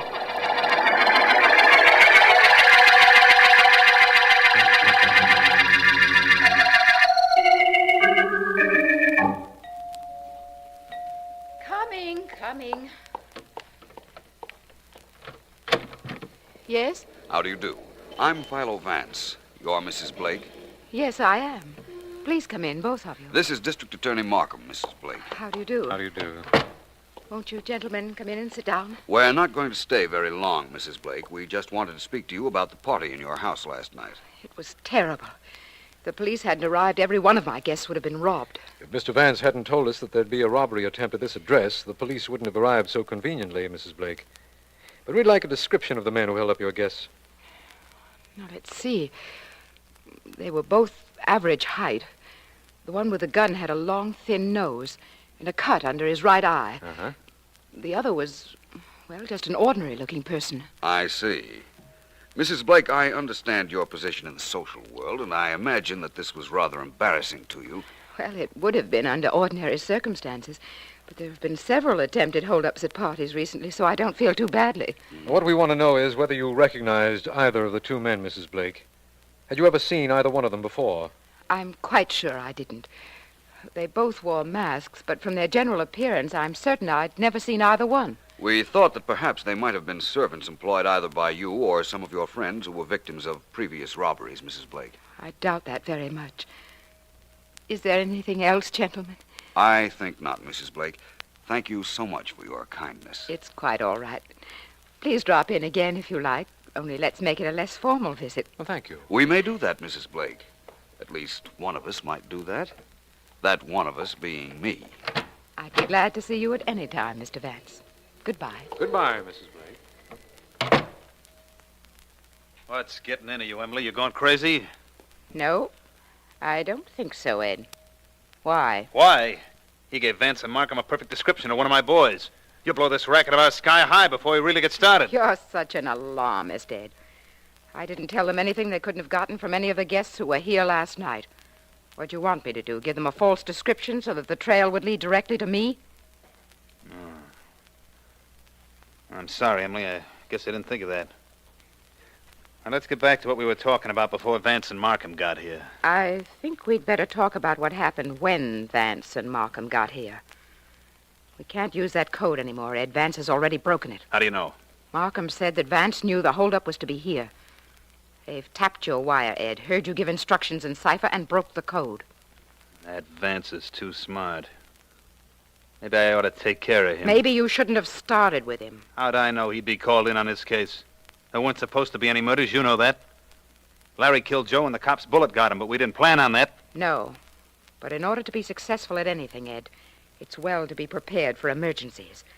Nothing ever goes entirely according to plan. Well, our next job ought to. Where's it going to be? Let me see. I have the invitation right here in my desk. Mr. and Mrs. Cornelius Worthington requests the pleasure. Let me see. Tomorrow night. That's it, tomorrow night at the Worthington home. And if I know Celia Worthington, she'll have everybody who means anything in this town at her house. Good. This time we don't fool around with codes or with anything else. This time I do the job myself. Larry and I. I like that. That means there'll be only 3 ways to split. You and Larry and me. 2.5 ways. We'll cut Larry's piece down to 1/2 of what he's supposed to get. He never knows what he's going to get. You know, Ed, I think we ought to give a little thought to Philo Vance. He might give us trouble. Him? I don't think so. Let him interfere with this, and he won't know what he's going to get either.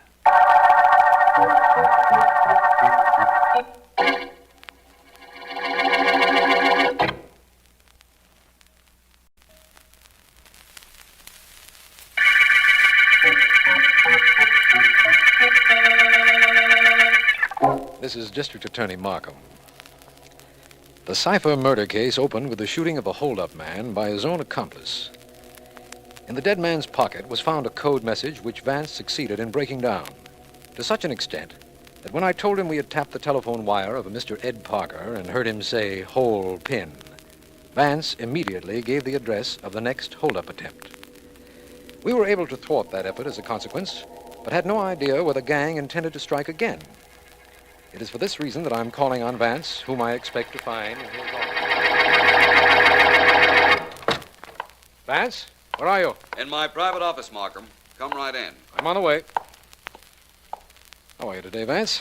Very well, which apparently is more than I can say for you. What's bothering you, Markham? This Cipher case, Vance. We've continued to tap Ed Parker's phone, but we've gotten nothing from him that even resembles a code. I didn't imagine you would. You think he knows we've succeeded in figuring out his code? I'm reasonably certain of that. Just because the police broke up that holdup at Mrs. Blake's the other night? That's only one reason, Markham. But the others aren't to be discussed right now. Vance, you know the police broke that code Parker used. It took them some time. Yet you figured it in less than a minute. I'll explain that to you, Markham, but not now. Right now, I'm wondering where that holdup mob will hit next, and how I can find out. Well, they seem to be concentrating on gatherings of the elite. Strictly social stuff. Really? Well, then the chances are that Mrs. Emily Blake would be invited to the next affair. And she did invite me to call on her, remember, Markham? Yes. I think I'll accept that invitation, my friend.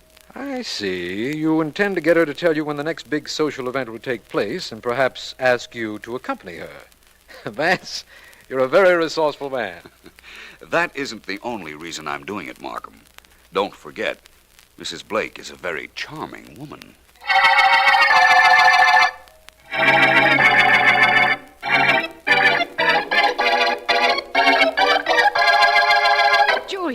Julia, hurry with my hair. I don't have all night, you know. I know, Mrs. Blake. I won't be a moment. I've laid out all your jewelry on the dressing table. You can be ready in a moment after I get finished. Well, then hurry up and get finished, why don't you? I'll get that myself. Stand in back of me and finish my hair while I'm talking. Very well, madame. Hello? Emily, this is Cornelius Worthington. Cornelius! Don't tell me I'm that late that you called to find out what was delaying me. No, not quite. Emily, dear, there's a change in plans about the party tonight. Oh? Yes, one of the children's ill, and they've quarantined our house. Oh, how dreadful, Corny. We called the Applebys, and they're going to have our party at their house. Come there, won't you? I've got a dozen people to call, so I've got to cut this short. The Applebys are at 651. 651? 131st Street. 131st Street. You don't mind, Emily? Oh, it's perfectly all right, Corny. I understand. Toodaloo. Oh, I'm finished, Mrs. Blake. Oh, good. Now, hand me that telephone. Yes, ma'am. Oh, wait. There's someone at the door. Here, call this number and just give them this message. The message is Bop Pip. Bop Pip? Yes, do it right away, will you? I'll get that door myself. I'll do it, but I don't know what I'm doing. Coming.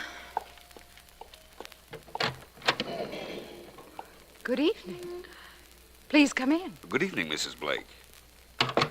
Why, you're staring at me. Is anything wrong? Is it the white tie or the topper? It isn't either, Mr. Vance. Only you seem to look as if you belonged in a white tie. That's rather strange attire for a private investigator, isn't it? Yes, but at the moment I'm not working at my chosen profession. You did invite me to call, didn't you? Why, yes. But I'm going out tonight. I thought you might be, hence these evening clothes. May I go with you? Well, why not? Thank you. By the way, Mrs. Blake, you look quite charming. Thank you. My wrap, Vance, it's over by the chair. Of course. Here you are. Beautiful shoulders, Mrs. Blake. Beautiful. I'm going to run out of thank yous. But I warn you, it'll be long after you run out of compliments. Perhaps. Where are we going, or shouldn't I ask? We're going to a party. Oh? It was supposed to be held at the Worthingtons, but it's over at the Applebys. That won't bother you any. We're still going. Of course. It won't bother me any. Shall we go?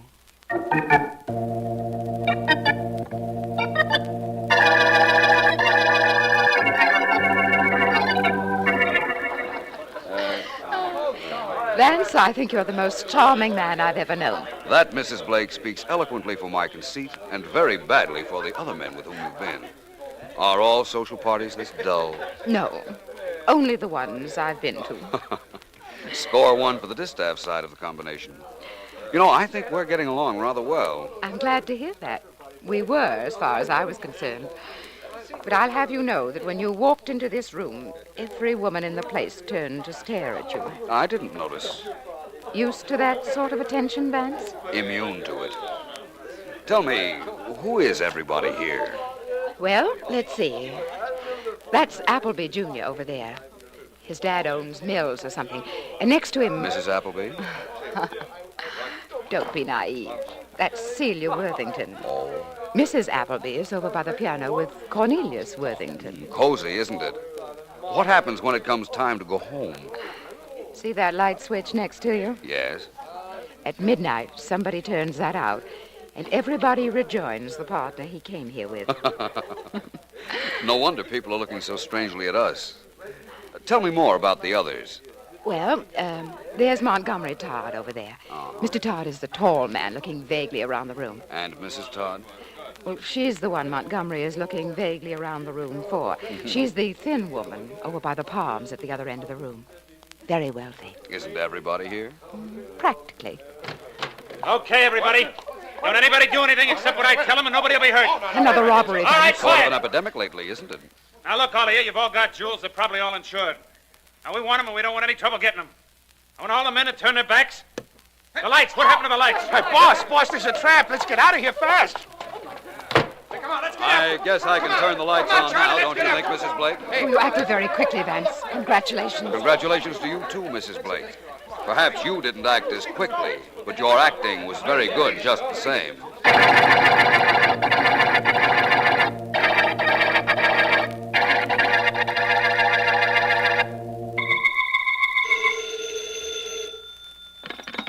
Markham speaking. Markham, this is Vance. I've just left Mrs. Blake. The party we were going to switched addresses at the last moment. Yes, I know. My men found only servants home when they went to cover the Worthington house. 2 men just tried to hold up the guests at this party, Markham. I slipped away to call you and report. Oh, glad you did. Sergeant Heath found out where the party was. He just called in to say he picked up 2 men who were fleeing from the Appleby mansion. Come on down here, Vance. I'll have them here in a few moments. I'll be there, Markham, and I'll bring Mrs. Blake with me. I'm quite sure she can supply all the identification we need.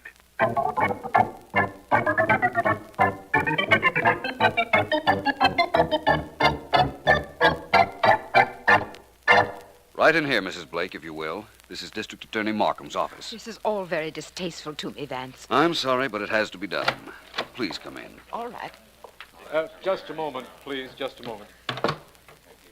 Hello, Vance. Glad you're here. Good evening, Mrs. Blake. Hello, Mr. Markham. Mrs. Blake, we picked up these 2 men as they were running from the Appleby house an hour ago. Can you identify them as the men who tried to hold up the guests of the party? Well, no. No, I can't. They're the men who tried to hold up tonight's party, Markham. I recognize them. Thank you, Vance. I guess that's all we need.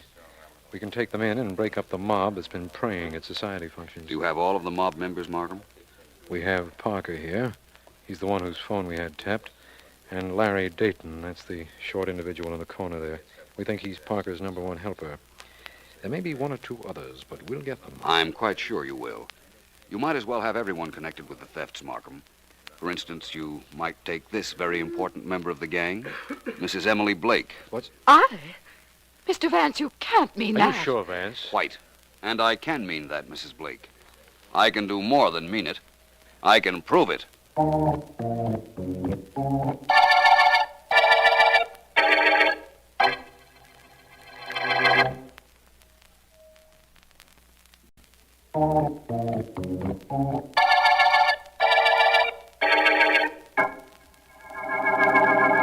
I'd like nothing better than to relax at the end of a case, Vance, but we've gotten confessions from Mrs. Blake and Ed Parker, and I'm still not relaxed. Markham, what's the trouble? You know, I told you the police broke that code that Parker was using, but never explained it to me. I want to know first how you broke it, and so quickly. Oh, that? Well, let me see.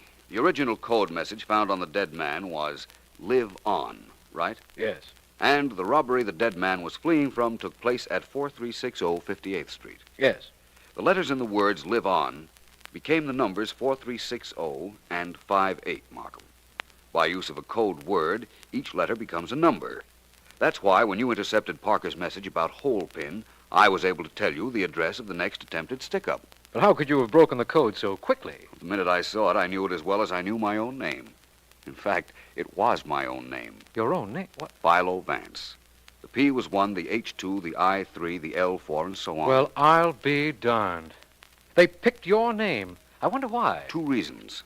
1, it was known to everybody involved. And 2, they never thought I'd be called in on a mere series of robberies. Well, that brings me up to the question of Mrs. Blake's guilt, Vance. That? Well, it started because I believed there had to be somebody on the inside tipping off the gang as to where these parties were being held. I didn't suspect Mrs. Blake until after the robbery at her house when, in an effort to divert suspicion from herself, she described one of the masked thieves too well. How do you mean, too well? She said he had a cut under his eye. Now, if he had worn a mask, and we know he did, she couldn't have seen the cut. That got me to thinking. And then I learned that Cornelius Worthington was giving a party. I went to him and got him to switch his party to the Appleby's house. Why? Well, Worthington was to wait at his home and escort every other guest to the Appleby's personally. There, the guests were to be told the phone was out of order. But Worthington was to call Mrs. Blake and tell her about the change in plans for the party. Oh, I see now. Then when the party was held up, it was only Mrs. Blake who could have been in touch with Ed Parker to tell him the new address. Exactly. Anything else, Markham? I think not, Vance. I do think that lack of funds and a desire to maintain her social position must have put Mrs. Blake in the middle of this situation. I imagine so. But let's forget her into the middle of this situation. Let's realize we've reached the end of the Cipher murder case.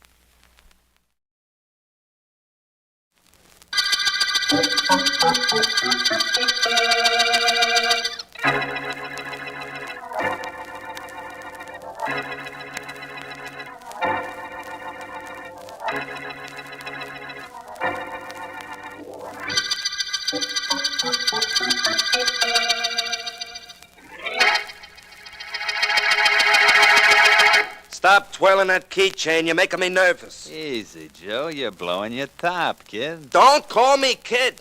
Now, look, Eddie, I'm trying to be calm. Trying to be calm ain't easy with a guy like you. Now, tell me what happened and tell me fast. Solid. Nothing to get excited about, kid. Don't call me kid. Now, look, I'm your boss, Joe D'Angelo. You call me Mr. D'Angelo or Joe. But you don't call me kid. You get that? Okay, kid. What? You want a report? Here it is.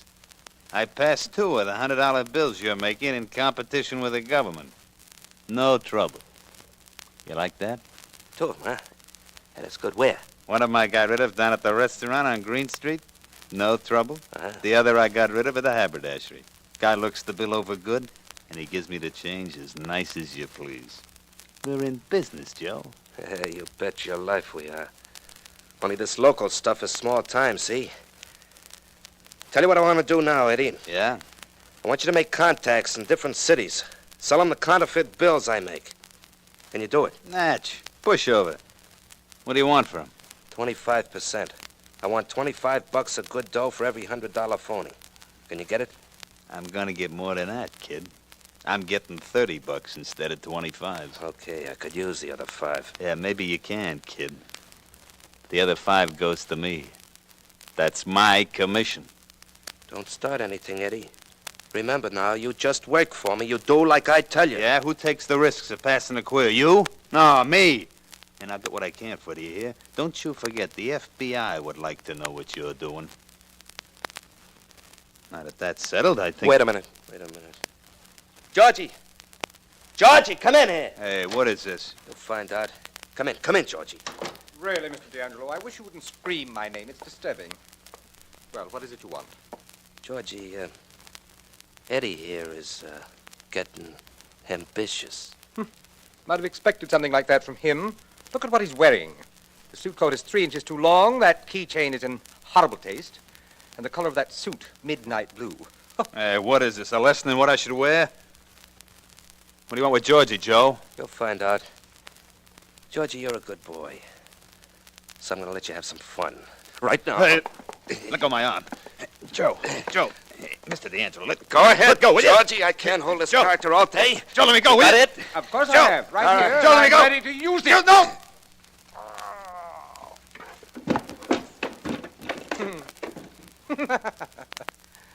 It's done, Mr. D'Angelo. You won't have any trouble at all from him from now on. Oh, dear. What's the matter, Georgie? Nothing. It's all right. I thought for a moment I'd gotten a bit of lint from his shirt on my suit.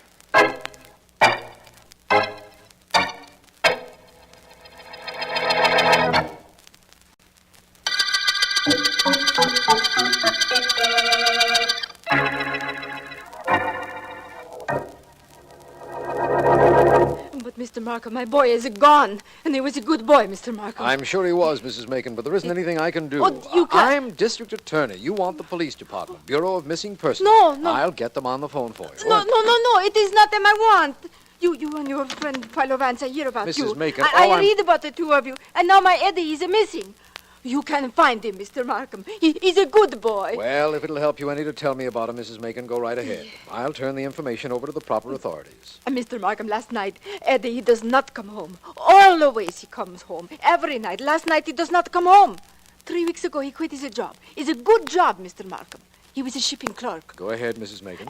After he leave that job, he have more money than when he work. And I said to him, Eddie, I said, where you get this money? But they won't tell me. And now he's gone.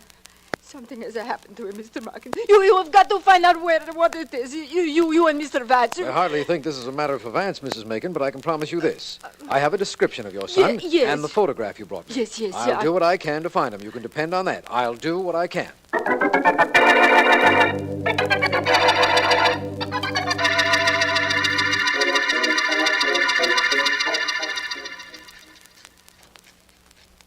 Again, you're filing your nails, always filing your nails. Put that file away, Georgie. Certainly, Mr. D'Angelo.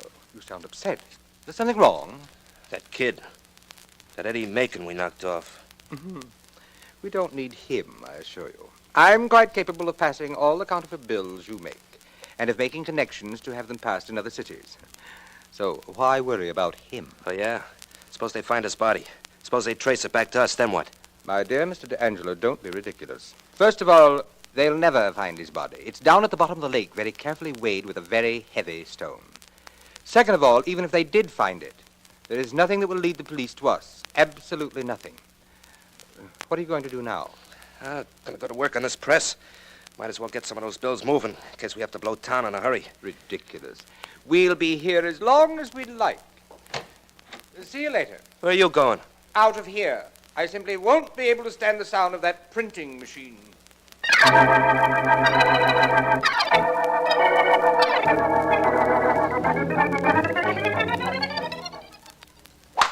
Beautiful drive, Vance. Thank you, Markham. Beautiful drive, beautiful day for golf. What more could a man want? What's wrong with a beautiful dame? That wouldn't hurt none. A caddy has something there, Vance. Yes, he has. But a beautiful girl might lead to trouble. And this is no day for trouble. I'll go down to your ball, Mr. Vance. I'll be there by the time Mr. Markham shoots. I hope I hit one long enough so that I have to really walk for it. I need the exercise. Well, here goes. Well, not bad, my friend. It's right up there with mine. Come on, let's go. Right. Oh, by the way, Vance, there was a woman in my office to see me this morning. Uh-oh. Quite an old woman. Her son had disappeared. From what I gathered, he was a good boy who met a wrong crowd. She was terribly worried. That's one of the things you can always depend upon a mother to do. Worry. Did you turn it over to the Missing Persons Bureau? Yes, but they haven't uncovered anything. Oh, well, I don't imagine we should concern ourselves with it. After all, it is a beautiful day. I wonder where my shot landed. Our caddy is standing down the fairway a bit. One of us is there, no doubt. Probably both of us. Both shots were headed in the same direction. We'll see. Oh, by the way, Vance, this is a course you've never played before. There's a stream running through the fairway about 300 yards from the tee. That should be about 100 yards from where our shot landed. Water hazard in the middle of the course, eh? Definitely unfair. Natural hazard, I believe. But a good brassy shot will carry it over onto the green. Well, here we are. And both together, as I imagined. Boy, Brassy, please. Yes, sir, here you are. Thank you. There's water about 100 yards down, sir. So Mr. Markham was telling me. Water comes from Lake Ralph. We go ice skating there in the wintertime. Boy, fun. So I'd imagine. Swimming in summer, skating in winter. Oh, not much swimming, Mr. Vance. Couple of boats and ducks in the lake all the time. Funniest ducks you ever saw. What's funny about them? Well, this morning I seen them on my way here. They got red feet. Red feet, eh? Yeah. That is strange. Well, here goes a try with this Brassy. Hope I get enough carry with it. I'm betting on you. Well, thanks for your confidence. There it goes. A beauty, Vance. Now, if I can only duplicate that shot. If I were you, I would, Markham. Principally because this is the last hole we'll have time to play. Nonsense. We're playing all day. I don't think you'll want to play after what I have to tell you. Oh, what is it, Vance? You see, in the event that the missing Eddie Macon was stabbed, I think I know where his body is.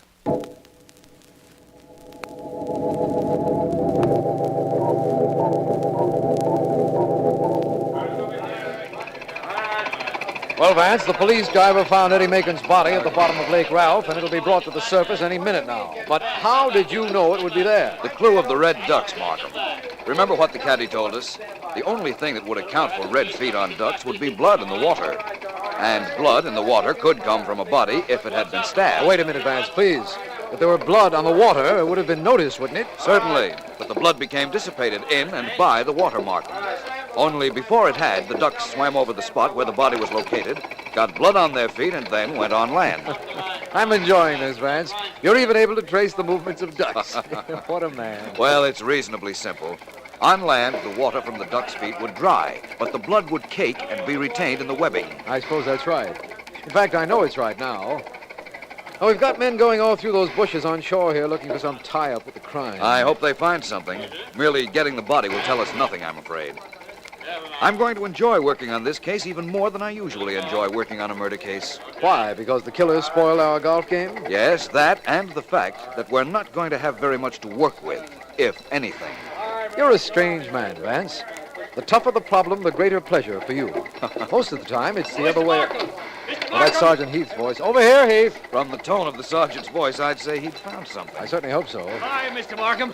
Well, hello, Vance. You're here on this case, too, huh? That's right. It's because of Vance that we're here on this case, Heath. What's up? Well, one of my men was beating around the bushes, came up with this glove.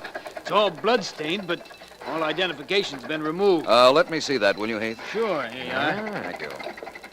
Hey, what are you turning it inside out for? I told you all the marks have been removed. Yes, you did. Oh, even the button's been yanked off. Guess it had the name of the maker on it. Well, that's true, of course, but this glove is very informative just the same. What do you mean, Vance? Well, for one thing, it hasn't lain in the bushes very long, which means it probably was thrown away by the murderer of Eddie Macon, who's only been missing 24 hours. Well, so what? What good is that if we can't tell anything about the murderer? We can tell a lot about him from this glove, Heath. Huh? If I were you, I'd send out an alarm for a tall, thin man about 6'2", immaculate in dress, left-handed, carries a walking stick, and, yes, he's blonde. Huh? Vance, how in the world do you know that? Let's get in your car and drive over to see Eddie Macon's mother, Markham. I'll tell you all about it on the way.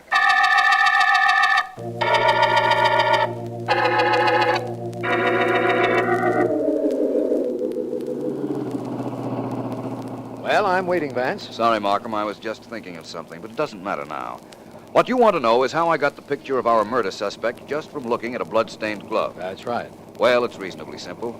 The glove was a large size, leading me to assume that the murderer was a tall man. However, the fingers on the glove were very narrow, hence the killer was thin. But the way he dressed and the fact that he was left-handed and carried a stick. Most men who carry a stick are meticulous in dress, Markham. And the glove was a little worn between the index finger and the inside of the thumb. Only a stick would cause a worn spot, such as I noticed in that particular place. Well, granting all that, what about the fact that he was left-handed, that he was blonde, that he was well-dressed? Left-handed? Well, the glove we found was a left glove, and apparently he carried his stick in his left hand. Blonde? I saw a very small blonde hair on the inside of the glove. The police laboratory would have detected that, I'm sure. And what about the business of his being well-dressed? There were traces of liquid nail polish on the tip of the inside of the fingers, Markham. Apparently, after his most recent manicure, he was in a hurry and didn't give the polish a chance to dry. That's all there is to it. That and the fact that most men who carry a stick are well-dressed. It certainly sounds simple the way you say it.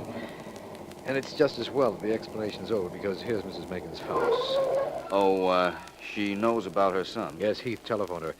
I imagine she's all broken up. She was almost hysterical when she came into my office to report him missing. Well, we'll soon find out. Coming, Markham. Of course.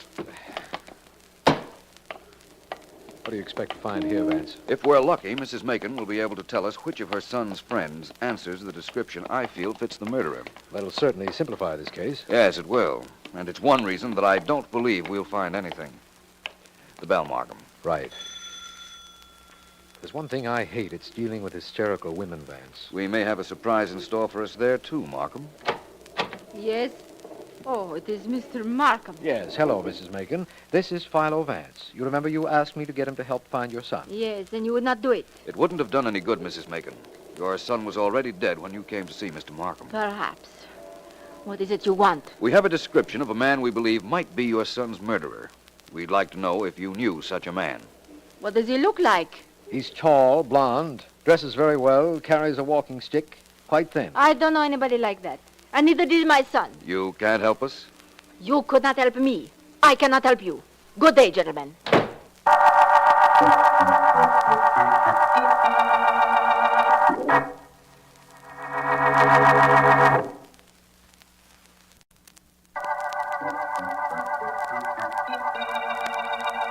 This is District Attorney Markham. The Red Duck murder case began with the finding of the body of Eddie Macon, who had been stabbed. From a glove discovered near the scene of the crime, Philo Vance has constructed a detailed picture of the killer. So far, we have been unable to find a man answering the description. At this time, he might be almost anywhere. In a taxi, in a park, in a shop, on the street. Come, my man. Please, just wrap it up and give it to me, and I'll take it with me. I have my car outside. Just one moment, sir. Please, if you don't mind. One moment? What for? I'm in a hurry. Yes, but you've given me a $100 bill. I'll have to get the change from the back of the shop. I won't be but a moment, sir. Very well, but hurry. I don't have all day. Fine thing. Shopkeeper who can't keep change for 100 in his register.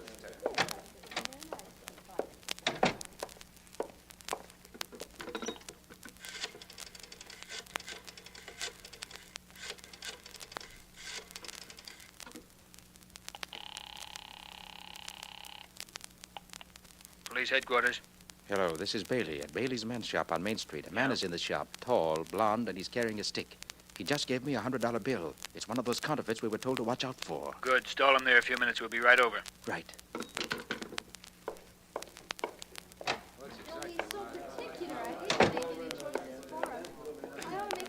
Sorry to have kept you waiting, sir. But I'll have your change in just a moment. Very cute, weren't you? But you don't trap me. I'm getting out of here. What? Hey, you, stop! Stop! Excuse me, please. Pardon me, please. Stop him, somebody! Somebody stop that man in the roadster there! Hey, you! You in the car, stop! Okay. Get off, you fool, get off. Oh, no, my friend, I'm hanging under this door. I warn you to get off. This gun will change your mind. Oh! Get off or I'll slam it down on your other hand. There. Oh! Now, off!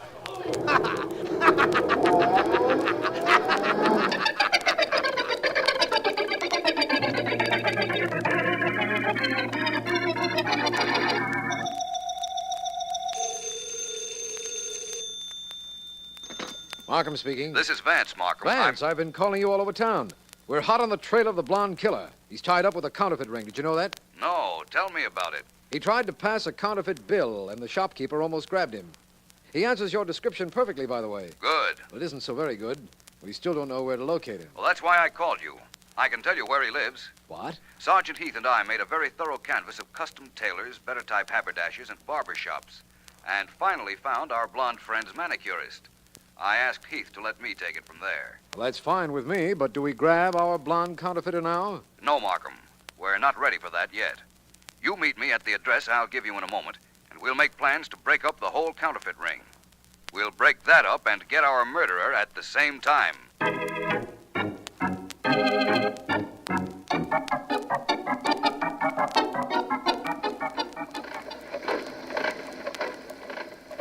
Please, Mr. D'Angelo, please turn off that printing press. Take it easy, Georgie. You file your nails, it gets on my nerves. My press gets on yours. Same difference. Please turn it off, won't you? Okay, okay. Only every time it makes a noise, we make another load of dough, Georgie. Don't forget that. I know. And money is terribly important. It buys clothes, handmade shirts, this Hamburg hat. Yes, I must have money, Joe. Oh, you're gonna roll in it in another week, Georgie. I know, Mr. D'Angelo. You and I are very clever, aren't we? We're the best, Georgie. The best. I make 'em, you pass 'em. When there's trouble, we handle it. You should have seen the face of the fellow I pushed off my car. Any chance of his tracing the car, Georgie? None at all. I had a rag over the license plates. Horribly dirty rag. Yeah, did an awful clean job for us. Don't forget that. No, that's true. Mr. D'Angelo, nobody is any closer to us than they were before we killed Eddie Macon. We're completely in the clear, and we'll stay that way until we leave town. Right? Right. One more week and we'll have enough counterfeit money made to start our own Treasury Department. Then, a month to drop it off in different cities. And then you know where I'm going, Georgie? No. Where? I'm gonna spend the rest of my life on Easy Street.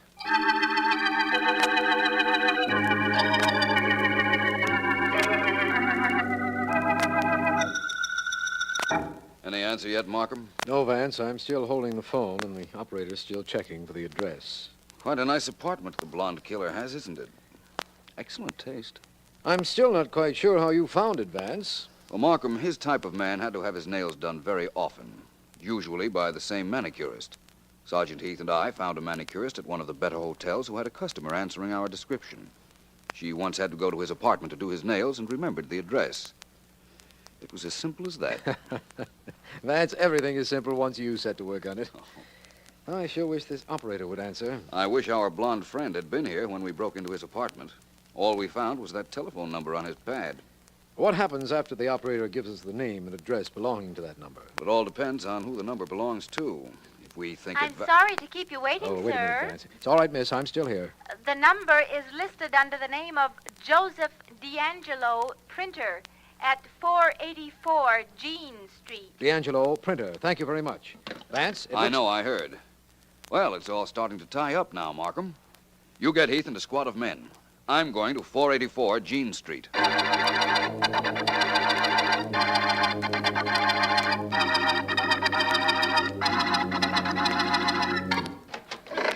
Mr. D'Angelo. Huh? What's the matter, Georgie? What's going on? We've got to get out of here. Wait till I turn off this machine.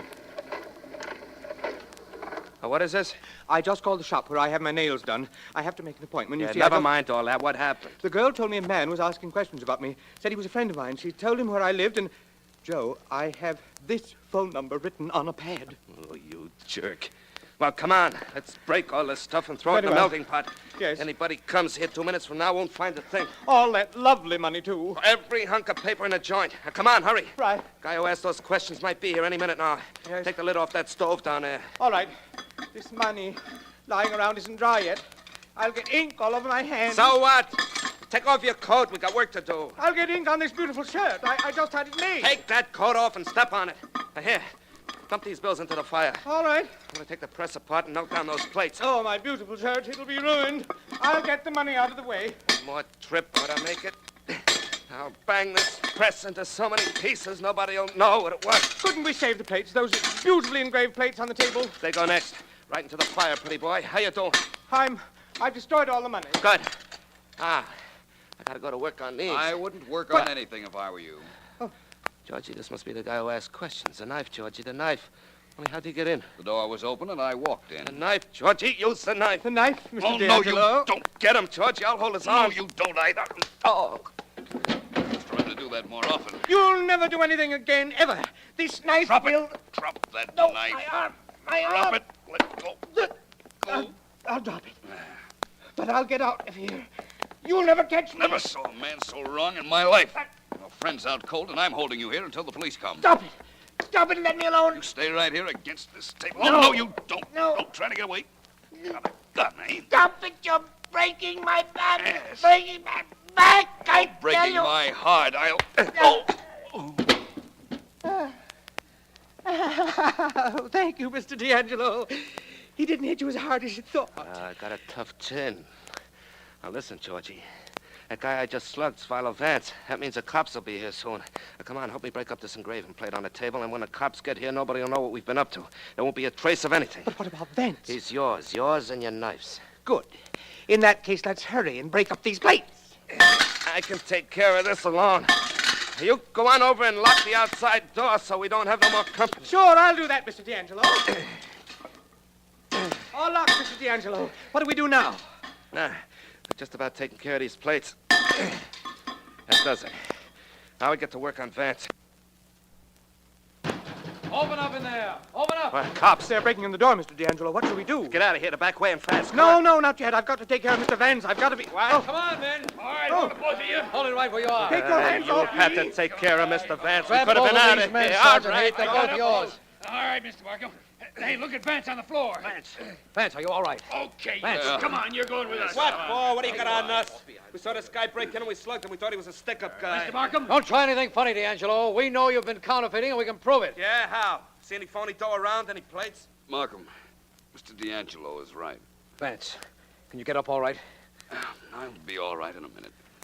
What I was saying is that Mr. D'Angelo is right. There's practically no evidence of counterfeiting in this place now. Hey, say, what did I tell you? Yes. Do you see what Mr. D'Angelo told you? I said there was practically no evidence. Turn around, my blonde friend. Turn around and show the district attorney indisputable evidence that not only was there counterfeiting going on here, but that you and Mr. D'Angelo were doing it.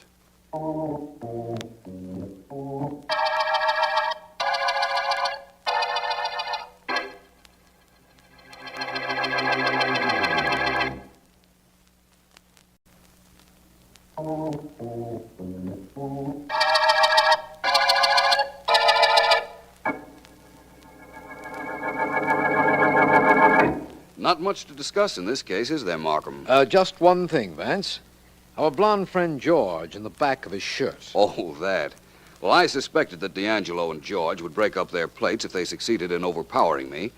So, before they did, I forced George in his clean white shirt up against the engraving plate. So, when he turned around, you saw several counterfeit impressions of $100 bills on it. Yes, we did. And I don't mind telling you we needed that evidence to make sure that that was the end of the two counterfeiters. George confessed rather easily, I understand. Yes, his type always does, Vance. He admitted he killed Eddie Macon. Well, then, that little device of mine not only meant the end of the two counterfeiters, but also the end of the Red Duck murder case.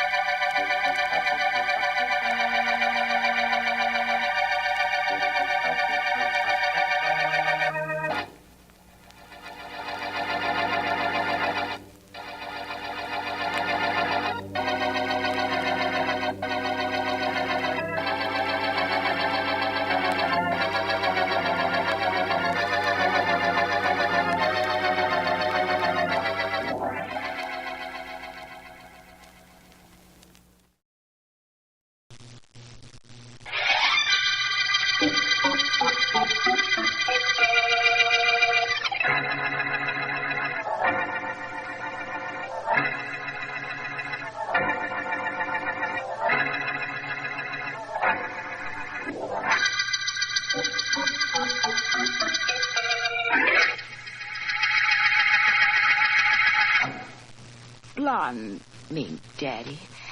It's got to be blonde. Or you don't want it. Well, now, Ricky, let's not go to extremes. But you did promise it to me, didn't you, Daddy? Yeah, sure. And if everything works out, you'll get it. Blonde, to match your hair. In that case, my hair stays the color it is. How'd you like me a redhead, Daddy? Who knows? I want to know where Harry is. Sent him out an hour ago. Should think you'd want to be alone with me. There are lots of men Look, baby, go run away someplace and hide till I look for you. I got a big deal cooking, the biggest thing I ever tried to do. I don't think too good with a dame on my mind or my lap. Get off. Well, I like that. You got me smelling like a beauty parlor. Boss, I gotta talk to you. I've been waiting for you, Harry. Come on in. Goodbye, baby. Far be it from me to interrupt an important business conference. Goodbye, baby. Okay, Ricky, I'm going. That mink, Daddy. Just make sure it's blonde, will you? Well, Harry, what is it? What goes on? Boss, that extortion we got with Peter White is off. He's hot as a two-bit pistol. I'm listening. I just trailed the guy White like you told me to. You wanted to know everything he did today. Okay, so there I am trailing him, and where do you think he goes? How would I know? He goes right to the office of Philo Vance, that's where. Philo Vance, the private investigator? Well, there couldn't be two guys with that name, and Vance is one guy I don't want to mess with. He's too smart, boss. You know that. Sure, he's smart, Harry. But I've had this racket planned for too long to let any one guy spoil it. We're going through with it, Vance or no Vance. Well, if this guy White has hired Vance, you still think you can put the heat on him? That's right. That's what I think. Oh, but, boss, we're putting our head in a sling. We can't grab Peter White with Vance around. That's just the point, Harry. You and I will see that Vance isn't around.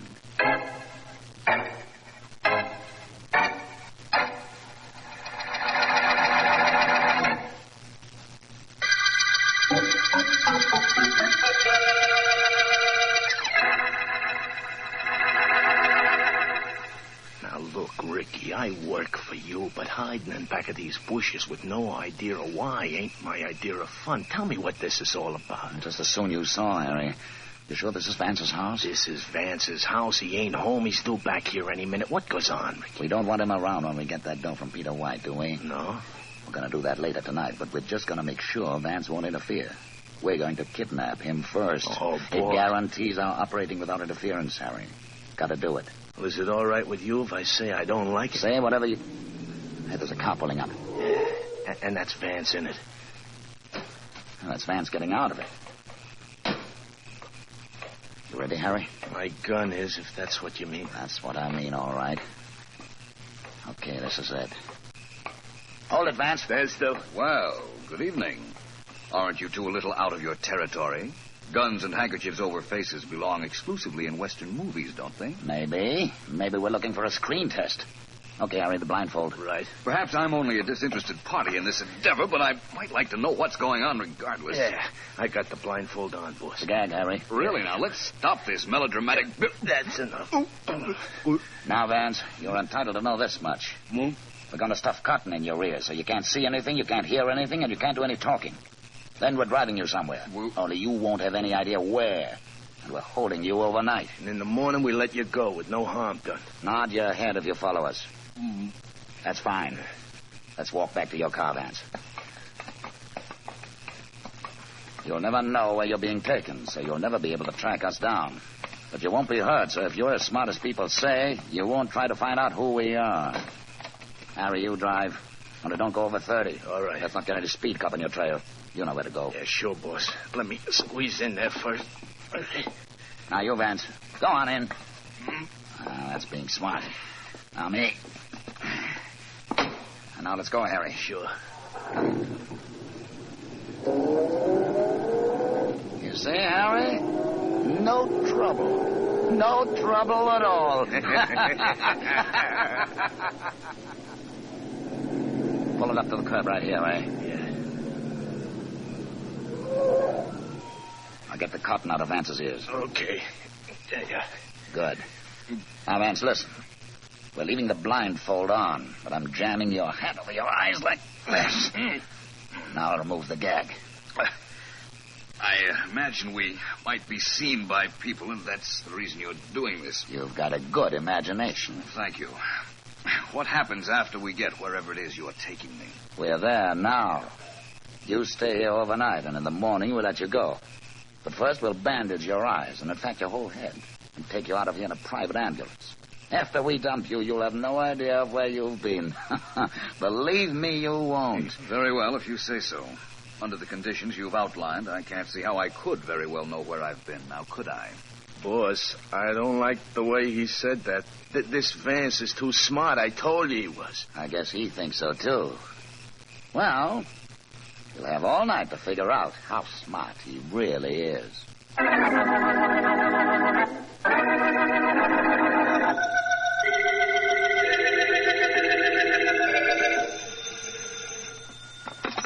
Hello, Philo Vance's office. Hello, Vance, come in yet? This is Markham. Oh, hello, Mr. Markham. No, we haven't heard from him. His secretary, Miss Deering, has gone up to his apartment to see what she might find out there. It's quite urgent I talk to him.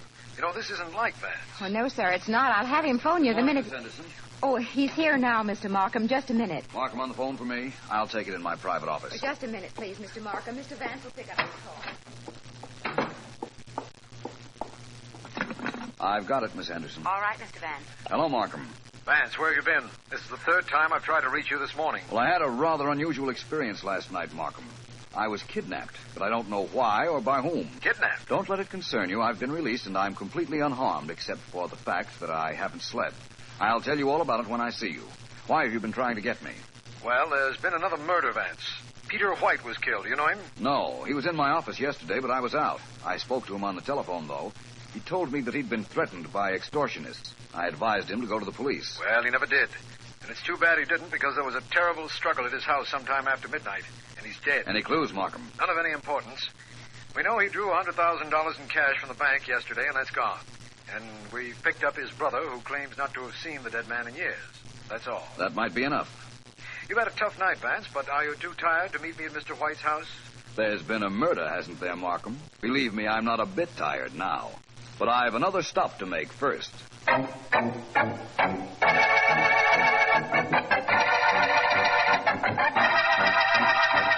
Let me understand something, Mr. White. You and your brother hadn't been speaking for a number of years. That's right, Mr. Markham. He made money, I didn't. 10 years ago, we had a bust-up. That's it. I see. When were you last here in your brother's house? I've never been here until this morning. Wouldn't be here now, except the police found where I live and got me here. Who gets my brother's money? He had a lot, you know. We don't know yet. His secretary's gone to his lawyers for the will. You'll know soon enough. He probably left her everything. He was always silly for a skirt ever since he was a kid. Bet you that Miss Collins gets plenty from him. Perhaps. But I'd like to know who got him.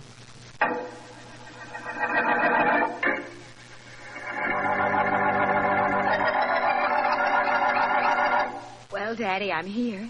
You said to come early today and you'd surprise me. I'll surprise you, all right. Blonde mink surprise, Ricky? Maybe later on, baby, but not now. I'm waiting for Harry to show up, and he's late now. When he comes, do I get the mink? Could be. Oh, Daddy, you're wonderful. What you mean is I'll be wonderful when Harry gets here. If he gets here. I may be getting double-crossed. What happens then? You know what mink coats are made of? Well, little pieces. Sure. That's the way they're going to find Harry if he crosses me.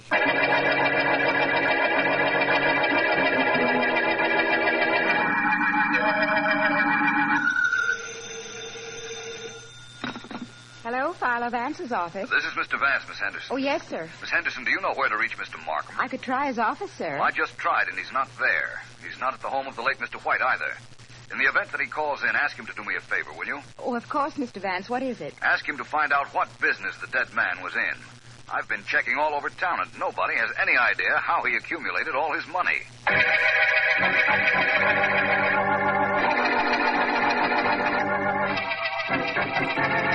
You were a little late, Harry, but you brought the dough, so it doesn't matter. Well, I overslept. Tough night last night, Ricky. But I brought $50,000 worth of doesn't matter, huh? That you did. Yeah. Did a good job of cooping Vance up all night, didn't we? Oh, sure did. And when I dumped him this morning, he didn't have no idea of where he was or where he'd been. We kept him out of the way good, all right. I kept him out of the way all night while you went to collect from old man White. Well, let's split up this dough. Yeah. Here you are. 20,000 for you, 30,000 for me. What? There we are. Hey, wait a minute. What's the matter with 50-50? That's what we were supposed to split. You weren't supposed to kill Peter White, but you did. You do something you're not supposed to do. I do something I'm not supposed to do. Oh, but, boss, Well, apparently I'm here just in time. Boss, it's Vance. Only it can't be. He never could have... Shut up, Harry. Vance, this is ridiculous. We had your eyes taped up. You couldn't possibly have known where we took you last night. Which is the reason you thought nothing of renting a room under your own name. That's how I traced you here. Hey, boss, you were so sure he wouldn't know where we were hiding out. How did you find us, Vance? What do you want? Never mind how I got up here, my friend. But you are entitled to know what I want. I want to break even on this case. You two held a gun on me last night and took me where you wanted me to go. I'm doing the same with you. You don't have to, you know, Vance. There's an awful lot of money here on the table. Part of it's yours, if you walk out of here right now. Sorry, I like it here. How much is there? $50,000. Was that all? Where's the other 50,000? What other 50? Well, I know for a fact that Peter White drew $100,000 out of the bank yesterday. What? I imagine it was to pay you two, wasn't it? $100,000, Harry. Now, don't believe him, boss. He's trying to make us battle. I didn't get no 100 G's. All I got is on the table. All you have to do is call the bank and find out how much White withdrew, you know. I know, and you'd be a sap to come up here with that kind of story if it wasn't true. The other 50,000, Harry? There wasn't any, boss. Honest, there wasn't. This was all he gave me. You little Oh, no. Holding out 50,000 on me, was he? Thanks for letting me take that poker then, Vance. He raided it. Holding out on me and knocking off the old guy. That wasn't part of this. You got to know that, Vance. Do I? Yes. Apparently, there are a lot of things I have to know. I'm not satisfied I know them all yet. Look, Vance, I'm no chump. You've got us both. So how you found out where we took you last night, so you could trace us here, I don't know. But that guy White was NG. You know where he got his dough? No, but the district attorney will be delighted to find out. I'll save him trouble. White was a racket king, Vance. He backed tough guys who wanted to set up gambling joints. The talk I hear is that he crossed the last guy and was on the spot. Now you're trying to tell me that a racketeer killed White. I'm not telling you anything. Chances are this punk Harry killed him, I don't know. Giving you information and trying to make a deal. You're wasting your time. Pick up your friend Harry and we'll get going to police headquarters. Okay, Vance, but... Well... This is different. What is? Well, there happens to be a very good friend of mine in back of you right now, Vance. A friend with a gun. It's quite possible. I thought I heard a door open a minute ago. That really earns me my mink coat, Ricky. You were a lifesaver, baby. You sure let Vance have it. Did I kill him? No, he'll be asleep, though, for a long time. Come on, let's blow this place. Suits me. How about that mink coat, Ricky? I'll buy you 2 of them, baby, after this. 2 of them, so you can keep real warm. Okay. The second one isn't to keep me warm. It's to keep me quiet.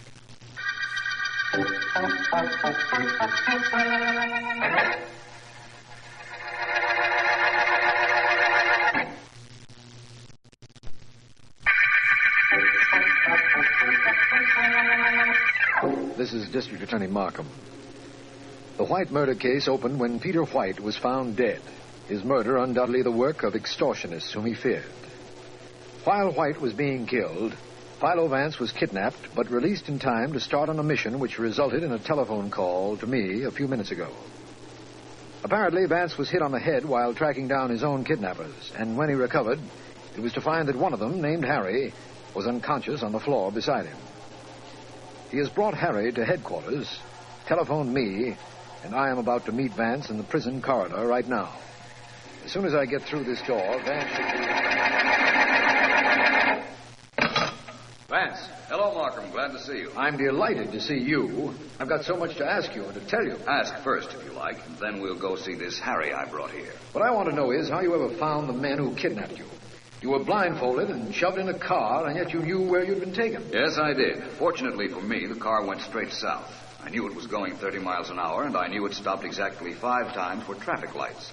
I drove my car at 30 miles per hour, and after I'd stopped for 5 traffic lights, I knew I was in the general vicinity of the place where I was held. Did you see anything familiar that might have helped you? Yes, I saw a hotel. And I was brought up in an elevator the night I was kidnapped. During that elevator ride, I counted the seconds from the ground floor to where we stopped. I duplicated that procedure at this hotel and came to the 9th floor. But the room, Vance, how did you find the room they held you in? My sense of direction after I got off the elevator. I found the right room, Markham. I knew I was right because I'd scratched the woodwork while I was being held there. I found the scratch, found who rented the room, and arrived at the office of a man named Ricky. Vance, you continue to amaze me. Honestly, you do. The rest you told me on the telephone, so I know how you got here. Now, let me tell you what I know. Please do. The dead man's brother doesn't expect to get a dime from the murder victim. He thinks all the money and property will go to White's secretary, a girl he called Miss Collins. That's all? Yes, I guess so. What does this Collins girl look like? I don't know. I've never seen her. Sergeant Heath questioned her before I got to White's house this morning, before they brought in White's brother, too, as a matter of fact. I see. Well, let's go talk to this Harry individual, Markham. He's in the 2nd cell right over here. I'm with you, Vance. This cell, eh? This cell, and that is Harry. Harry, do you feel like answering some questions? What kind of questions? You and Ricky were trying to extort money from Mr. White, correct? What do you mean, trying? We did it. And killed Mr. White in so doing. Now, look, once and for all, let's stop that killing talk. I didn't kill nobody. I got the dough from the old guy, and I scrammed. He was alive when I left him. Oh, of course. Now, look, you, whoever you are, I said I left him alive. Remember that. Ricky didn't believe me either. That's why he poked me one. It's still sore. Ricky ran out on you, you know, Harry. Yeah. Left you on the floor unconscious so I could bring you here. Don't I know it. And ain't I sore about that, too? Angry enough to tell me where I might pick him up? That I wouldn't know. All I do know is that he promised to buy his gal a mink coat. And Baby ain't the kind of gal you say you'll do things for and then don't do it. Baby? That's right. She's the dame that tipped us off to old man White. She worked with us on account of she was sweet on Ricky, and he promised to buy her a fur coat at Bixby's. We don't have very much there to go on, do we, Vance? No, but it may be enough. Markham, would you let me borrow Sergeant Heath for a while, please? I'm sure he'll be anxious to cooperate, Vance. What do you want him to do? I want you to go back to Mr. White's house while Heath and I go on a shopping tour.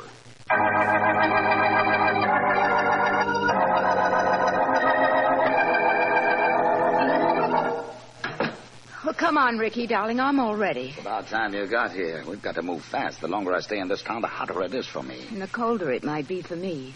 The mink coat, remember? Baby, I've been thinking. What about, Daddy? Well, Harry was awful sure he only collected $50,000 from old man White. We know he drew $100,000 from the bank. What happened to the other 50 G's? Why ask me, Daddy? Oh, come on, let's go buy that coat you promised. Baby, maybe Harry was telling the truth. Maybe he didn't kill old man White. Maybe you did. And grabbed the other $50,000 for yourself. Rick. Don't Ricky me. You could have done it. You planned this White thing with us. You knew the score every step of the way. Oh, baby, did you kill White? Now, Daddy, you know better than to think that Did you do it? Did you? Daddy, please, you know I wouldn't do anything like that to you. You knocked off the guy and kept the other $50,000, didn't you? Didn't you? Oh, Daddy, Ricky, please. How could I cross you? You know I wouldn't. Ricky, darling, hit me again if you want to, but you gotta believe me. Okay. Now, we gotta blow out of here. Everything looks all right, but I've got a feeling. Come on, let's go. Sure, Ricky, like you say, let's go. But let's get that mink coat first, okay?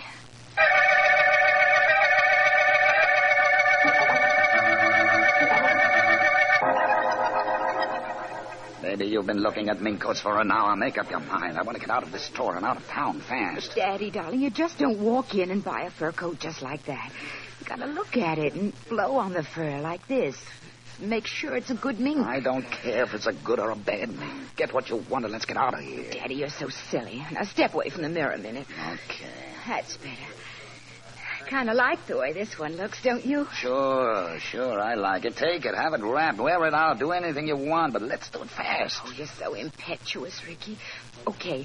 Oh, I think I'll take this one. I don't think either of you will take anything except a walk with me. Vance, not you again. This is getting to be a habit. Yes, isn't it? Look around you, Ricky.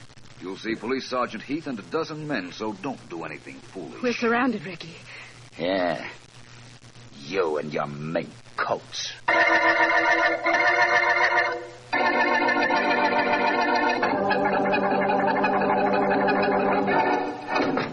Hello, Mr. White. Hi, Markham. Come on in. Don't be bashful. This was my brother's house, but you and the police have been practically living in it anyhow. I don't imagine I'll be here long. Philo Vance just telephoned me that he's brought a couple of suspects down to headquarters and is on the way here. By the way, we've found your brother's will. Oh, really? Yes. Where do I fit in it? You don't. You get exactly $1 after the estate is sold. The rest of the money goes to charity. That's just like my brother. Strangers get his money. Me, I don't get a buck. Well, you were wrong about his secretary. The Miss Collins you mentioned got nothing. Well, in that case, I feel a little better about the whole thing now. Hello, Markham. Hi, Vance. Oh, this is Mr. White, the dead man's brother. How do you do? Hiya. Well, Vance, I guess our case is about closed, isn't it? You picked up the head man, Ricky, and his girlfriend, I understand. Just as I told you on the phone, Markham. Surprising thing happened. Sergeant Heath recognized the girl. That's not so surprising. Heath knows practically every criminal in the city, male and female. He didn't recognize her as a criminal, Markham. The girl with Ricky was Miss Collins, secretary to the late Mr. White. Well, so this whole thing was a frame-up, eh, Vance? She was on the inside tipping off Ricky and Harry. So it would seem. Seem like that to you, Mr. White? Yeah, sure does. Only goes to prove no blonde is any good. There's something in their blood, I guess. I've never heard that opinion expressed before.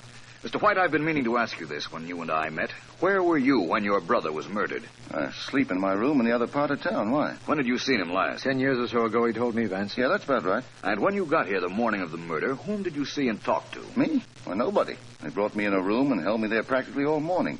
Only person I saw was Sergeant Heath and a couple of cops until Markham got here. Are you sure? Look, I don't know what you're trying to do to me, but of course I'm sure. Markham, who identified the body of the victim as Peter White? This man here and the secretary, Miss Collins, as I understand it. But not at the same time, of course. You're sure Peter White had a brother? Positive. We checked on this man's story. Why do you ask, Vance? Well, all I can tell you is that he is not Peter White's brother. Now, wait a minute, Vance. Vance, if he's not Peter White's brother, who is he? He's Peter White. What? You can arrest him for murder, Markham.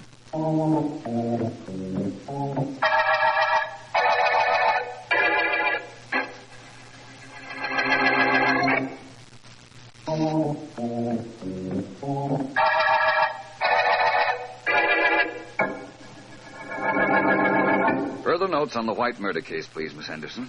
I'm ready, Mr. Vance. Right. When Peter White was first threatened by extortionists, he formed a plan. In order to understand this plan, it must be known that White knew he was going to be put on the spot by a racket leader he had double-crossed. Our friend Ricky informed me of that just before his blonde girlfriend hit me with a gun. I've got that, Mr. Vance. Good. To continue. The extortion threat Mr. White received proved a wonderful out for him.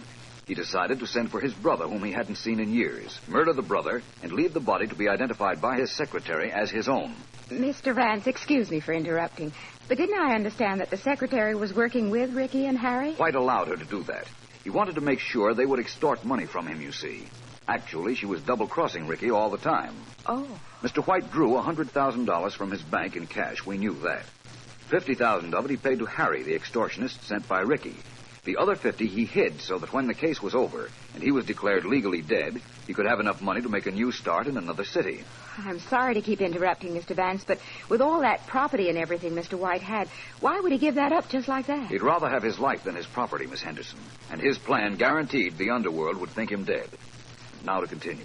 He paid Harry the $50,000, killed his brother whom he had sent for, and then went to the brother's room and waited for the police to call. I guess I'm learning fast, Mr. Vance. In other words, he figured the police would find out about the extortion and believe that the extortionists killed him after he paid them the money they wanted. He took no chance on the police not knowing. He came to me with his case, remember? I sure do. There's one thing I don't know, though. What made you so sure that Peter White was posing as his own brother? Well, Miss Henderson, that was rather simple. He knew Peter White's secretary's name, yet, according to his own story, he had never met her, seen her, or heard her discussed. He knew also that she was a blonde. Peter White's brother wouldn't have known those things, but Peter White would. No doubt about it. When I learned that Peter White worked from his home, was rarely seen out anywhere, that he was in trouble with a gang leader, and that $50,000 was missing from the money we know he took out of the bank, I needed only the mistake he made in naming and describing his secretary to round out my theory. Awful good theory it was, too, Mr. Vance, now that the secretary confessed and everything you imagined was actually the truth. Not a bad day's work for you, Mr. Vance. Not bad at all. Thank you, Miss Henderson. Thank you very much. Now we've come to the end of our notes, the end of the day, and the end of the White murder case.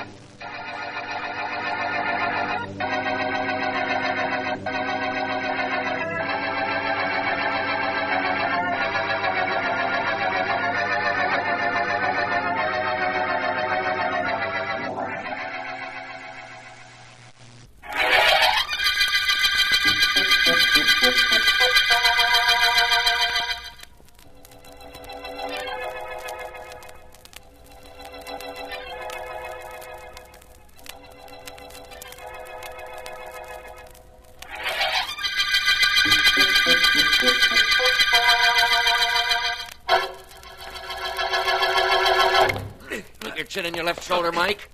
Get that shoulder up higher. Keep your left out. Further. That's it. Keep him away from that left. Keep jabbing, Mike. Keep that left hand in his kisser. Get him off balance with it. Now the right.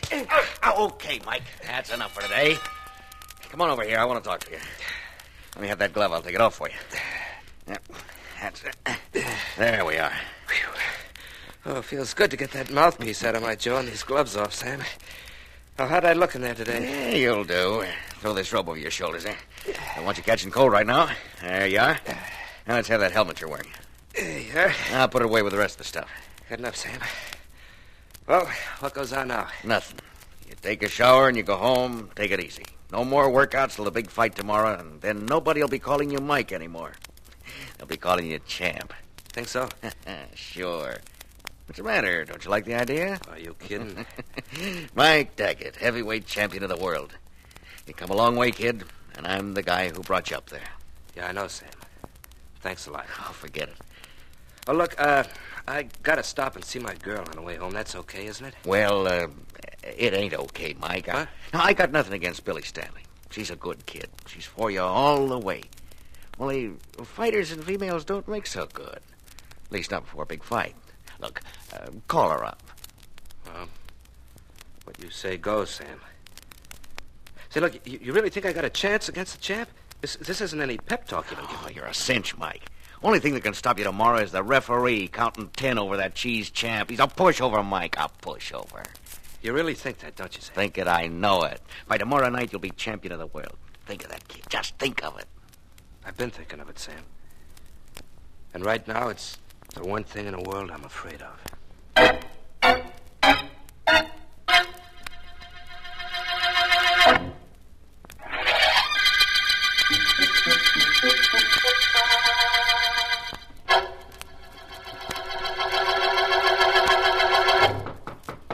Yeah, who was it?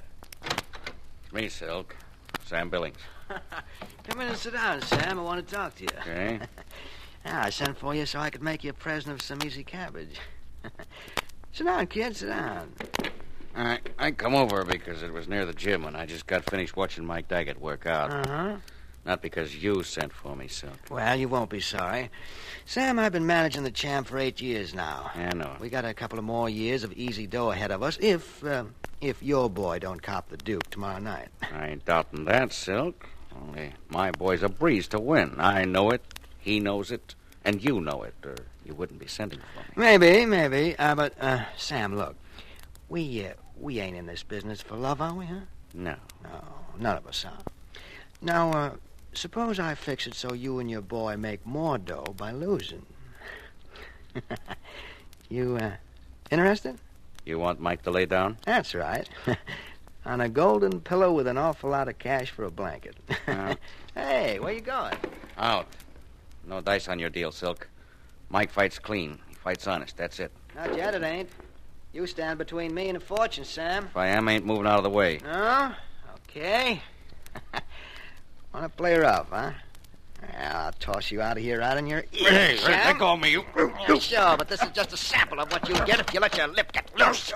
Out. Chum.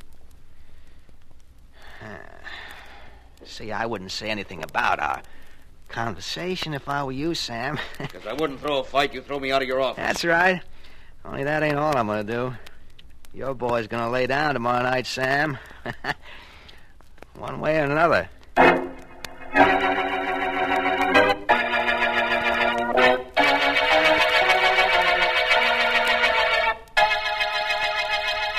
Look, Billy, I shouldn't even be here. Sam told me to call you up, made me promise I'd go right home so I'd be in shape to fight tomorrow Well, night. I'm sorry, Mike. I don't mean to quarrel, only I can't help it. Why can't you see things my way? I can, baby. And maybe you aren't wrong, Billy, but give me a break. Look at what I put into this fighting business. Years of boxing at small clubs for peanuts, weeks of training, all to get a shot at the title. Well, look what you'll take out of fighting, Mike. Cauliflower ears, your nose all twisted, maybe your brain, too, if you take one punch too many. It's all got to happen if you win tomorrow night. Hey, now, look. Nobody's been talking to you and trying to get you to make me quit tomorrow, have they? Oh, Mike. No, baby. I'm sorry. I didn't mean that. It's just that I'm all tight inside. I know how you feel. I know you haven't had any picnic while I was scrapping in those penny ante clubs.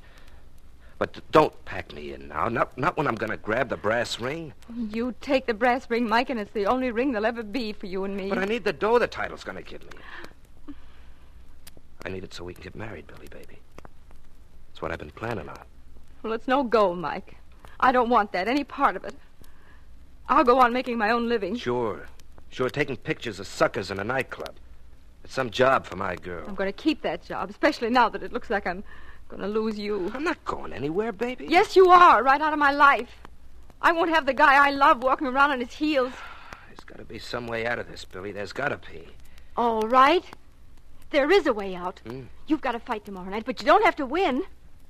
You did promise me you'd quit if you didn't win the title, didn't you, Mike? Yeah, I promised. Then don't win. It's so simple. We'll have enough money from your end of the purse to get married and start off with. It'll last till you get a job. What about it? I don't know, Billy. Maybe I'd do it if it wasn't for Sam, but... Well, he's had just as tough a time as we had. I owe him a clean fight. I don't like to hurt Sam either. But this is for us, Mike. For you and me. Okay, Billy, baby, you win. I'll take one tomorrow. Mike, I'm glad you're here. Tried to get you at your place, but you weren't there. Sam, we got something to tell you. First, I've got something to tell Mike. Now, listen, kid. I just came from Silk Morgan's office. Threw me out. This leg of mine still hurts from where I landed on it. He threw you out? Why, That don't do nothing to Silk. He just got sore because I told him he wouldn't lay down for the champ tomorrow night. They got it all fixed for him to win. They're betting their shirts on him. When I wouldn't go along, Silk tossed me out the door. Oh, he did he? Well, I'll get him for Not that. him, Mike. Get the champ. That'll fix the whole crowd. Leave him to me, Mike. Leave him to me. Tomorrow night, I knock the champ right into Silk Morgan's lap. Mike!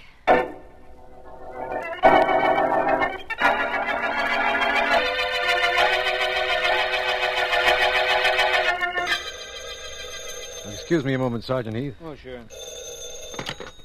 District Attorney Markham speaking. Hello, Mr. Markham. Never mind who this is, but you've got to listen to me. All right, if I must, what is it? There's a big fight on tonight. Mike Daggett against K. O'Connolly, the champ. Yes, I know. Well, Mr. Markham, I've been up all night trying to figure out what to do. I just decided the best thing was to call your office. Well, having decided that and having done that, suppose you tell me what this is all about. There's a mob in back of the champ, Mr. Markham, a tough mob, and they're trying to see that Mike Daggett doesn't win the title tonight. They'll do anything to see that Connolly keeps it. You've got to protect Mike. You've got to. Promise me you will. Well, I'll promise you will try. Oh, thanks, Mr. Markham. I'll never forget this. Goodbye. Goodbye. Well, Heath, I could hear that, D.A. You're not going to let that call bother you, are you? That business of knocking off the challenger has been in 100 movies and in 1,000 stories, but it just doesn't happen. Not in real life, it doesn't. It hasn't yet, you mean? I promised the young lady that this Mike Daggett would have police protection, Heath. See that he gets it. Sure, D.A., but the club will be loaded with cops tonight anyhow. We always have them on hand at a fight. Now, don't worry about anything. We'll handle anything that happens tonight. Who are you calling? Philo Vance. Why? Because some crackpot dame thinks the challenger is going to get knocked off tonight? Hardly. I merely want to invite him to the fight, that's all. Oh. Hello, Office of Philo Vance, private investigator Miss Wood speaking. Oh, Miss Woods, this is District Attorney Markham. Is Miss Deering still away? Yes, she is. Her mother's still sick. So Mr. Vance keeps me on as his contemporary secretary. You probably mean temporary, but we won't bother about that now. Is Vance there? Is he here? He's practically on pins and needles waiting to talk to you. Just a minute. It's for you, Mr. Vance, here. Thank you. Hello, Markham. I was hoping you'd call. Well, thank you, Vance. That's very complimentary. But if you wanted to speak to me, why didn't you call me? Well, I might have, except that I have no murder to invite you to. Well, this time, Vance, I don't have any either. I just called to see if you'd like to be my guest at the big fight tonight. It so happens that I have 2 extra tickets, and it promises to be a great match. Well, thank you very much, Markham. I'd like very much to go. You'll still have an extra ticket, but we'll dig up somebody. Thanks again, and I'll call you back and arrange a meeting place. Oh, incidentally, Vance, I'm not promising anything, but there just might be a little unscheduled excitement at the fight. Really, Markham? Well, that sounds wonderful. I'll see you later. Goodbye. Bye. Mr. Vance, I don't want to sound like I'm forward or anything like that, but did I understand Mr. Markham had an extra ticket? Why, yes, he has, Miss Woods. Well, gee, if it wouldn't be putting anybody out, I'd sure love to see that fight, Mr. Vance. You like fights, Miss Woods? In the neighborhood where I live, if you say you don't like fights, right away you're in one. Really? I never have guessed. You like boxing matches, Miss Woods? Well, I never boxed any. But, Mr. Vance, should we continue on with that history of the last thing we were working on? The President murder case? I think we'd better, Miss Woods. What disturbs me is that was last week. We haven't had a single killing this week to work on. Oh, there's going to be one tonight, Mr. Vance. I could tell you that without the slightest thought that I was a prefabricator. I don't question your telling the truth, even though I think you mean prevaricator, Miss Woods. But you're sure there will be a killing tonight? Natch, at the fight. When Mike Daggett gets the champ in the ring tonight, he'll murder the bum.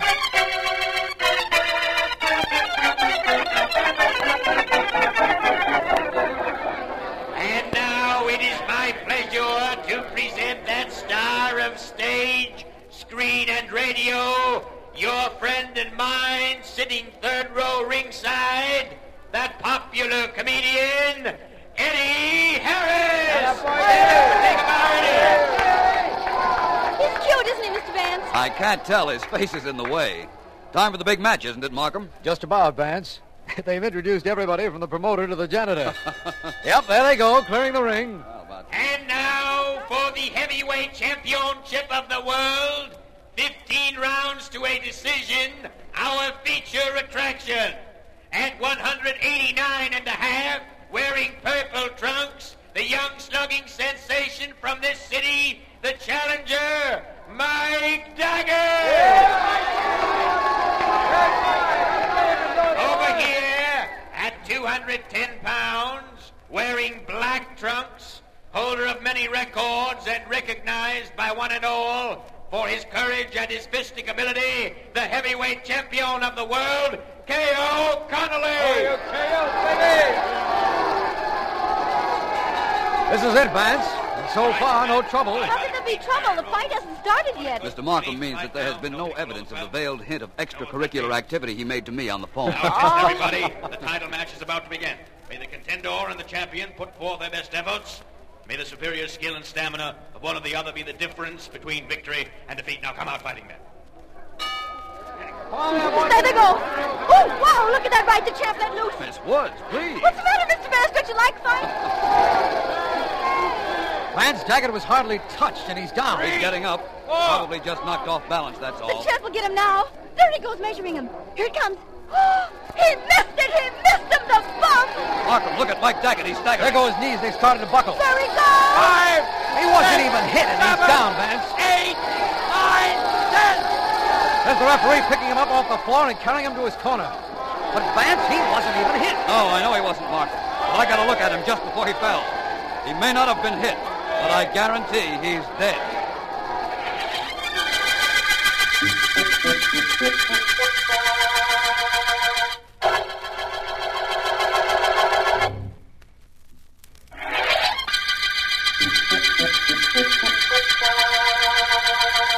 This is District Attorney Markham. The heavyweight murder case began when prizefighter Mike Daggett keeled over in the ring. Investigation showed that the challenger had been doped and poisoned, and revealed that Billy Stanley, Daggett's girlfriend and nightclub photographer, did not want Mike to win, nor did K.O. Connolly, the champion, or his manager, Silk Morgan. Vance, Sergeant Heath, and I have found out that Billy Stanley is at her apartment with Sam Billings, Mike's manager, and we are on our way up there. Please stop, Billy. That isn't going to help things any. I can't help it, Sam. I can't stop. Billy. He's gone. He should never have gone into that ring. He's gone, Sam. Yeah, I he know. was murdered. The police say he was murdered. He was poisoned. Oh, Sam. I'll get it, Billy. Now, try to take it easy. I beg your pardon. I'm District Attorney Markham. This is Philo Vance and Sergeant Heath. We'd like to see Miss Billy Stanley. Come on in. I'm Sam Billings. I was Mike's manager. That's Miss Stanley, only... I can understand how she feels, Mr. Billings. Good evening, Miss Stanley. Permit me to tell you how What do sorry you want I with me, Mr. Vance? What do you want? Haven't I had enough questions from the police? Apparently not. You see, Miss Stanley, we found out that Mike Daggett was both doped and poisoned, and that you were with him when he ate last before the fight. Yes, I was. That I didn't want him to fight. Found that out, too, I suppose. But did you also find out that I loved him, did you? We'll take your word for that, Miss Stanley. Look, Mr. Markham, Vance ain't getting anywhere with those silk gloves of his. Heath, please. I'm taking over. Look here, Miss Stanley. Your boyfriend was fed knockout drops, and he was poisoned afterwards. The Mickey Finn was so he wouldn't taste the poison. Now, you ate with him. Come on, admit you fed him the stuff. No, I won't. I didn't. You've got no right to come here and accuse him. Billings, you shut up or I'll go to work on you. Now, come on, Miss Stanley. Tell us you did it, and we'll go easy on you. I won't tell you that. It's not true. Apparently, motorman's gloves aren't any more effective than silk ones. Huh? Never mind, Heath. Mr. Vance was entitled to that. Miss Stanley, that's a professional camera on the table over there, isn't it? Yes, it is. Speed Graflex. You know, I'm a nightclub photographer. Who develops your pictures? And do it myself. There's a dark room in the club. You liked Mike Daggett, didn't you, Miss Stanley? Oh, yes. You were going to marry him. Yes, I was. You loved him more than any man in the world, didn't you? Yes, of course I did. And why did you poison him? I didn't. Of course you did. Mr. Daggett was murdered by poison, by an acid used in developing pictures. It was handy for you to get. You got it. You used it. No, Mr. Vance, I tell you I didn't. Mr. Daggett was fed knockout drops. Sergeant Heath found out that you purchased several ingredients at a drugstore. These ingredients, when combined, would do the trick very nicely. You were the last person to eat with Mr. Daggett. Why don't you admit you fed him the drops and the poison? All right, I fed him the knockout drops. I did it because I wanted him to lose the fight so he'd give up the ring. I did that, but I didn't poison him. I didn't, do you hear me? Mr. Vance, you must believe I didn't poison him. I don't think I must, but I think I do believe it. That's why I'm going to ask Sergeant Heath to let you go. Let her go? Vance, are you nuts? She admitted the knockout drops. I'll get her to admit she used the poison on Daggett, too. I'd rather you didn't try, Sergeant Heath. I'd rather you let Miss Stanley free for a while. What's the big idea, Vance? Well, frankly, Heath, there's a chance she didn't poison her sweetheart. But finding out who did might be quite a problem. I have an idea that in some way Miss Stanley will simplify that problem for us.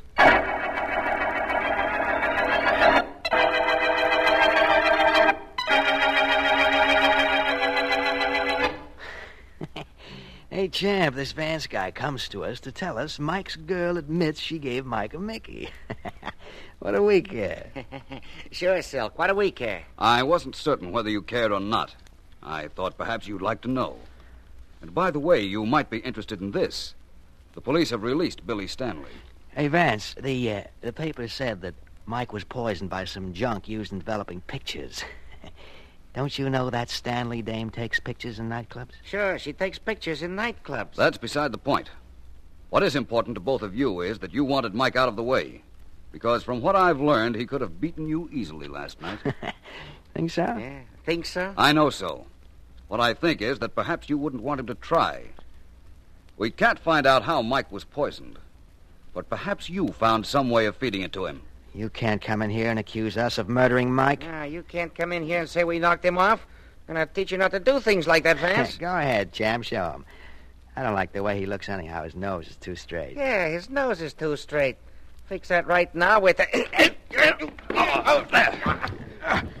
You've killed him, Vance, with that jiu-jitsu trick of yours. You killed him when you threw him over your shoulder. I think not, Mr. Morgan. Not if he landed on his head. Well, so I own a victory over K.O. Connolly. That practically makes me the heavyweight champion of the world.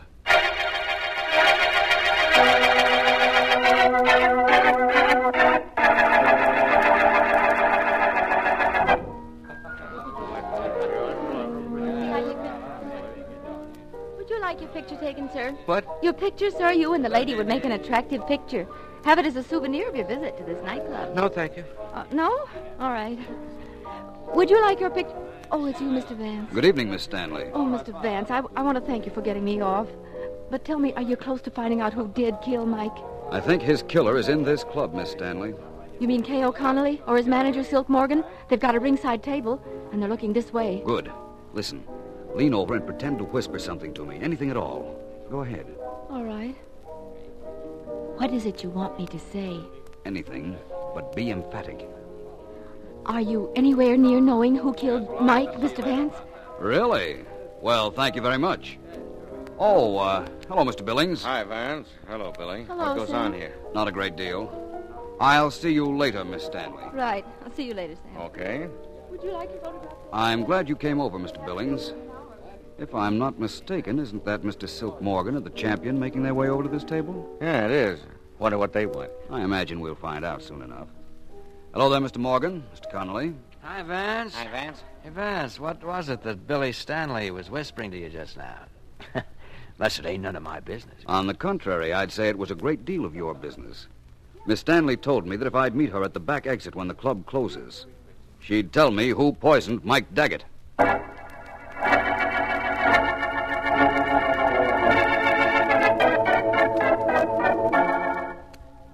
night, Al. Hello, Bill. Me at my age, a stage door Johnny. Vance, why do I do things like this? Because you're a good cop, Heath. Because I asked you to, and because Markham told you to. Yeah. Well, I can see the stage door from here. All the musicians are out and most of the dames, but where's that Billy Stanley? I'm sure I don't know. Heath, how far would you say it was from here to the stage door? It's about half a block. Good. That's just right for us not to be seen and yet near enough to help in case of trouble. Hey, Vance, here comes that Stanley girl. And she's walking this way, too. There's no trouble. No, There's look back of her. That dark figure. He's going to grab her. Come on, Heath. We've no time to waste now. Come on, Heath. We've got to get there in time. Vance, that guy's got a knife. I can see it. Wait. We can't catch him, but a bullet will. Mr. Vance, he was going to kill me. Yes, I know, Miss Stanley. But Sergeant Heath shoots very well. Yeah, I sure do. Got 3 marksman's medals. Got this guy right in the right spot, too. You won't try to use a knife on nobody again. That isn't why you shot him. Not the only reason, I mean, Sergeant.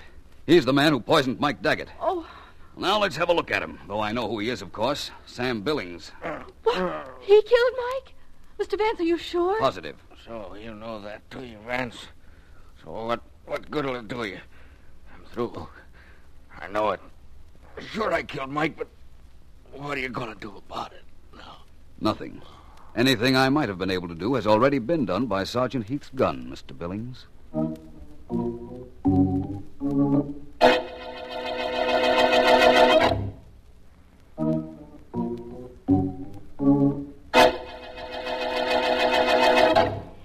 Vance. Yes, Miss Woods? You figured out that Sam Billings, Mike Daggett's manager, poisoned him with an acid he took from that Miss Stanley's darkroom. How? How? Yeah, how? How did you figure it? Well, And I'm telling you now, after you do tell me, I also have a why I'm going to ask you. All right, Miss Woods. You're entitled to at least one how and one why. I'll tell you how I knew it was Billings. He was the only person, not counting Miss Stanley, who ever got near enough to Mike Daggett to poison him the day of the fight. Oh, check. Well, now comes that why. Why should a guy's own manager knock him off? Well, Billings thought Mike was going to throw the fight, either because of the threats of the champion and his manager, or because his girlfriend had pleaded with him not to win. Oh. As a consequence, Billings bet heavily on Daggett to lose. You mean he bet against his own fighter? That's right. Then, the afternoon of the fight, Mike told Billings he didn't care what happened. He was going out to win. Yeah. So Billings had to find some way to stop that. And he did. By stealing some acid from Billy Stanley. Hey, but how did he get Mike to take the poison? He wasn't near Daggett when he was eating. That's true. But just before the fight, Billings slipped a rubber mouthpiece into Mike's mouth. Oh. All fighters use them to protect their teeth. And the mouthpiece had been dipped in the acid. Oh, now I get it. And after Mike dropped, Billings removed the mouthpiece. A very natural thing to do. Yeah. Nobody suspected anything because Billings took all of Mike's equipment, which is what any manager would do. What do you know? Only this manager took with him the proof that he was a murderer. Yeah, he took the proof, but he didn't fool you, did he, boss? I merely suspected what he had done. I had to be sure. So I made certain he thought that Billy Stanley promised to name Mike's killer after work. Because if he were the murderer, he couldn't take a chance on letting her do that. No. There was a chance that she had seen him steal the acid and was going to tell me that. You see, that brought Billings out into the open and right into the middle of our net. Gee, it sure did. And hey, you know something? What? Bring him in.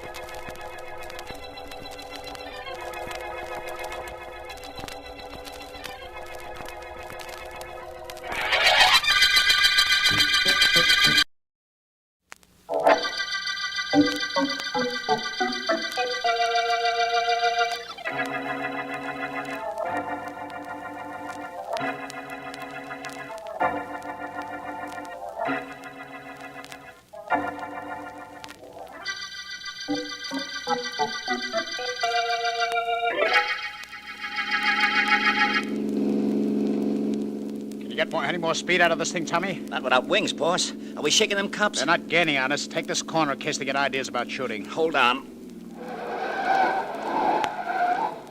What now? Shall I head for the hideout? Not yet. Just keep the wheel steady. Your arm okay? Well, it hurts where that bullet went in, but it ain't bleeding much. Good. We're only a couple of blocks from our place, but the cops don't know that. I'm gonna try and shoot one of their tires. Go to it, boss. I ain't got no desire to get grabbed right now. All right. Here goes. I got it, Tommy. I got it with the first shot. Take a look at the mirror. Look at that patrol car wobble. Wow, that was close. All you had to do was get nabbed with this loot we're carrying, and they'd throw a library at us. You're not kidding. Okay, slow down right here. We're out of trouble. Good thing that bullet of yours didn't crack the cop's car up. Then we'd have a murder thing hanging around. They sure picked us up awful fast tonight, boss. Accident could happen to anybody. A watchman spots us, fires a shot, hits you, and a patrol car happens to be passing. We're lucky to get away, Tommy. My rabbit's foot's working overtime lately. I'm going to have it sold and healed if we keep using it the way we have. You and I are running into tough breaks, lad. But the next job we pull isn't going to have any risk attached to it. A lot of dough, no shooting, we don't even show our faces. How does that hit you? Like a crossword puzzle. Unless... Hey, boss, we ain't going to work, are we? Nah. We aren't going to do anything at all. Somebody else is going to do it, and our job is simply going to be sitting back and collecting $100,000. $100,000 for doing nothing? Yeah. You feel all right, boss? Sure. Hey, what's the idea of stepping on it, Tommy? What's the idea? What do you think the idea is? If we're going to have to wait for $100,000, I want to get over to the hideout and start waiting as soon as possible.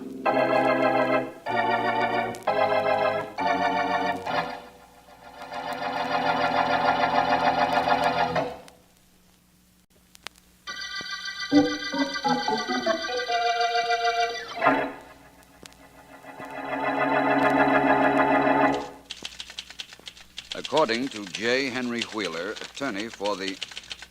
Ellen, you're not listening to me. How can you tell, Vance? You're typing, and I'm trying to read this newspaper item to you. I can type and listen. I'm typing while I'm talking to you, aren't I? Yes, but talking is second nature to you. Listening requires concentration. Sure, but typing doesn't. However, if it will make you happier with your secretary will stop. Oh, Ellen. All right. I thought you only objected to that when I did it with the interoffice buzzer. If you want to know the truth, I don't object to it at all. It just leaves me suspended from everything until you hit the last boom. Fine thing. Boom, did-a-boom, boom, boom. Vance? Boom. Now you know what I mean. Ellen, listen to this. It's from this morning's Herald. It says, J. Henry Wheeler, executor of the will of Donald Burke, retired shipbuilder who died last month, says that he is satisfied that one of the missing Burke sons, heir to the fortune left by the deceased, has returned. Wait a minute, Vance. I don't get it. The lawyer is satisfied that one of the sons is returned. What does that mean? It means that Burke had two boys, Yeah? both of whom left home years ago and were never heard from again. As I understand it, the old man was kind of a tyrant. The kids couldn't take his abuse and ran away from home. Mm-hmm. Burke left all his money, about $250,000, to the boys in the event they returned. How is anybody to know that the son who came back is Burke's son? Well, Wheeler, the attorney, is apparently satisfied that the man who claims half the inheritance is the missing Fred Burke. The article in the paper goes on to say that he's been in China for 10 years and has no idea where his brother Ben is, but believes him dead. That's all? That's right. That's all I wanted to know. You don't mind if I go back to work, do you? The whole thing sounds rather dull, Vance. What you need is District Attorney Markham to call up with news of a murder. Said he'd call back, didn't he? Yes, only that was about a will, not a murder. Whom would you like to find murdered? The guy who wrote the newspaper piece. Oh, really? Now, Vance, please. Oh, don't go away. Hello. Hello, Ellen. This is Markham. Vance there? Oh, hello, D.A. Yes, he's here. Just a minute. Mr. Markham, Vance, here you are. Thank you. Hello, Markham. Vance, this call is in the nature of a disappointment, I'm afraid. No murder? No murder. Merely a combination of circumstances that I don't like. Too much coincidence. What is? Have you been reading about the will of Donald Burke? Well, you asked me to, and as a matter of fact, I've just been reading the story to Ellen. One of his sons has returned, I understand. Yes, that's Fred. But Ben Burke has now made an appearance. Wheeler, the lawyer entrusted with the inheritance, just called me. He doesn't believe this Ben Burke is the legitimate brother at all. Well, can't Fred identify him? After 20 years, Vance? Well... Fred says he may or may not be his brother. The man who claims to be Ben knows all about the family and childhood of the Burkes, but then that's been in all the papers. Yes. Wheeler is afraid that if Ben is not the legitimate brother, he'll be turning over $100,000 to an impostor. Well, no question about that. Well, thanks for calling, Markham. I'll look into this. Good. I thought you'd want to. Bye, Vance. Bye. Going out, Vance? Yes, I'll phone you later, Ellen.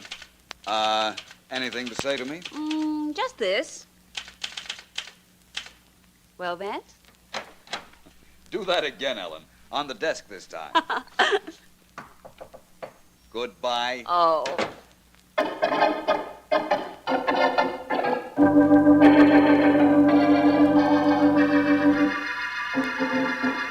Look, let me tell you this, whoever you are. This business of you pretending to be my brother isn't going to work. Can you prove I'm not your brother, Fred? How can I? That's all there is to it, then. What's the matter? You want the whole $250,000 that the old man left for yourself? Maybe. Maybe I'm just sure you aren't Ben. And maybe I'm getting a little tired of this conversation. Suppose you get out of here. Suppose I don't. His house is half mine. Will be in a couple of days, anyhow. If you don't get out, I'll throw you out. Get somebody to help you and make it an even fight. I don't need any help. Start something and you'll find out. All right, I will. Come on, you get out of here. All right. Well, no wonder nobody heard me knock. I'm Philo Vance. I wouldn't care if you were Dick Tracy. This is a private house and a private fight. Keep out of it. Vance, I know you. I'm Fred Burke. This is the man who claims he's my brother. Claims? Is he kidding? Well, you're no more my brother than Vance here is. I'm going to call the police and have them throw you out of here and into jail. 20 years hasn't changed you, Fred. You're still a kid, a dumb, selfish, willful child. Yeah? Vance, listen, if you want to leave here, I'll go with you and tell you a couple of things on the way. I wasn't thinking of leaving yet. As a matter of fact, neither was I. This is my home. I'm staying here. You're getting out of here. And if you don't, I will. In a couple of days, when I prove you're a phony, they'll throw you out of here. Now, wait just a minute, Fred. If you're leaving, I'll go with you. You're the one I came to see. Well, I'm leaving, all right. And if you're coming, come with me now. Well, I'm ready. I'm with you, Fred. And Ben, or whoever you are, I'm making you a promise. I'll be seeing you. Be seeing me, Willie.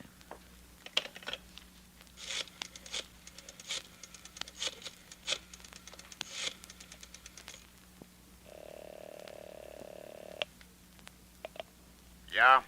Joe? That's right. Just want to give you a little report. Your idea is great so far. Sure it is. This is the way I planned it. Nobody's gonna know you aren't the real Ben Burke. What's with this phone call? Just wanted to tell you that you'd better have some more answers ready. Philo Vance just left this house with my brother, Fred. Think he's going to go to work on me, Joe. Oh, he is Yeah. he? Well, we'll take care of him. Okay. You better hop back here so we can make some plans. I've got 100,000 reasons for not wanting Philo Vance to investigate you.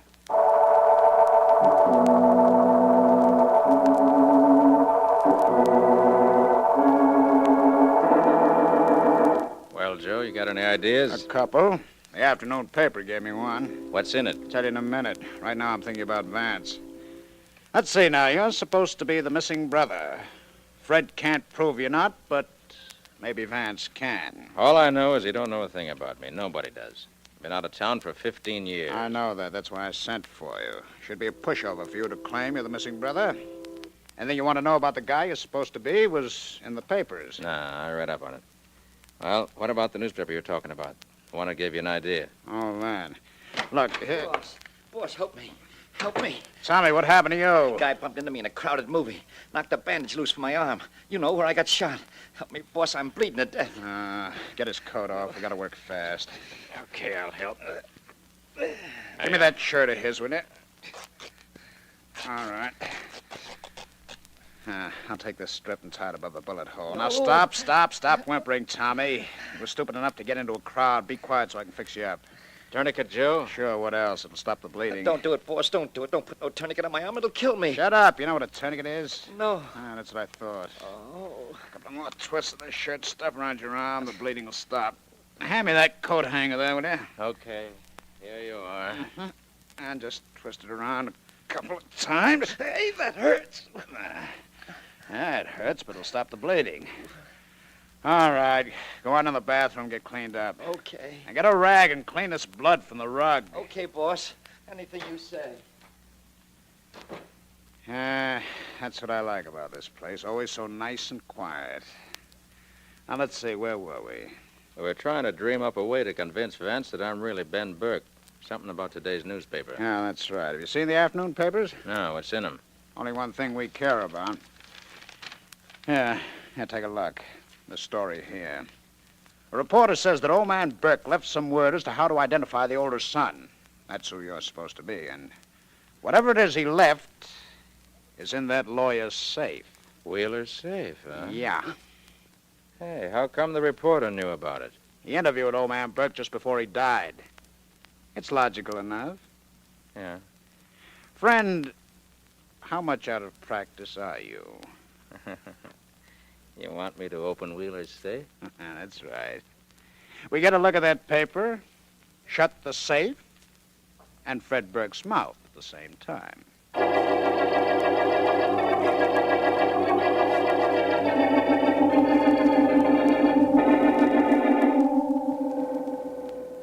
Do you think this will work, Vance? I don't know. When you're trying to anticipate human reactions, Markham, you're never sure. You can only try to lead people on to committing themselves. That's why I had that phony story planted in the newspapers. And that's why we're en route to Mr. Wheeler's office right now. It's your theory that the man who pretends to be Ben Burke will try to get at Wheeler's safe and learn just what it is that will positively identify him. Mm-hmm. 9th floor, Mr. Wheeler's office, 928. Watch your step. Thank you.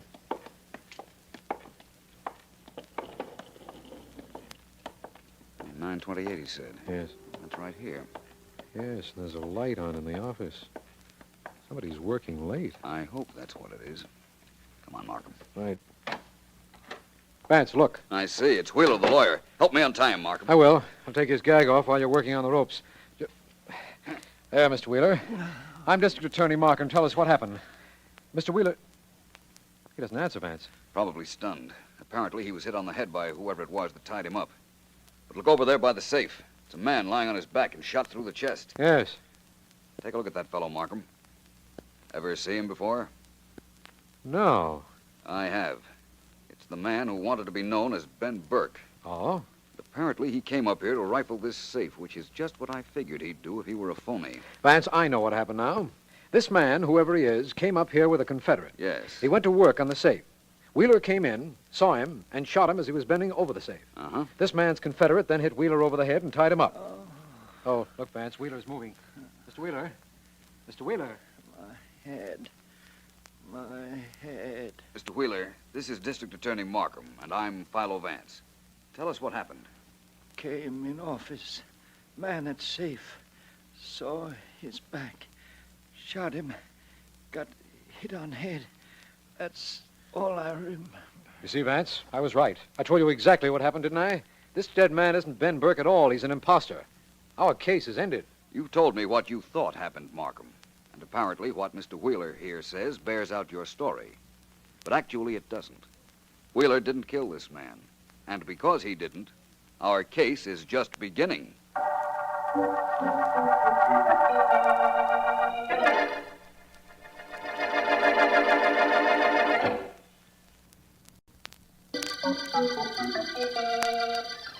This is District Attorney Markham. The brotherly murder case concerns the killing of a man who pretended to be Ben Burke, one of two brothers who, after having been missing for 20 years, returns at the death of their father to claim an inheritance. Vance has planted a newspaper story which indicates that positive proof of the older brother's identity is in lawyer Wheeler's office safe. And it was in front of this safe that the alleged Ben Burke was found, shot. Vance has gone back to his office after stating he doesn't believe Wheeler has killed the man who claimed... You see, Ellen, the lawyer couldn't possibly have shot the man. The lawyer's story was that he came in his office and saw a man standing over the safe. He saw only the man's back and he fired. But the man we found had a bullet wound in his chest. There was no mark on his back. In that case, what happened to Wheeler's bullet? Or did he just make up the whole story? Wheeler missed when he shot. We found the bullet he fired in the wall of his office.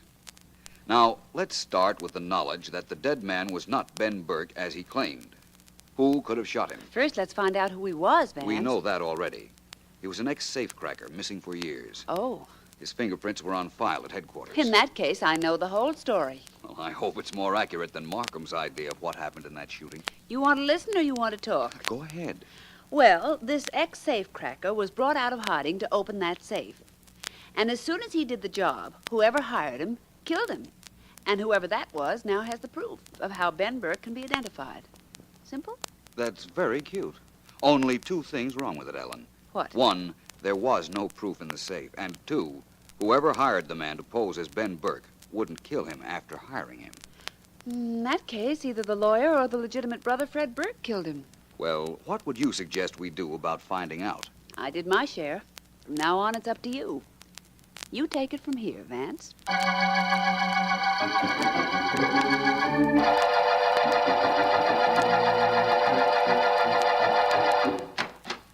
This the room where you doctor up accident patients? Yes. You'd better sit down, young man. We'll take care of that arm. I ain't got no time to have no arm taken care of. Just fix it so it stops bleeding. Of course we will. Now, please sit right where you are while I take a look at it now. Okay. There we are. Hey, Doc, don't. Huh? Don't take off that bandage. I'll bleed to death. Well, how did you get this wound? I'll fix it up. Don't ask no questions. But I've got to ask a few. We've got to report this to the police. Oh, no, you don't. I don't want anything to do with no cops. Huh? They'll tie me up to that Ben Burke murder. Get your hands off me. Get them off. Now, look, you've got to sit there until I can get... I said let go. You should have let go. Now I got to get out of here and get a phony doctor to take care of me. You're not going to leave here until I can... Hey, look. Look at me. I only got one good arm, and I knocked this guy stiff.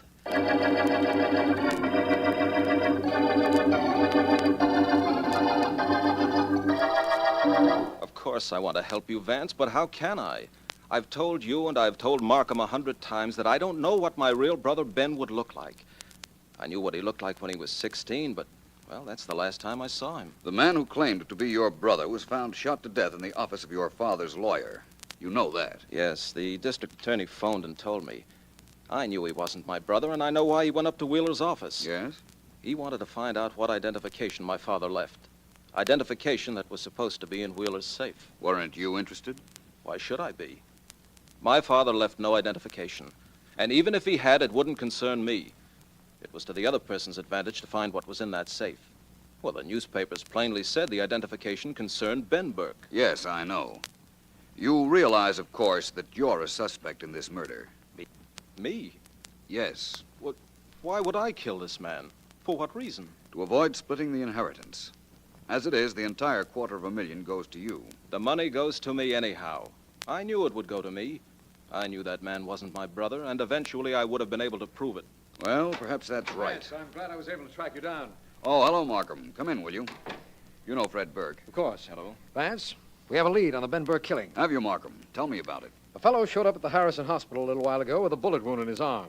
He broke away from the intern who was trying to treat him when the intern said he'd have to report the wound to the police. How does that tie up to the murder case we're on? As he was struggling with the intern, he said something about not wanting the police to get word about him because then he'd be tied up with the Ben Burke murder. Oh, I see. Where is this young man now? Well, it was simple to track him. He got in a taxi parked in front of the hospital.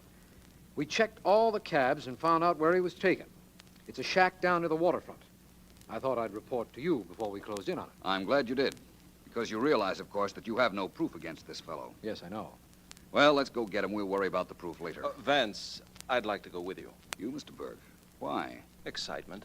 I'm bored to death sitting around here. Take me with you. Have you a gun? No, but I've got a pretty good pair of hands. Well, what do you say? All right, Fred. Before the night's over, a couple of hands may come in mighty handy.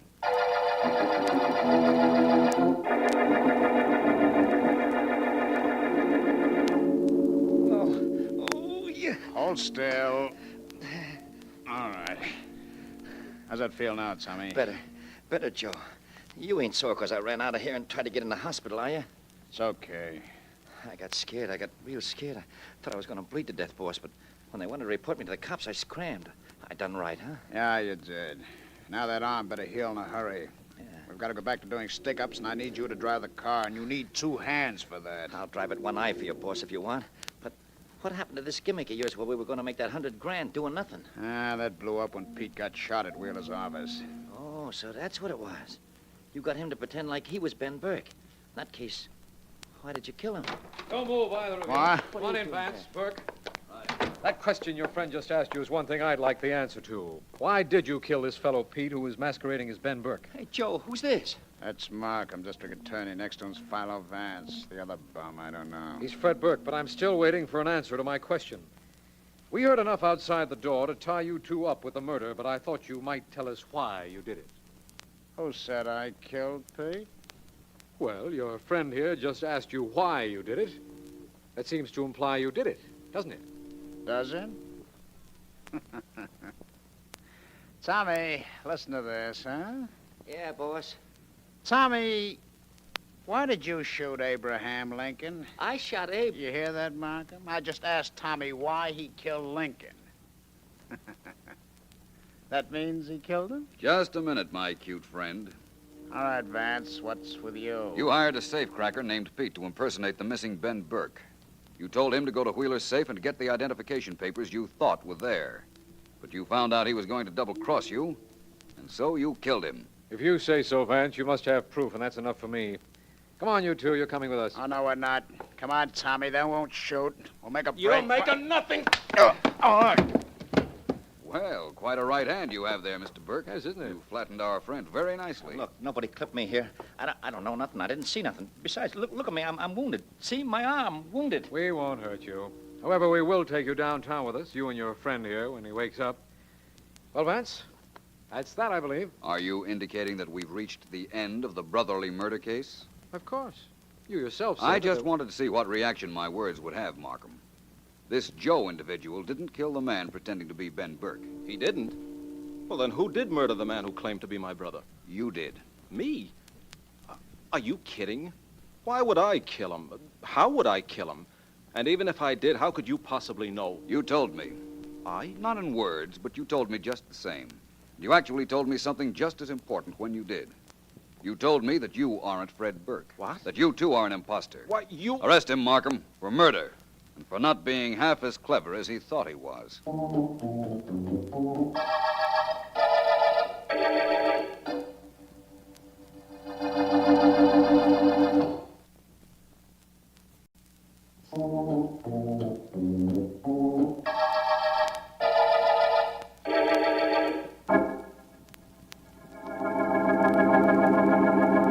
Go ahead, Vance. I'll take notes while you dictate. All right, Ellen, but not on the typewriter. You always play games, and it's very distracting. More distracting than I am? No.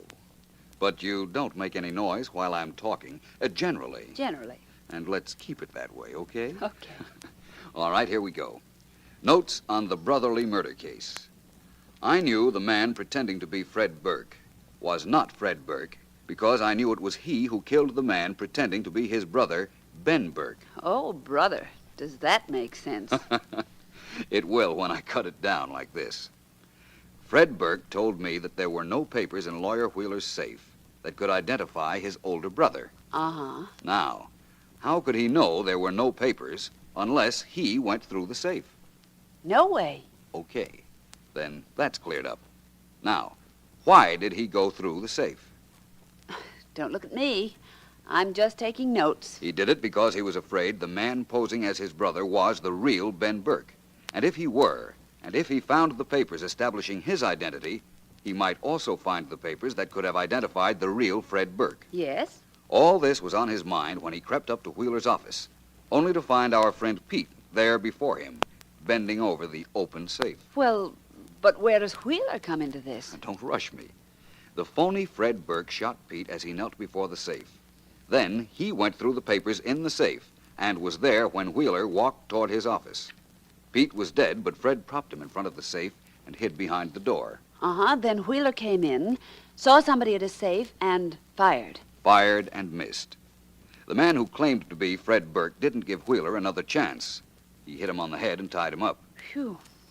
And all this happened because you gave the newspapers a phony item about there being proof of identification in Wheeler's safe. Well, I had to do something to force a move from the bogus Ben Burke. I'll tell you honestly, I didn't know that Fred was an imposter. But it all came out in the wash. It sure did. That the end of the notes, Vance? Yes, Ellen. Good. That means it's also the end of the brotherly murder case.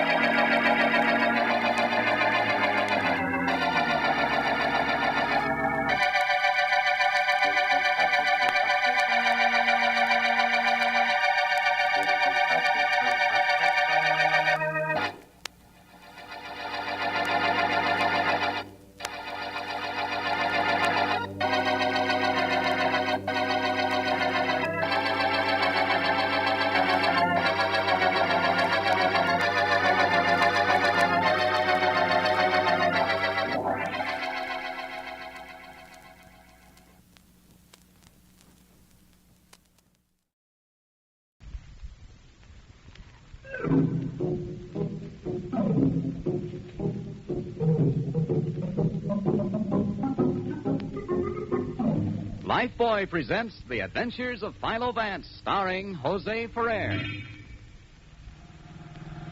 In the good old summertime, in the good old summertime, she's your Tootsie Wootsie in the good old summertime. La-da-dum. Happy Lane? On a night like this, Vance, no Washington assignment for me, no ridiculous detecting for you. Oh, I love it.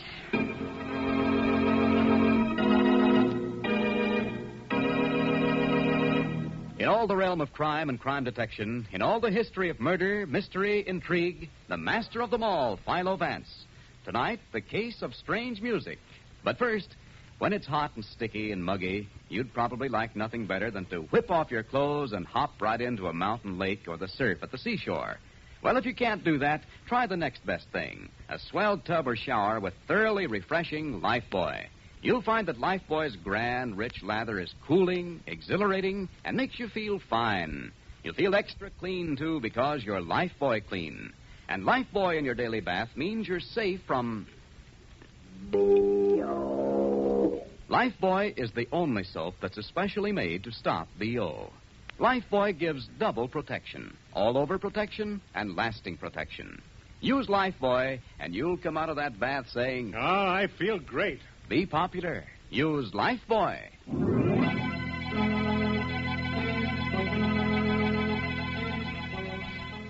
Tonight, the case of strange music. At the moment, Philo Vance and his friend, Lane Randall, are driving back to town after a dinner in the country, and Vance says, Not a care in the world. What, Vance? Nothing. I just said it's a beautiful night. I've had a good dinner. Curry will have a cold bottle waiting. I haven't a care in the world. Darling, how stuffy. A cold bottle indeed. Where did you pick up that expression? Oh, in the book, if you must know. Certain types of men invariably take their fair ladies back to their apartments for cold bottles and birds. Something like that. Just what types of men, may I ask? Amorous ones. Oh. Well, what's the matter? Don't you think I care, Lane? Really care? About your stomach, the way you sound. Oh, Vance, look. Where? There, it's a carnival. Oh, and a Ferris wheel. Oh, Vance. I haven't been to a carnival in ages. And a merry-go-round. Oh, Vance, let's stop, please. Idiot. You'd love it, too. You know you would. Well, come on, then. Only remember, I was all for that cold bird. Peanuts. Oh, don't they smell wonderful? Yes, I know. Boy, large bag, please, for my little girl. Lane, dear, the car's back this way. Vance, a wax museum. Here we go again. What wax museum? Right there, see? The bloodiest crimes in history recreated before your very eyes, 25 cents. Oh, golly. Golly. This we've got to see. Oh, mister. I wonder if Van Johnson has this trouble. 2 tickets, please. Me and my gentleman friend. We want to see the bloody crime. What your gentleman friend wants, Lane, is something... Oh, don't be unromantic, darling. Come on.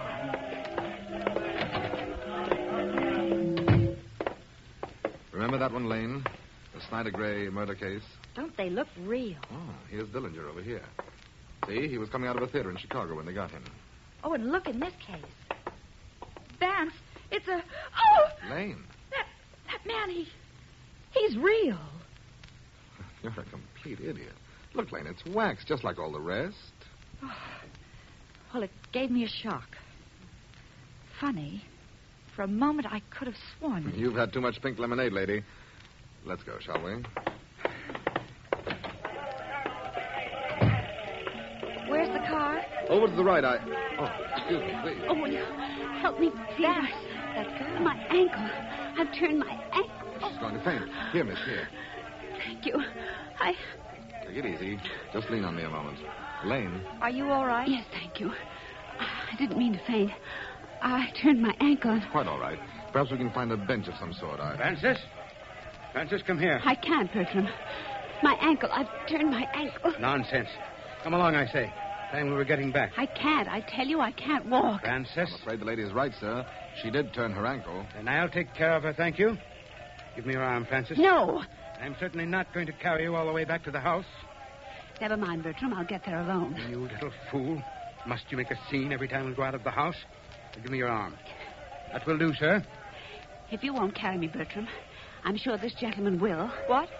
Do you mind, dear? Francis, I warn you. Would you mind, Mr. Vance. Philo Vance. Mr. Vance, we live just through the field beyond here. Why? Newberry's my name. Mrs. Bertram Newberry. And this is my husband. How do you do? Francis, I demand that you stop this display and come home. Get away from this man. Yeah.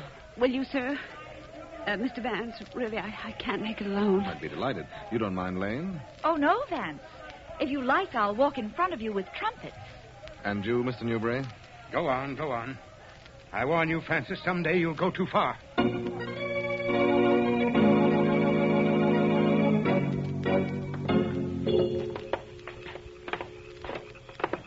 There we are. Now, we'll just put you down in this porch chair, Mr. Newberry. You're so kind, Mr. Vance. Oh, think nothing of it. Lane.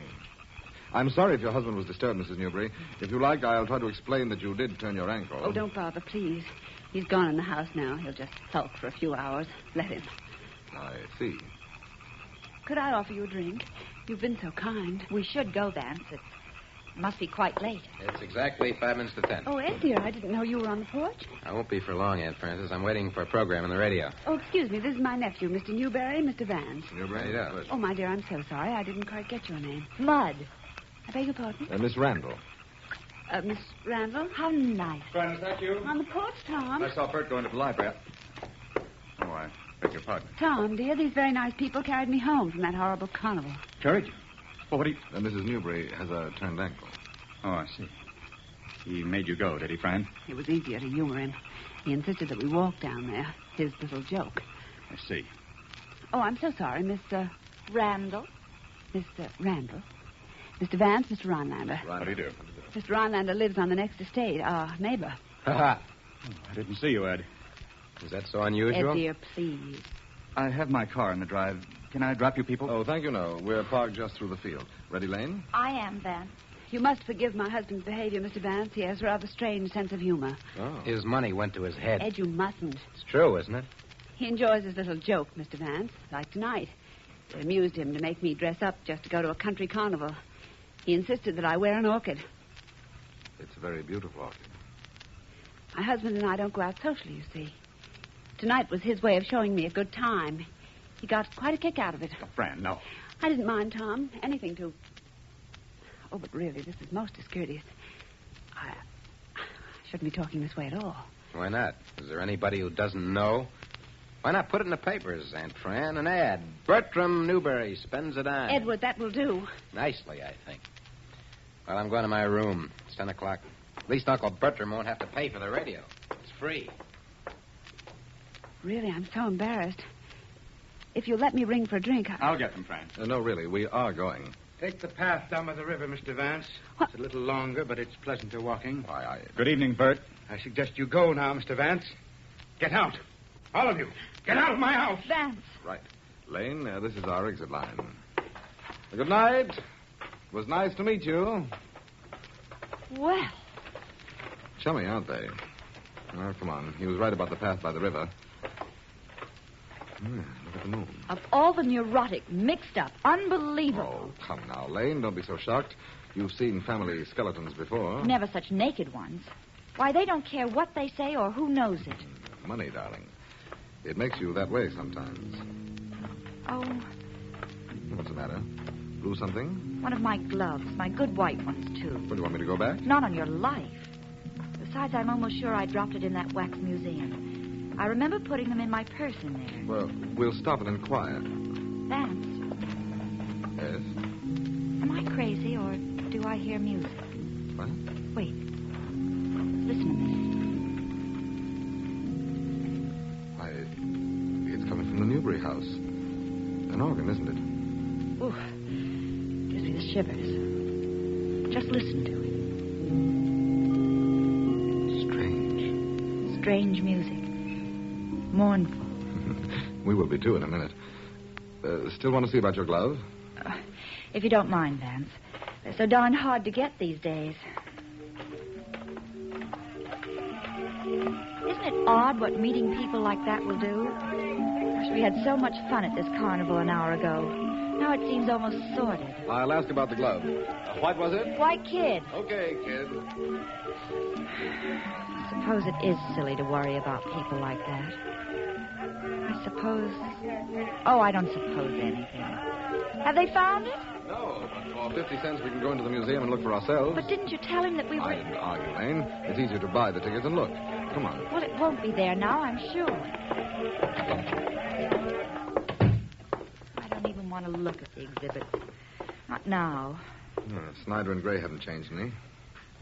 Neither has Dillinger. Look for my glove, silly. We've seen the exhibits. It's amazing how they can take wax and... Lane. Did you find it? Lane, in that exhibit. That body is real. Oh, no, you don't. I bit once, darling, but not Lane, again. I'm serious. Look. Good Lord. Vance. It's... Right, Lane. That's Bertram Newbury's body.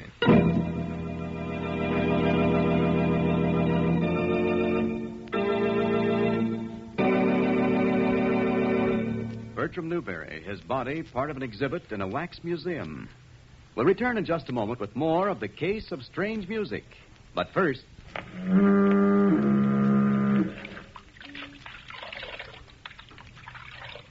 My old friend, the lifebuoy Foghorn. You don't scare me. I'm taking a lifebuoy bath right now. I used to say to myself, what's wrong with me? No dates, no friends. And I couldn't imagine why. Didn't dream I had B.O. Oh, what a fool I was. But I always feel safe now with Lifebuoy in my daily bath. I just love my bath with Lifebuoy. Such mild and gentle lather. It really is divine. I just love my bath with Lifebuoy.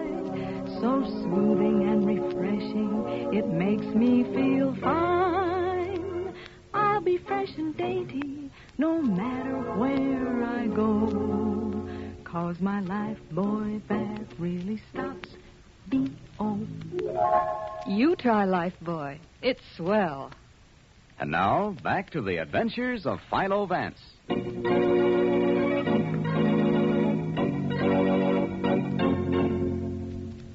You came out fast enough, John. You remember Lane, of course. Lane, the district attorney. Of course I do. How are you, John? Well, not too happy, Lane. I just bit a small slam when Vance's call came in. Well, where are they, Vance? Inside? Well, I suggested they stay in the library. As soon as I found a patrolman to remain with the body down at the carnival, Lane and I came back here to the house. Yeah. Who was here? All of them. Francis, the wife, Ed Newbury, he's a nephew, and Tom Rhinelander. Who is, to put it delicately, interested in Mrs. Newbury. I see. Any ideas, Vance? Oh, I'm full of them, John. Care to hear? I would. Well, down in the Wax Museum, we have a body. The body is stabbed in the back and placed in an exhibit. 15 minutes before it was placed in that case, that body told us to get the blazers off this porch. Which we did. Go on. Inside, 3 people. A wife who was quite obviously put up with a lot from the old boy. And who loves her neighbor. Tricky, darling. Thank you. Number 2, a disgruntled nephew who apparently had nothing to do in life but wait for the reading of his uncle's will. Money. Bertram's money seems to be Edward's big interest. And finally, the boy next door. He's got money, incidentally. I know the name. He's rather pleasant, John. We had a little talk while you were on your way. Oh, then you questioned him. And toured the house. Vance has been playing detective like mad, John. Oh, thanks for the playing, Lane. Well, Vance, who, what, why? Well, frankly, John, I'm not sure. Not sure at all. What about the servant? Oh, all accounted for. Let's go in, shall we? Lane and Mrs. Newbury were hitting it off so well earlier this evening. Maybe there's a chance for a beautiful friendship.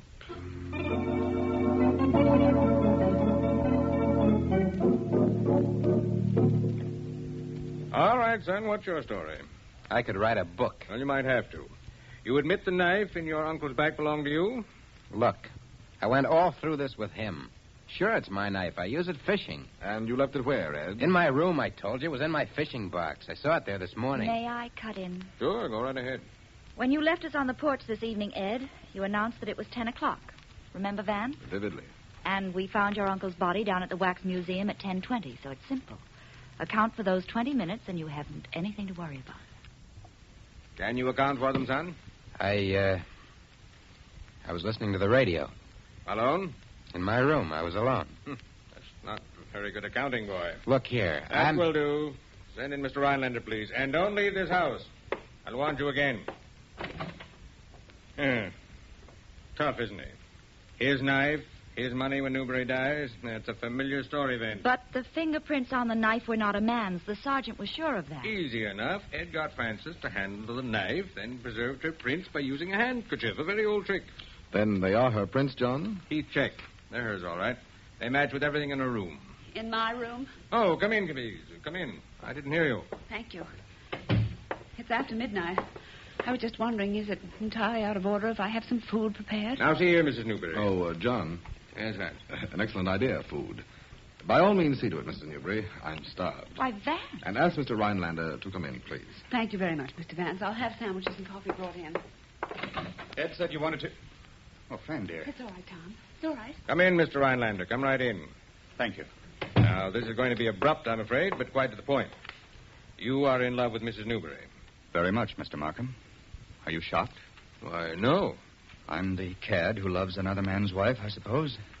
But Bert wasn't a man. Not to Francis. He... Go right on talking, Mr. Rhinelander. I just want to... Oh! Silly way to make sandwiches, Mrs. Newbury. Crouched against the door. Come in. There isn't anything to say, is there?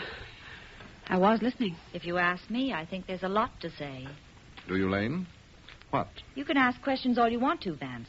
You know who did it, and so do I. You're forgetting motive, you know.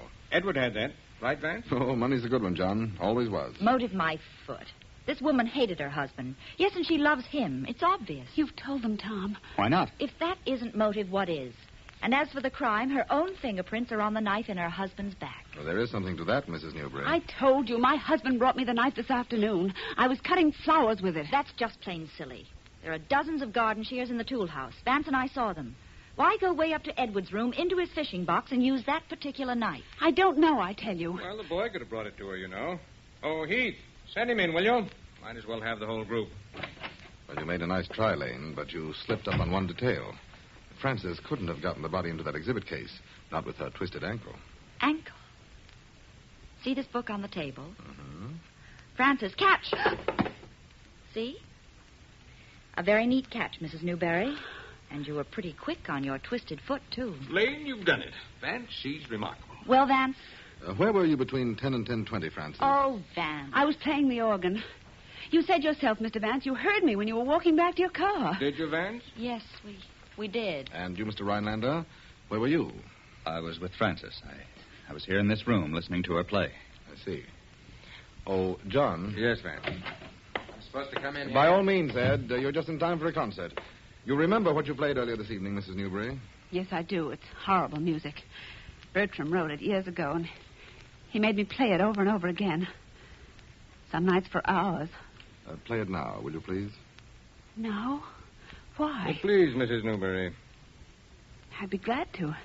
It has no name. It's just sounds like this.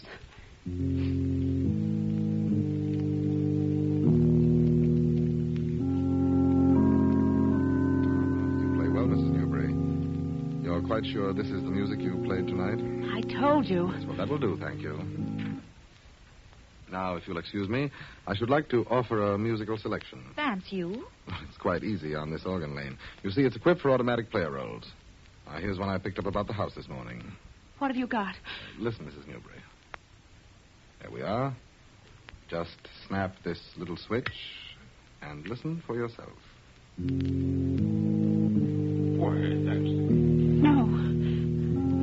No, it can't be. Vance, it's the same music. You're sure, Lane? Of course, but I... Turn it off. Please, turn it off. Bertram wrote that music. He made me play it over and over. I hate it. I hate it! And you still say you played that piece? After that, Mrs. Newbury? I did. I swear I did. Bert insisted. I played it over and over to humor him. Better do better than that, Francis. I found the roll in your desk drawer upstairs. No, you're lying. But you... Now we're getting somewhere. Turned ankle. Vance, will you... Gladly, John. As the detective would say, I'll unravel the whole thing. Edward? Me?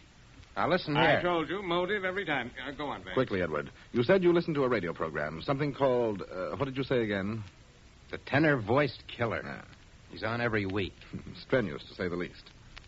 Who done it, Edward? What? Listen at the phrase. In tonight's program, who done it?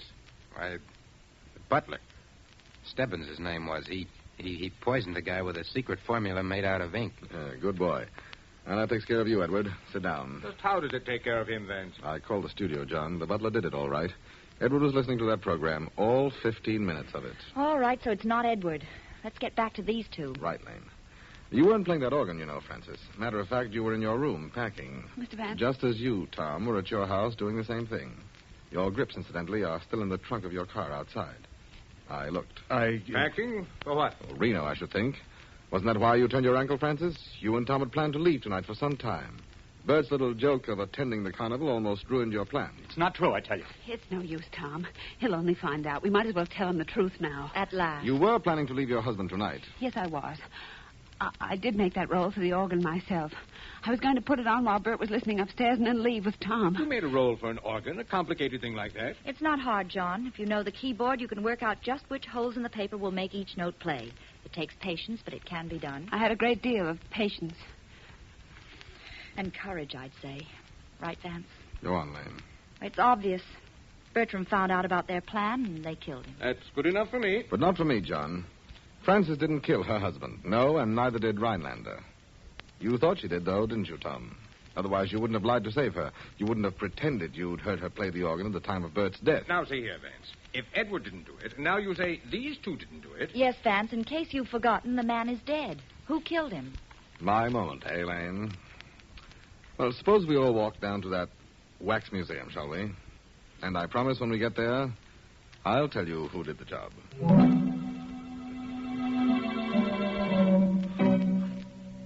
All right, Vance, it's all your show. Go ahead. Well, thank you, John. Now then, here's the original exhibit, as Lane and I saw it first this evening. Lippy the knifer, that's that figure in wax against the wall there, was standing just where he is now.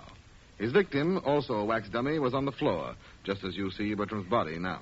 I can't look. I'm afraid you must, Mrs. Newbury. Really, Vance, we know all this. Someone simply took the wax victim out of the exhibit and put Bertram's body in its place. Right, Lane. Look at Bertram's body, John. Face down, knife in the back. I see that. Now, look at Lippy here against the wall. A body made of wax, but strong as steel. These dummies are steel, you know, with a wax coating. Oh, Lane. Yes? Pull on Lippy's arm, will you? Pull hard. It's firm, all right. And the dummy's tied to the wall. Tied with your fish line, incidentally, Edward. What? Oh, this was carefully planned, Edward. By Very whom? carefully planned. By whom, Vance? In a moment, John. Now, we'll take the knife from Bertram's body like this. Oh. It's all right, dearest. And place the knife in the dummy's hand so. Notice, John. The handle pushes firmly against the hand with the blade pointing out. I see that. Now we roll up the dummy sleeve, pull down this rather intricate trigger spring. Vance, what on earth is that? A spring, Lane. See? We set the knife against it, draw this fine piece of thread out here, like this. Follow me, John? But... Now, oh, Edward. Yes? Will you help me a moment, please? Sure. I want to lift Bertram's body into a standing position. That's it. Slowly, please. Yes, Mr. Vance, is this necessary? I mean it. It's quite necessary, Tom. Observe, John. Bertram is now standing directly in front of the dummy, and the point of the knife is directly at his back, in the exact spot where it entered his body. Go on, then. Now we take the thread attached to the spring, place it in Bertram's hand, give it a slight pull, so. Oh! And Bertram is stabbed in the back. You can put the body down now, Edward. Yes, sir. But Vance, that spring, the thread, all that. Who did it? Who in the world was... Well, Vance? No one, John. Bertram Newbury killed himself. What? He had time, Lane. We took the long way back here from the house, remember? And while we did, Bertram came down here alone, got into this exhibit, and committed suicide. The end of a plan he'd worked on a long, long time. But I... Bertram was ill. Ill in mind and body, I'd say. When he discovered or guessed that Francis was leaving him, he planned it that way. Got her fingerprints on the knife and then used the spring mechanism and the dummy to plunge the knife into his own body. That way, Francis, he hoped you'd die for the crime. Good Lord. And I was to be the accomplice. Exactly, Tom. But reason that the police would be sure Francis couldn't have carried him down here, especially with a turned ankle. You were to be accused of doing that for her. Vance, Well, Lane? what were the customers in this place doing while Bert was playing Poke the Circle with the dummies? See that curtain? It's used when they're changing the exhibits. Oh. Pull it down if you like, Lane. With that cold bird in a bottle, it might not be bad at all.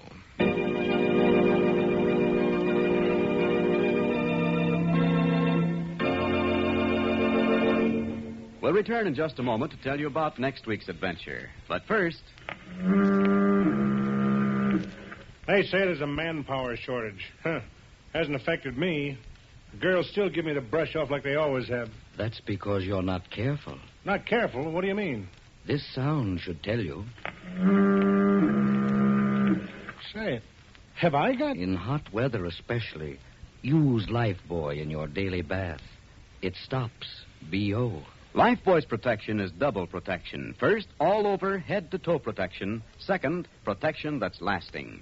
Lifebuoy is the only soap that's especially made to stop BO. So why take chances when it's so easy and pleasant to make sure that you're safe from offending?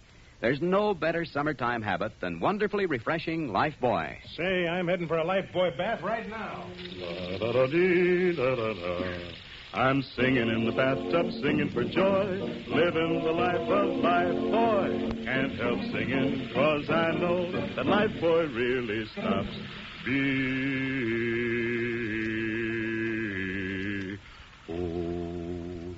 Be popular. Use Lifebuoy.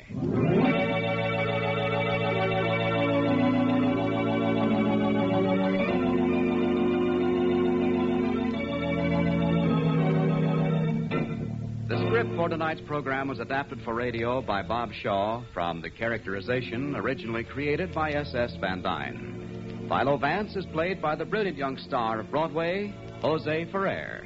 Lane Randall is played by Francis Robinson. And this is Don Hancock inviting you to be with us again next week at this same time when you'll hear... You know, Miss Randall, you do have green eyes. Lovely, clear green eyes. Get away from me. I like green eyes, you know.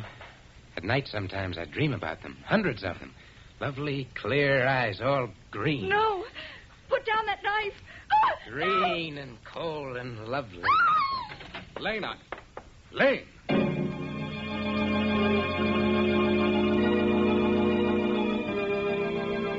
A mad killer, the amazing atomic bomb, and the strangest motive in the history of crime.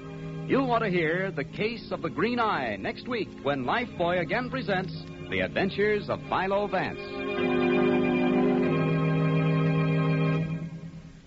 Every pound of used fats that's turned in means fewer American casualties because used fats go into vital munitions that help shorten the war.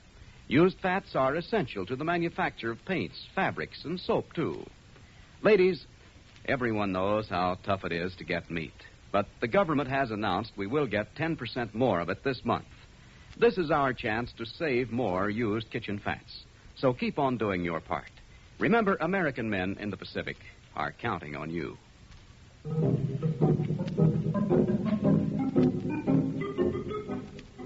For an easier wash day, get Rinso. You'll whistle while you wash because Rinso gives you a wash that's Rinso white. Rinso Bright. Yes, Rinso White, Rinso Bright. And tune in Rinso Show starring Dunninger, the master mentalist, every Friday night. Thrills, music, and plenty of excitement. See your local paper for time and station.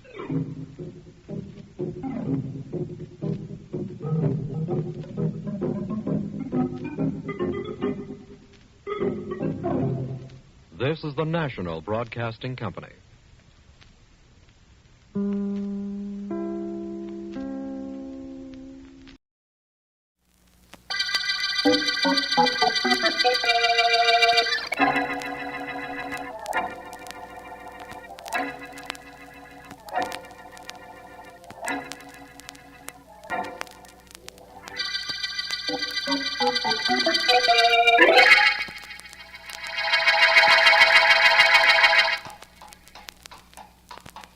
Want me to tell you what's the matter with people, Mr.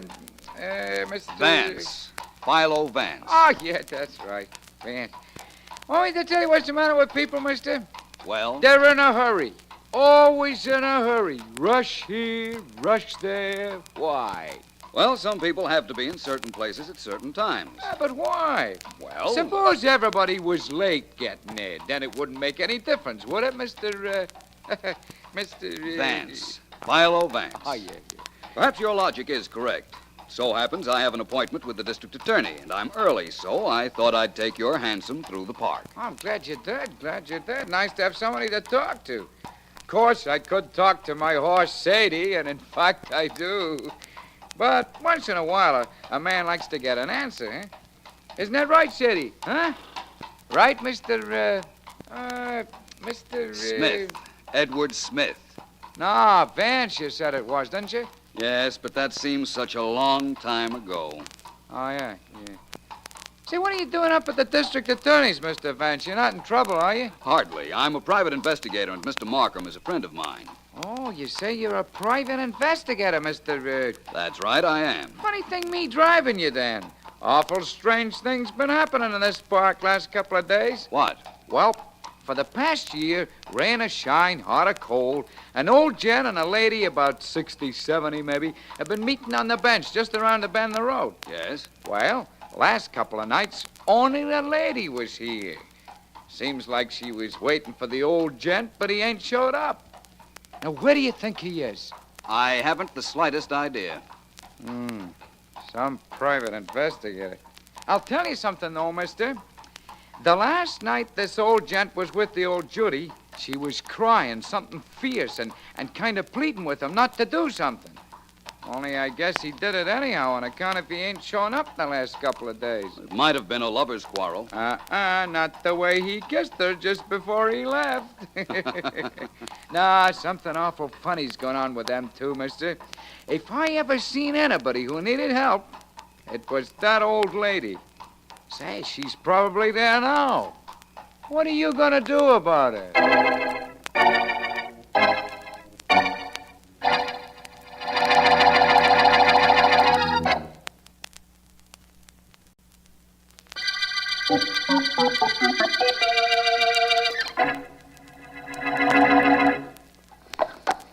Well, let me know what happens, will you, Mr. Vance? Yes, I will, Cabby.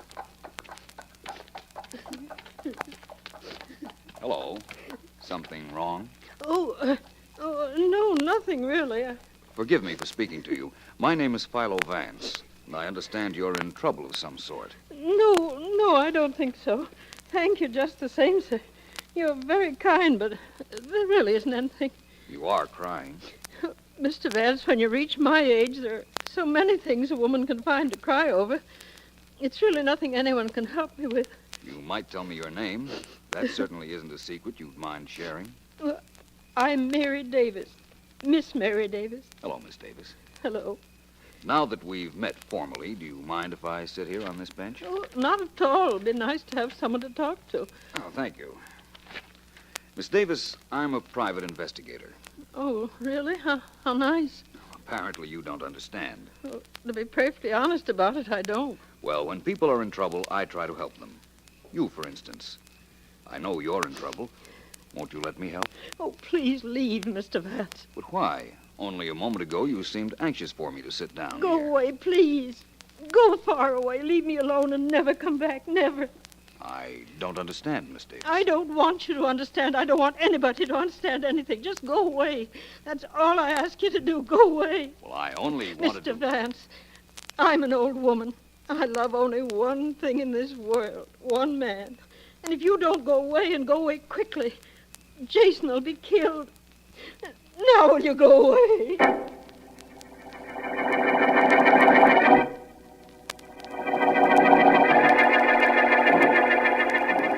Kind of cramped in this room.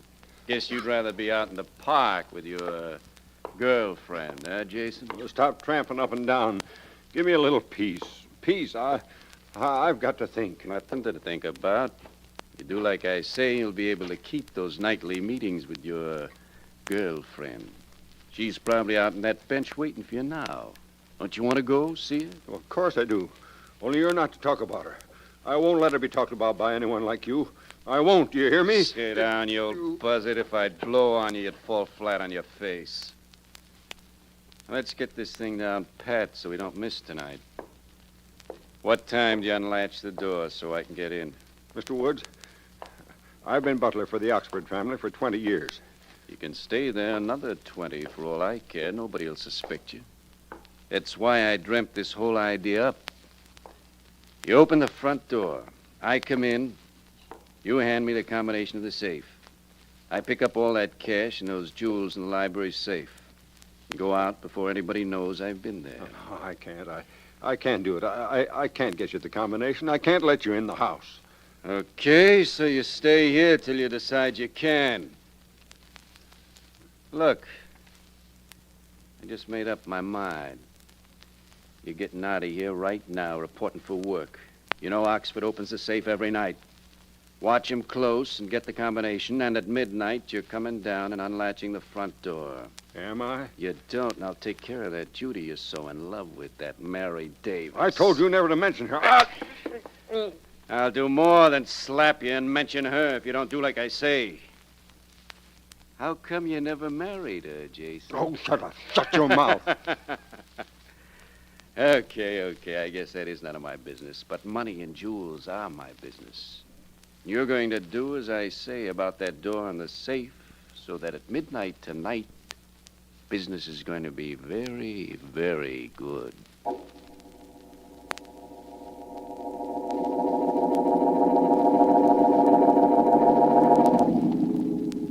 Come on, Jane. Hand me that screwdriver we brought.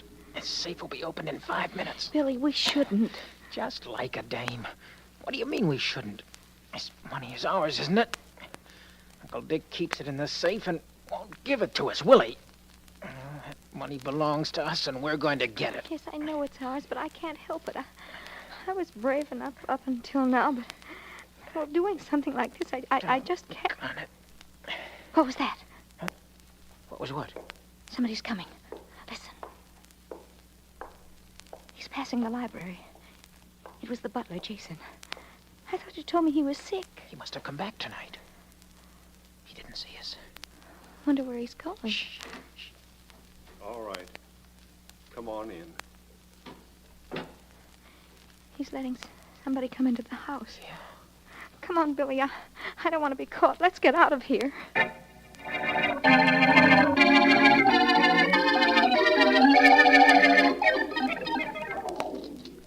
You're old, Vance, only please, no double sixes. I have enough trouble beating you at backgammon without your getting lucky, too. All right, Markham, no double sixes. Here we go. Oh. 4 and an ace. Well, I think I'll make a board point. There. Your play, Markham. Yes, I know. Now, let's see. What points would I like to throw? The dice won't be able to hear even after you decide. Oh, you can't be too sure. They're my dice, you know. By the way, Vance, what delayed you tonight? An incident in the park with a charming old lady. It's still bothering me, by the way. I wish she'd have let me help her. I imagine by this time, so does she. Well, I think I'd like a 6-5 combination. I get it. I can close up a point on my home board. Here we are. 6-5. Well, Vance. Well, wait until the district attorney hears about the district attorney and his crooked dice.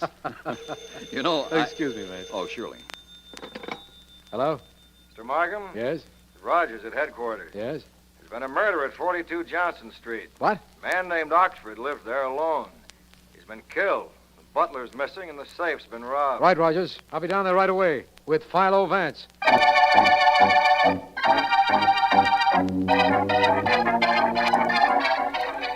No, Rogers, never mind. Philo Vance and I'll go into the murder room alone. It was the master bedroom, wasn't it? Right, D.A. Nothing's been touched except the body's been removed. Good enough. Coming, Vance? Of course.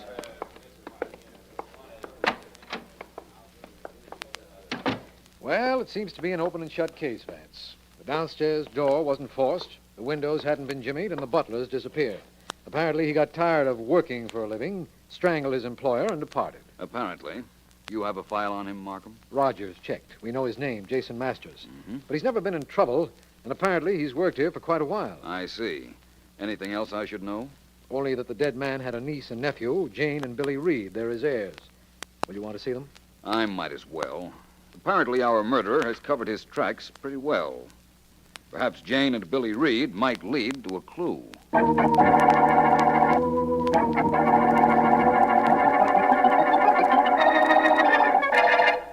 I'm going to tell the police, Billy. I'm going to tell them. Oh, you are you? Yes. And are you also going to tell them what we were doing in the library at the time?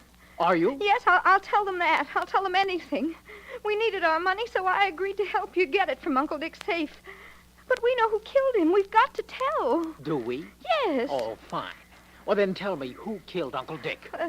The man Uncle Dick's butler let into the house while we were there. And who was that? Well, I don't know. All we know is that we were there and that some unknown man came into the house. You've got nothing to tell the police. I haven't, but you have. You stayed behind when I ran out the back. Jane. Billy, did you... Shh. That might be the police again. Oh. Now, calm down, Janie. Come in. Good evening. I'm Philo Vance. Hi, I'm Bill Reed, and this is my sister, Jane. And look, Mr. Vance, if it's about Uncle Dick's death, we don't know a thing. Not a thing. Wait a minute, that's not true. Jane. I don't care, it's not. Vance, you're not the police. I know about you. Please don't have us arrested. We didn't do anything. Perhaps you'd better finish what you started to say when your brother stopped you. Well, we were in the house when Jason the butler let a man in. We don't know who it was. I ran out. But don't listen to her, Vance. She doesn't know what she's saying. It's true. Find the man that Jason led into the house, and you'll find my uncle's killer, Vance.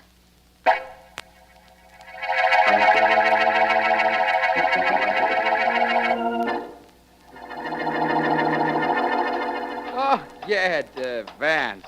Well, like I was saying, mister, riding through the park in my hansom cab gets to be a habit. See? You rode in it last night, you ride in it again tonight. That's right. Let me off here, will you? Oh, okay, but I don't know what your hurry is. People always in a hurry. Oh, city worker. Well, here's your money. Goodbye. Bye. Come on, City. Step on it. Come on, girl. Gotta get home, get something to eat. Good evening, Miss Davis. Oh, hello, Mr. Vance. I was hoping you'd come this evening. I want to tell you how sorry I am about being so rude last night. Oh, that's all right. Has your friend made an appearance this evening? No, but he will.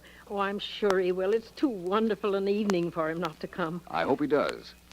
Well, I thought I'd stop and say hello. I was trying to work out a problem in the hansom cab just now, but the cabbie wanted to talk, so I thought I'd get out. Oh. I'll see you again, Miss Davis. Good night, Mr. Vance. Mary. Mary. Darling, where are you? Right here. Oh, Jason. I was waiting until you finished talking. Oh, darling, darling. It's so good to be with you again. Please, Jason, let's not talk. Let's just sit here. I knew you'd come. I just told that nice gentleman you'd come. Well, I got here as soon as I could. I'm sorry about the last few nights. I couldn't get here. But I know. From now on, nothing will ever separate us. Yesterday morning, I got word from the sanitarium. My wife died in her sleep the night before. Jason, darling. Oh, it's been so long. Many, many years, Mary. Too many. But it's not too late. Whatever time we have left, we'll spend together. We'll go away and forget. Forget? Yes, darling. Forget everything. Especially last night. the worst night any man ever experienced in his life.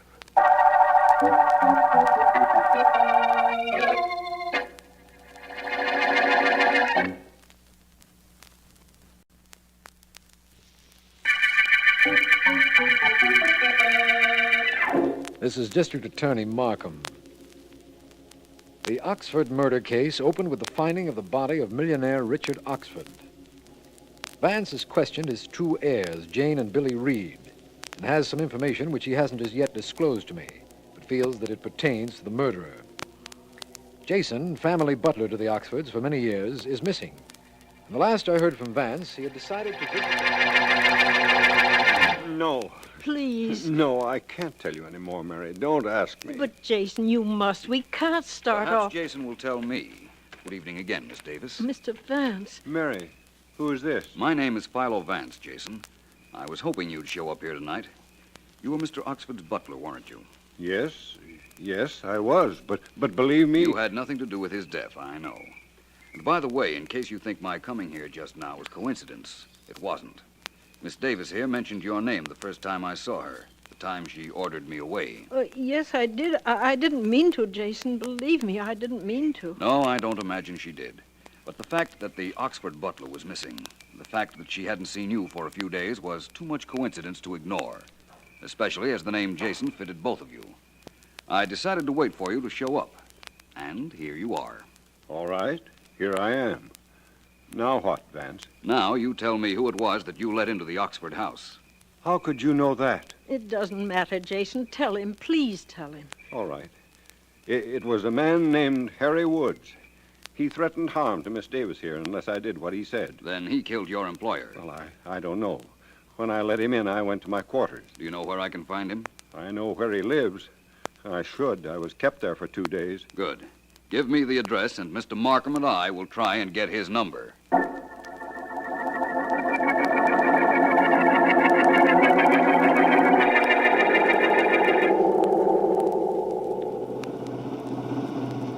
This is the place, Vance. According to the address you got from Jason, this Harry Woods lives here in this house on the river. We'll stop. It's all right if you don't arrest Jason right now, isn't it, Markham? But as long as you know where to reach him. I do. Look, Vance. There's a man running for the speedboat that's moored to the dock. That's probably Woods. Come on, we've got to stop him. We won't if he ever gets into that boat. We won't stop him, and we won't find him. Woods! Stop! Stop! A shot might do it, Markham. I think you'll find he has a record. All right, Vance. It's the only way, I guess. Got him in the leg. Excellent shooting, my friend. Now we can go and take him rather easily, I believe. I'll keep my gun out, just in case. Well, that's the man who murdered Richard Oxford, Vance. I didn't say that. I wish it were. No, Markham, we've caught a criminal. But I don't think we've caught up with Oxford's killer yet.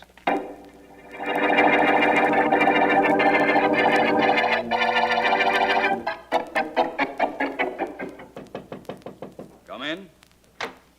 Mr. Vance? Miss Davis. Well, please come in. Thank you. Mr. Vance, I came to tell you that Jason and I are married. Congratulations. I'm glad you did tell me. And I came to ask a favor. He's told you all he knows about Mr. Oxford's death. Won't you let him leave town with me? We want to go away. Well, that's really up to the police to decide. I know, but you have influence. Wouldn't you use it, please, for us? Well, excuse me. Certainly. Philo Vance speaking. Hello, Vance. This is Jane Reed. Oh, yes. I've got to talk to you. Will you come right over, please, before my brother gets here? Of course, but what is it? The night of the murder, I left Uncle Dick's house, but he stayed on. He knows something about Uncle Dick's death. Please, Vance, get here right away. So Billy might know who killed Mr. Oxford, eh? Yes, I think so. I'm sure you can get the whole story out of him. Where is he now? Well, he's out playing tennis at Windmere Courts, but I want you to be here when he gets home. Well, maybe I ought to go to the Windmere Courts to see him. No, I want to be with you when you make him tell what he knows. Come here, Vance. I'll be waiting. Very well, Miss Reed. I'll come at once. Goodbye. Well, Miss Davis, or rather, Mrs. Jason Masters, I think maybe I'll be able to do as you ask. Oh. Someone who knows something about the murder of Richard Oxford is going to talk. Wonderful. Well, it isn't wonderful yet. First, I've got to hear what he has to say. Oh, I'll tell Jason. He'll be so happy. I'm really good luck, and I'm going to remind him of it, too. Don't think I won't. About how I was here when the phone call came in, and exactly what happened in the conversation. Do that. I'll be in touch with you, Mrs. Masters. Before very long, I promise you.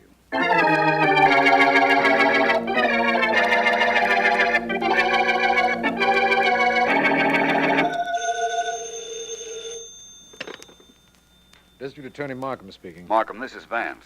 Oh, glad you called, Vance. I'm having a lot of trouble with that Harry Woods. He's wanted by the police, all right, but he insists that he had nothing to do with the killing of Mr. Oxford. I tried to tell you that he wasn't our killer, Markham. But he admits that he was in the house at about the time of the murder. There were several people in the house at that time, Markham. I think I'm about to deliver the real killer to you. Excellent, Vance. Who is he? Not so fast, my friend. Young Billy Reed is going to do some talking. Meet me, Markham, because if Reed doesn't use his head, he's going to put his foot in it.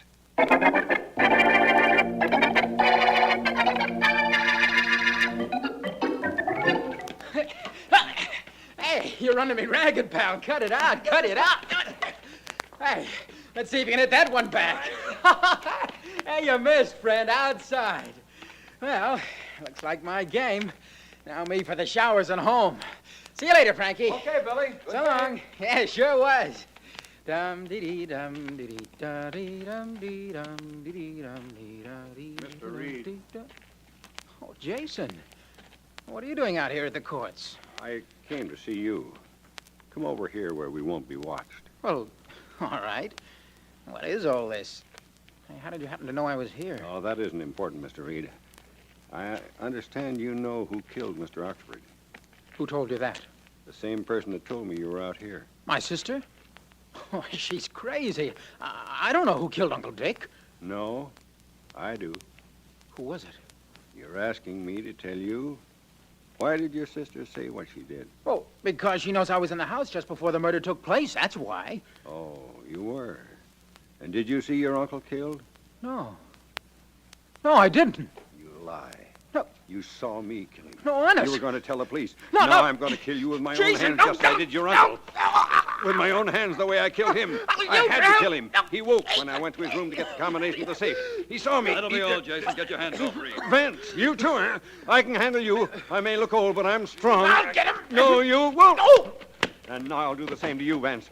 You heard too much. You're smart. But your neck is just as easy to choke. Don't, Jason. I don't want to have to. Hold him, Vance. We're coming. Hurry, Markham. Hang here. All right, Billy Daniels. Help me get this madman off. You'll never take me. Better use your Billy Daniels. Go I ahead. can handle 5 like you. I can... All right, give him your hand. Well, that was close, Markham. Yes. I don't think our young friend Billy Reed suffered much damage. No, he'll be all right. You can take Jason in, you know. Murder? That's right, Markham. I heard him admit he killed Mr. Oxford when he tried to strangle young Billy Reed here. But I knew it was he long before that.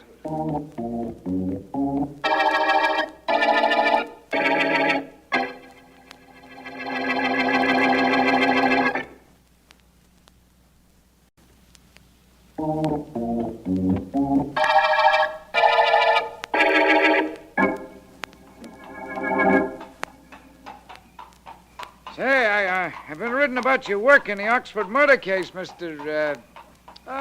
Vance. That's right, Vance. Yeah. Hey, I've been reading about it. You're pretty smart. Only you solved the case in too much of a hurry. Everything everybody does is in a hurry. Why?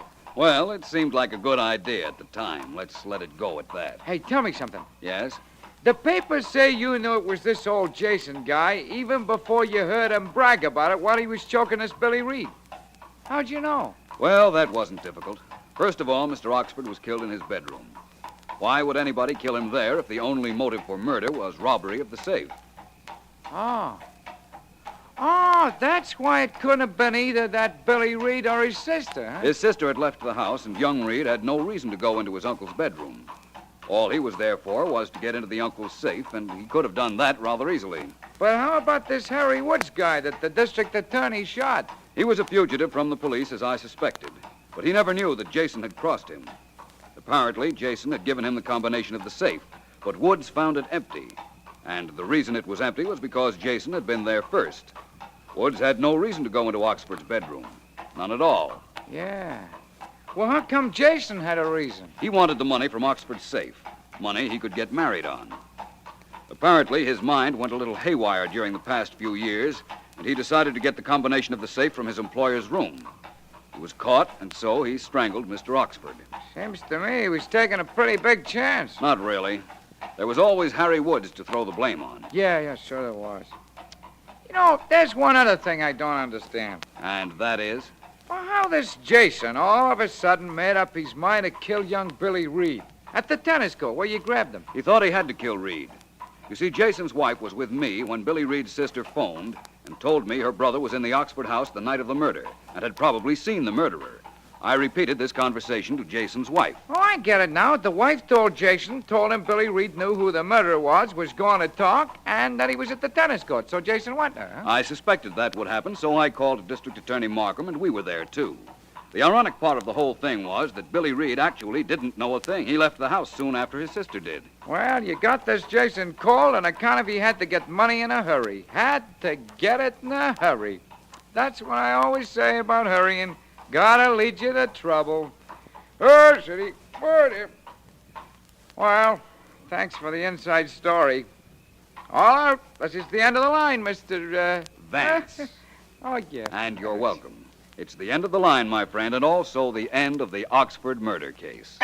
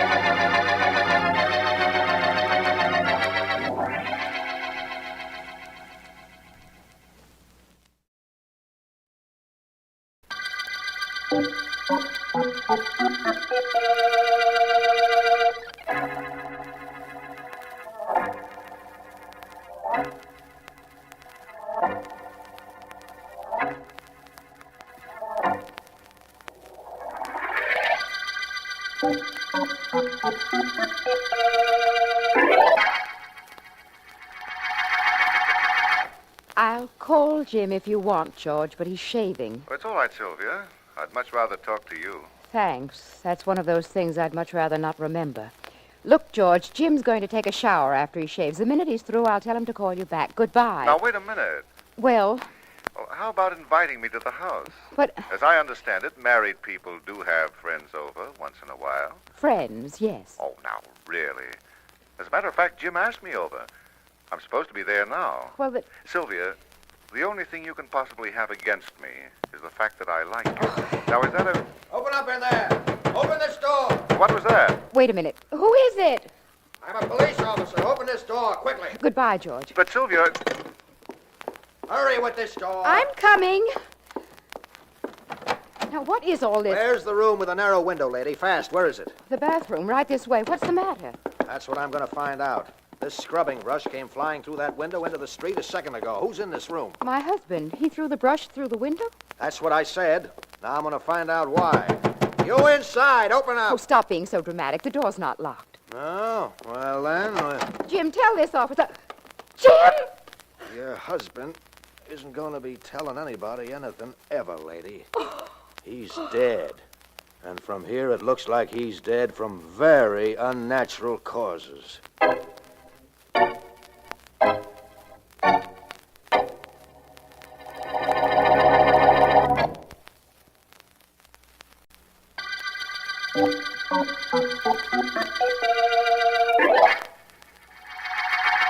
I tell you why I asked you to come to my office, Vance. I think you'll like the reason. I don't like murder, Markham. My enjoyment comes from helping catch killers. I understand that, of course. Vance, a man named Jim Raines was found dead this afternoon in his bathroom. He'd been poisoned. Oh? It was a slow-acting poison. It took effect several hours after it was given him. Not too unusual a situation up until now, Markham. No, that's true, but listen to this. The bathroom door was unlocked. As Raines felt himself dying, or anyhow, this is what we imagine happened, he seized a scrubbing brush and tossed it through the window. A police officer was passing, went into the house, and found the body on the bathroom floor. Anybody in the house? The victim's wife, Sylvia. Why didn't he call out or open the door to call his wife? That is why I phoned you. I see. I don't know the answer to that unless he suspected his wife had poisoned him and knew she wouldn't help him. That's possible. Certainly is. I think I'll find out a few things about the late Jim Raines before I see her, though. I'm sure the victim broke that window so that we could see through his reason and find his murderer.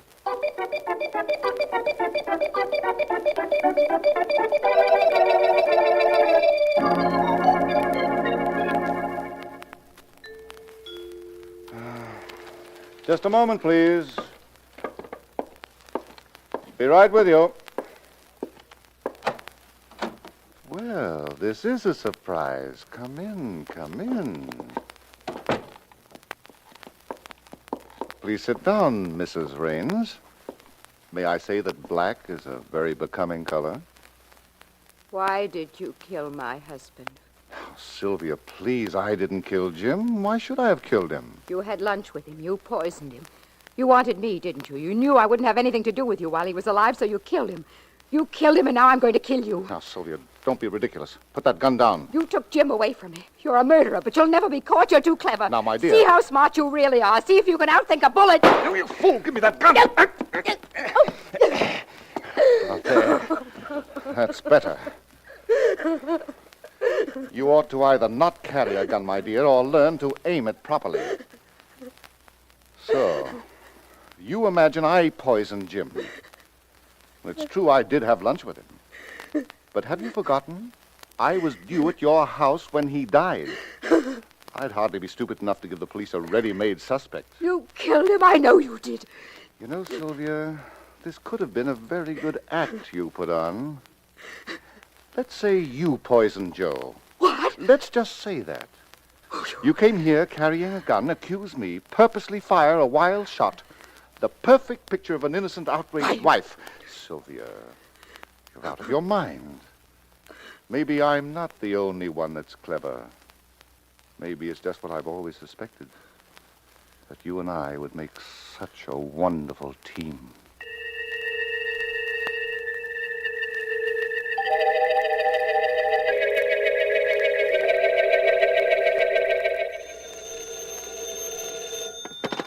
District Attorney Markham speaking. Markham, this is Vance. Yes, Vance. Anything yet on the Jim Raines murder? I've made some progress. Raines was in the numbers racket. Did you know that? The homicide department undoubtedly knew Vance, but I haven't received a report yet. This case is only a few hours old, you know. I realize that. And I also realize that Raines operated in opposition to a man named Eddie Cayley. And Cayley wasn't too happy about the whole thing. Well, Vance, we have the wife as a suspect, of course, but you haven't been to see her. No, not yet. Now that you've uncovered Cayley, I imagine you, merely to be consistent, won't go to see him either. I'll see him, but not right now. Now I think it's time you and I went to see Mrs. Raines. If I'm going to see suspects, I must remember my etiquette. You know, Markham, ladies first.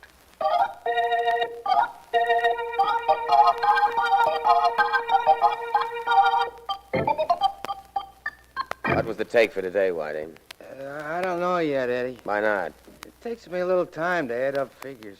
But I like figures. You ever hear anything like that? I like figures and I don't understand them. So what? I like women and nobody understands them. All the runners bringing their slips? All except Squirmy. He's due any minute. 6, 8. Take off your shoes for that number, Whitey. Huh? It's over 10. You'll run out of fingers to count on. Gee, I like mathematics. Hey, that must be Squirmy now, Eddie. Yeah, okay. 1, 12. Come on in after I press the buzzer to open the door. Hi, Mr. Cayley. Squirmy. Hi, Whitey. Hi. I'm here, right on schedule. No? You're here right on schedule, yes. Empty your pockets. Plenty of numbers today, Mr. Cayley. Plenty. Everybody plays numbers. Lots of suckers. Yeah. Tell them a dime gets them $60, and all they got to do is guess 3 numbers right, and they all chuck me dimes, no? Yeah, pretty good collection. Squirmy. Oh, gee, Mr. Cayley, don't call me Squirmy. My name is Claude. Pretty good reason for being called Squirmy, if you ask me. Okay, Squirmy. I've got all your collection slips. Let's have the money you picked up. Surest thing you know. I got it right here. Plenty of money, plenty of dimes. Oh, plenty, boy. Yeah. How about that? Pretty good, no? That's all, huh? That's it. Hey, let me have them slips of paper ready. Gives me more figures to add. Gee, I like figures. Take 'em, Whitey. Okay. Squammy, come here. What? Take off your hat. There ain't no lady in the room. Okay, I'll grab it off. There. Hey, give me back my hat. Give me back my hat. Sure, as soon as I see what's in the inside band. Hey, what's the matter? Well, what do you know? Policy slips. You're taking numbers on your own, aren't you, Squirmy? Now, look, Mr. Kelly, look, I don't know how they got up there. No? I've been framed. Somebody had... Clip me again, Eddie. Just let me count. That's one. No, don't. I got rid of one competitor, Jim Raines, and now I got another. Two. Wait a minute, Mr. Kelly. Them numbers I had up there, I kept them there in case I got picked up by the cops. Is that so? Yeah, that's it. In case I got picked up by the cops. Three, keep it up, Eddie. I'm having fun. I'm a little tired of playing. Four. Now get up and get out of here, Squirmy. And next time, remember, don't try to get cute with me. Sure, I'll remember. Okay. I won't get cute. I'll remember. So long, Mr. Kelly. So long, Whitey. Get out of here. Yeah, sure, Whitey. I guess I can't blame him too much, Whitey. Eh? What do you mean? With Jim Raines out of the way, he just got ambitious, that's all. Yeah, it's what it is, all right. You know, Eddie, this is no business for secrets. Remember that, Whitey. Sure. Guy works for you. He ain't got no right to keep anything under his hat.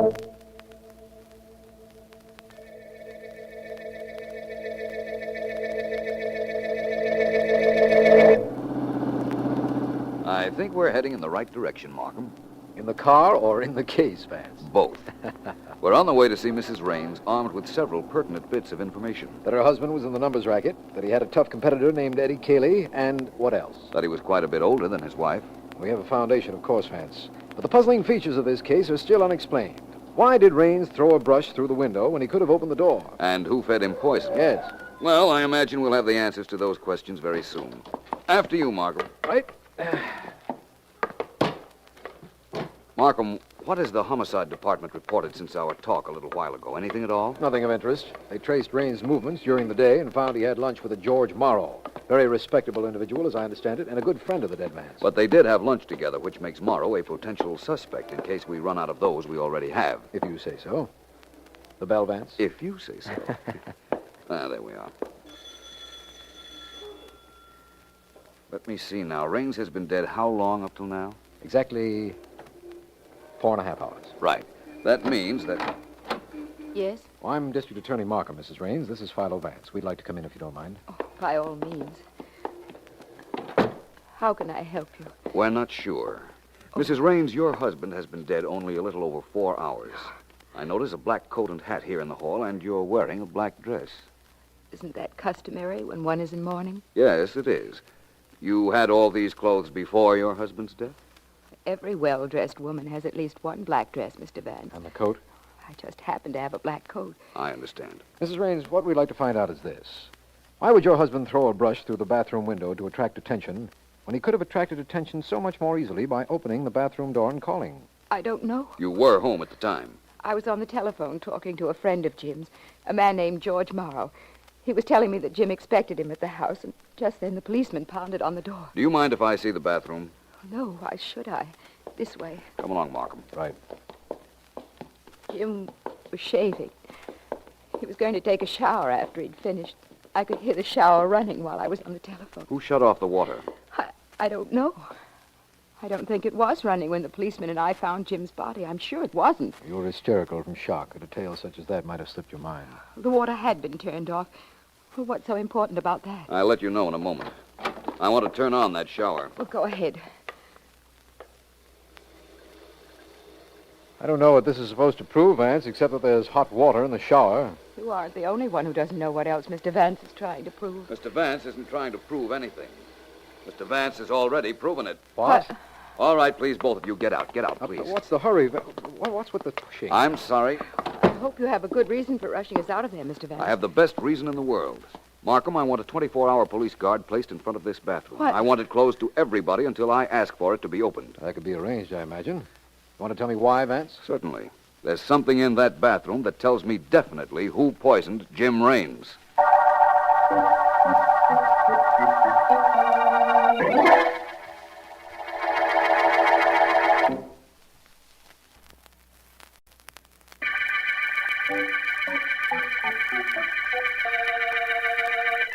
This is District Attorney Markham. The shower bath murder case opened when Jim Raines, numbers racketeer, was found poisoned in his bathroom.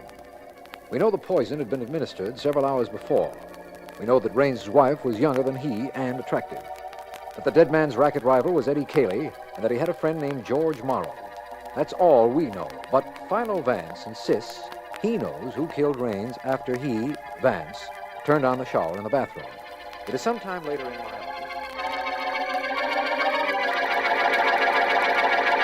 Still not talking, Vance? What's the point of telling you, Markham? You need evidence that will stand up in court. I don't have it. Will you get it? That's the question. I'm going to try. Well, you've been... I know what you're going to say, that I've been reasonably successful in getting proof for you before.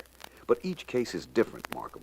Precedent hasn't any importance because there never has been a case like this. Could you tell me why Jim Raines threw that brush instead of opening the door? Yes, I can, but I won't. I know why he did it. I know everything about this case now. All I have to do is take the mystery of that shower and use it to make a murderer come clean.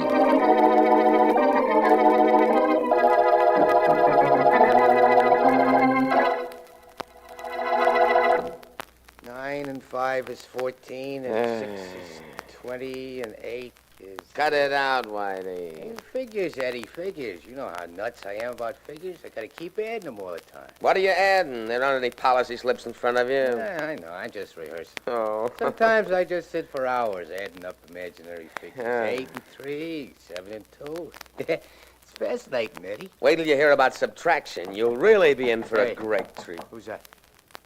I don't know. It's somebody who doesn't know the code knock. Now, wait here, Whitey. I'm going to find out. Who is it? I'm George Morrow.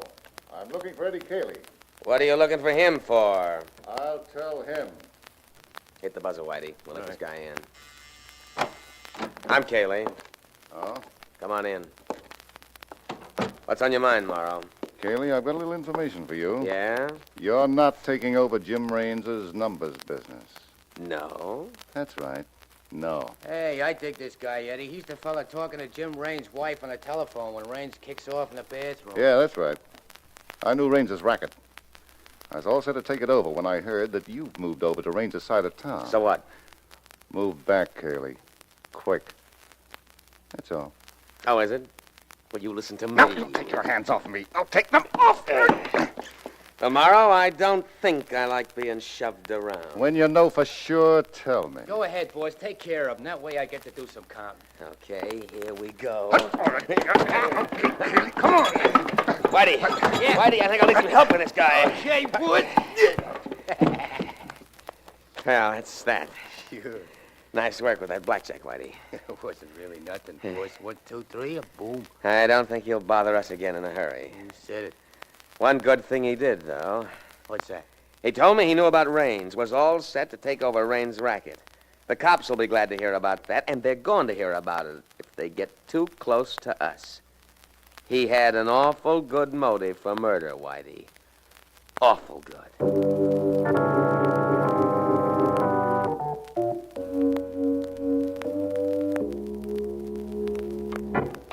All I can tell you about Cayley is what you already know, Vance. He's in the numbers racket. He has a couple of runners who collect policy slips for him, and one of them is this fellow they call Squirmy. He's supposed to hang around this territory somewhere. You'll know him when you see him. Yes, I looked at his gallery pictures a little while ago. And, Vance. Yeah? I think that's the man right there in front of that store. Do I look disreputable enough? Put your hat down over your eyes a little more. All right. That's it. Go ahead, Vance, and I wish you luck. Let me know if there's anything I can do. I will. Hi. Hi. I got a hunch on a number. How much of a hunch, huh? Quarter's worth. Give. Give me the 2 bits. Write the number you like on a hunk of paper and meet me tomorrow right here if you hit. Okay, no? Yeah. Here you are. Thanks. You hang out right here in this corner? That's right. See you tomorrow if you get lucky. My friend, I'll see you long before that if I really get lucky.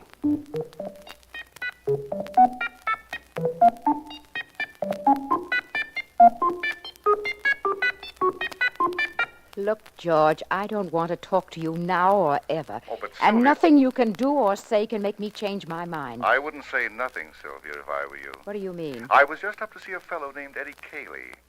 He was a business rival of your husband. Well, what does that make me? You'll have to listen to find out. Well? Eddie and a stooge of his worked me over.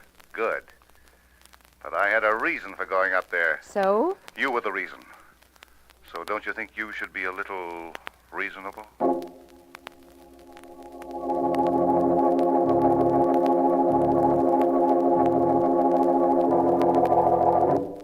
Honest, Mr. Cayley. Yeah? Here's my hat. Nothing in it. See? You sure? Yeah. All the policy slips just like I collected them. That's a good boy. Yeah, sure, thanks. And all the money I got. Hey, you got a lot of them, Eddie. I'm having a swell time adding up these numbers. Well, enjoy yourself, Whitey. Yeah. Say, I wonder why the other runners haven't come in.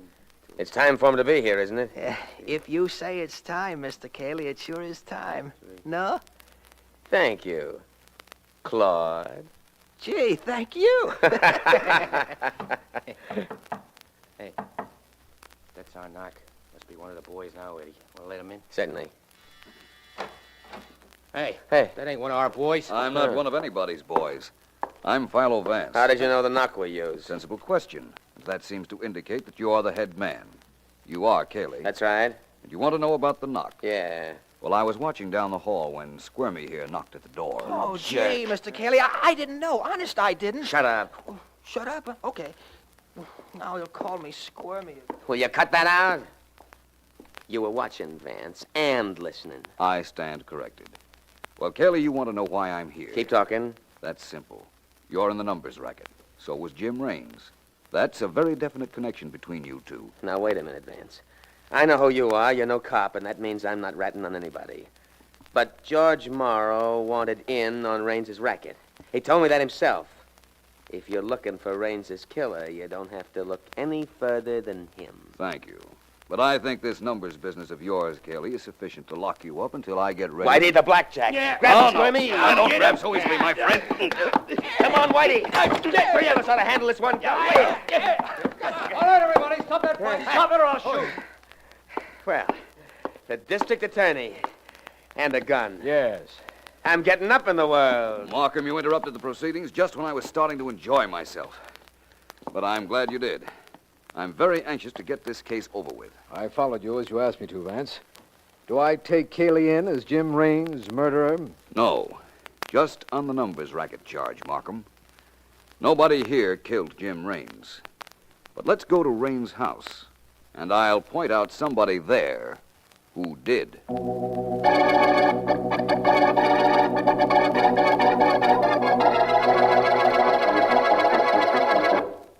Sylvia, I don't know why Philo Vance told me to come over here, but I'm glad he did. Oh. It gives me a chance to tell you something in person, something you wouldn't listen to on the telephone. Go away from me, George. You make me sick. I've got a lot of money, Sylvia. I know where to get more. I want to marry you. We'll work things out so they'll be just the way you want them. Get out of here. I don't care if 9 Philo Vances asked you to come over. I tell you to get out. You disgust me. You can't talk to me that way, Sylvia. You can't. I won't let you. Try and stop me. Oh, now, you Sylvia. either get out of here, George, or I will. Take your choice, only don't take too long to make up your mind. Sylvia, you've got to listen to me. I've wanted you ever since I saw you. Jim was my friend, but friends don't mean anything when a man falls in love. He was in the way. I could never have you with him around. You killed him. I discussed you, do I? It didn't do me any good to kill him, did it? Well, I'm going to kill you like this. So what you know won't be any good to you either. Choking me. Come on, Markham. This has gone far enough. That's too far if you ask me. Hold it, Morrow. Now stand right where you are. But you got here just in time, Mr. Markham. You and Vance. We've been here quite some time, long enough to hear you admit you killed Raines. You'd never found out any other way, either of you, or the police. I think you're wrong, Morrow. I knew you'd poisoned Jim Raines. What? You knew? How did you know? Raines told me, Morrow, after he was dead.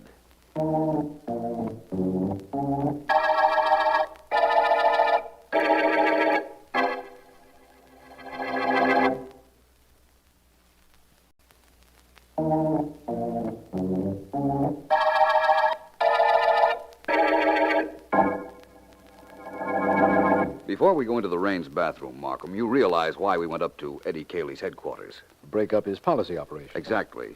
Then, too, I needed a little time to contact Morrow, have him go over to see Mrs. Raines. And I had to be sure Mrs. Raines knew the part I rehearsed her in. I understand all that, but there's something I don't understand. Jim Raines was in that bathroom. He had finished shaving and was about to take a shower. He felt himself dying, and instead of opening the door and calling for help, he tossed a brush through the bathroom window. How are you going to explain that? I will, I promise you. And I'll begin by telling you that he thought George Morrow was in the living room. Remember, Raines' wife told us that when she was on the phone with Morrow, Morrow mentioned he was due at the Raines house, and that was the reason for his phone call. Yes, that's right. Very well. Raines died thinking that Morrow might be in his apartment. That's why he threw the brush through the window instead of opening the door. He didn't want Morrow to come in and find his body. Why not? And what did you mean by saying Raines told you who killed him? I'll show you. Come into the bathroom. All right. I'm here and waiting to be shown. I closed the door and turned on the hot water in the shower. Turn on... This was the situation Raines was in, identically. Take a look at that bathroom door, Markham. What do you see? I see a mirror. That's not unusual. Watch the mirror. Yes? What's happening? It's clouding up. The steam from the hot water is covering... Vance! There's writing on that mirror. Read it, Markham. It's just becoming legible. George Morrow poisoned me. Then there's the beginning of Jim Raines' signature. Vance, this is fantastic. Is it? I think not. Raines wrote that when he realized what had happened to him. And he knew Morrow had poisoned him. But he was afraid Morrow was in the house. So he didn't open the door. That's reasonable. Morrow would have come rushing in and wiped off the mirror. Raines was very clever. He wanted the bathroom window broken, knowing that the steam would be dissipated by the draft, and the writing on the mirror would disappear with it. Oh. But it could be brought back by anybody who would wonder, just as we wondered, why a window was broken when a door was available. The writing stayed on the mirror. I don't understand that. Try it sometime with your own mirror, Markham. Steam it. Write on it. When the steam disappears, the writing disappears. Re-steam it. The writing comes back. Now you know the whole story. Yes, thanks to you, I know the story and the motive. And I see why you had to have proof of his guilt. A proof we overheard when he talked to Mrs. Raines, even though you knew Morrow was our murderer right from the beginning. Yes, Markham. I saw this handwriting on the mirror at the beginning of our adventure. But Morrow sees the handwriting on the wall at the end of the shower bath murder case.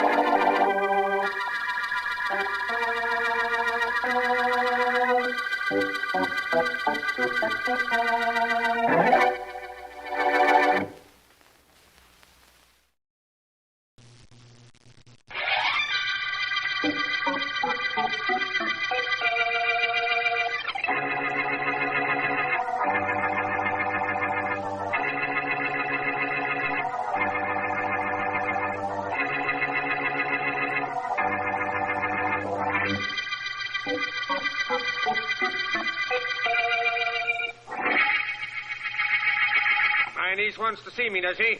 Yes, she does. What's the matter? Isn't she content he doesn't live here? Must she intrude even when I'm trying to read? Please say for me to tell you this. I tell you, that is all I know. All right, Dora, let her come in. But you are to do something for me. Yes, Mr. Benton. Whatever it is, I do it. You are to listen outside the door when Irene comes in. Listen. And remember everything she says. Many years I work for you, Mr. Benton. Never do you ask me to do something like Never mind whether you ever did it before. Do it now. And get her in here right away. Do you hear me? Right away. Yes, Mr. Benton. I hear you right away. Miss Benton, go in here, please. Thank you, Dora. Well, what is it, Irene? Uncle Walter, You what? Confound it, girl. What is it? Uncle Walter, I want to leave this house. I'm going away. Good. Goodbye. I've come to ask you a favor. I'll need some money, just enough to get started in another city, just until I get a job. You'll need some money, will you? And you think I'll give it to you? Haven't I done enough for you? Haven't you lived here with me for 10 years ever since your father died? Yes, that's true. Well, what's the matter? Isn't this house good enough for you? Does everybody starve you? You work too hard around here? Uncle Walter, you don't want me here. You've only kept me with you so you could have me near enough to hurt every time you wanted to. You hated my father, and you've never done anything but make me pay for the way you felt about him. No, I'm cruel, am I? You're the meanest man in the world. I can't stay here any longer. I've become a good textile designer. I can get a job, but I don't want it to be anywhere near you. I'm afraid of being near you. Afraid, are you? You're afraid of what I might do to you? No, Uncle Walter, it isn't that. I'm afraid of what I might do to you.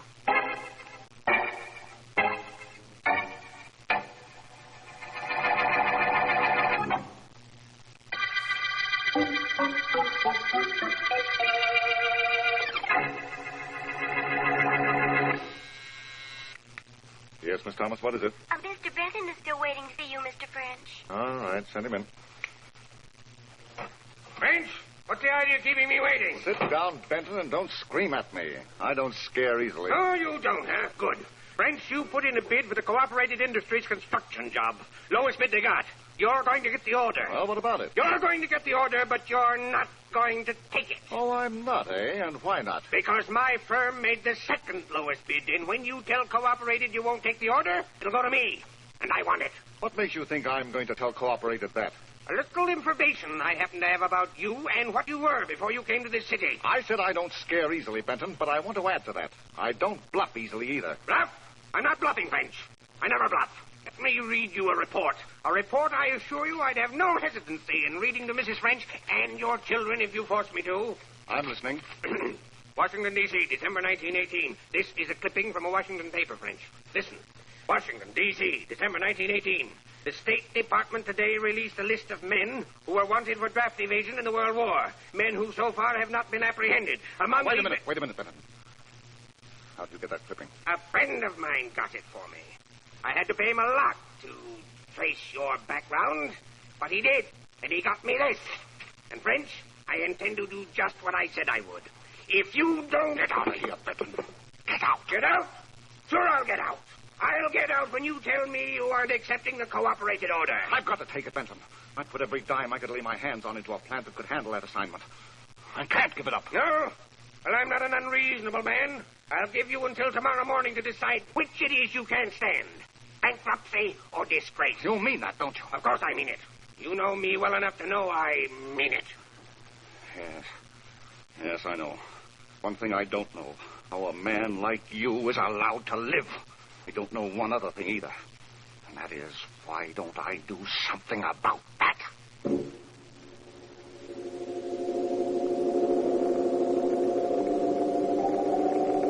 Well, Doctor, well... You can put your shirt on, Mr. Benton. The examination's over. I know it's over.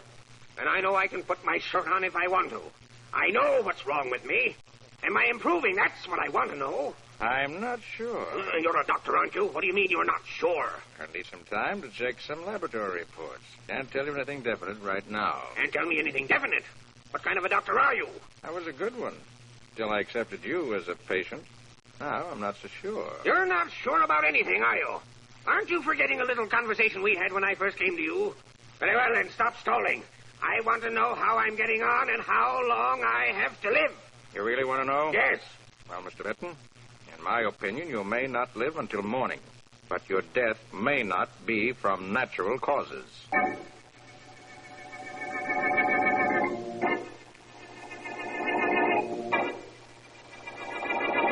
Kind of quiet here at the station, huh, Sergeant? Yeah, Kelly, but I'm not complaining. When'd you go out on your beat? Oh, I got another 10, 12 minutes yet, Sergeant. Want me to run out and get some coffee? No, thanks, just the same. Here, Kelly, take a look at my book. All that's happened since I came on duty is one woman who lost her husband, one woman who lost her dog, and 2 traffic accidents. Slowest night I can remember. Hey, look at that guy who just came in. Look at the way he's walking. Man, Hey, you. What's the matter? You in trouble? Yeah. Yes, officer. I am Walter Benton. I want to report a murder. Murder? Who's dead? I am.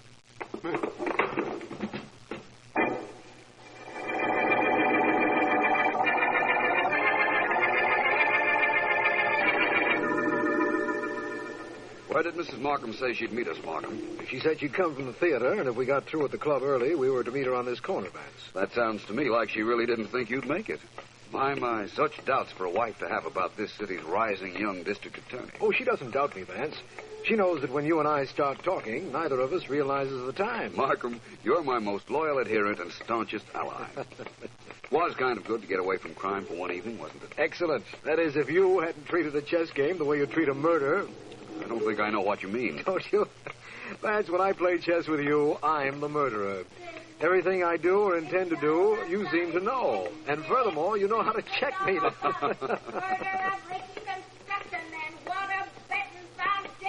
Hear that, Markham? I certainly did. Here, boy, I'll take a paper. Right, Max. Here you are. Gee, thanks. Extra, read all about it. Murder, eh? Funny that you weren't notified at the club, Markham. I can't understand it. I can now. I left word that I wasn't to be disturbed, and so the club attendant figured that meant you weren't to be given any calls either. Yeah, it must be. Read this with me, Vance. The most unusual murder in police history took place tonight when a man identified as Walter Benton, wealthy head of the Benton Construction Company, staggered into the West 80th Street station, announced that he had been murdered, and fell dead at the feet of Sergeant Michael Hoskins, Patrolman Gustav Kelly. Well, the rest is to tell. Unimportant, I'd say, at a rough glance. Well, Vance? I'm afraid Mrs. Markham is going to miss us on this corner, Markham. But then she didn't really expect we'd be here, I suppose. No, she didn't. I'm going to headquarters right now, Vance. You like to come? I think not. I think I'm going to visit Walter Benton's house. Perhaps murder, like charity, begins at home.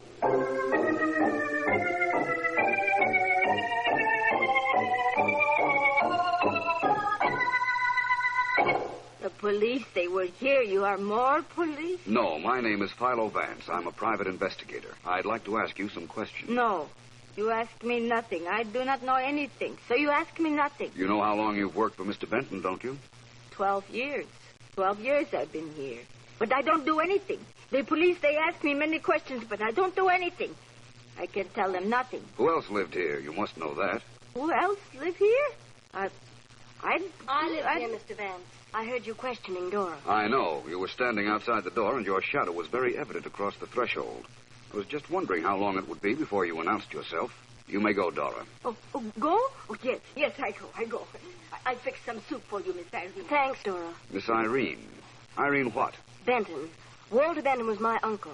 His father and mine were brothers. You live here? Yes, I have since my father died. You don't seem particularly concerned about your uncle's death. My uncle was the meanest man in the world. He deserved to die. I hardly think that's your decision to make.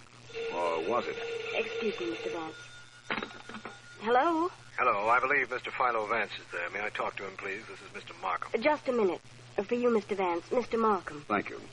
Hello, Markham. Vance, we've just discovered the cause of death in the Benton case. He'd been poisoned, loaded with poison, the medical examiner says. I just thought you'd like to know. Thank you, Markham. What kind of poison was it? Carborium chloride.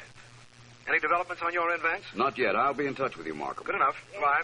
Goodbye. Nice chicken broth I made you. Come have it while it's hot. Thank you, Dora, but I think I'll go up to my room. I hope you'll excuse me, Mr. Vance. I really don't have any choice, do I? Oh, Dora. Yes? Don't you leave me. I'm not quite through in this house, and I'd rather not be alone. Well, what is it you want? I might be interested in some of that chicken broth you made. That is for Miss Irene, not for you. What is this great power I have over the opposite sex? Dora, what was that? Sound like bottle break. Sounded like that to me, too. Where is Miss Irene's room? The top of stairs. Thank you very much. Where you go, Mr. Vance? Where you go? Miss Benton. Oh, in there, eh? Well, what have we here? Besides a couple of broken bottles. Been pouring the contents of them down the drain, haven't you? What about it? Supposing I have. The bottles are broken, but the labels are intact. Well, let's see now. Carborium chloride. You have excellent hearing, Miss Benton. I don't know what you mean. I think you do. I think you overheard Mr. Markham telling me on the phone just now that your uncle died of poisoning, and that carborium chloride was the poison used. Yes? Yes. You knew that you had carborium chloride in your room, so you ran up to dispose of it before I'd find it. I see by the designing equipment in this room that you had a use for the carborium. Handy in textile dyeing, wasn't it? So what if it was? And what if I did try to get rid of it just now? Do you think that proves I killed my uncle? You did overhear what Mr. Markham told me. Yes, I did. I heard him say that carborium chloride killed my uncle. And you did catch me trying to get rid of that carborium I had here. But do you think that proves I killed him? No. No, Miss Benton, I don't think it proves that at all.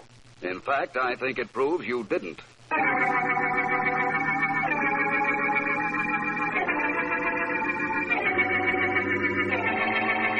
No, Markham, I'm in my own office. I'm quite sure we won't be overheard, so don't worry. But, Vance... I'll listen to what you have to tell me in a moment. But it's important. So is what I have to tell you. Listen, Markham, I know for a fact that Irene Benton can be removed from our suspect list. She didn't poison her uncle, despite the fact she broke several bottles of carborium chloride that were in her room. How do you know she didn't? She tried to destroy them after you told me it was carborium that caused Walter Benton's death, Markham. If she had poisoned her uncle, she'd have known what killed him, would have destroyed the poison long before I got to the house. Vance, that's the most logical explanation of a completely contradictory act I ever heard. She tried to destroy the poison because she believed that if we found it, we would suspect her. That's right. Uh-huh. Now, Markham, now that I've removed one suspect from this case, tell me your news. I have a suspect to replace the one you took away. In a secret pocket in Walter Benton's clothes, Sergeant Heath found a clipping from a Washington, D.C. newspaper. A clipping dated December 1918. Yes? It named a group of men wanted for draft evasion in World War I. And one of the men is in this city now. And what's more, he was a business rival of Walter Benton's. His name is Martin French. Apparently, Benton was using the clipping to blackmail him. Apparently. You know, Markham, Irene Benton told me that her uncle was the meanest man in the world. I'm beginning to think she was right. But we've still got to find out who killed him.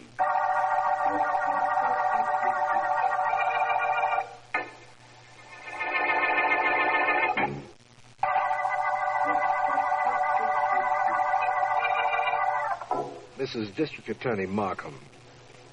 The meanest man murder case began when Walter Benton announced he'd been murdered and then fell dead in police headquarters. Benton lived with his niece, Irene, and a housekeeper, Dora. But neither has been of any help to either Philo Vance or the police in establishing who poisoned Benton. However, we have uncovered a suspect in Martin French, an industrial rival of Benton's, whom we suspect Benton was blackmailing. The man we have watching French has reported to us that he was last seen entering the office of Philo Vance. We don't know what he's doing there, but we do know... Mr. Vance, this is a strictly business proposition. I'm a businessman. I want to pay you to establish my innocence in the death of Walter Benton. If you're guilty, you couldn't pay me, Mr. French. If you're innocent, you won't have to. Oh, don't beat around the bush, Vance. I'm a prize suspect, and I know it. Now, Benton knew something about me I didn't want known. Now that he's dead, it'll come out. I know it will. And I'm not prepared to face going on trial for Benton's death. I didn't kill him. You've got to help me prove that. I'm not an attorney, you know, Mr. French. Yes, I know. You're a private investigator, the best in the business. And I want to hire you to prove I didn't kill Benton. Hire you to prove who did. Put it that way. Maybe that'll sound better to you. You don't have to hire me for that. I'm trying right now to find Benton's killer. By the way, did you see Benton the day of his death? Why, yes. He was in my office. You didn't have lunch with him? He didn't drink any water in your office? No. All he did was threaten me. Threatened me and left. I see. Well, Mr. French, it's only fair to tell you that the police do know about your past. Benton found a way of letting them know even after he was dead. Just like the man. Just like him. From what I've heard of him, it certainly was. You've given me an idea, French. Dead man told one tale. Maybe he'll also indicate who killed him.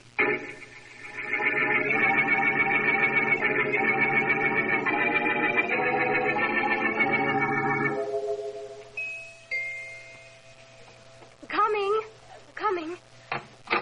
Oh, Dr. Larkin, I'm so glad you've come. It's Dora. She's lying on the bed in her room and she's hysterical. Glad you called me, Miss Benton. I'll go see her right away. Which room is hers? The room right next to the library. You remember the library? Certainly. Used to examine your uncle there. This should be Dora's room right here. That's right. Shall I go in with you? No, that won't be necessary. I'll go in myself. I'll call you if I need anything, Miss Very Benton. well, Doctor. I'll be where you can find me. Dora, stop crying, please. This is Dr. Larkin. I'm going to help you. Go away. away. Nobody can help me. Go away. You've got to stop that crying, Dora. Stop it.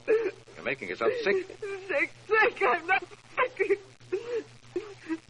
Doctor, I am too well. But he is dead, Doctor. He's dead. Mr. Benton? Yes, Dora. But he's been dead a whole day now. You weren't like this when you heard the news of his death. Oh, what different, Doctor? It takes time, maybe, before I realize no more he's here. I wanted to come back, Doctor. I wanted to come back. You can bring him back, Doctor. Nobody can bring him back, Dora. Somebody poisoned him. You know who poisoned him, Doctor. You know who do this. The police are trying to find out. I know who do it, Doctor. I know.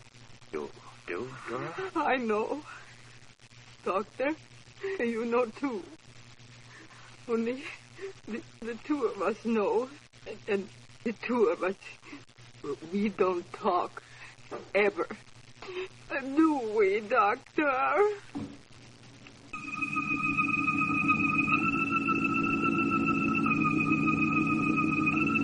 Passengers from Flight 87 leaving at Gate 4. Passengers... Going somewhere, Mr. French? What's that? I imagined you'd be surprised to see me. Actually, I was surprised to see where you were heading when I started to follow you. I have a business trip, Vance. Only a day or so. Really? With all the luggage I saw you check? Why, no. May as well tell you. I was running away. I have to get away, Vance. I don't think you do. If you were wanted, you'd be picked up no matter where you went. Don't you realize that? Running away won't solve anything. What am I going to do? Go back to your house. There are some developments pending in the meanest man murder case that I don't believe you will want to miss. In fact, I wouldn't want you to miss them.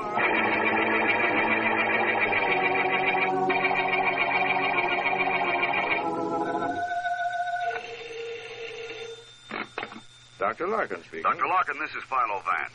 Walter Benton was a patient of yours, was he not? Yes, he was, Vance, for many years. Many years. What was the matter with him? He was a sick man. His case history is here, if you care to look at it. Not right at the moment. In fact, I didn't find out you were his doctor until a few minutes ago when I called the Benton home. Miss Benton referred me to you. Is there anything else I can do for you? Yes, if you will, Doctor. If Mr. Benton hadn't been poisoned, how long would he have lived? That's hard to say. As I told you, he was a pretty sick man. Did he know that? There wasn't anything that man didn't know, Vance. Have you or the police any idea who murdered him? I don't know about the police, but I have a pretty good idea, I think. If you want to know how good, meet me in my office in about an hour. I'm going to have a Mr. French, Miss Benton, and the maid Dora there. And I'm sure Mr. Markham will be on hand. I see. But I'm particularly anxious to have you. So you'll be there, won't you?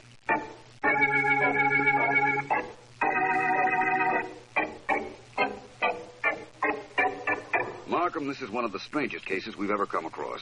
There are 4 people in my office who wanted to see Walter Benton dead. Yes, Martin French, Irene Benton, Dora the maid, and Dr. Larkin. But why Dr. Larkin? Benton had an uncanny faculty for making enemies, Markham. When you called this case the meanest man murder case, you weren't far from wrong. No, I think I was quite accurate in that. I wouldn't say quite that. There's a startling inaccuracy in that title, but we won't go into that right now. My private office, Markham. I see. That is something we'll go into right now, eh? Mm-hmm. I'm with you, Vance. Right. Thank you, all of you, for being so patient, for waiting for us. All right, Mr. Man. Dora, I understand you had a nervous breakdown yesterday. You collapsed. I do not know anything. I do not say anything. You don't have to now. Dora, according to what you told Dr. Larkin when he visited you yesterday, you knew who killed Mr. Benton. And you indicated that he knew, too. Who tell you this? I told him, Dora. But I also told him you were hysterical and couldn't be responsible for what you said. I loved Mr. Benton very much. So I imagined from your reaction to his death. You cooked for him, Dora. You, one of the only people in this world who cared for him, could have poisoned him most easily. The only one who could have poisoned him. I do not poison him. Shall I take her in, Vance? Not yet, Markham. Dora, you're fond of Miss Benton? Miss Irene? She's like my child. My child. I bring her up. I figured that, too. Mr. French, Miss Benton, Dr. Larkin. You all had reasons, I imagine, for wanting to see Mr. Benton dead. But none of you killed him. What do you... Well, that Vance, what are we waiting for? You say that Dora could have poisoned Benton very easily. That's right. She had the opportunity while cooking for him. The poison in Irene Benton's room was available to her, and she had a motive. He was being even more cruel than usual to Miss Benton. That's right, isn't it, Miss Benton? He does not have to answer. I tell you.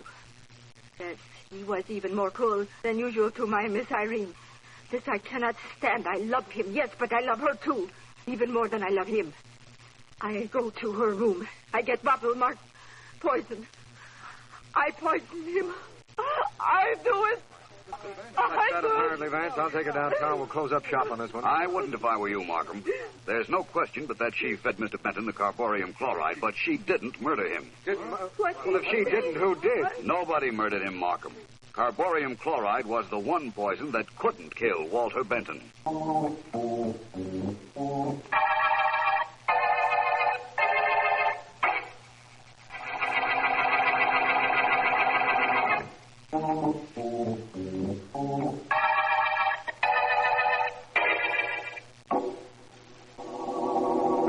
was a little unkind of you to make me wait an hour before you'd clear up this meanest man murder case, Vance, but it was worth waiting for.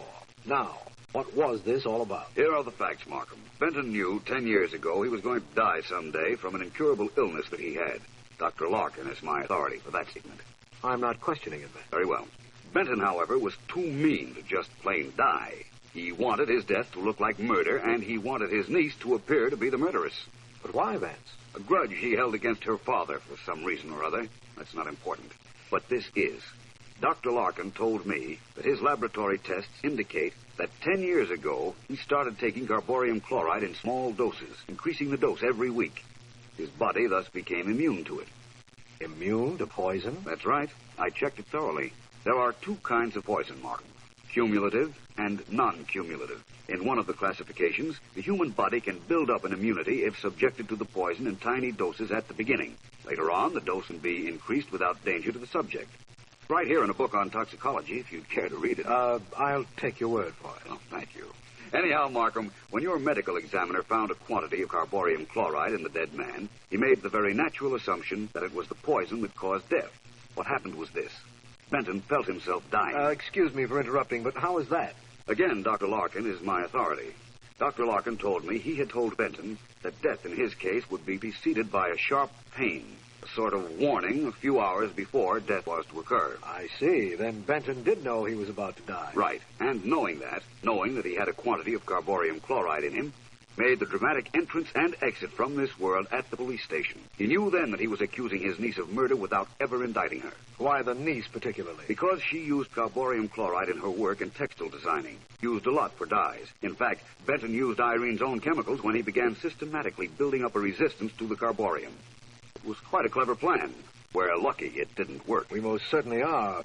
You were the reason it didn't work, Vance. You were the only way we'd ever have known that the meanest man murder case wasn't a murder case at all.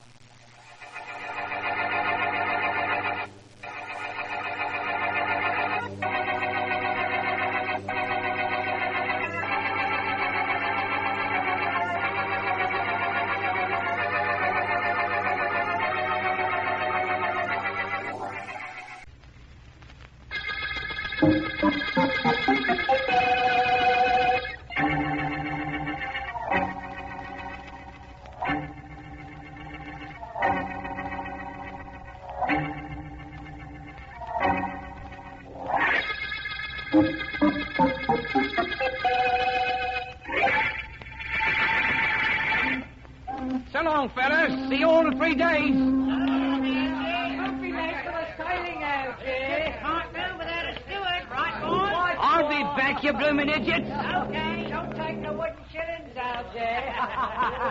All that Algy looks like, Wait a minute, Algy. Wait right here. Hi, Johnny. Nice of you to come down to welcome me. Don't give me that welcome talk. You know what I'm here for. Did you bring it with you? Shh. Somebody'll hear it. Nobody around to hear me. Did you bring it? That's what I want to know. I've got it all right, Johnny. Be at my room at 9 o'clock tonight. I'll let you look at it. Only there are 2 other gentlemen who'll be bidding for it, too. So they'll be bidden. Yeah. One thing I'm guaranteeing, Algie. I'm the guy that's going to get it.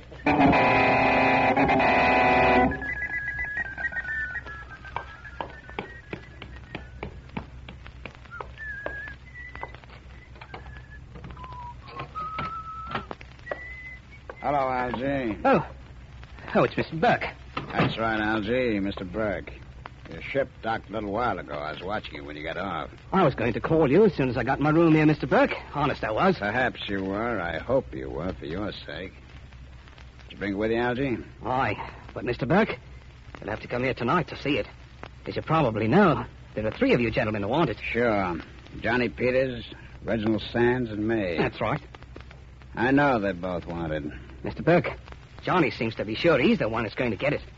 Algie, please listen and remember this. Yeah? If Johnny Peters gets it, you're going to get it right between the eyes.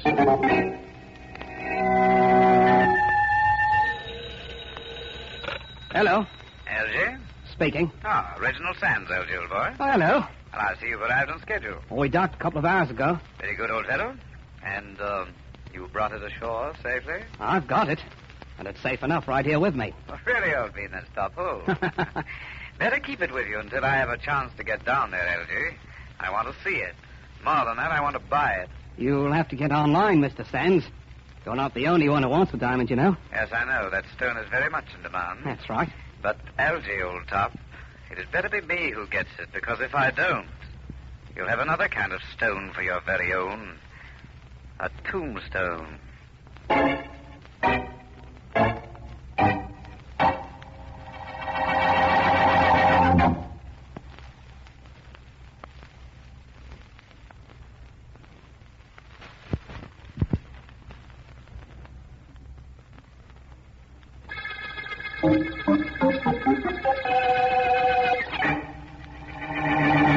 Well, Vance, this is the room where the body was discovered. I'll bring you up to date as quickly as I can. Thank you, Markham. But let me tell you first what I know. All right. The dead man was Algie Corcoran, a steward on a transoceanic liner. He'd been suspected of smuggling, but nothing was ever proven. Right.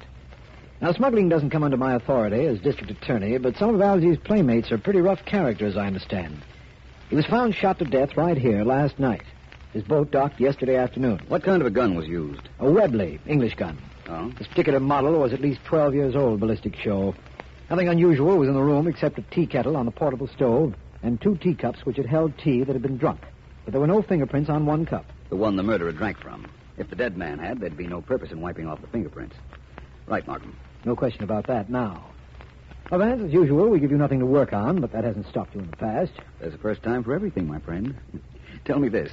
What ship did Algie work on? The SS Simplon from London. There was a jewel robbery in London about 2 weeks ago in which the famous 40-carat Elton diamond was stolen. Algie is a suspected smuggler. I see what you mean. For a case that seemingly has no clues, Markham, I'd say we have rather a clear picture of what happened. Now let's see what progress we can make.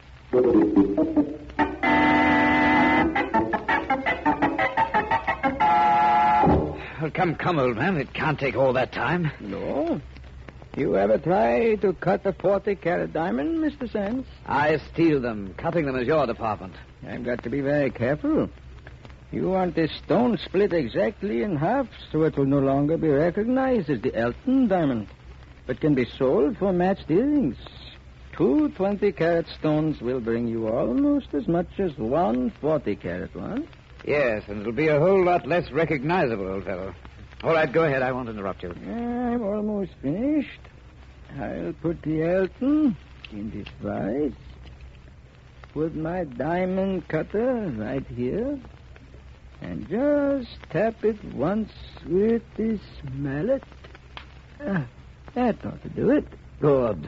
Where'd you get the diamond, Mr. Sands? It was lifted in London 2 weeks ago. I know. Never mind where I got it. Go ahead, old fellow. Tap it again with that thing, please. Very well. Here goes. The lights. Who turned out the lights? Mr. Sands, we're in the dark. Got it. Seems as if I'm in a bit of a predicament. I can't see you, but look, whoever you are in this room, let's make a bargain. I'll give you half of everything.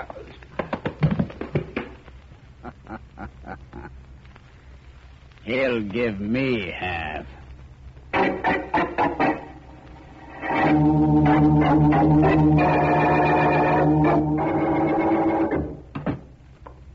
That you, Joe?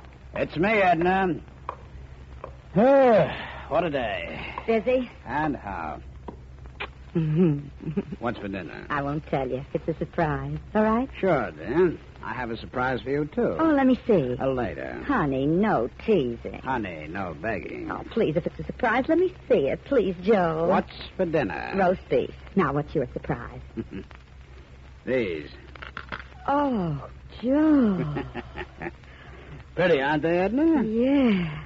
2 perfectly matched 20-carat stones. Had to kill a man to get them. Oh, the stones are lovely. I've never seen such fire. Had to knock out a guy, too. Killed the fellow who cut the stones, knocked out the guy who lifted them from Algie Corcoran. The steward you read about? The one that was killed? Sure, I read about him. Oh, Joe, these stones are the most beautiful I've ever seen. Well, you keep admiring them. I'm going and wash up. I'll be out in a minute, and the roast beef better be ready and good. Oh, it will be, Joe. You can be sure of that. Now.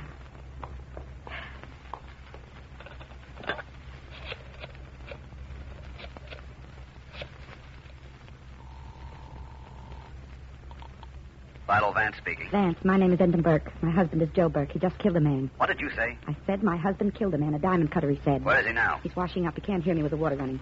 Vance, I've been saving your telephone number, waiting for something like this. You've got to catch Joe, and then I'll be rid of him once and for all. Where are you? Harris Apartments. Hurry up, Vance. I'll be there with the District Attorney Markham inside half an hour. Goodbye.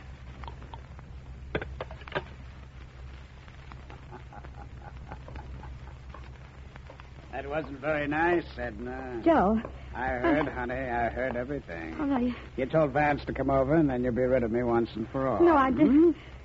You know, it seems to me that when he gets here, it'll be the other way around.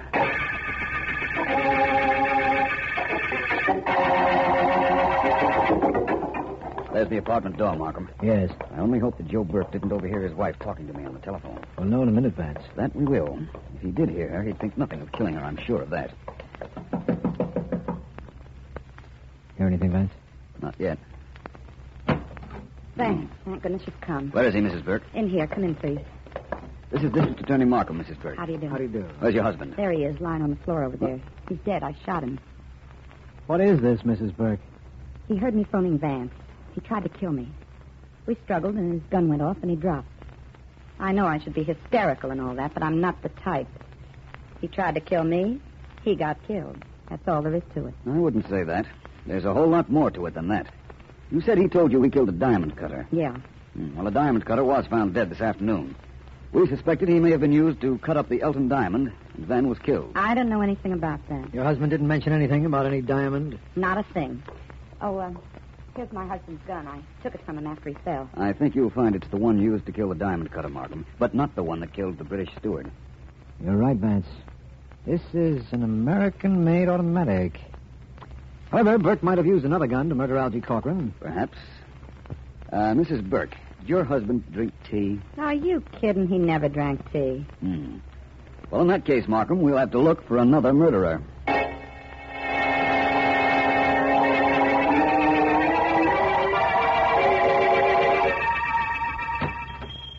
Good afternoon. How do you do? What can I do for you, please? I'd like to know if you'd be interested in buying a pair of perfectly matched diamonds. Diamonds? How big, please? 20 carats each. 20 carats? Uh-huh. That's a lot. Stolen, of course. Does that make any difference? Not to me. You would want a lot of money for them. Oh, they're worth a lot. Here, take a look for yourself. Very beautiful. It would take some time for me to get rid of these. Put them away. Somebody's coming in. Somebody is in, Mrs. Burke. Somebody named me. Vance, you followed me. That's a logical conclusion. Yes, I did. And I'll take those stones if nobody minds. Mister, if you're the police, take them. I know nothing about them. This lady brought them in. She asked me to buy them. All right, I have nothing against you. Well, Mrs. Burke, apparently you left out part of your story, didn't you? Vance, I told you the honest truth. Joe did try to kill me, and the gun did go off while we were struggling. Afterwards, I got the idea of taking these 2 stones, but the rest of the story was the truth. I swear it was. Take it I easy, never Mrs. would take Burke. You weren't the hysterical type. Remember, that's what you told Markham and me. Just relax. And the 5 of us will take a trip to Mr. Markham's office. The 5 of us? Yes, this gentleman and the 2 stones and myself. I imagine he'll be glad to see us all. Oh, I beg your pardon, old boy, but I'll have to deny the district attorney that pleasure. I'll take the stones. Who are you? But it wouldn't matter if I told you my name, because to be perfectly frank, old man, I change it almost as often as I change my shirt. But I'll take those stones, old fellow. Now. Please, Mr. Vance, give them to me. He'll start to shoot if you don't. Oh, there's no question about that. Well, then? Well, I don't have any choice in the matter. Here they are. Oh, no, don't throw them. I know all the tricks. Just leave them on the counter and walk away 3 steps with your back toward me. That's it. Now, all of you, walk. Well, I should say we ought to walk, Mrs. Burke. Okay. Oh, quite the gentleman, aren't you, Vance, old boy? Quite a smart gentleman, too. And now I'll just take these diamonds. Actually, they belong to me, by the way. There's a family in London that might dispute that statement. Oh, I don't doubt it. Let us just say that I'm the American owner. It was I who had them when we, the diamond cutter and I, were hijacked by this lady's husband, Joe Burke. I knew he was after the stones. And I was watching his house and followed Mrs. Burke when she left with you after her. We made quite a parade, I imagine. Yes, all we needed was a banner and a band. You say those stones belong to you, that you're the American owner? Yes. Does that mean you killed Algie Corcoran to get them? The resourceful, redoubtable Philo Vance asks as leading a question as that. Why, it's hard to believe you'd be that obvious, Vance. I apologize. I accept your apologies. I promise not to ask any more questions. And I promise you this. Within 24 hours, I'll have all the answers to this case, including knowing who you are and proving you killed Algie, if you did.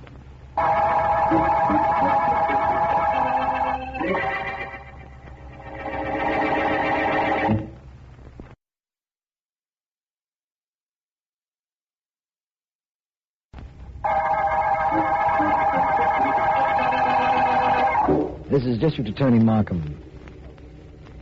The teacup murder case opened with the killing of Algie Corcoran, suspected smuggler. His murderer, we're sure, drank a cup of tea either before or after killing him and stealing the famous Elton diamond, which we are sure Corcoran brought across with him. Vance knows that the Elton has been cut up into 2 separate stones to prevent identification and was on the trail of the stones when he was held up. And they were taken from him by a man whom he didn't know but who spoke with a marked British accent. He has promised to report any new developments to me, and I expect to be in touch with him. Markham speaking. Is that you, Vance? Yes, Markham. I've made several very interesting conjectures about this case, and I'd like to tell you about them. Where are you now? At home, but we can discuss this over the phone. All right. In my opinion, the teacup we found at Corcoran's room is the key to this entire case, Markham. That's what I believe when you asked me to name it the teacup murder case for our records, but I'm not sure of the exact significance of the cup. I'll explain that to you, but apparently I can't do it now. All I'll tell you is a very apparent fact. The killer is British. There's someone at my door. I'll check back with you later, Markham. Do that, Vance. Bye. Goodbye.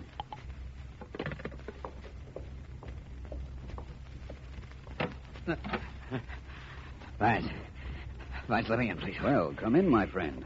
Sorry to see you so badly beaten up, but it's nice to see you without a gun in your hand. Here, sit down right there. Thank you. You recognize me, don't you? Yes. You're the man who held me up at the diamond store and took the 2 stones from me. What happened to you? To them? And to your British accent? Look, I'm going to give you this straight, Vance, because I need help. I was taking those diamonds back to my place when I got slugged and beaten up. Who it was that clipped me, I don't know, but he sure did a good job. Yes, he did. By the way, who are you? My name is Sands, Reginald Sands. That's my current name, anyhow. I used to work the boats. I'm a card man. Cheating passengers in fixed games, No, the games weren't fixed, just the cards. No. Anyhow, I got to meet Algie Corcoran on board one trip, and I knew he was going to grab the Elton diamond over there and peddle it here, so I wanted to buy it. So you went down to his room, killed him, and took it. Look, let's not start that over again, Vance. The important thing is that I haven't got the Elton stones. And I don't want the guy who has them to keep them. Understandable, of course. And it's also understandable why you don't go to the police with your problem. By the way, what happened to your British accent? Oh, it was knocked out of me by the guy who clipped me. See, I was born in Illinois, Vance, but I put on a phony accent when I worked the boats. You'd be surprised how a British accent can help me in my work, Vance. Well, let's not discuss that now. Just give me an idea as to who might have done that manual tattoo work on your face. Could have been only one guy. Johnny Peters. That's a new name to me. Who's he? Look, Algie told me 3 guys wanted the Elton. Joe Burke, he's dead. Me, and Johnny Peters. I have a hunch Peters is the character that did a job on me. And I'll tell you where you can find him. Do that. And once I get in his apartment, I'll find what I can get out of him.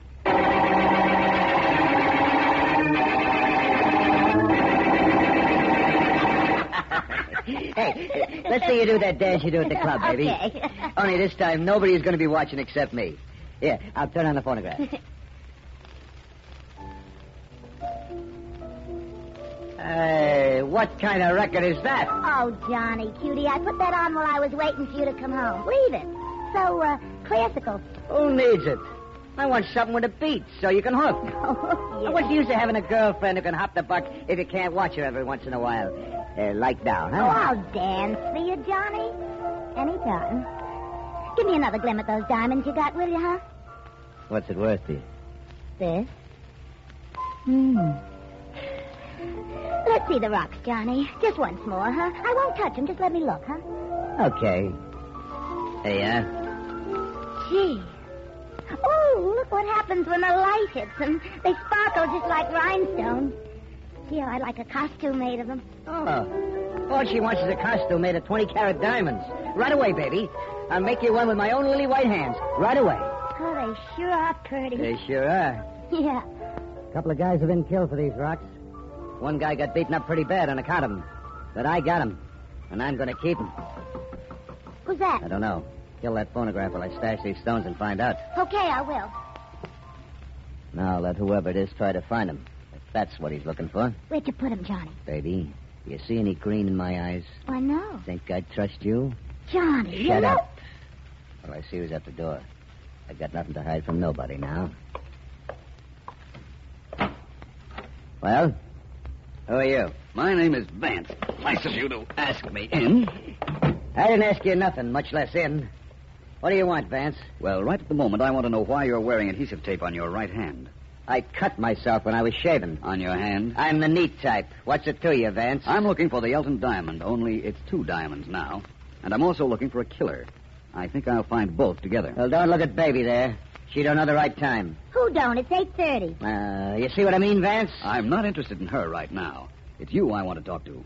You're Johnny Peters. So? So I don't think you'll mind if I look around your apartment, do you? Oh, but I do. Very much. In that case, please stop me. Please try, I mean. It would make me very happy. Never let it be said that I didn't try to make a guy happy. How's for this, Vance?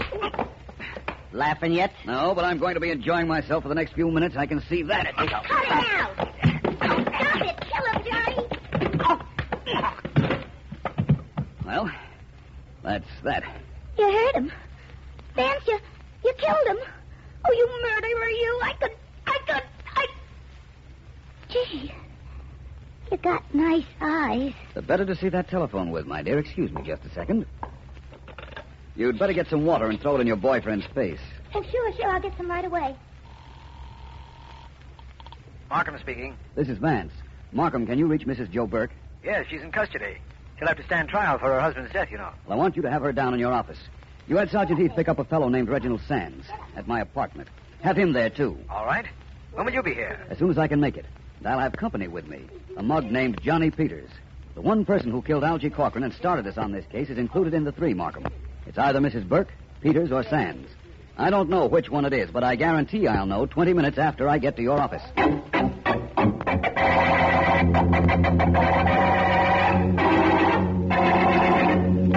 Come on, Peters. Don't make me drag you in. You're too heavy.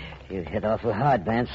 I don't hardly know where I am. You're outside District Attorney Markham's office. And in a second, you'll be in there. Like now.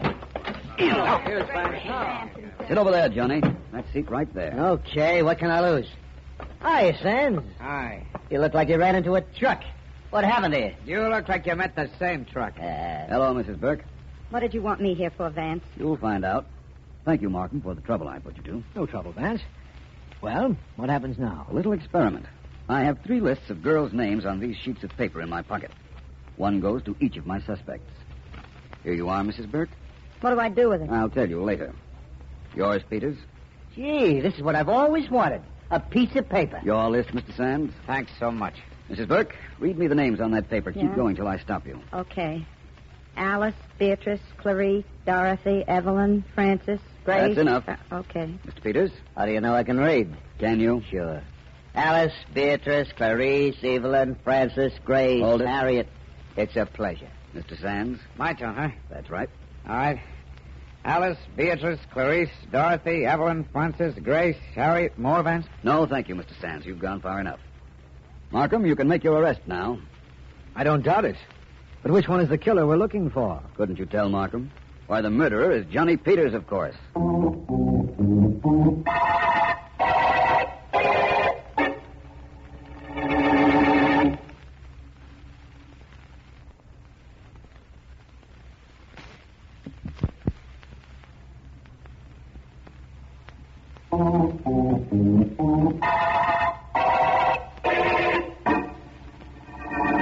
Markham, I know you want an explanation, and you're entitled to one. I not only want it, Vance, I need it. Why were you so sure the murderer had to be Johnny Peters? To begin with, I was always certain the killer of Algie Corcoran was an Englishman. That required no genius. The weapon used, a 12-year-old Webley, was British.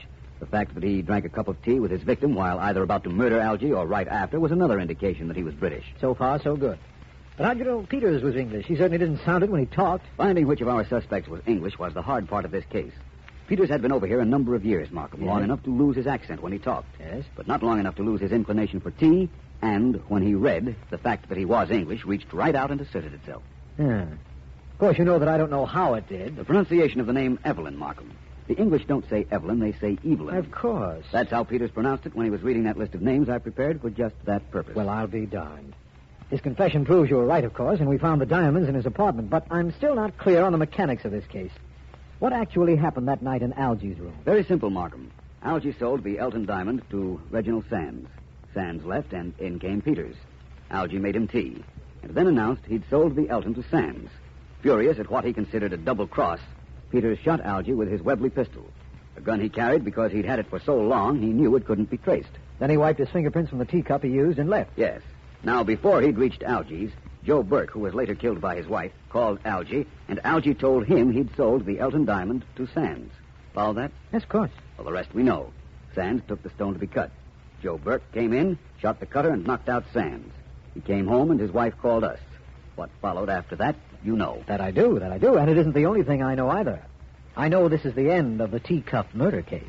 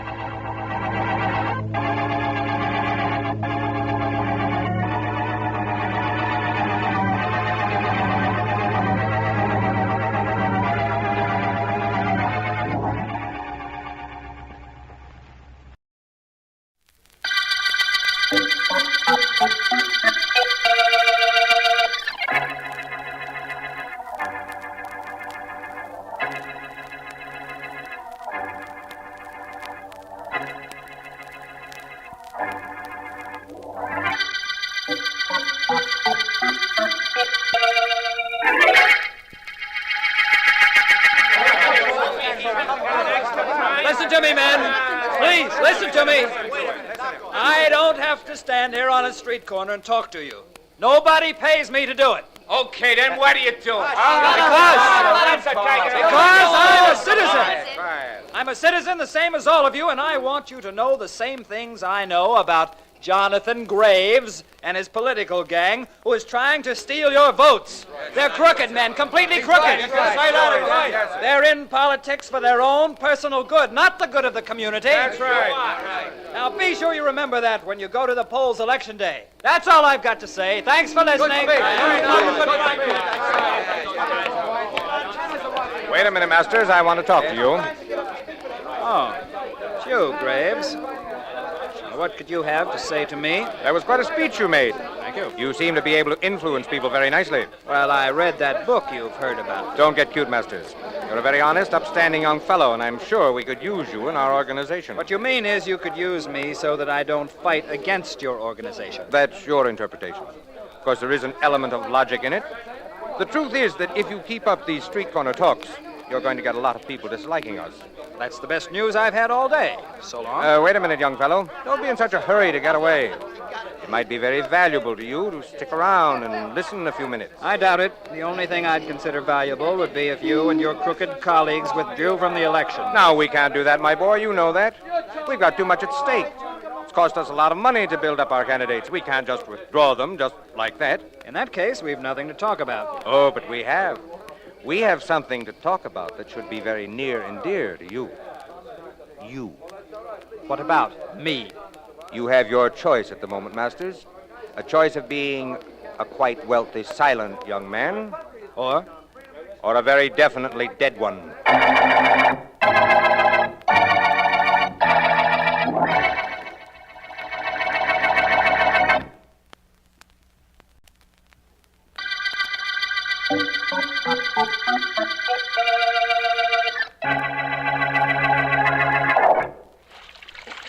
Come on in, Eddie. The water's fine. Well, move over. Give the guy room to dive. Okay. You want all the water in this pool for yourself? Hello, boy. Welcome to Poolville, Eddie, old pal. I'll race you to the end. No, Bill, I just as soon splash around a little. Relaxes me better. Whew. A little tightened up from those street corner talks you've been making, huh? No, not particularly. And incidentally, I'm getting results from him. Old man Graves is a little worried about my activities. He heard my speech this morning. Well, don't stop, Eddie. This town will go on the rocks if Graves and his gang get in. No, and I know it. Only that isn't what's really bothering me. Huh? What is? You remember Joe Cates? Yeah, vaguely. Why? I'm worried about Joe. He doesn't like me. He doesn't like you because his girl does. That's nothing, Eddie. Lots of guys have fallen in love with another guy's girl. Come on, let's make the end of the pool. What? I'll give you a couple of yards start. Well, I'll swim there with you, but let's not race. Okay.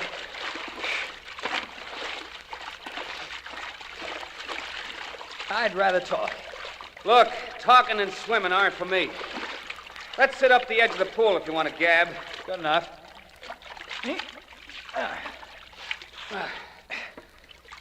Okay. What's with this Joe Gates business? Well, he came to see me last night, Bill, and he warned me to stay away from Dorothy, or else. You think he was serious? Yes, he certainly sounded it. I don't scare easily, Bill. We wound up in quite a battle. I finally had to clip him. Went that far, huh? Further. In fact, it went so far that I sat down and wrote the district attorney a letter saying that if anything happened to me, they ought to grab Joe Cates right away. Where's the letter? In my desk. I told Joe I was going to write it, but I didn't tell him where I'd put it. Naturally. Well, I hope this thing's only in your imagination, Eddie. I do, too, but I'm afraid it's not. Well, want to hop in for a swim now? Getting that thing off my chest kind of made me feel better. All right, now I'll race you to the end of the pool and back, and then we'll get dressed, okay? You got it, Eddie. Here we go. Yep.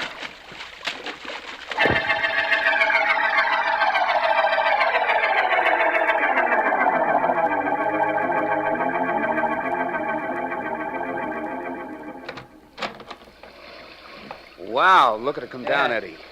Bad. I guess old Joe Pluvius didn't think we got wet enough in the pool. Probably. Lucky I don't live very far. Wait with me out here, and I'll get a cab and drop you off. No, by the time you get a cab, I'll be home in bed.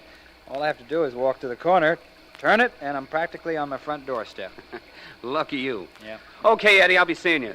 And don't worry about Joe Cates. I'll try not to. Hope you get that cab in a hurry. Thanks. Night. Night.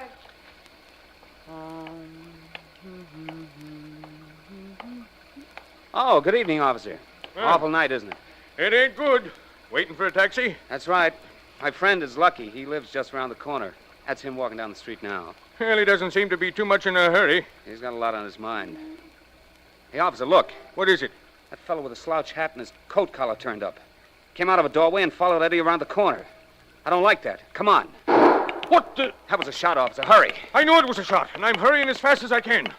Who was this, Eddie? Eddie Masters. Guy I've known for years. We were swimming together just now, and he was worried Here's about... the corner. Let's see if he had something to worry about.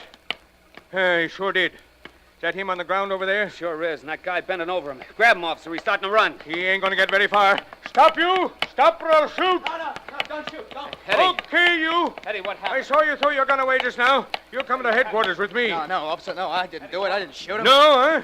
Well, you just happen to be out for a stroll in this lovely weather, huh? Come on, back with me. I'll please, pick up your gun and take you downtown. I didn't do it, officer. I swear I didn't. Why'd you run away when you saw us coming around the corner? I was going to chase the guy who did shoot him. That's all I was going to do, honest. Stop your lying. Let's see if your victim's friend knows who you are. How is he, my boy? He's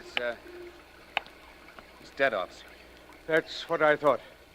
Recognize this guy I grabbed? Hold your head up, you. Sure I recognize him. He's the guy I saw sneaking around the corner after Eddie. He's the fella Eddie was afraid would kill him, and he did. He's Joe Cates.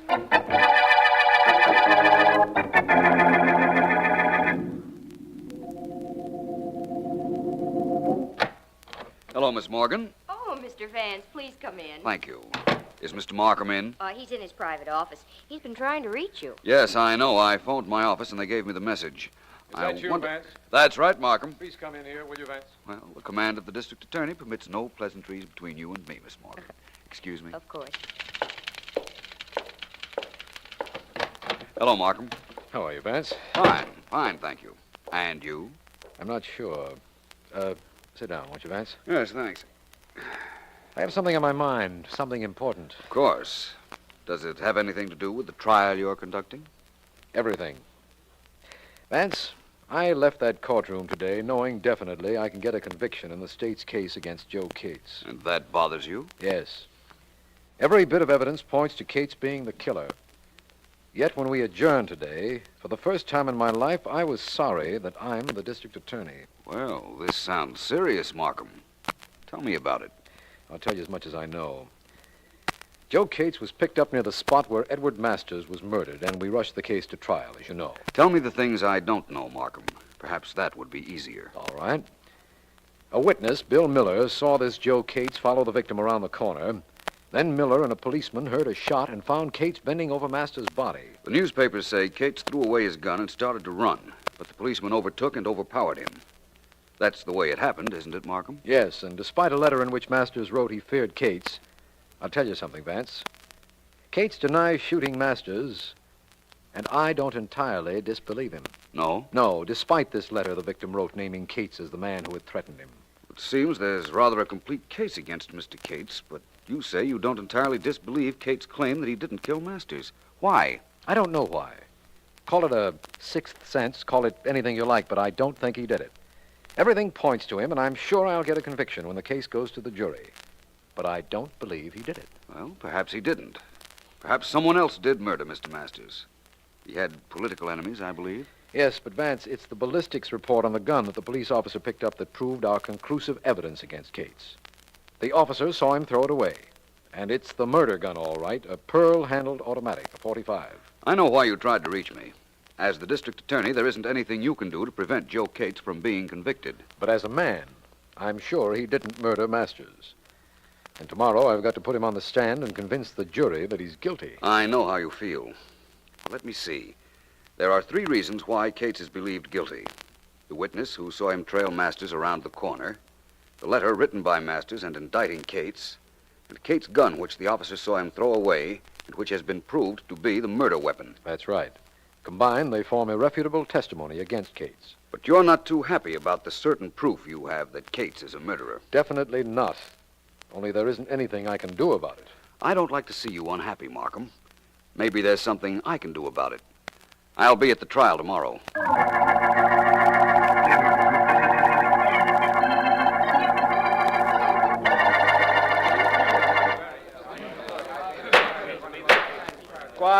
Quiet in the courtroom, please. continue with your interrogation of the witness, Mr. Defense Attorney. Thank you, Your Honor. First, I'd like him to identify this photograph. Excuse me. May I... Pardon me, please. I've saved this seat for you, Mr. Vance. Here. Thank you, Miss Morgan. Well, how is Mr. Markham doing? Wonderfully. He can't miss getting a conviction. The defense attorney is questioning the main witness now, but it won't mean a thing. Listen. Now, the photograph you just looked at, Mr. Miller, shows the scene of the crime, Blake and Daggett Streets, and includes the spot where you were standing. Is that correct? That's right. Now, you say you saw a figure whom you identified as Joe Cates turning the corner after the victim, Mr. Masters, had passed. That's right. Now, do you mean to say that you could definitely identify a figure in a pouring rain late at night, a figure with his coat collar up and his hat pulled down at so great a distance? Yes, I do. I'm positive it was Joe Cates. The street lights were bright enough for me to see him. I even knew what color suit he was wearing under his coat. I could see the color of his trousers. That's how bright it was.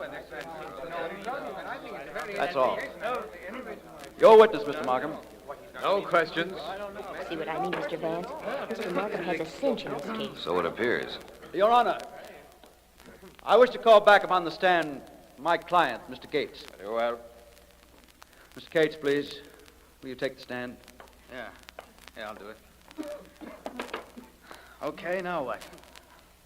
Mr. Cates, the state declares that a police officer seized you a short distance from where Mr. Masters' body was found lying on the ground. Well? A witness, Mr. Miller, says he saw you turn the corner shortly after Mr. Masters had passed. That's right, I did turn the corner. I was following Masters to protect him. From what? I knew he was in danger. I knew I'd be blamed. I was following him to see that nothing happened to him. Mr. Cates, a police officer says he saw you throw your gun away. Is that true? Yes, I did throw my gun away. I didn't want to be caught with it on me. The state says that gun the officer picked up, the one you threw away, killed Edward Masters. I know. I've heard it a dozen times, only I can't help what the state says. All I know is I didn't do it.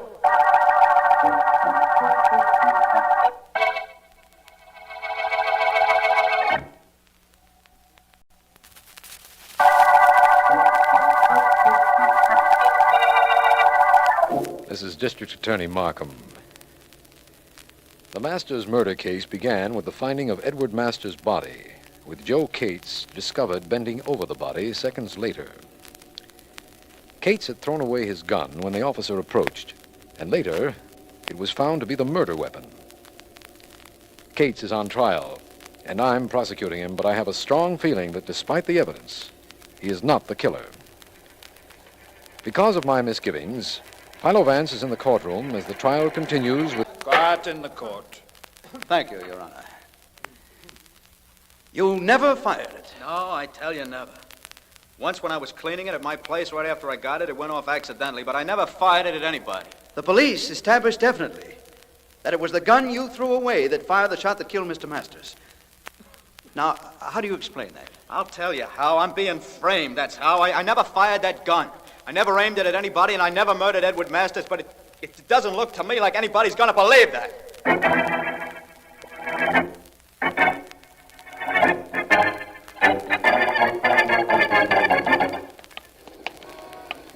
Well, this is Henry's pawn shop, Vance. Do I go in with you? No, Markham, please. I want to do this alone if you don't mind. Wait for me, will you? Of course. After the trial this afternoon, I don't mind being alone, believe me. The trial isn't over yet, Markham. Tomorrow's another day. And by tomorrow, we may have some hope for Cates. I hope so, Vance. I won't be long.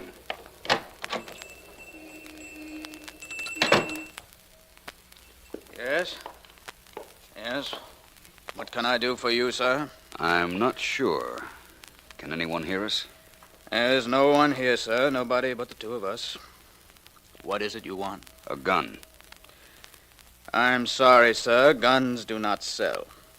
If you have something to pawn, I'll gladly look at it. If you wish to purchase something, I'll gladly sell it. Except guns. Guns I do not sell. I've got a lot of money. Money wouldn't help me if I went to jail. A lot of money, you say? That's what I said. What kind of a gun? How much do you want for a .45 automatic, pearl-handled? With a pearl handle, it will cost you $100. Without, it's less. How much less? I have a foreign pistol for $20. I have them for any price over that. Thank you. That's what I wanted to know. I'll be back. When they say they'll be back, they never come back. Plenty of money, huh? Good day, sir. Well, Vance, what'd you find out? Nothing definite, Markham, but something that insists that I continue on this case. I don't know how I'm going to prove it at the moment, but I think that I can blast the most incriminating evidence against Joe Cates. Possession of the murder gun.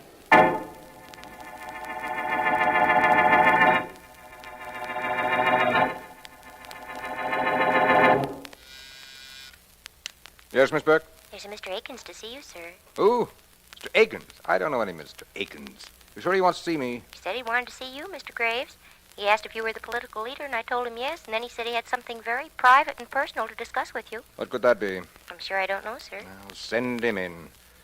Then if you like, you can leave. Oh, thanks, Mr. Graves. Private and personal. What could that be? Mr. Graves. Come in, Mr. Akins. What can I do for you?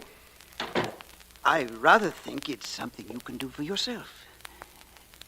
Yes, Mr. Graves, that's exactly what I rather think. And what does that mean? Mr. Graves, I live at the corner of Blake and Daggett Street, above the drugstore. Well? Remember that rainy night when that fellow, what's his name? Yes, Eddie Masters, was shot? Yes? What about it? Well, I was standing at the window, looking out. I like to look out when it rains. I think streets are prettiest when it's raining. Forget the streets. What's on your mind? Well, my windows face the corner where Masters was shot. And I saw who shot him. I rather think it was you, Mr. Graves. I've seen your pictures in the papers often. Yes, I rather think it was you. Oh, you do, huh? Oh, yes. I was going to mention it to my wife, but I said to myself, no, I said, I'm going to see Mr. Graves himself. I'm sure he'll give me something for not saying anything about this to anybody. You see, I was rather sure you would. You were. You were sure you were going to get something to keep your mouth closed. I was rather certain of it. You're going to get something to keep it closed, all right? Keep it closed for good. Oh, no. No, please.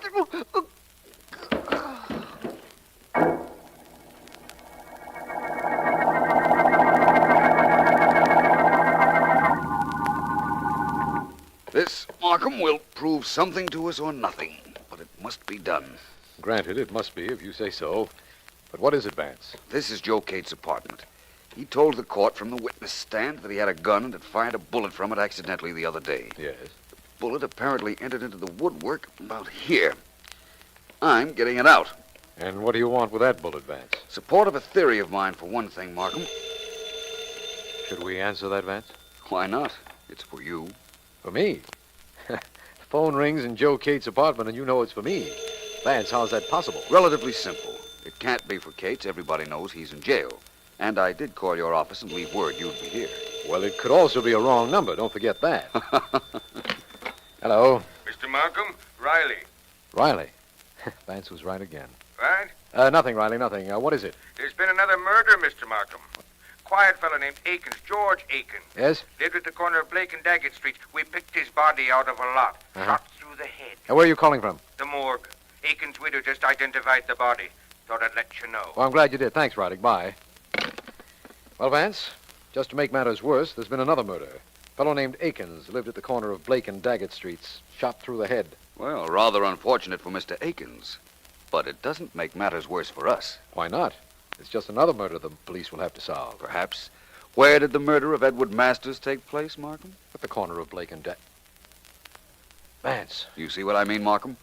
I think perhaps our Mr. Akins might have seen the Masters murder, tried a shakedown, and got himself killed for his efforts. Sounds reasonable, doesn't it? Well, it can't be coincidence. That's the way I feel about it, too. Now, Markham, there's something I want you to do for me. I want to be present when the bullet taken from Akins is compared with this bullet I just took out of the wall in Kate's apartment. All right, Vance, but why? Because the answer to that question is the answer to the Masters murder, Markham.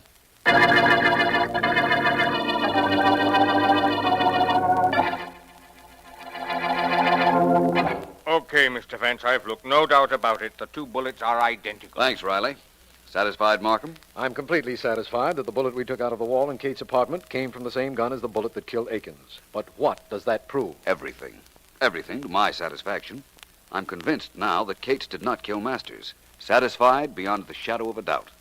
And I understand that Masters was particularly active against a political organization trying to get into power. That's right. He made street corner speeches against the organization every day. The head of that party is a Mr. Jonathan Graves, I believe. Yes. Get him in your office, Markham. I'm going to see Aiken's widow. With half a break, we'll clear up this case in an hour.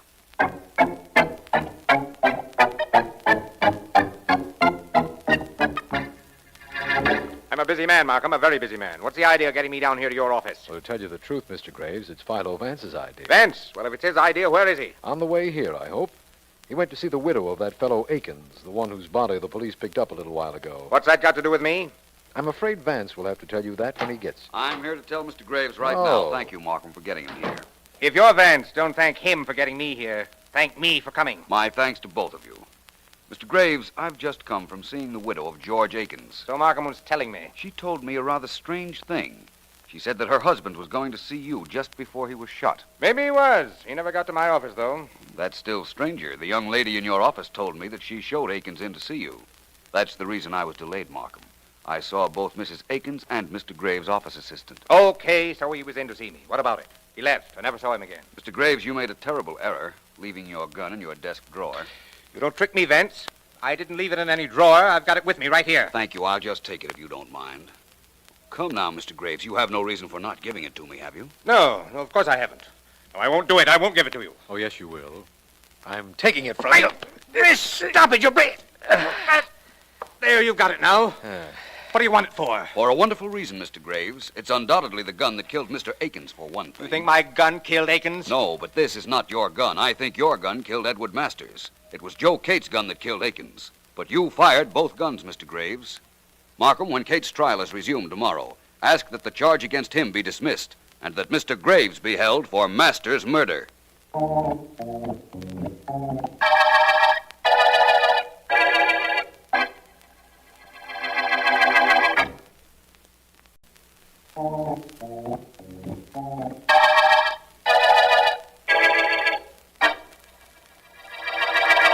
Vance, would you explain to me about the murder gun? That's what's been bothering me. It will bother you no longer, Markham. The gun that killed Masters was a pearl-handled automatic, right? That's right. Cates' gun, the one that he bought from the pawnbroker, was a foreign pistol. Cates told me he paid $20 for his gun. You can't buy a pearl-handled automatic for $20. Oh, I see now. The police officer picked up the murder gun, all right, but it wasn't the gun Cates threw away. That the murderer himself came back to find after the crowd had dispersed. Give me that slowly, will you, Vance? Please? Certainly. Cates threw his gun away when the policeman arrived. Yes. The murderer, Graves, saw him do it. Uh-huh. Graves had previously thrown his gun away when he was running with Cates after him. Oh, I see now. Graves came back to pick up Cates' gun and keep it. Keep it until he had to use it to kill Mr. Aikens. Uh-huh. Apparently, my idea as to why Aikens was killed was correct. He saw Graves kill Masters. I don't see why Graves didn't get rid of Cates' gun after he picked it up. No reason for him to, Markham. That gun hadn't killed anyone until he himself used it on Aikens. Then he didn't dare get rid of it because if it were ever proven that it was Cates' gun, Cates would be absolved of the murder of Masters and the real murderer sought. This has really been a beauty, hasn't it, Vance? Every possible element seemed to point to Cates as Masters' killer. But you found a way of breaking all of them down. Well, Markham, I was glad to do it for a number of reasons. One of them is that all this publicity after Graves' indictment will mean that his crooked political machine will be at an end. That's quite a coincidence, Vance. Yes, the end of the machine and, of course, the end of the Masters' murder case.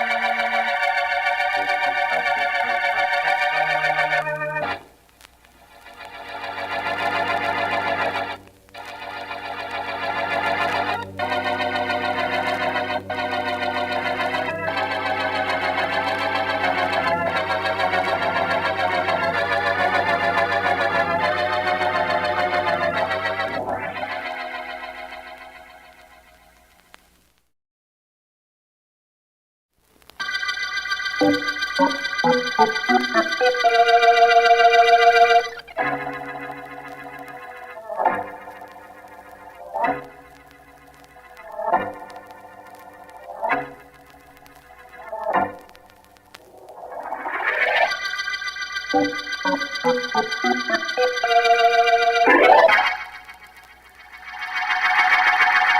expect Vance any minute, Mr. Markham. His train got in about a half an hour ago. Thank you, Ellen. It isn't anything important, just that Vance has been away for several days, and I wanted to say hello. Well, I'll ask him to call you. Thank you, Ellen. Bye. Bye.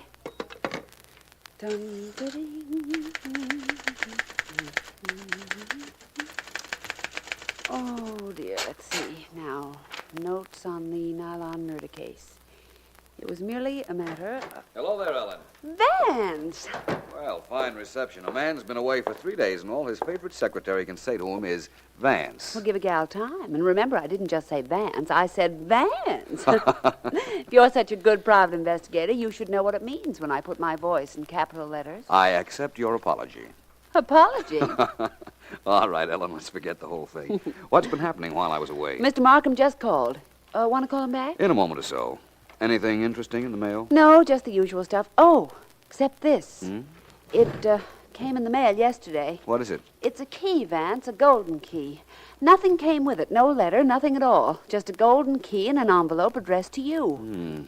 Unusual, but not particularly interesting. Will you get Mr. Markham for me? I'll be in my private office. I certainly will. Your office might be a little dusty. I haven't been in there. Ellen! Come here. What is it? What's the matter? Oh, nothing very much. Except there's a dead man sitting at my desk. What? And in his hand is another of those golden keys.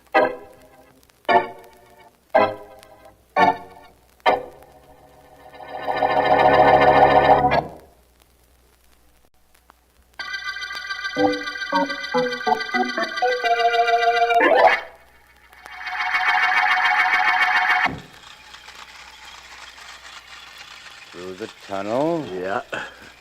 Up the little grade.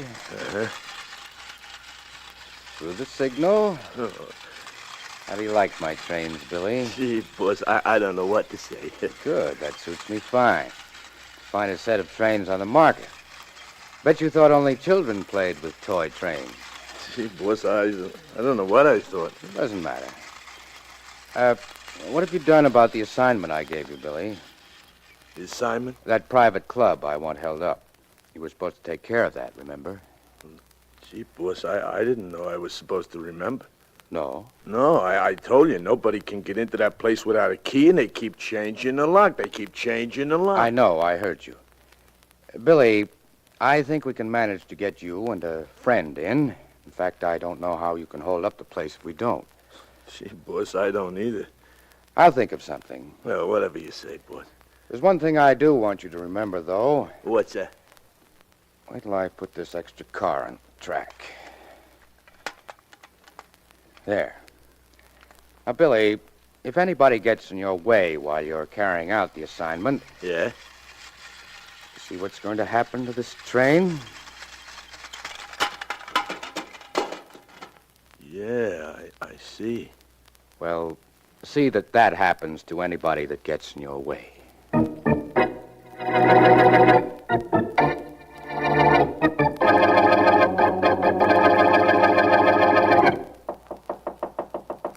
Come in, Miss Frayne. Hi, D.A. Miss Frayne, won't you sit down? Don't mind if I do. My secretary told me you were outside and wanted to see me. What about? I'll tell you, Mr. Markham. Oh, that's nice of you. Ha ha. D.A. with a sense of humor. What'll they think of next? Markham, what would you say if I told you somebody was going to kill me? I'd tell you to go to the district attorney. Don't overdo that sense of humor thing. I'm not kidding. I'm sorry, Miss Frayne. Make it Gracie. Everybody calls me Gracie. Makes me feel more at home. Who is it that's going to try to kill you, Miss Frayne? Oh, so that's the way you want it. Yes. Okay. Markham, I'm singing at the 456 Club. According to a phone call I got this morning, I'm supposed to quit and go over to a joint called the Golden Key Club to work. Or else. That's what the man said on the phone. Now, look, maybe I sound like I think this is a gag, but if I do, it's because my voice is a good actress. What do you mean? I'm scared. Good and scared. Guy on the phone sounded like he meant business. You were supposed to quit and go to work at the Golden Key Club. Golden Key. Who are you calling? My friend, Philo Vance. He got a golden key in the mail, and he found a dead man clutching a golden key in his office this morning. This may all tie up rather closely. Officer Philo Vance, private investigator, Miss Deering speaking. Whew. Markham, Ellen. Oh. Vance there. Yes, he is. Hold it just a second. I'll connect you. Hello. Hello, Vance. This is Markham. Oh, hello, Markham. Vance, I think I've got a lead on that Golden Key murder. Good. What is it? There's a club called the Golden Key, and there's a girl in my office who's been threatened, and all of this may tie up. Well, thanks for letting me know. Have you found out who the man in my office was? Oh, yes, I was meaning to call you. His name was Prescott, Joseph Prescott. Uh-huh. Very rich, semi-retired, and no enemies so far as we've uncovered to date. Vance, what are you going to do about the Golden Key Club? I'm going to take Ellen and go there, of course. The club called the Golden Key is probably the real key to this case.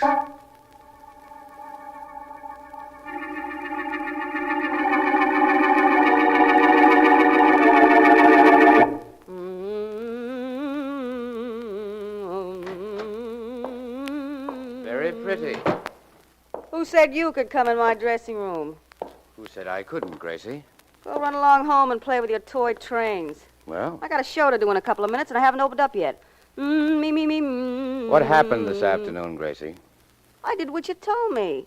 I You went to did? the district attorney, put on a big act about what would happen to me if I didn't quit singing here and go over to the Golden Key Club. That's what I was supposed to do, isn't it? How good did you make your story? I'm a performer, ain't I? I did great. Not too scared.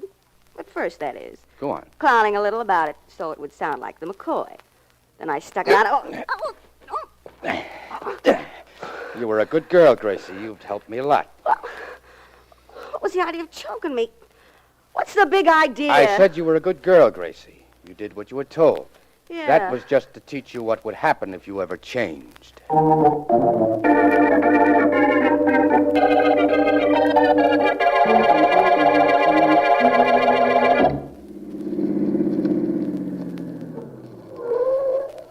Here you are, driver. Keep the change. Thank you. Just a second, Ellen. I'll help you out. Thank you, Vance. There we are. Well, so this is the Golden Key Club, hmm? According to what a certain singer told Markham and what he told me, this is the address. Doesn't look like much from the outside, does it? What is it they say about a book and its cover? I don't know. I don't listen to gossip. There's the doorman.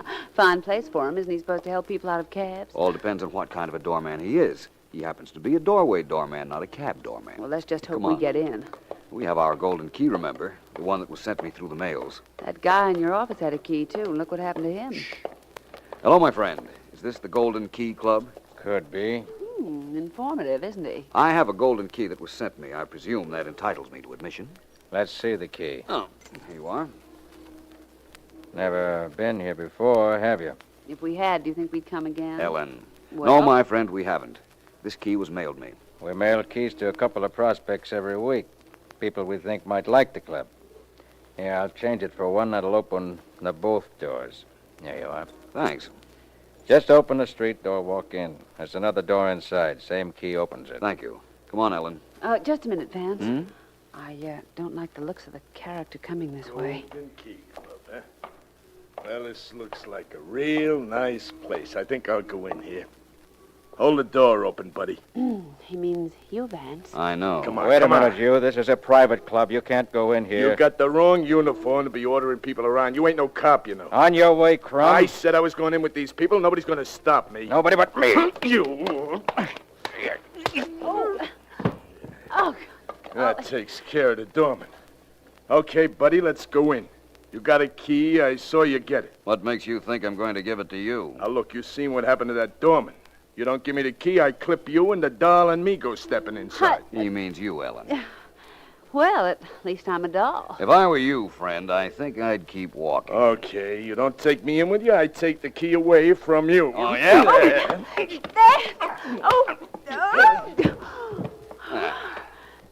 Nice work, Vance.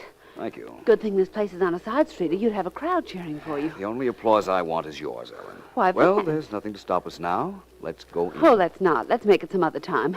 After what happened out here, how can what goes on inside be anything but dull?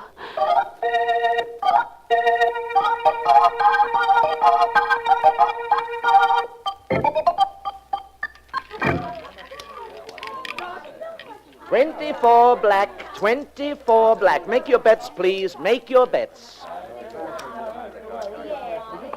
How's it going, Tommy? Oh, good. Good, Mr. Maley.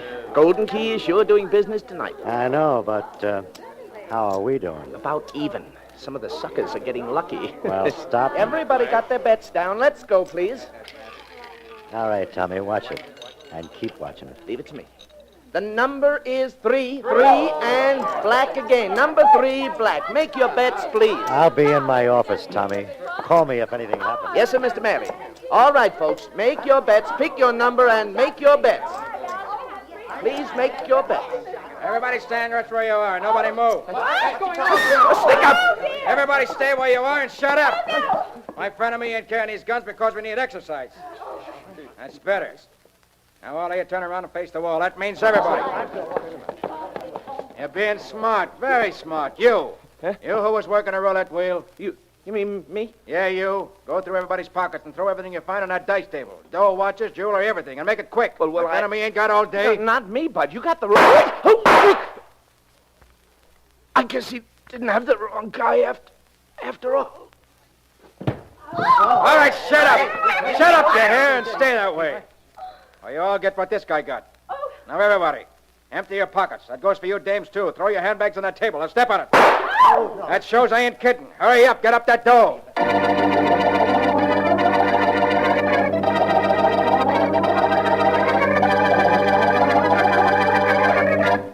Yes, Markham, I understand. Shortly after I was at the Golden Key Club, there was a holdup and a man was killed. An employee of the club, Vance. There must have been thousands of dollars lost in the robbery, too. It seems to me this all ties in with the murdered man I found in my office and the girl singer who came to see you, Markham. Other than the fact that a golden key is concerned, I don't see the connection. Neither do I at the moment, but I guarantee there is one. Perhaps the individual who owns the club where that Gracie Fane was singing heard about the threat she got if she wouldn't go over to the Golden Key and decided to put the Golden Key out of business. That's possible, of course, but hardly likely. It doesn't explain the murdered man I found or the Golden Key that was sent me. No, I admit it doesn't. Tell me, how do you explain the Vance? I, Markham? I haven't the slightest idea of the tie-up. But I'll tell you this. I will have, just as soon as I see the owner of the Golden Key.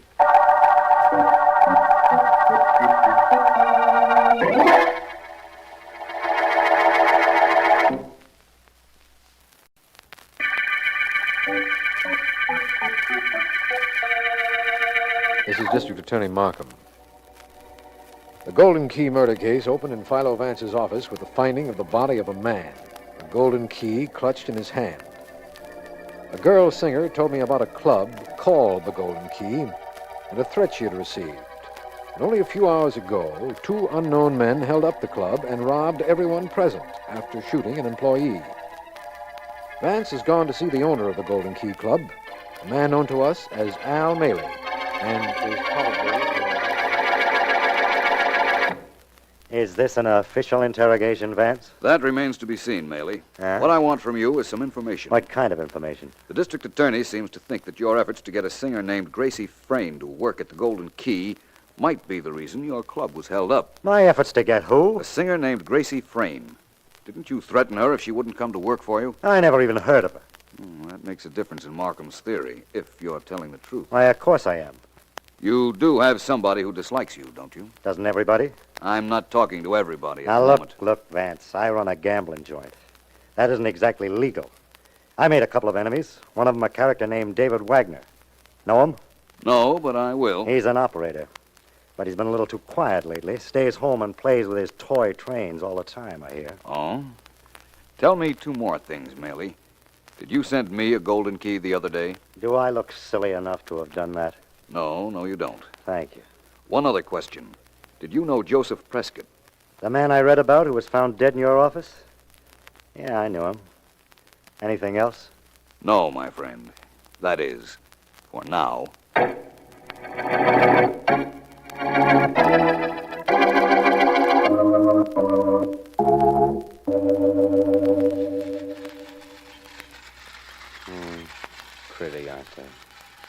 so pretty.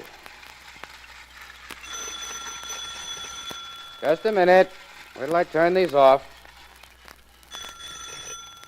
I'm coming. Yes? Hello, I'm Philo Vance. You and I have some talking to do. Have we? Yes, inside your house. You're David Wagner, of course. Yes, I am. And I don't know what you could possibly want with me, Vance. I've done nothing. I'm here alone playing with my toy trains. It's my hobby. I'm a very dull conversationalist, please. Home alone, are you? That scream came from this room. Stupid dame! Well, looks like I've interrupted something. Take your hands off that girl, you. Get out of here, Take them off before Billy, what's been happening in here? Gee, boss, I was just... Hey, this is the guy that clipped me down in front of the Golden Key Club the other night when I was trying to get in. He's the same fellow who has all he can do to stop from doing that again. We were just trying to kill that girl. Oh, now, come, Vance. What makes you say that? What makes me say it? I heard her scream, didn't I? I came in here and found her being choked, didn't I? Being choked? Just a minute. Gracie. Gracie, Yes. were you being choked just now? You really weren't being choked, were you, Gracie, darling? Were you, Gracie? No. No, I guess not. Now tell me she wasn't screaming. Oh, yeah, she was, but I wonder why. Why were you screaming, Gracie? Did you see a mouse? That's it. You saw a mouse in here, didn't you, darling? Yes. That's what it was. I saw a mouse. There. You see, Vance? I see, all right. I see that you convinced her that she saw a mouse. And you've convinced me that I smell one.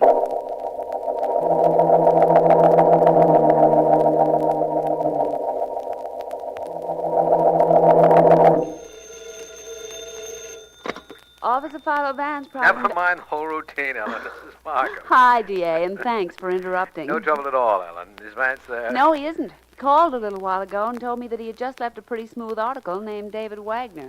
Wagner? Who's he? Well, all Vance said was that he was smooth, he played with electric trains, and that he is the vital man in this Golden Key murder case. Well, that's something. Where's Vance now? He went back to the Golden Key Club, but he wants you to stay away, and that includes me, too. He said he'd phone here in a half an hour with some very special instructions. Let me know what they are, will you? Mm-hmm. That is, if they concern me. Sure thing, and they'll concern you all right. Vance sounded as if he knew something. If he knew something, Ellen, that's all I want to know.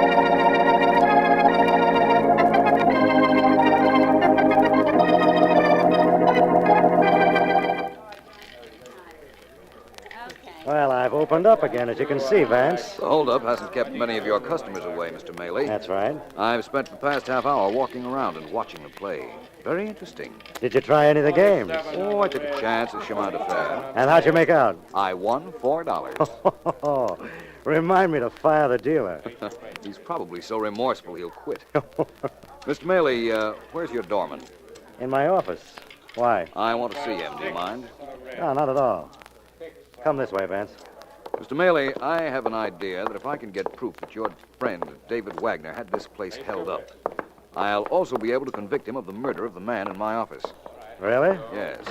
In here, Vance. It's all right, Joe. All right. This is Philo Vance, Joe. The doorman you asked about, Vance. Oh, yes, I remember him.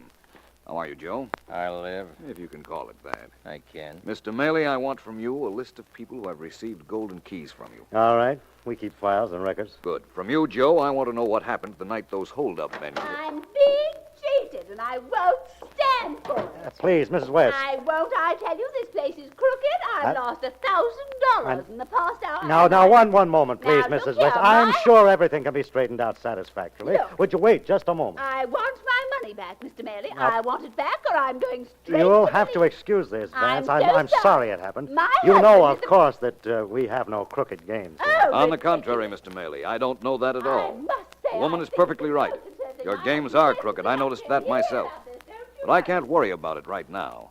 I'm much more concerned with a murder case which is just begging to be closed.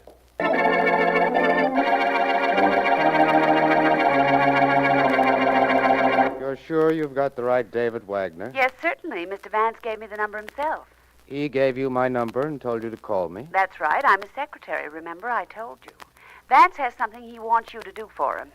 And what makes him think I'm going to do something for him? He figured you'd say that. Oh, he did? Yes, he did. He said to me, Ellen, if Mr. Wagner wants to know why I think he'll do as I ask, just ask him one other thing. And what's that? Vance said to ask, don't you think you've better?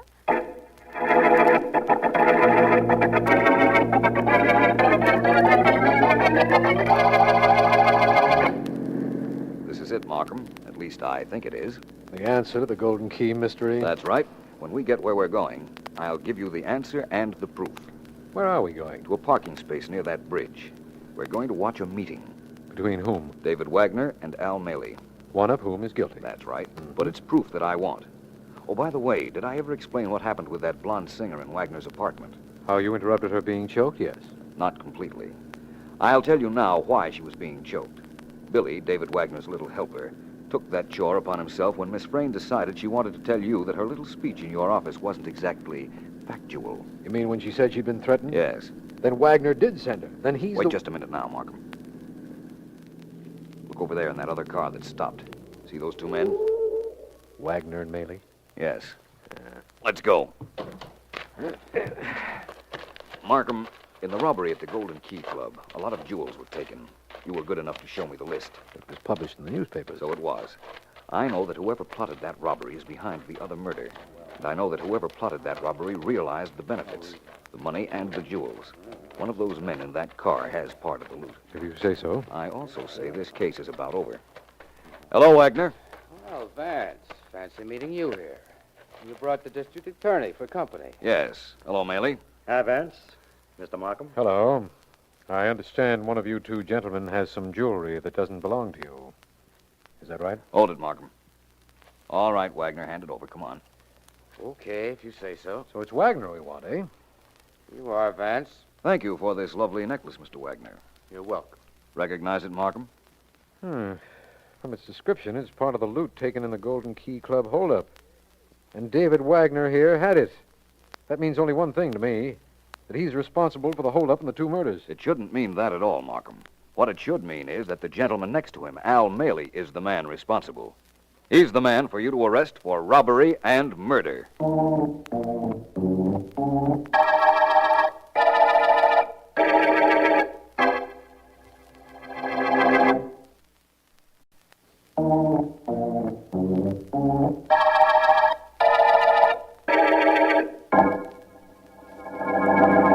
Well, Markham, it's time for me to tell you this complete story.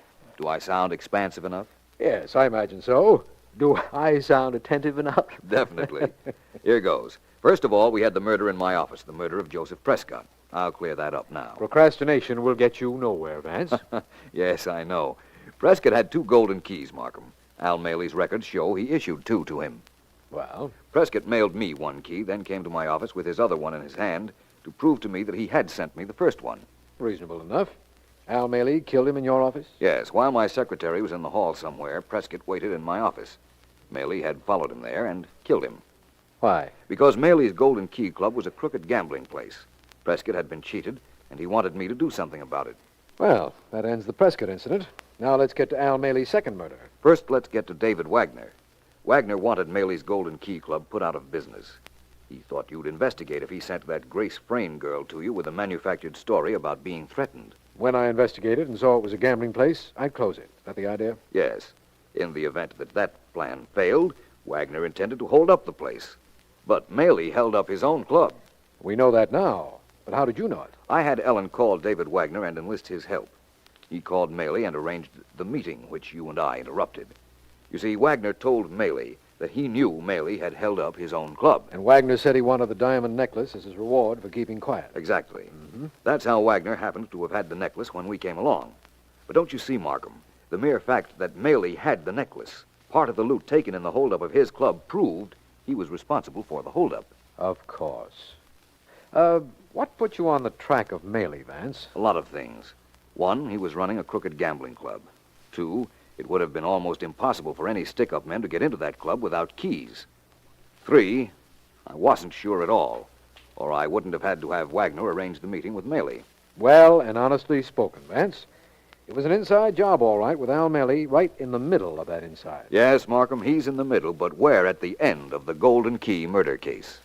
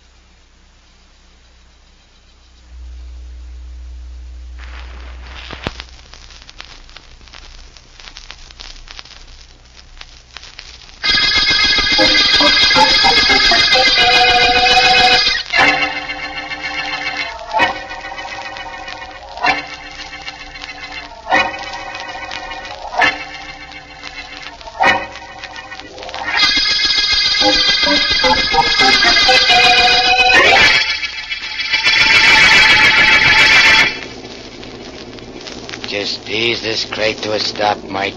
Just ease it. Like this, Johnny? Good. Good boy, Mike. Very good. Now let me have the shotgun. You want me to come with you? If you like. You might be helpful in spreading the talk around about what happens to a guy who crosses Johnny A. Very helpful. You know, he was making a deal with Big Eddie Morris? Yeah. I sure wouldn't like to be in Nick's shoes when he grabs the lead from that shotgun, boss. You mind your own business like you've been doing, and you'll never catch lead from me, Mike. Never. Come on. Don't make no noise. Right.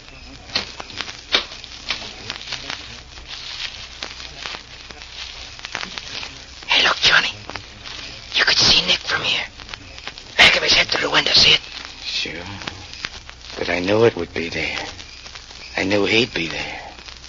I've known everything he's done or thought of even in the past 2 weeks. Watch out for those bushes. You're gonna get right on top of him, Johnny? I'm gonna get so close that I can't miss. So close. Like from right here. One slug through the window, then through him, and that should do it. Hey, shoot, Johnny, shoot. As soon as I fire, you and I beat it back to the car and get away fast. Very fast. I got you. Where do we go? You drop me at Sonny's house. Gotta see my girl after a good night's work. She's going to South America tomorrow. That's another reason I gotta see her tonight. A guy's gotta give his girl a goodbye kiss. Yeah, that he does. Well, Mike, this is it. Hey, just thought of something. Yeah? Can't let nobody go away anywhere without saying goodbye. You mean your girl? Yeah. Well, you're going over there after this to say goodbye to, ain't you? Sure. But, she's not the only one going somewhere. You take Nick in there, he's going somewhere, too. So goodbye, Nick. Goodbye.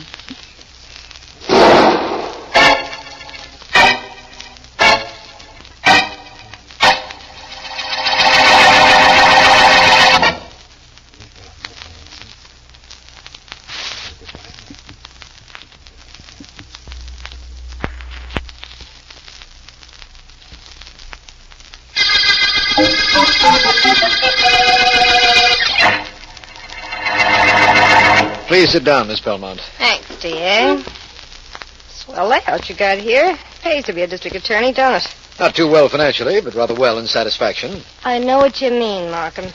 That's the kind of reason I'm here. Satisfaction. I'm going to pay off a guy named Johnny A. Ever hear of him? Yes. He rates way up there on our list of public enemies. Well, Markham, I was his girl. I was up to this morning. In an hour, I'm off to South America, only before I go, I got this to tell you. You know Nicky Keating got blasted last night? I know of him. Johnny A. did that job, Markham. He killed Keating and came running to my place after he did it. I threw him out. You see, Nicky Keating was my brother. That's what I got to tell you. Get Johnny A., Markham. In view of what you told me, I don't doubt but that we will. We'll need your testimony, of course. You're on your own from here. Johnny A.'s got too many friends. He's all yours, but I've helped all I'm going to. I'm going to South America, and don't try any legal tricks to keep me here. I'll suddenly be taken with lapse of memory. Where is Johnny A. now? I think he blew town, but I happen to know he'll be back tonight, and he'll head for my place. Oh? Bust in there around midnight tonight, and it's all yours. So long, Markham. Nice meeting you. When I get back, drop around to my place with your friend Philo Vance. I hear he's kind of attractive. I may do that. Where will you be in South America, Miss Belmont, in case we need you? Well, now, that's kind of hard to say, Markham. South America's such a big place.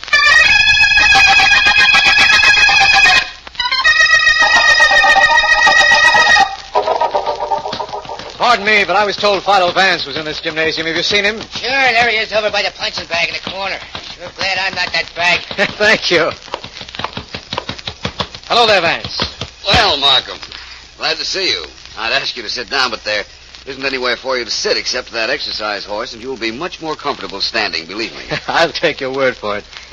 What are you doing at midnight, Vance? Well, up till now, there was a good chance I'd be sleeping. Why? Well, this morning, a girl named Sonny Belmont was in my office. Huh? She told me that a gang leader named Johnny A. was the man who fired a shotgun slug into Nick Keating. Sonny Belmont. Isn't she Johnny A.'s girl? She was, but she was also Keating's sister. Oh. She left early today for South America, but she told us that Johnny A. would be at her house around midnight tonight. I thought maybe you'd like to be in on a kill that doesn't require any of your very adroit masterminding. Oh, I most certainly do, Markham. I'll be there. Rather unusual social event, though, isn't it? What do you mean? With the hostess out of town, there'll be a party at her house. A certain party, that is, of course.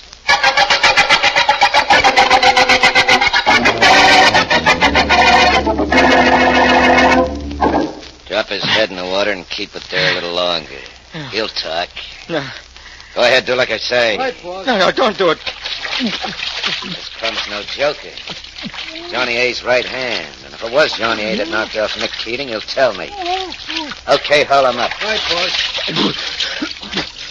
All right, Mike, this is your last crack at staying alive.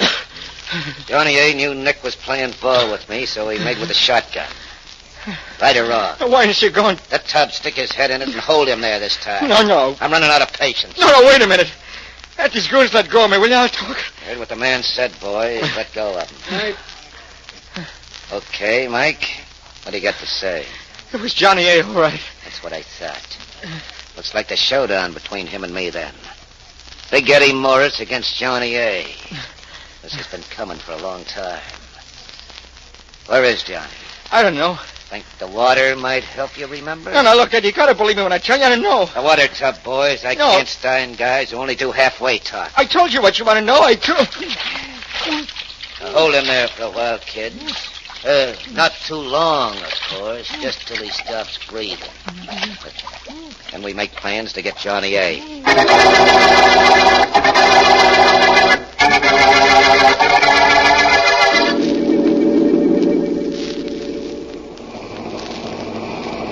That's the second time that car's passed your, Vance. I know. And at midnight, it is a little unusual for a car to circle a block twice.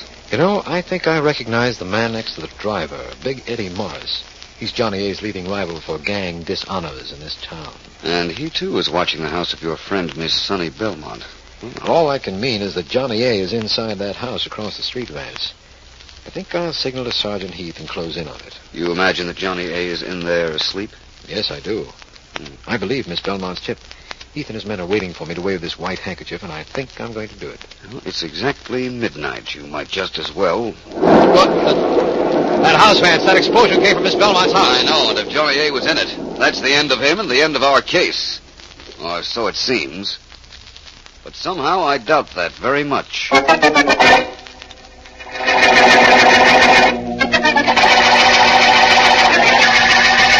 Hola. ¿Es usted el señor que llama señorita Belmont? See, the operator has her, Markham, I think. Un momento, señor, por favor.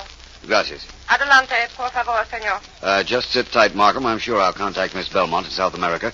The operator's trying to get the call through now. Vance, it's only an hour since the explosion, but we've already done some great work on this case. The body in that house was identified without a shadow of a doubt as Johnny A's, and you succeeded in finding where Miss Belmont is. Not too difficult, Markham. There are only 2 airlines to South America. I checked them both. Found which one took a girl answering Miss Belmont's description and where they took her. The operator's now checking the hotels in that city. We'll be talking to her shortly. Wait and see. We're going to a lot of trouble just to inform the young lady that her ex-boyfriend is dead. I think I'd rather go after Big Eddie Morris. It was undoubtedly he or one of his gang that planted the bomb that wrecked Miss Belmont's home and killed Johnny A. I'm sure I'll be seeing your friend. Aquí es señorita Belmont. Hello? Hello? Hello, who is it wants me? Hello, Miss Belmont. This is Philo Vance. You don't know me. No, but I will, since I get back. I was mentioning to your friend Markham that we all ought to get together sometime. I'd hardly call 5,000 miles just to accept an invitation, Miss Belmont. Oh. I want to tell you that your boyfriend, Johnny A., is dead. Tried to shoot it out with the cops and caught one, huh? Not exactly. Your home is partially wrecked, Miss Belmont. A bomb exploded. And Johnny was caught in the blast. Good. The joint's insured and he's out of my life. Now, it's nice of you to let me know, Vance. You're making sure I have a good time on my vacation. I'm glad you've enjoyed yourself up till now, because your vacation is over. You're coming back. Who says so? I do. Suppose I don't come back. What then? Then I'll come down and get you. Huh. You know, Vance, that sounds like the best offer I've had in years.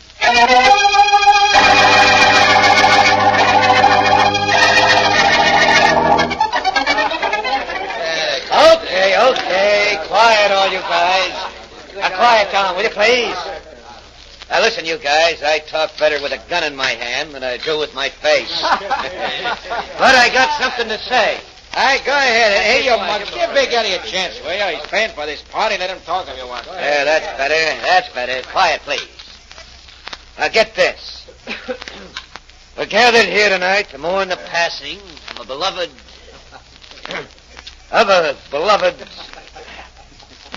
Well, never mind. I thought I had a speech memorized, but skip it. Now, look. Boys, this is straight from the feed box. Johnny A. is dead. Some of you guys used to work for him. Okay, so now you work for me.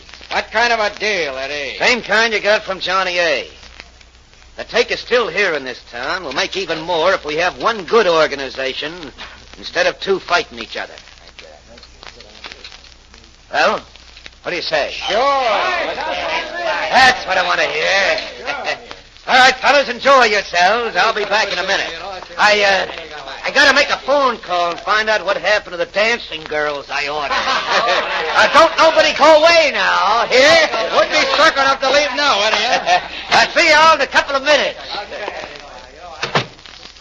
Quite a party going on in there, Eddie. Huh? Who are you? My name is Vance, Philo Vance. So your name's Vance, and so there's quite a party going on in there. So? What's the occasion of the celebration? Oh, kind of a party to announce a new benefit organization. Yeah, that's what it is. A benefit organization. Whose benefit, besides your own? Look, Vance, I know all about you. You're supposed to be smart and you're supposed to be tough. Right now I got a phone call to make.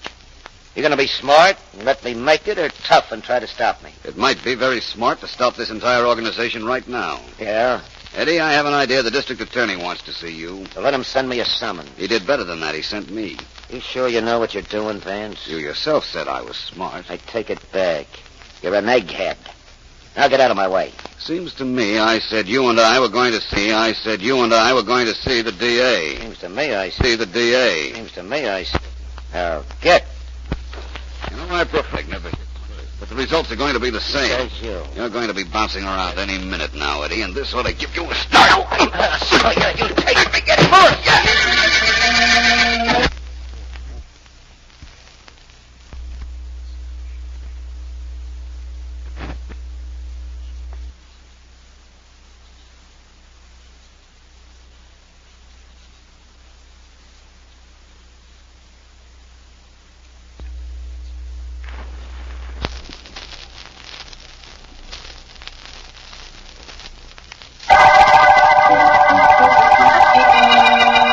This is District Attorney Markham.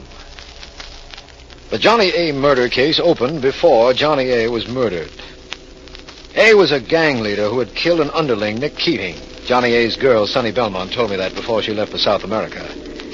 But while she was in South America, a bomb destroyed part of her home, and we found Johnny A.'s dead body in it. Vance spoke to Miss Belmont, and she flew back here, where she is now, in my office, waiting for Vance, who is going to see Johnny A.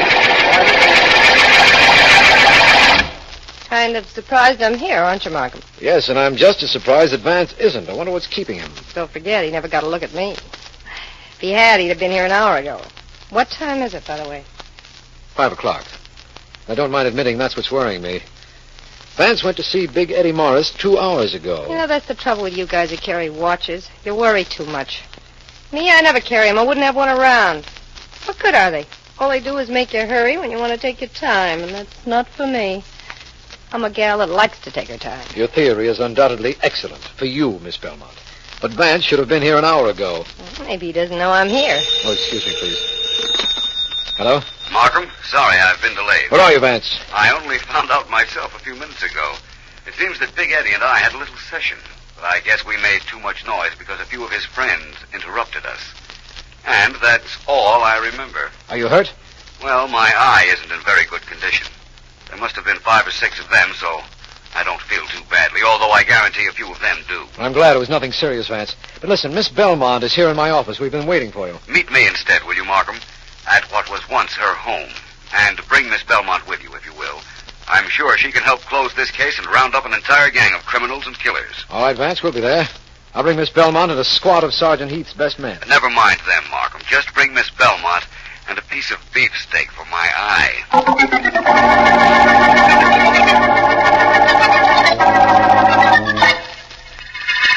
Quite a mess they made of this room in your house, Miss Belmont. Big Eddie Morris made quite a mess out of you, Vance. And the stuff in this house is insured. So am I, against repetition of an accident like the one that happened to me. Markham, your men looked over this place pretty well, didn't they? The police bomb squad did. They found evidence that the blast was caused by a simple bomb which could have been planted in the house or thrown through a back window. Presumably by the men in the car we saw circling the block. Well, let's see now. The blast was at midnight. Miss Belmont, you got to South America sometime during that day. What time was it? I've got no idea. Time doesn't mean a thing to me. Miss Belmont has an allergy where watches and clocks are concerned. Vance won't have them around. When I get anywhere, as long as I get there, I'm on time. Understand, Vance? I can understand why anyone who had an appointment with you would subscribe to that, yes. You know, you're quite attractive. Throw away your watch sometime and I'll come over and see you. Do that, Miss Belmont, please. In the event you do, we'll need no watch. Time will stand still. You know, I was under the impression that we met here to get some evidence against Big Eddie Morris. Oh, I got all the evidence I needed before you arrived, Markham. You remember I was here first. Yes. What evidence did you find? This. What's that? It looks like a piece of tin. It is a piece of tin. A curved piece, about 3 inches long, I'd say, and the color is, well, a sort of dull gray. I picked it up off the floor. With all the beautiful bric-a-brac in this room shattered by the explosion, why would a piece of tin interest you, Vance? I don't understand it. But then again, I don't have to. Just say the word and we'll move in and make an arrest. You're the district attorney, my friend. It's a little silly to make an arrest if you can't get a conviction, and I haven't enough proof. Yet. My next move is to get more proof. And, Miss Belmont. Yes? I'm going to need your help.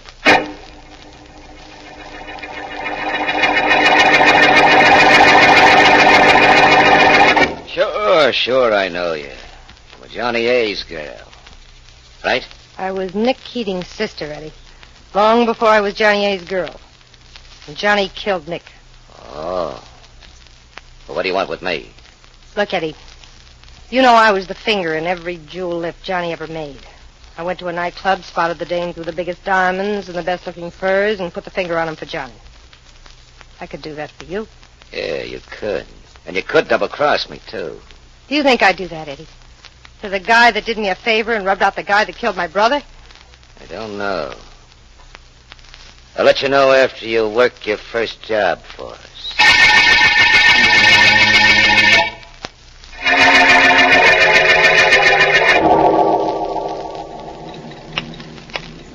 Waiting for somebody, friend? Huh? Oh, it's you, Vance. That's right, and you're one of Eddie Morris's boys. One of the boys that piled into me when Eddie and I were seeing how tough we were at the banquet yesterday. Oh, gee, Vance, I had to do that. If I hadn't, well, but a lot of guys smacked into you. Don't pick on me. Why are you sitting in this car with the engine running across the street from a very smart nightclub? As if I couldn't guess. Look, Vance, don't interfere with this. Keep out of it. Don't mess around. You're getting big Eddie's hair. Get out of the car. I'm sitting in for you. Not a chance. I'm... Sorry, my friend. If my information is right, I can't waste time. Out you go. Come on. That's it. Now, you will keep right there until the police... Uh-oh. Okay, Joe, get moving. Hey, fellas, wait for All right, me. get going quick. Pile in, you guys. You too, Sonny. Yeah, I'm in. Wait a minute. Sid. Come on, I said, Joe. Get this car moving.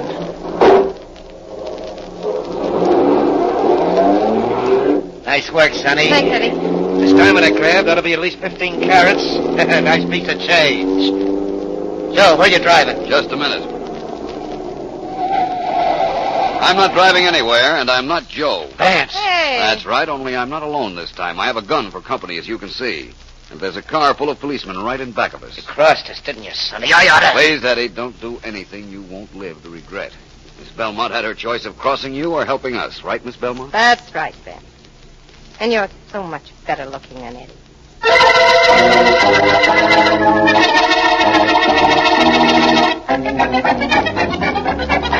Eugene Macy, alias Potato Head Williams, suspicion of robbery, suspicion of murder. Step down. Got the whole Eddie Morris gang, eh, Markham? The entire bunch, Vance. And that includes all of Johnny A's boys, too. Eddie Morris, alias Big Eddie Morris, suspicion of robbery and murder. Step down. That winds it up, Mr. Markham. Thanks, Healy.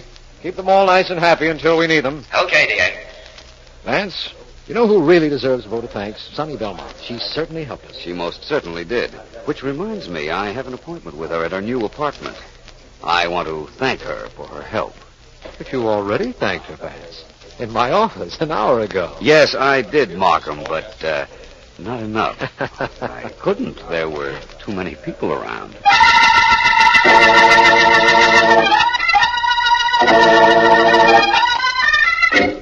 Anybody ever tell you were wonderful, Vance? Not recently. Well, put me down in your book as today's entry, then. You're wonderful. I left my book home. I'm afraid you'll just have to keep on telling me. I'd tell you anything, Vance, any time. Well, not to switch from a very interesting subject, me, I'd like to know something about Johnny A. What, for instance? What kind of a man was he? He was a scared rat. He never moved without a bodyguard. He used my place as a hangout. You know why? Why? Because he was scared to use his own apartment.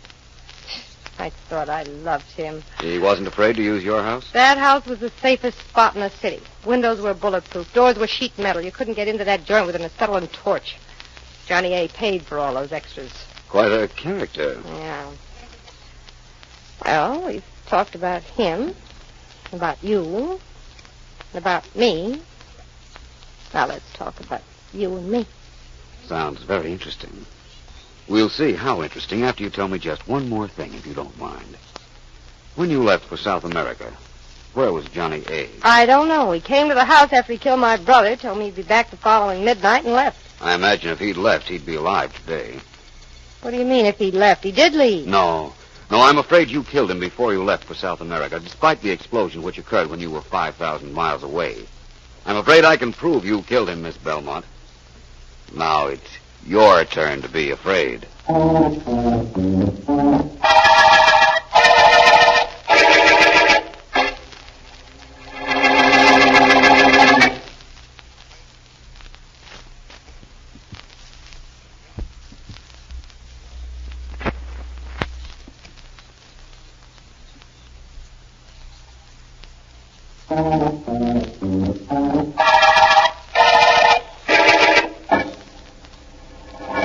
Please, Vance, let's not waste time with this. I've got to know how you built the state's case against Sonny Belmont. All right, let's start from the beginning, Markham. All right. Our house was practically a fortress. Metal doors, bulletproof glass, everything you could think of. How could anybody get in there to plant a bomb in the living room? Perhaps it was planted there the day before it went off. Someone coming in pretending to be a meter reader or something. It was planted there the night before by Miss Belmont. She had been trying to break up with Johnny for some time, had a bomb all prepared. When he told her he had killed her brother, she shot him, then prepared the bomb to explode at midnight the next evening. How did you know that? Remember the piece of tin I picked up in her house, Markham, in the room where the bomb exploded? Yes, of course. Dullish gray, wasn't it? Yes, it was. Uh-huh. A piece of metal like that could come from a cheap alarm clock. I checked and found an alarm clock the same color in a store near Miss Belmont's home. Yes, that would indicate a time bomb was used, inasmuch as Miss Belmont had an aversion to clocks. Even if she had no aversion to them, Markham, she never would have had a cheap alarm clock in a lavishly furnished room. It was a time bomb, all right. Yes. Vance, the Eddie Morris gang could have planted that bomb. Markham, the day of the explosion, you had Miss Belmont's house watched every moment from the time she left your office. But your men never saw Johnny A. come in that day, yet his body was found after the explosion. Now, what's the answer? Simple. Johnny A. had been there since the night before. Dead, of course, but there just the same. Yes. The Morris gang could never have gotten into that house at any time to plant a bomb. Well, Miss Belmont's confession shows your reasoning was correct. She had me fooled completely, especially since she helped us trap the Eddie Morris gang. That was merely to throw us off her trail, just as her trip to South America was supposed to do. Yes, I know that now. Too bad about her, Vance. She's very attractive. I thought she was attractive at the beginning, Markham, but she's just a killer at the end of the Johnny A. murder case.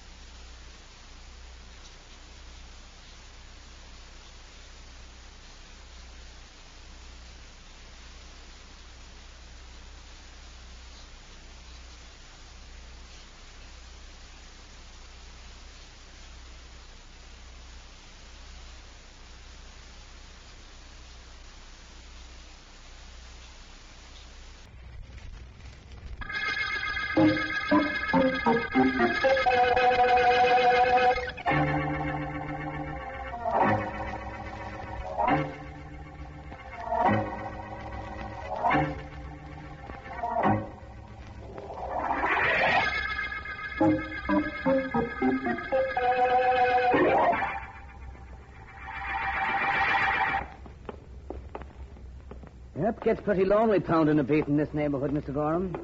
Glad to walk a little way with you. Oh, it's just the other way around, officer. Walking home alone at midnight in this section isn't my idea of fun. You know pretty near all the characters around here, don't you? All of them that ever checked into the hotel I clerk at. That is, if you're charitable and can call it a hotel. Ah, poor fellas. I kind of feel sorry for some of them. Yes, some of them. Yes, fellas like Johnny Edwards, Boxcar Charlie, or Billy Duke. Nice boys who just never quite made it. They'll work, only nobody will give them a job. Well, Mr. Gorham, everybody's got their own problems. Yes, indeed. Some guys who Officer, don't... look. Look where? Well, over there, behind the ash cans, there's a body lying there. There is. Well, we'll soon see about that. Oh, it's a body, all right. Oh. A body in a full-dress suit. Oh, that is all I need. I won't sleep for a week. All I need. I won't sleep for a week. All I need. I won't sleep for a week. All I need. I won't sleep for a week. All I need. I won't sleep for a week now. I've got to phone in a report on this right away. Yes, hurry. Some swell got himself murdered. But why did he have to do it on my beat? Officer, wait just a minute. For what? I think I know this man. Now, Mr. Gorham, you know a lot of the characters from around here on account of your job, but you think you know this fella in the full-dress suit? I'm positive I know him. Evening clothes or no evening clothes, I know him. He stays at my hotel anytime he has a buck for a room. The dead guy, all dressed up in a full-dress suit, is Boxcar Charlie.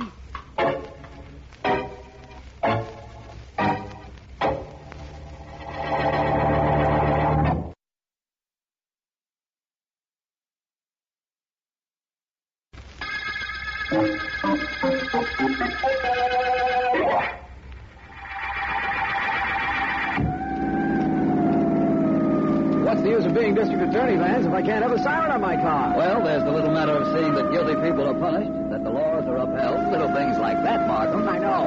But I think this siren is a throwback to the days when I was a kid and wanted to be a fireman. I wanted to be a streetcar conductor. I'll have to have a bell put in this car for you. Oh, thank you. But there's the spot where they found the body, Vance, just up the street where the crowd is gathered. Glad I was with you when the call came in. The man definitely identified as a derelict, but wearing full evening dress when he was found murdered. Fascinating power. I thought you'd like it. Now, let's see what we can do about finding out who killed him. After you, Vance. Right. Surprising the crowd that'll gather at any hour of the day or night just to see something unusual. Oh, these people have plenty of time. Excavating work doesn't start for 7 hours or so, and they have to watch something. That's so. Let us through, please. I'm sorry. Come on, Let us coming through. through. If you don't mind. What happened? Please, just out of my way, please. Thank you. Hello, officer. I'm District Attorney Markham. Oh, I recognize you, Mr. Markham. I'm Riley, 23rd Precinct. I found the body. Yes, I know. I see it hasn't been removed. I'm waiting for the men from the morgue now, Mr. Markham. While we're waiting, is it all right for me to examine the body? Go ahead, Vance. It's all right, Riley. He's Philo Vance. Oh, Vance is it? Go right ahead, Mr. Vance. Thank you. I don't think I'll be more than a few moments. Right, Vance. Officer. Yes, sir? Your report said the dead man lived at a very cheap hotel down in this section. Yet, when you found him, he was wearing evening clothes. That it did, Mr. Markham. And don't ask me to explain it, because I can't. You won't have to, officer, but I think I can. What was that? Vance, you took one look at the body, and you can explain why a down-and-out individual would be wearing a dress suit? Not only that, but I think I have an idea where I can start stop looking for the talking. killer of our friend Boxcar Charlie. Now, Vance, I've seen you do astounding things, but never anything like this.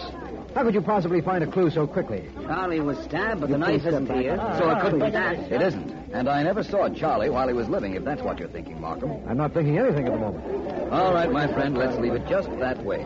Personally, I never saw anything like this. All right. You're pretty smart, Mr. Vance. Thank you. Now I'm going to investigate the clue I found, which will give me an idea of just how smart I am.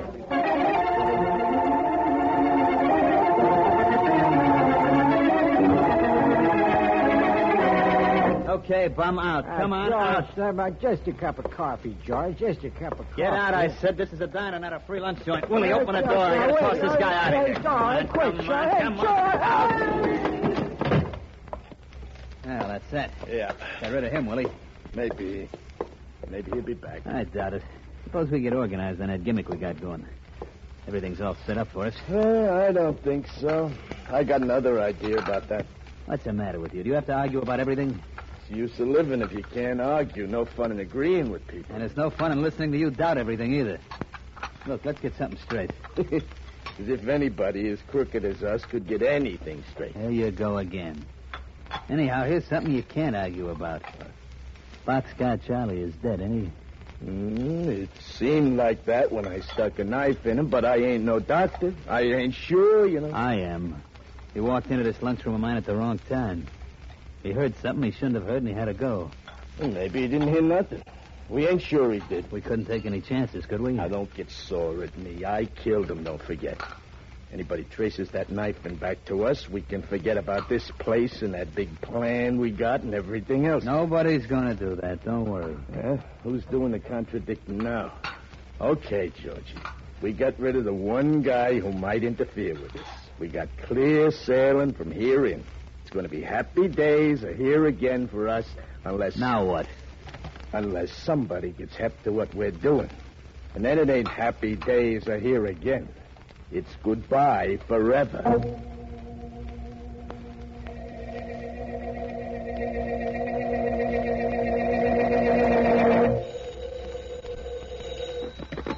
Hello, District Attorney Markham speaking. Anybody that calls the DA's office at 2 o'clock in the morning doesn't rate as dignified an answer as that. Hello, Vance. Hello.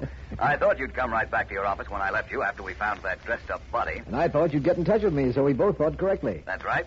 It's a little difficult getting information at this hour, but I think I've finally come up with something. Something like what? Something like what I promised you. A place to start investigating the murder of Boxcar Charlie. I thought you knew that when you looked at the body. I had only a general idea. It isn't that any longer. What do you mean? Gone, like all good ideas, from the general to the particular. Oh. I just thought I'd let you know I'm on the way to a certain diner. You hungry, Vance? For information. I've been to 5 diners since I left you.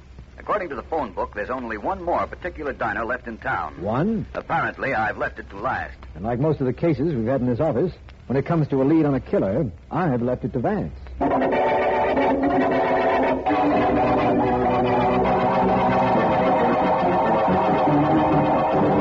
Keep you pretty busy, don't they, Connie? Oh, I don't mind. This mission is part of my life, George. I like helping people. Why not? Oh, and I want to thank you for bringing those sandwiches. The men will appreciate them. Oh, I was glad to do it. What's the use of running a coffee shop if you can't give away the food you're not going to sell anyway? How's the big thing coming? Oh, the benefit? Yeah. Better than I had any right to expect. Everybody's helped. They announced it over the radio. The newspaper men have been wonderful, and people are actually buying tickets. Good. But then I sold more than $1,000 worth today alone. Why not? It's a good cause. A mission like the one you run here helps people. It helps unfortunate people. Oh, but the others are being very kind. Well, why shouldn't they? Well. After all, what are other people except unfortunate people who got a break? Well, philosophy from a coffee shop owner. Wow. Well, George, I never believed it. Anyhow, I've got $3,000 in cash right here in this envelope, and it'll be $10,000 by tomorrow, I hope. All I can say is you're a pretty nice gal, Connie. Personally, I... Oh, here comes the customer, George. Excuse me. Hello, lady. I'm a poor unfortunate. I sure would like a cup of coffee. Maybe if you had something to go with it, I'd like that, too. Well, that's what we're here for. It's rather late, but I just got in a fresh batch of sandwiches, so if you'll sit down... Gee, sure. Thanks. Join me, Bud? No, thanks. Connie, Yes, George. don't you think you ought to put this money in a safe or a bank or something? Oh, not tonight anymore. I haven't got a safe and the banks aren't open. Besides, nobody knows how much there is in this envelope. Now, $3,000 is a lot of dough. Really? Hey, that bum is going for it. Stop him, George. George, stop him. That I will. Give me that Let go envelope. of me. Let go. I'll let go, all right. This. Oh, George. I didn't want to do that, but then you didn't want to lose that $3,000 either, did you, Connie? No, I'll get some water for this poor fellow. Oh, and George, it was good of you to stop him from stealing that money. Nobody touches that money, Connie. You mean nobody but me, of course. Sure. That's exactly what I mean.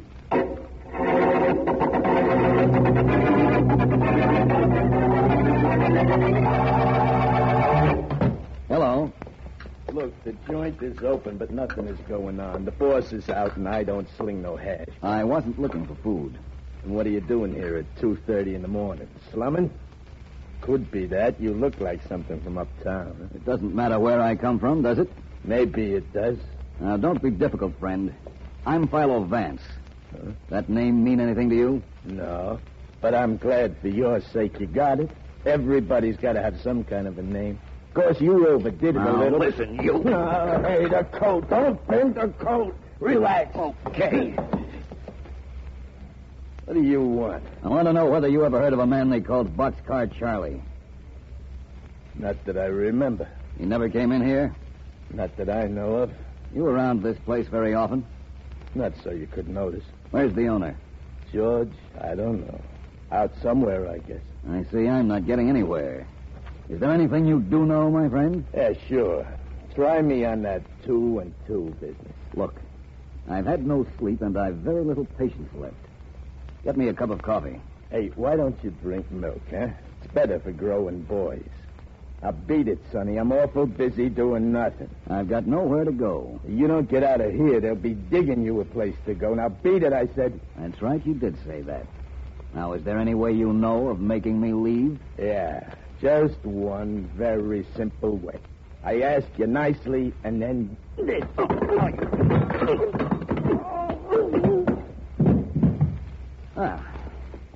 That was better than walking around the reservoir.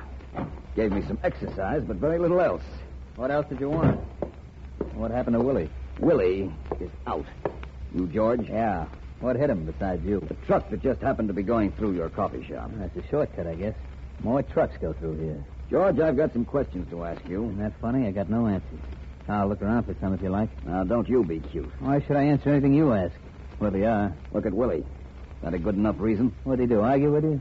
Take the other side or whatever you said? He always did that. You shouldn't have got sore. The next time I feel my emotions carry me away, I'll remember to ask your permission. Yeah, do that. George, I'm Philo Vance. I want to know something about a man called Boxcar Charlie. Who? Well, here we go again. George, remember Willie here? Oh, Boxcar Charlie. Why didn't you say so? What do you want to know about him? When did you see him last? Yesterday sometime. Why? He was knifed to death earlier tonight. He was? Yes. Well, ain't that too bad. Why, he didn't have very much to live for, though, did he? What are you, a detective? Not exactly. In that case, if I was you, you know what I'd do? Should I? Yeah. If you're smart, you'd follow your nose right out of here. It's the only way I know of keeping it out of a business that don't concern you.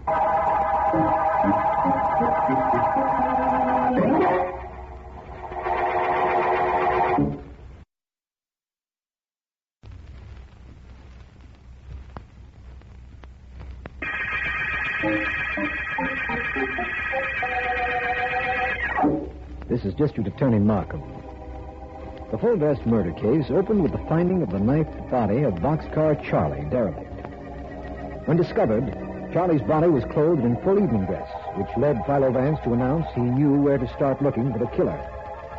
Vance told me that a certain diner would supply a clue. But how he arrived at that, or what happened at the diner when he went there, I have yet to find out. Vance is here, however. Vance, I have a theory about the evening clothes. Have you, Markham? Yes. Boxcar Charlie wasn't a tramp.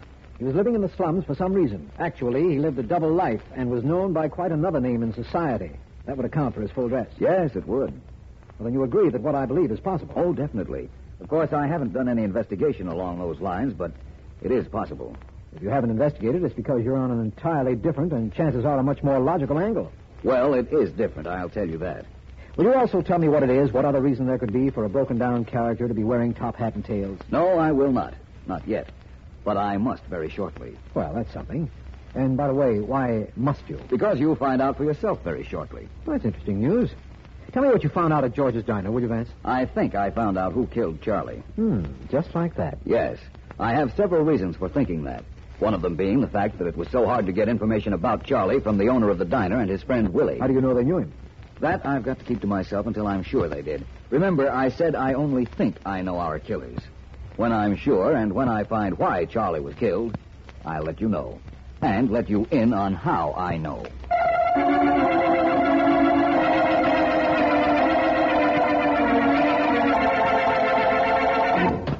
Connie? Oh, I'm over here, George. Come on over. Brought you some fresh coffee from the shop this morning, Connie. Oh, thanks. Would you set it down right there, please? Sure. Thanks. Guess how much came in this morning? A lot, huh? Mm-hmm. $8,000, George. I've got over $11,000 right here. Isn't that wonderful? I'll be able to build a sleeping dormitory and put in a kitchen and... Oh, golly, I think people are nice, don't you? Some of them, Connie. I still think you ought to put that money in a safe place. No, I will. As soon as someone comes in to relieve me, I'll go to the bank. Oh, it was wonderful opening those letters and seeing all the money that... Hold everything, you two. Well, what? George, he's got a gun. George! What's the matter with your boyfriend, lady? Can't he talk? What do you want? This is a mission. There's nothing here you can steal. I wouldn't say that. I'll take that envelope on that desk, lady. Oh, no, please. That isn't my money. It belongs to It's going to belong to me. No. That's all I care about. Now hand it over. George. Okay, Connie.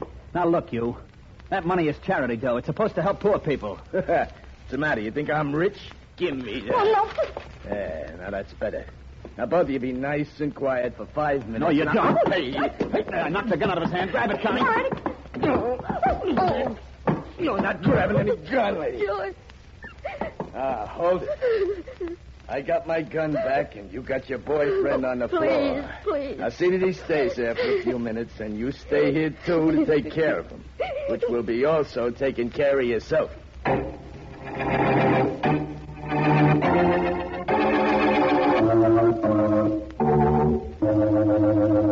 Over $10,000 $10,000 already, Georgie, and I ain't through yet. There'll be over 11,000. I don't think so. Again, he don't think so. Don't you ever agree with anything, Willie? Not if I can help it.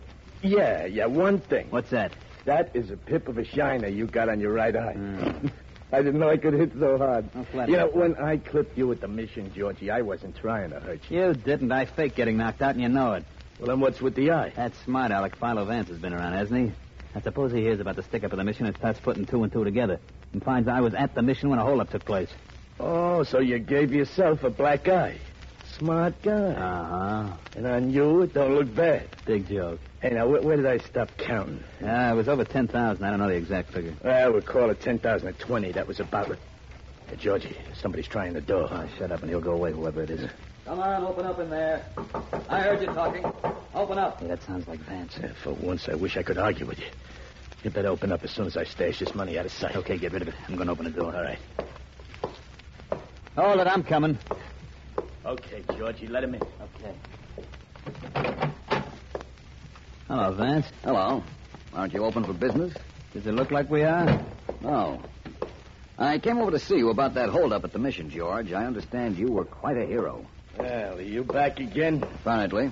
Right at the moment, I want to talk to George. Any objections? Not from me, no. I thought you were investigating Boxcar Charlie's murder, Vance. How come a stick-up interests you? There might possibly be a connection, you know. That's a lovely eye you have. Like it? Maybe you'd like one to match. Willie would talk you out of trying. But I'm hoping he won't, if you know what I mean. Have any trouble seeing out of it? Not a bit. My left eye is awfully good. Well, you're here, Vance. I'm still waiting to find out why. Just to get your story of the holdup. What story? Guy came in with a gun. He grabbed the envelope with the money in it with his left hand. He started backing away when I knocked the gun out of his mitt. Clipped me while I was trying to grab the envelope, and that's all. It probably ain't, Vance. Ask him more questions. I really don't have to, Willie. I'm quite certain I know all the answers now.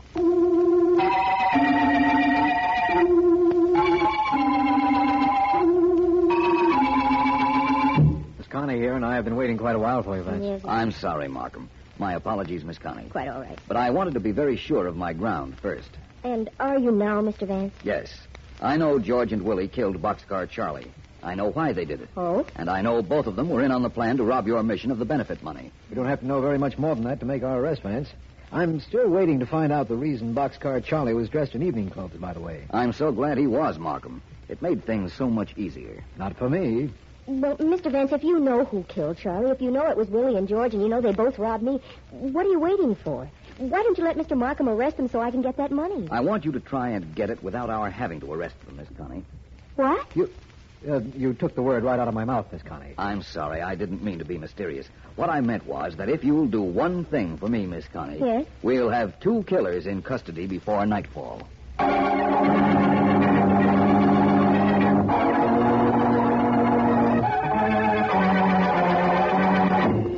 I know where George lives, Miss Connie. I sure am anxious to do something for you and kind of all the coffee you give me at the mission. Oh, that's perfectly all right. Just point out the house to me. Well, it ain't really a house. It's kind of like a basement. Well, It's right here. It is right there, Miss Connie. Only I sure hope you ain't going to get tangled up with him. I sure hope you ain't, Miss Connie. I'll be all right. And thank you very much. That's all right. It's sure all right. I'd sure like to come over to the mission sometime. Any time at all. Yeah? Who is it? It's me. Connie from the mission. Well, I never expected you here. I know you didn't. Hello, George. Hi, Willie. You're all we need here. Of course, I'm delighted to have you visit me, Connie, but I can't think of any reason why you're here. I can. I think Willie's got something. You said it. Look, George, you don't think I fell for that phony holdup, do you? I know Willie didn't hit you hard enough to knock you down. I let him grab that money. And now I'm here for a cut. Oh. For once, I agree with you, George. I have a little information, boys. Philo Vance knows the whole score, too. And if you don't land, you 2 characters are cooked. So you're not the big-hearted dame who only lived to pass out coffee to bums, are you, Connie? You want to talk about me or you? All right. Vance knows you killed Boxcar Charlie, and he knows Charlie probably overheard you 2 planning the stick-up, and so you killed him. Oh, that Vance. How could he know that? That ain't important. Connie, you've earned your cut, and you'll get it. Fine. Now, can you stall Vance if we make a 3-way cut of the dough we got? Maybe. And I think I know how Vance located us. But does he know we faked that holdup, Georgie and me? He sure does. How could he know that? We didn't do anything. That's a matter of opinion. Vance. And District Attorney Markham. Yes. Oh, how well did I do, Mr. Vance? Hey, what is Wonderfully. this? Snapping off the lock on the door so we could get in was excellent, Miss Connie. Hey, that dame was a phony. How do you like that? And these characters heard us admit we killed Charlie. The window, Willie. Let's get out the window. No. Grab Willie, Markham. One down. How are you doing, Markham? Watch. Well, I'd say you were doing very well. And now, Miss Connie, your money is probably in this place somewhere. I hope so. I think we'll be able to find it and officially close this case. Oh, no, you don't, Vance. No? Why not? First, I want to know how you tracked Boxcar Charlie's murder to George and Willie and how you knew that holdup was faked. All right, Markham. I'll tell you. But let's take George and Willie downtown first.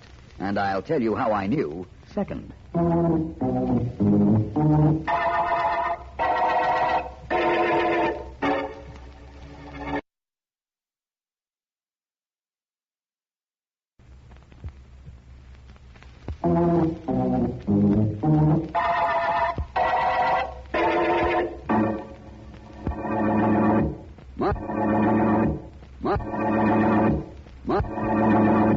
Markham, you've been puzzled as to why Boxcar Charlie was wearing a full-dress suit when he was killed, aren't you? Among other things, I am puzzled about that, yes. Well, when I saw the full dress he was wearing, I noticed there were 2 worn spots about 1.5 inches wide on each shoulder. Now, what would make worn spots like that? I haven't the slightest idea. I thought it might be from a sandwich sign that was being carried around. The straps from the sign would wear down the cloth just that way. That still doesn't tell you anything. Rather, it doesn't tell me anything. I believed that if the man were in evening clothes, there had to be a reason for it. I believed he was carrying a sign advertising something to do with high hat or full dress. I looked in the phone book. Yes, I remember you telling me you used the phone book. I did, and found a number of high hat diners. Uh-huh. 5 of them, to be exact. I investigated them all until I found George's place. It sounds very simple now when you tell it. You mind telling me how you knew the holdup at the Mission wasn't on the level? Not at all. According to Miss Connie's story and George's, he was standing facing the masked holdup man. Yes. And was trying to get the envelope with the money in it out of that individual's left hand. That's right. Then the holdup character allegedly hit George in the eye and dropped him. That's the story George and Connie told. Certainly, but George's eye made it a lie. You see, in that situation, the holdup man must have hit George in the left eye. Yes. Yet it was George's right eye that was black. An indication that somewhere along the line there was something a little bit spurious. No doubt about that. George probably blackened his own eye to make his story and Connie's corroboration really stand up. Yes. Your theory of why George and Willie killed Charlie has been borne out by their confession, so I guess that's the end of that. The end of them and of the full-dress murder case.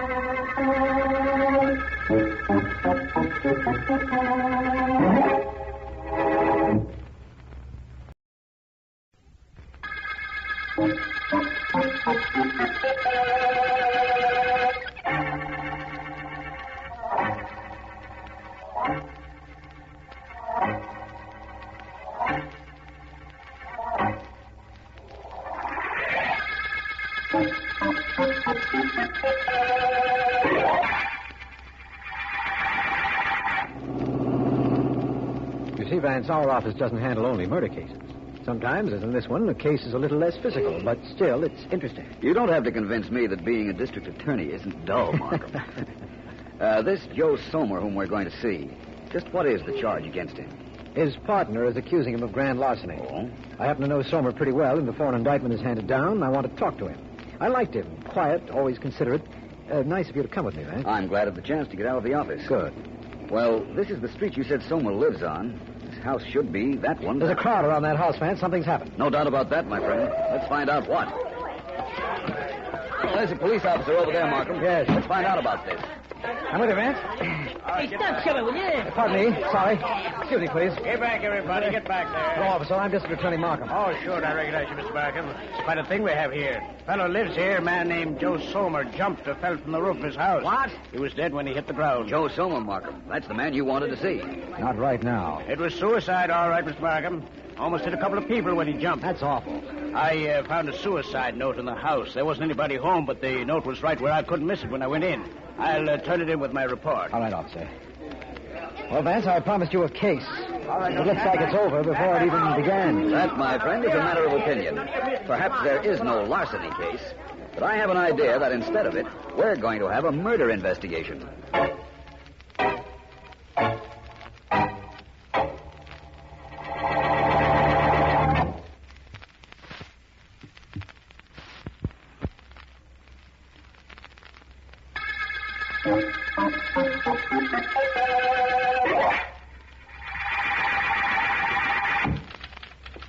Hi, Miss Henderson. DA in his office? Yes, he is, Sergeant. He's on the telephone, though. Well, that's okay. He'll want to see me. No, but I'll let you know as soon as something develops. Bye. Hello, Heath. Hi, DA. Just got a report on that suicide note found at Joe Somer's house. Yes? Completely legitimate, DA. We had our experts check the writing. There's no question but that Joe Somer wrote it. He wrote a suicide note and apparently jumped from the roof of his house. What do you mean, apparently? Well, Philo Vance thought it might be murder. Oh, he did? Yes. That guy thinks everything is murder. I'm waiting for the day when there's a murder case that he'll say it's suicide. You'll have a long wait, Heath. Vance doesn't often make mistakes. Everybody makes mistakes, DA. Even I do. Not you, Sergeant Heath. Yeah, me. And if I can make 'em, I guess Vance can make 'em once in a while, too. The possibility is there, undoubtedly. Well? The only thing is, I can't ever remember Vance being wrong for any length of time.